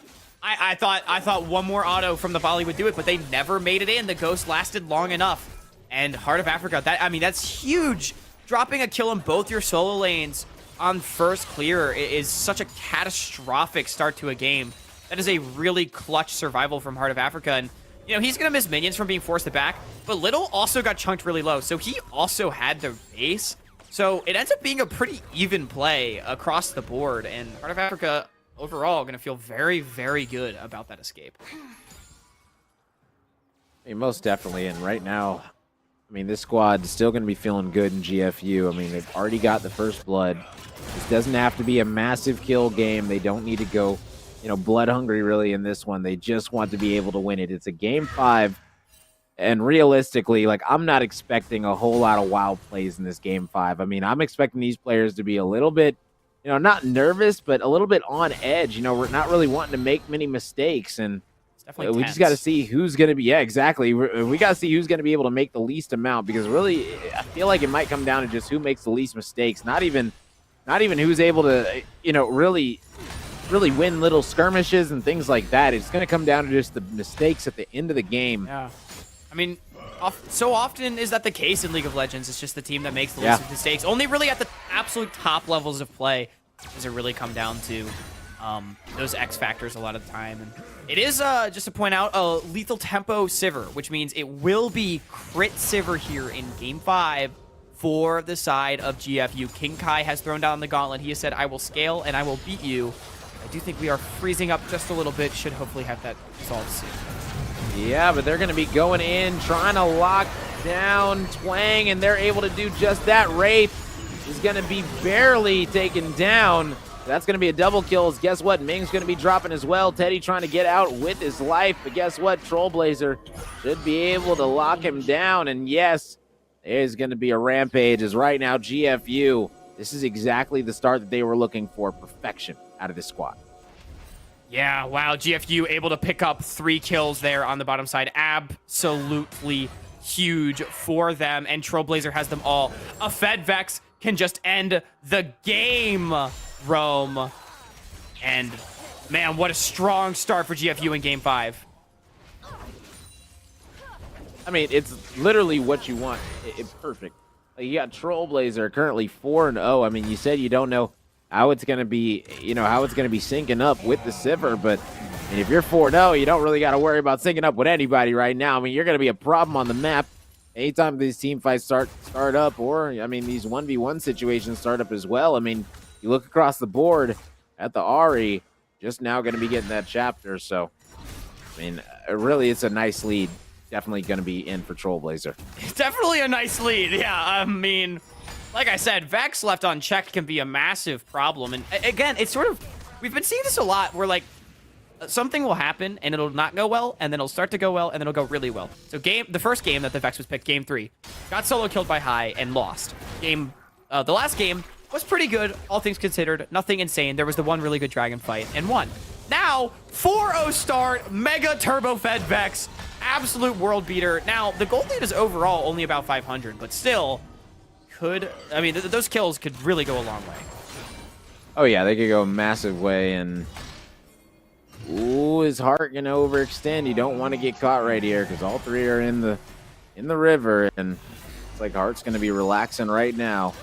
For now, and the thing is that I mean, Heart can really take the 1v1 with any one of them. So I mean, you really don't want to go into that realm with Heart right now. Absolutely not. You do not want to go to the Shadow Realm, I think, in any situation. And really interestingly, I want to draw attention to, actually hold that thought, as Heart of Africa is still under threat. So he pulls in. And might be in extreme trouble right now as Trollblazer might be picking up another kill to add to the tally. Oh, no, you can't go down. Oh, he almost isn't going to be going down. That would have been huge. Yeah. It looks like still UBC are going to be able to pick up the first dragon, able to get something out of what seems like nothing. But as you can see, sights already set onto that Rift Herald for Wrath and company. So GFU are trying to make as much out of this as they can. And that's what I'm saying. Whoa. That's the Sivir for you, and that's exactly what she's going to be able to do all night long. Yeah, really nice spell shield, and it is going to be GF coming out massively ahead. It's one dragon traded for a kill and a Rift Herald as well as tower plates. So big time play on the top side for the underdogs. And Heart of Africa, if he had managed to turn that around and pick up what would have been an 800 gold shutdown and trade out 1-for-1, that would have been substantial, but barely didn't get the Q cooldown. Trollblazer survives. Ooh, and now Twang gonna be in perfect position here. Hence, yeah. I mean, look, gonna push away I from have King no Kai. idea whatsoever. But this is the thing: is that this squad right here, they've got the spell They know. shield. No, they don't.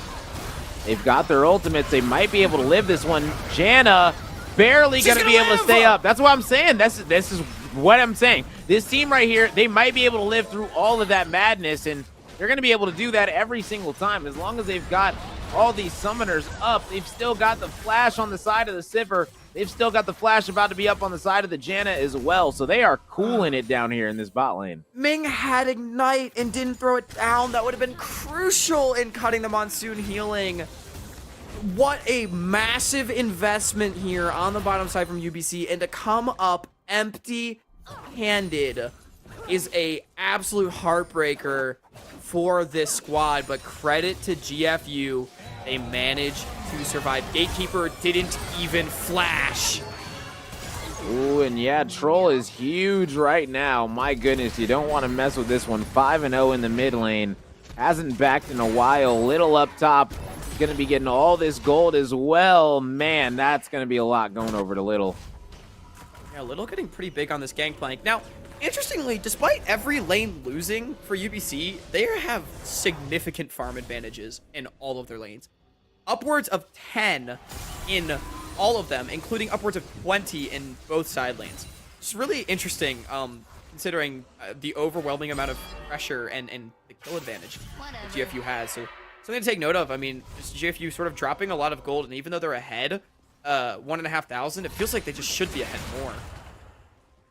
Yeah, I mean, I would agree, but I mean, listen, I'll take a slight advantage over no advantage right now. I mean, they've got the advantage in every single area except for the dragon count right now, but I'm not really worried sure about. If we lost. Oh, there you yeah, are. but I'm not all too worried about the dragon count right now. You know, really, what I'm going to be looking at is everything else right now, because I mean, that dragon's not going to matter all too much, and going in on that Sivir, it's just not going to work. Like, it's just not going to ever work. Like, I'm sorry.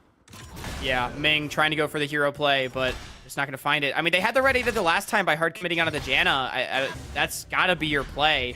But unfortunately, Ming flashes and comes up empty.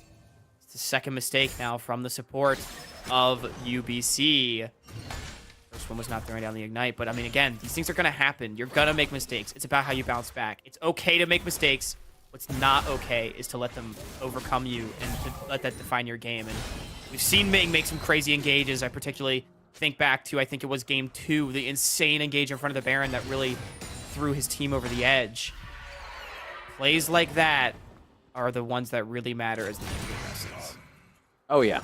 And as you can see, look at the CS in this top lane. Hart is absolutely putting a hurting on in the CS department, up by 34, and now, ooh, gonna be getting little extremely low. Yeah, Mordecai, I mean, listen, I mean, that's Mord for you, and he's got that Omni Vamp, so gonna be healing up all this time. I mean, the GP, currently 0-0-4, does have that Triforce finish. Gonna be trying to root down Gatekeeper here in the bot lane. King Kai, though, is gonna be returning fire onto Teddy. And yeah, I mean, that's exactly what I'm talking about. Anytime you go into this team, they are just gonna be able to turn it around on you in incredible fashion. I mean, yeah, the depth charge on Gatekeeper was nice. Teddy tries to jump in on the Sivir, who's low on mana, but that was a good bait by the bottom lane of GFU. However, a good ult flash from Teddy does get him out of dodge in the end, so it's a lot of summoners blown by the bottom lane of UBC. However, they do keep their lives, and it's interesting, you know, the Mordekais are absolutely smashing this top lane matchup so far. Hasn't even built the Seekers or the plated steel caps yet. So generally, you see Mordekaisers like to go for some early armor. And Trinity Force actually online for a little, has backed more recently. Africa, you need to be careful. Yeah, gonna need to be extreme. Oh, nice flash coming out a little, but is it gonna be enough? Oh, nice dodge. Set up the barrel, but not gonna be enough. His Heart gonna be able to clean him up, and this is gonna be a lot of pressure now in this top lane. Yeah, and that's a big time solo kill. Remember, the first 3 games of the series, top priority was such a major factor in the deciding the outcome of these games, and Heart of Africa picking that one up is major. I didn't see what Little used the oranges on, but it was not the Death Realm. And UBC, I do not think you win this. Teddy is in. Yeah, Teddy is in and causing problems. Twang gonna get dropped first. Ming gonna get dropped second. GFU, this composition is looking absolutely impeccable, like an unpenetrable wall without Heart there to stop them. I mean, this squad right here is looking pretty solid. Yeah, I mean, they're picking a 4v4 against a 5-0 Vex. You just can't do that, especially not when half of your members get chunked to like 30% HP before the fight even starts. Huge overforce from UBC gets turned around. It's first dragon, or it's going to be GFU's first dragon, second dragon overall going their way. It was a Hextech. It is a Cloud Soul. Feels bad for game number 5. But hey, with a Sivir in a Janna, your composition is going to be fast. Yeah, I mean, they're going to be speedy. Rocket Belt. Whoa. Oh my goodness. Yeah. Okay. Rocket Belt Mordekaiser. That's fascinating. That is toxic. And now in the bot lane, you can see GFU. They're waiting. They want to get more. And that's going to be Teddy knocked up. So much damage coming out. And Janna's going to be able to stay alive. She died. Just for long enough. And yeah, I mean, they were able to get the trade, but still, I mean, picking up another one for this Sivir, 2-0-3. They picked off the Tristana again, keeping her locked down. Oh, man, I mean, I don't even know what to say. Like, the mid lane and the bot lane are just so good. Coming in right now for GFU. They are literally on a roll. Yeah, I mean, it's a 1-for-1. Both AD carries getting a kill, but critically, Teddy was the one that died, so it means he's going to miss the minion wave on the backside. I'm actually very surprised at Trailblazer. Oh, he's going for it now. Big stun! Oh, my goodness. The shutdown! Yeah. Okay, so that's going to be worth it for High. High is going to be taking that all day. Like, High is going to say, you know what, I'll take the shutdown. It's all good. It might have pretty much got outplayed. But you know what? I was able to still get the kill. Hit that one, and now Little... That's when you type mid-diff in all chat if you're high. Oh, man. But No, I mean, I was gonna say I'm surprised that Trailblazer didn't go for the ulti. In that, when on screen we saw High kind of whiff the charm and the Everfrost there. I mean, obviously Trailblazer didn't have cooldowns, but High was taken so low. But going for it under tower, yeah, giving up the shutdown and assist gold as well to the side of UBC. That's a massive gold swing. Big time shutdown picked up. Oh, it was High that picked it up. I think you would have loved for that to go to Twang's Viego. I mean, obviously Ari getting it not bad, and turrets will be equalized here. Was surprisingly first turret taken on the top side. Little able to get that one with all of the attention he was given early on with the Herald. But it is equalized by the Tristana. Somehow, the Tristana's had a lot of wave priority in this bottom side. I'm very surprised considering how effectively Sivir pushes waves. I mean, listen, I'm just going to be on. Oh, wait a second. Before I get honest, is Hart going to take him out again? Africa might win this. Yeah, and Hart did. Is he going to win another one? Shield? No. No. Not going to have that up yet, and that's going to be a big shutdown going over, as that's going to be 300 more gold. But, I mean, oh, man, I don't even know. Yeah. I want to say one team's ahead, but then I look at another character, and I'm just like, nope, they're not. And then I want to say that for both teams right now. Yeah, I literally, like, this game is it's one dragon right down the apiece, line. 2 towers to 1, 200 gold separating them. I mean, really, the only difference is that tower right there that Heart of Africa picked up. I feel like it's pretty even play overall. It's a tower and a kill traded over for a shutdown. Shutdown on GP is pretty big, but I think that tower is nice and unlocks Heart of Africa a lot, especially considering he doesn't have to teleport now. Don't Big die pick, for a ward. That is exactly what you might High, do. so much damage traded back. Yeah, as he does get taken out. That's going to be a beautiful trade coming in. Twang is into a little bit of trouble. Going to get taken out for his troubles as well. The Tristana is going to be pushing mid. The Vex is going to be pushing top. And, I mean, at least the Tristana was able to get something out of it, but Twang and High going down, that's going to be a problem. Africa in the top lane. Here we go. I don't even know why Troll is going up there at this point. Like, what was this, a pocket pick? Like, what was this? Where did this Mordekaiser come from? Yeah, man, Africa is starting to take over this game. The most kills on his team by a wide margin, 50% at that. All of them solo kills as well, I'm pretty sure, which is pretty impressive. Yeah, Trailblazer should not be up that far, definitely on the weak side of the map. You know, you may be fed, but you're still a Vex. And Heart of Africa takes him to Africa and kills him. But on the bottom side, Twang trying to make owner plays, unfortunately does not work out. So it ends up being across the board a 2 for 2. Yeah, definitely an unfortunate situation right there. And now they're going to be clearing out this ward and trying to just get ready for this dragon right now, as we got about 3 seconds left until this one pops. And I mean, listen, this one is going to be getting very, very interesting very, very quickly, as this one's going to be getting cleared out extremely fast by this squad. And I mean, right now, GFU, they've got control of the river. Not going to be going for that dragon just yet. Yeah, so this is interesting because for UBC, their strongest member is currently on the top side of the map, which is not what you want if you're looking for a team fight. And in fact, he's actually going to die potentially. Yeah, wow, that is a big shutdown right there.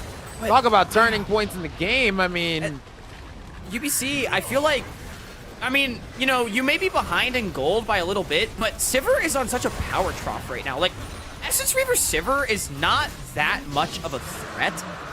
So I feel like Heart of Africa should have just pushed that wave and then come and joined his team in mid lane, because then goes up to the top side, doesn't get a kill, is not there for the fight, and then you have a 5v4 on a power troughing Sivir. It doesn't matter how fed she is, and then the most fed member of the enemy team is not there. So UBC ends up giving over a kill and a dragon that I really feel like should have been theirs.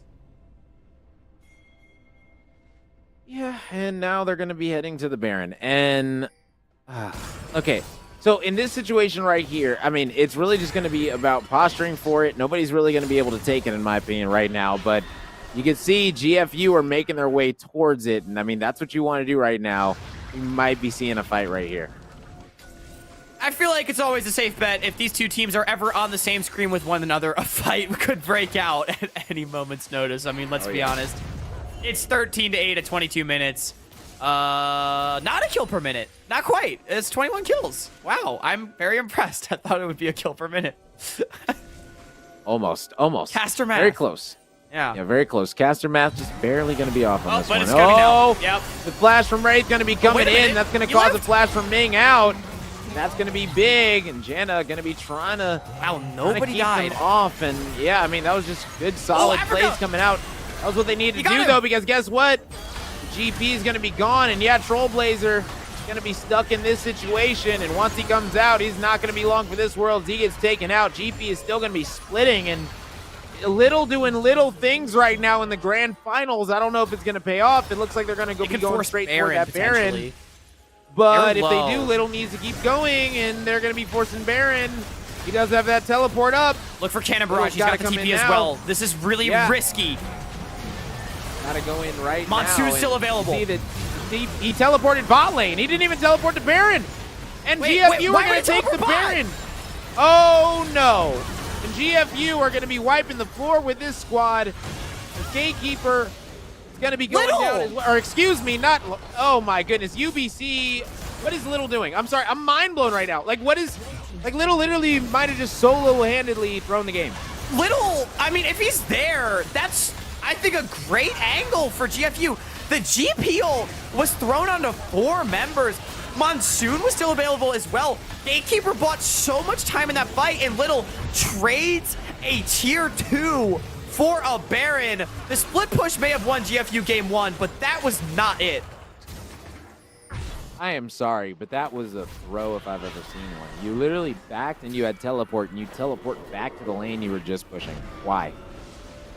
Yeah, Well, that was... like, you might as well have not even backed at that point. Like, that made no sense whatsoever. That was... It's interesting, too, because if that's the call, like, GFU should just give the Baron then and try to push mid, because then maybe you take the mid tier 2, which mid tier 2 and a bot tier 2 for Baron is, in my opinion, still not worth, but it's better than what happened there. Like, it's at least a coherent play.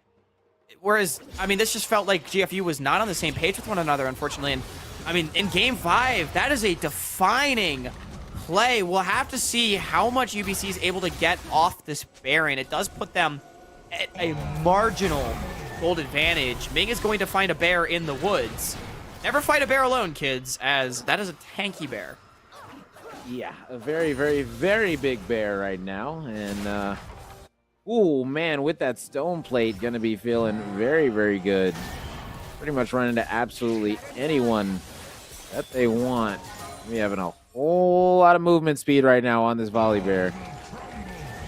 And, oh, man, with these Baron-empowered minions, is UBC going to be forcing this fight? This is the thing. It's going to be a straight-up 5v5 this time. Little isn't going to be doing little things.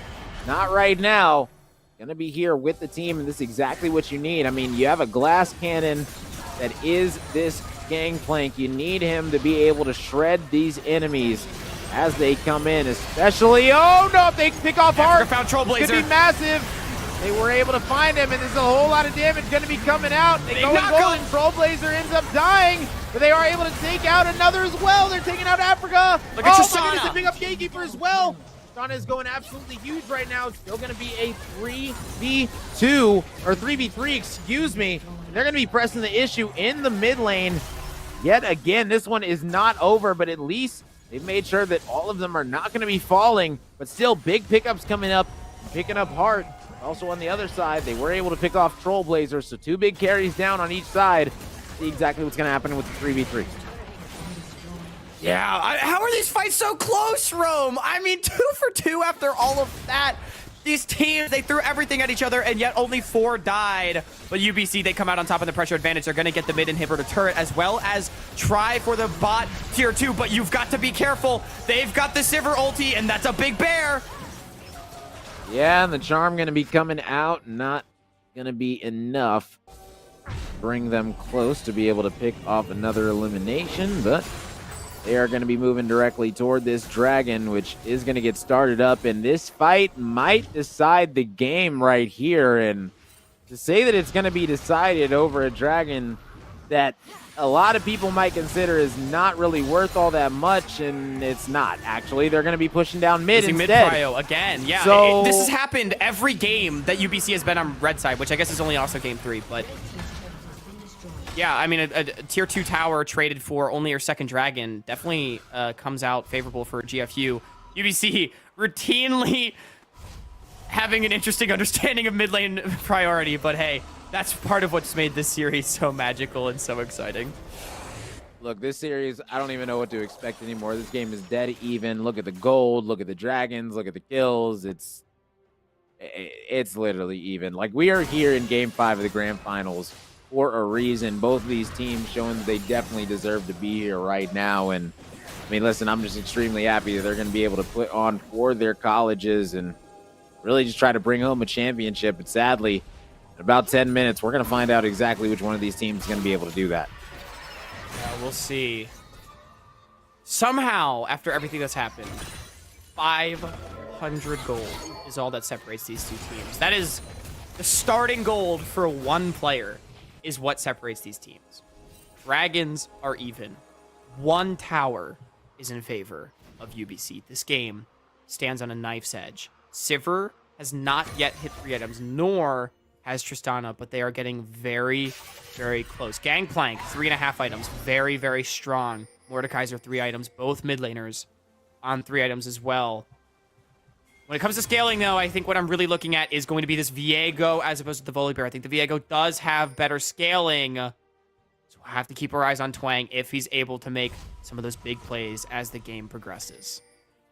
I feel like every time that we've seen like a big fight go in and Twang just absolutely gets to lead it, I haven't really seen Twang really be able to make, really be able to make an impact in these team fights quite yet. And it's just extremely unfortunate because, I mean, I was really hoping that the Viego was able to have a pop-off game, but, I mean, right now it just doesn't look like that's going to be the case. You know, this was a pick that we didn't actually cover at all in draft. Yeah. But I'm pretty sure this is Twang's 5th unique champion in the series. I could be wrong on that, but I believe it was the Wukong, the Trundle, I don't know. I think it's his 5th pick. I don't remember what he's played. There's been too many games. He had the Karthus. The Karthus. Yeah. And the Olaf. Yeah. So 5th unique champion. And the point being, like, this is probably outside of the Karthus, the most carry-oriented champion, and I think Viego's a very good champion right now. It works in a lot of comps, but look for the face check around Baron. Check the wrong bush. Wrath. Playing so conservatively. Oh, he just took are. Janna. Heart of Africa just took Janna. Oh, and Wrath is able to barely get out. Trollblaze does go golden. Are they going to be able to go in? Gatekeeper's going to be able to heal him up. Passive, though. That's going to be huge, and Africa ends up going down. That's going to be a big pick. Oh, man, the Tristan is also able to pick off one, but guess what? The Sivir's still alive. High ends up dropping.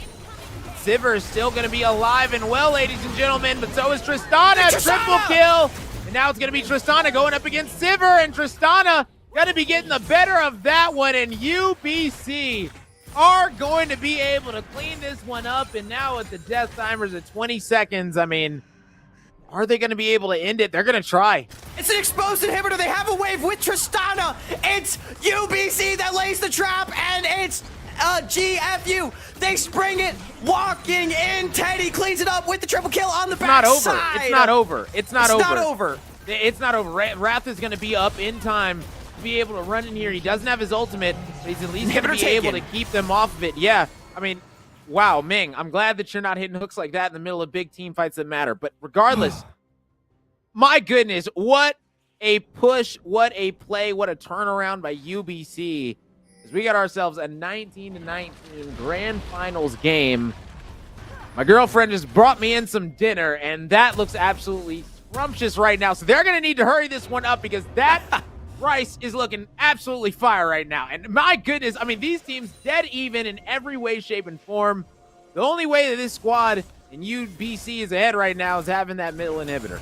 And somebody get Rome some dinner. These teams, man, they gotta wrap it up. No, we're enjoying every second of it. In that last fight, though, so many insanely close things. Heart of Africa uses the Proto Belt to get onto the Janna. But Janna's so obnoxious and kites you so well that Heart of Africa actually never procced his passive, which meant that when he came out of the Death Realm in the middle of 5, the AoE damage was not there, and that was huge in determining that team fight. But the bomb onto 2 at the end from Teddy getting the double kill meant that UBC was able to clean it up. Yeah, the Dragon's up. It's not Soul. It's Soul Point, and it's only Cloud. Are they going to Baron Baron for it? Are they gonna? They got to do something. They got to make a They play. just sent Mord. Can't They just sent Mord. Yeah, but they can't. I'm talking about GFU. They can't just do nothing for Right. drag. They got to go Baron. They've got to go Here they go, here. here they go. They've got to go now They don't for have the TP. glory. But guess what? Wrath goes down. The GP Ultimate is going to be going down, but I mean, that is terrible. What happened? Oh my goodness. Yeah, it's the inhibitor being down. GFU couldn't take mid prio because their inhib was gone, and I agree, they got baited into thinking they had to overforce. Honestly, I don't think that dragon matters that much, you know? It's still not sold for another 5 minutes, but GFU, they want to posture around Baron, but I think Wrath, he saw blood in his eyes. He wanted to make the game-winning play, but GP wasn't there. They didn't have GP Gangplank, and despite how much damage that ulti did. Every time this team is about to win, Little is not there. Literally, like, Little is just not there. He's off doing little things, and yes, Little has won some games for them, but as a split pusher, as someone that's always trying to run the other way, you definitely UBC's be burning losing Baron. games for your teams, and yeah, they UBC's are they've got it. They just got Baron uncontested. They melting stuck it. it down with the Tristana, with the Viego, and now this team, they've got the middle inhibitor down. UBC, they're smelling blood. GFU had it at the start, but it's starting to slip slowly but surely. My goodness, I mean, this might be the final push. They're just gonna try to push down mid. They don't care about side lanes. I think they should, but okay, no, they're gonna go top. Okay, UBC's gonna go top. There's only one Nexus turret, remember. So if there is going to be a final fight against Baron minions in the base, not having that additional Nexus turret will be very important. Top lane tier 2 will go down as well as all of the jungle camps. As far as taking stock, pretty much everything is available except for flashes on mids and jungles. Jungle flashes are coming up soon, as well as mids a little bit after that. Items. Hetty, 4 items. King, Kai still working on his 4th. Junglers both on 3. Mid laners both on 3.5. It's really just Little. I mean, 4 completed items, but I agree with you. So frequently not been present for those fights, and ends up being a really impactful They're backing off. thing. Yeah, and UBC, they're not going to push the tempo. I think they might have some gold to spend. Yeah, they just picked up Hexdraker Rabadons for high. That's huge. Oh yeah, that's gonna be that's gonna be big. And I mean, now is this Sivir still gonna not have that completed 4th item? It doesn't look like it for this next fight. UBC's opened up a pretty substantial gold lead here. I mean, 4,500 at 35 minutes isn't huge, but it is you know, an item or two. Yeah, definitely worth noticing and talking about. But I mean, right now, if I'm looking at this, you got Troll, who's got the spell shield. You've got Sivir, who's got the spell shield. So they've got, you know, a couple naturally already. But realistically, like realistically, going into this, is that going to be enough to stop all this madness that this UBC squad is going to be able to throw at them? I don't know. I don't know either. It's just so tense right now. The Baron is only on for another minute or so. You see, they're trying to push up on the bottom side. GFU, they're setting a bush bait. Ming could be a potential target. Barrel's going to miss. They got him with the fear. Yes, they did, and they're going to be going in on to Ming. Ming's going to need to flash out, and Little is going to be going huge, and they're going to be trying to take him out. You can see Teddy is trying to take him out in the back line. She's trying to shred them down. Doing work. Yes, Viego is, and Ai's going in as well. Ai's going to be able to pick one off. Kai's going to be trying to stay alive, needing to dodge away from Heart. And is he not able to? And that's going to be it, as the Sivir's going to be dropping. Only 2 are going to be remaining on this side, or excuse me, 3. There's currently going to be a 4v3 advantage coming in for UBC, as one is going to be backing, leaving it in a 3v3, but they are going to be able to get this middle inhib after they've got the bot. Whoa, no, they're not actually. They're going to be able to keep them tight. Wrath, no, goes down, and now Teddy should be able to get this middle inhibitor for free. The Dragon's going to be up in 50 seconds. They just need to back off and go straight to the Dragon. They don't need to do anything else. They might play on the death timers, though. They're still down for 15 seconds with only 1 Nexus turret. I don't think they can end, but Teddy, stepping up, you're alone. Teddy, it's either a team thing or a no thing, and oh no. Wait, oh no. Trailblazer's gonna kill him. He's dead. Oh no. If you're Buster shot. Man, if you lose a championship off of some play like that, boy, you will never hear the end of it from your coach, from your teammates, whoever it is. If Teddy goes down, they lose the game. I don't care at any point. I'm sorry. If Teddy goes down, this team loses. Like that is just too. Yes. They need him to stay alive the rest of the game.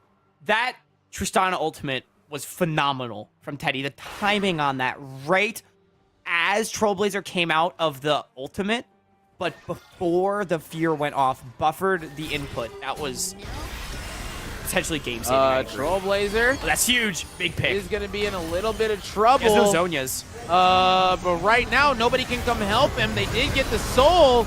But right now, this might actually be big. Jungler. Teddy is able to pick up a big one. That's going to be massive. 5v4 advantage. I mean, they're going to have every advantage in the book, and they're going to be backing? What? They're not willing to press the advantage. They're playing so scared. I mean, I understand it's game 5. It's been so tense. But I don't just think kill he the plays jungler scared here. again. But no teleports on the solo laners means that they're not able to join quickly. That's You're actually in their a only 3v4 tank. right now. Like, that's their only tank. And yeah, I mean, 2 of them aren't here. So right Two now, waves of supers. man, oh man, I'm telling you, if Vex, GFU were able to go in, He buffered. they might be able to make something happen. Teddy's going to need to get out of here. Teddy's going to need to back. And this GFU squad holding them off yet again. They are hanging on for their lives in this season, trying to be your champions. But UBC, they are pressing the issue. But as you stated, maybe some nerves. They're feeling a little bit, I don't know, a little bit of hesitancy right now to try and end this one. Trailblazer might have just saved the game. I think UBC was going to link up with their solo laners right there and then use the double stacked super wave from bot and mid to try to just brute force down that last Nexus tower. But Trailblazer chunked out Teddy and forced him to back. I genuinely think that was a game-saving play. It's on such a knife's edge right now. UBC, they're undisputably in the lead, I feel like, by this point. Baron in 13 seconds. That's where things could really turn around. Remember, it was the Baron play last time, Little's teleport, the infamous TP to bot side that I feel like really blew up in the game for UBC in the first place. Yeah.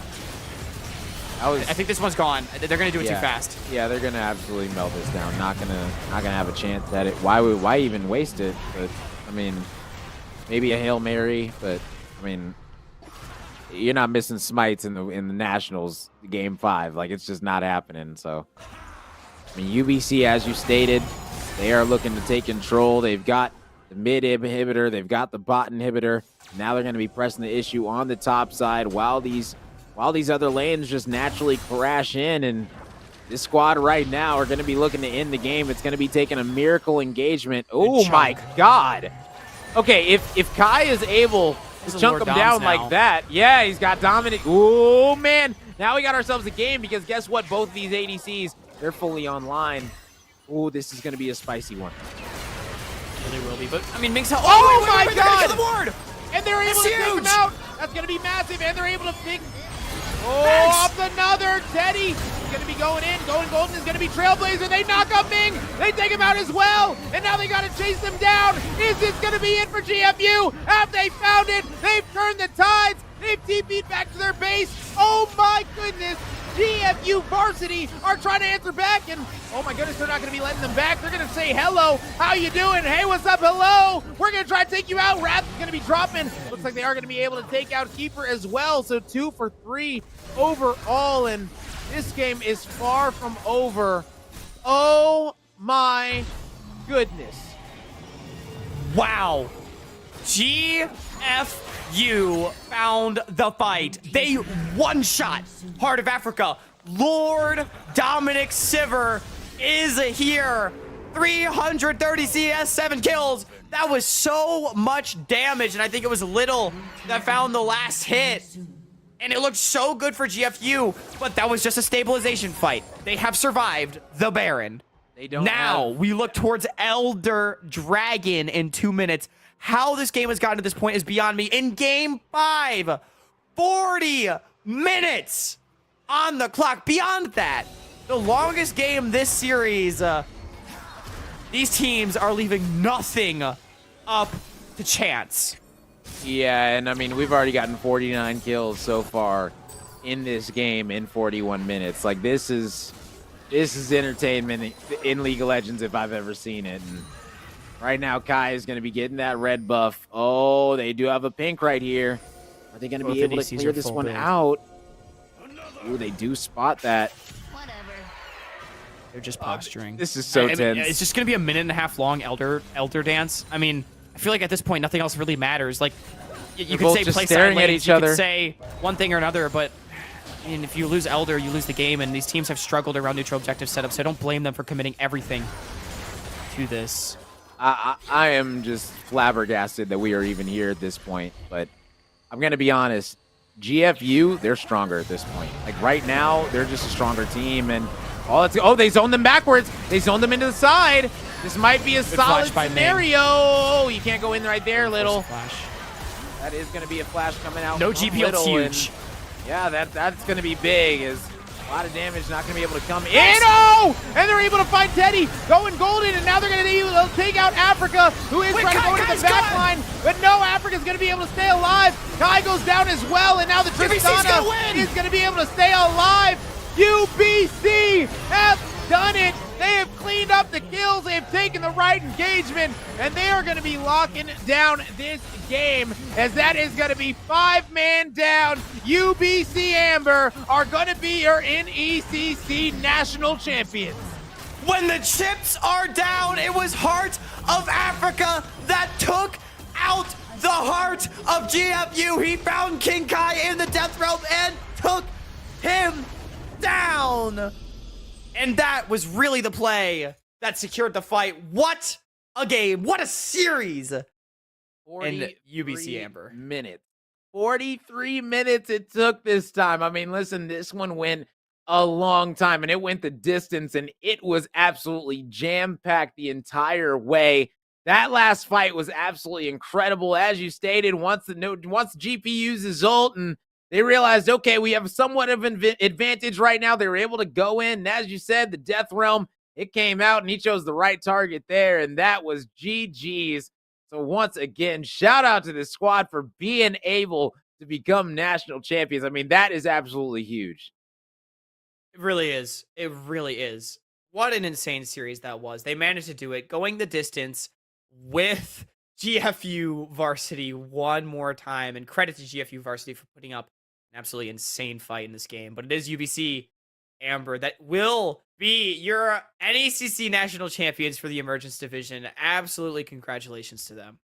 Yeah, I mean, listen, UBC Amber, they put on an absolute show. I mean, I just want to say shout out to GFU Varsity, though. Listen, they have went tooth and nail against this squad every single series. It has went the distance, and they have shown why. I mean, listen, these were some close games. This was easily the closest series of League of Legends I've ever casted, and I mean, listen, it was an absolute honor to be able to cast it alongside you, man. It was a pleasure being here for this season, and like, what a better way to end it as well.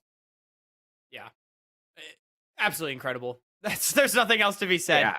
What a season here it was in NECC. This spring was absolutely crazy. And I know they'll probably be back in the fall doing it so well. It has been an absolutely wild ride from start to finish. Oh, yeah. So once again, thank you, everyone, for tuning in. It was an absolute treat. Everyone from production behind the scenes, to us as the casters, to the players as well. Thank you, everyone, for making this what it is. We'll be back, man. The NECC is here, and we'll be back with another season, but that's going to be doing it just for this league right here, right now. Man, shout out to these two teams yet again for putting on an incredible show. And, I mean, shout out to UBC Amber for being able to pull out this win, being your national champions. And listen, once again, I just want to say thank you, everyone, for having us be here. And, hey, we'll see you next time, man. Hope to be back. It's going to be fun. We'll see you on the next one. Have a good night.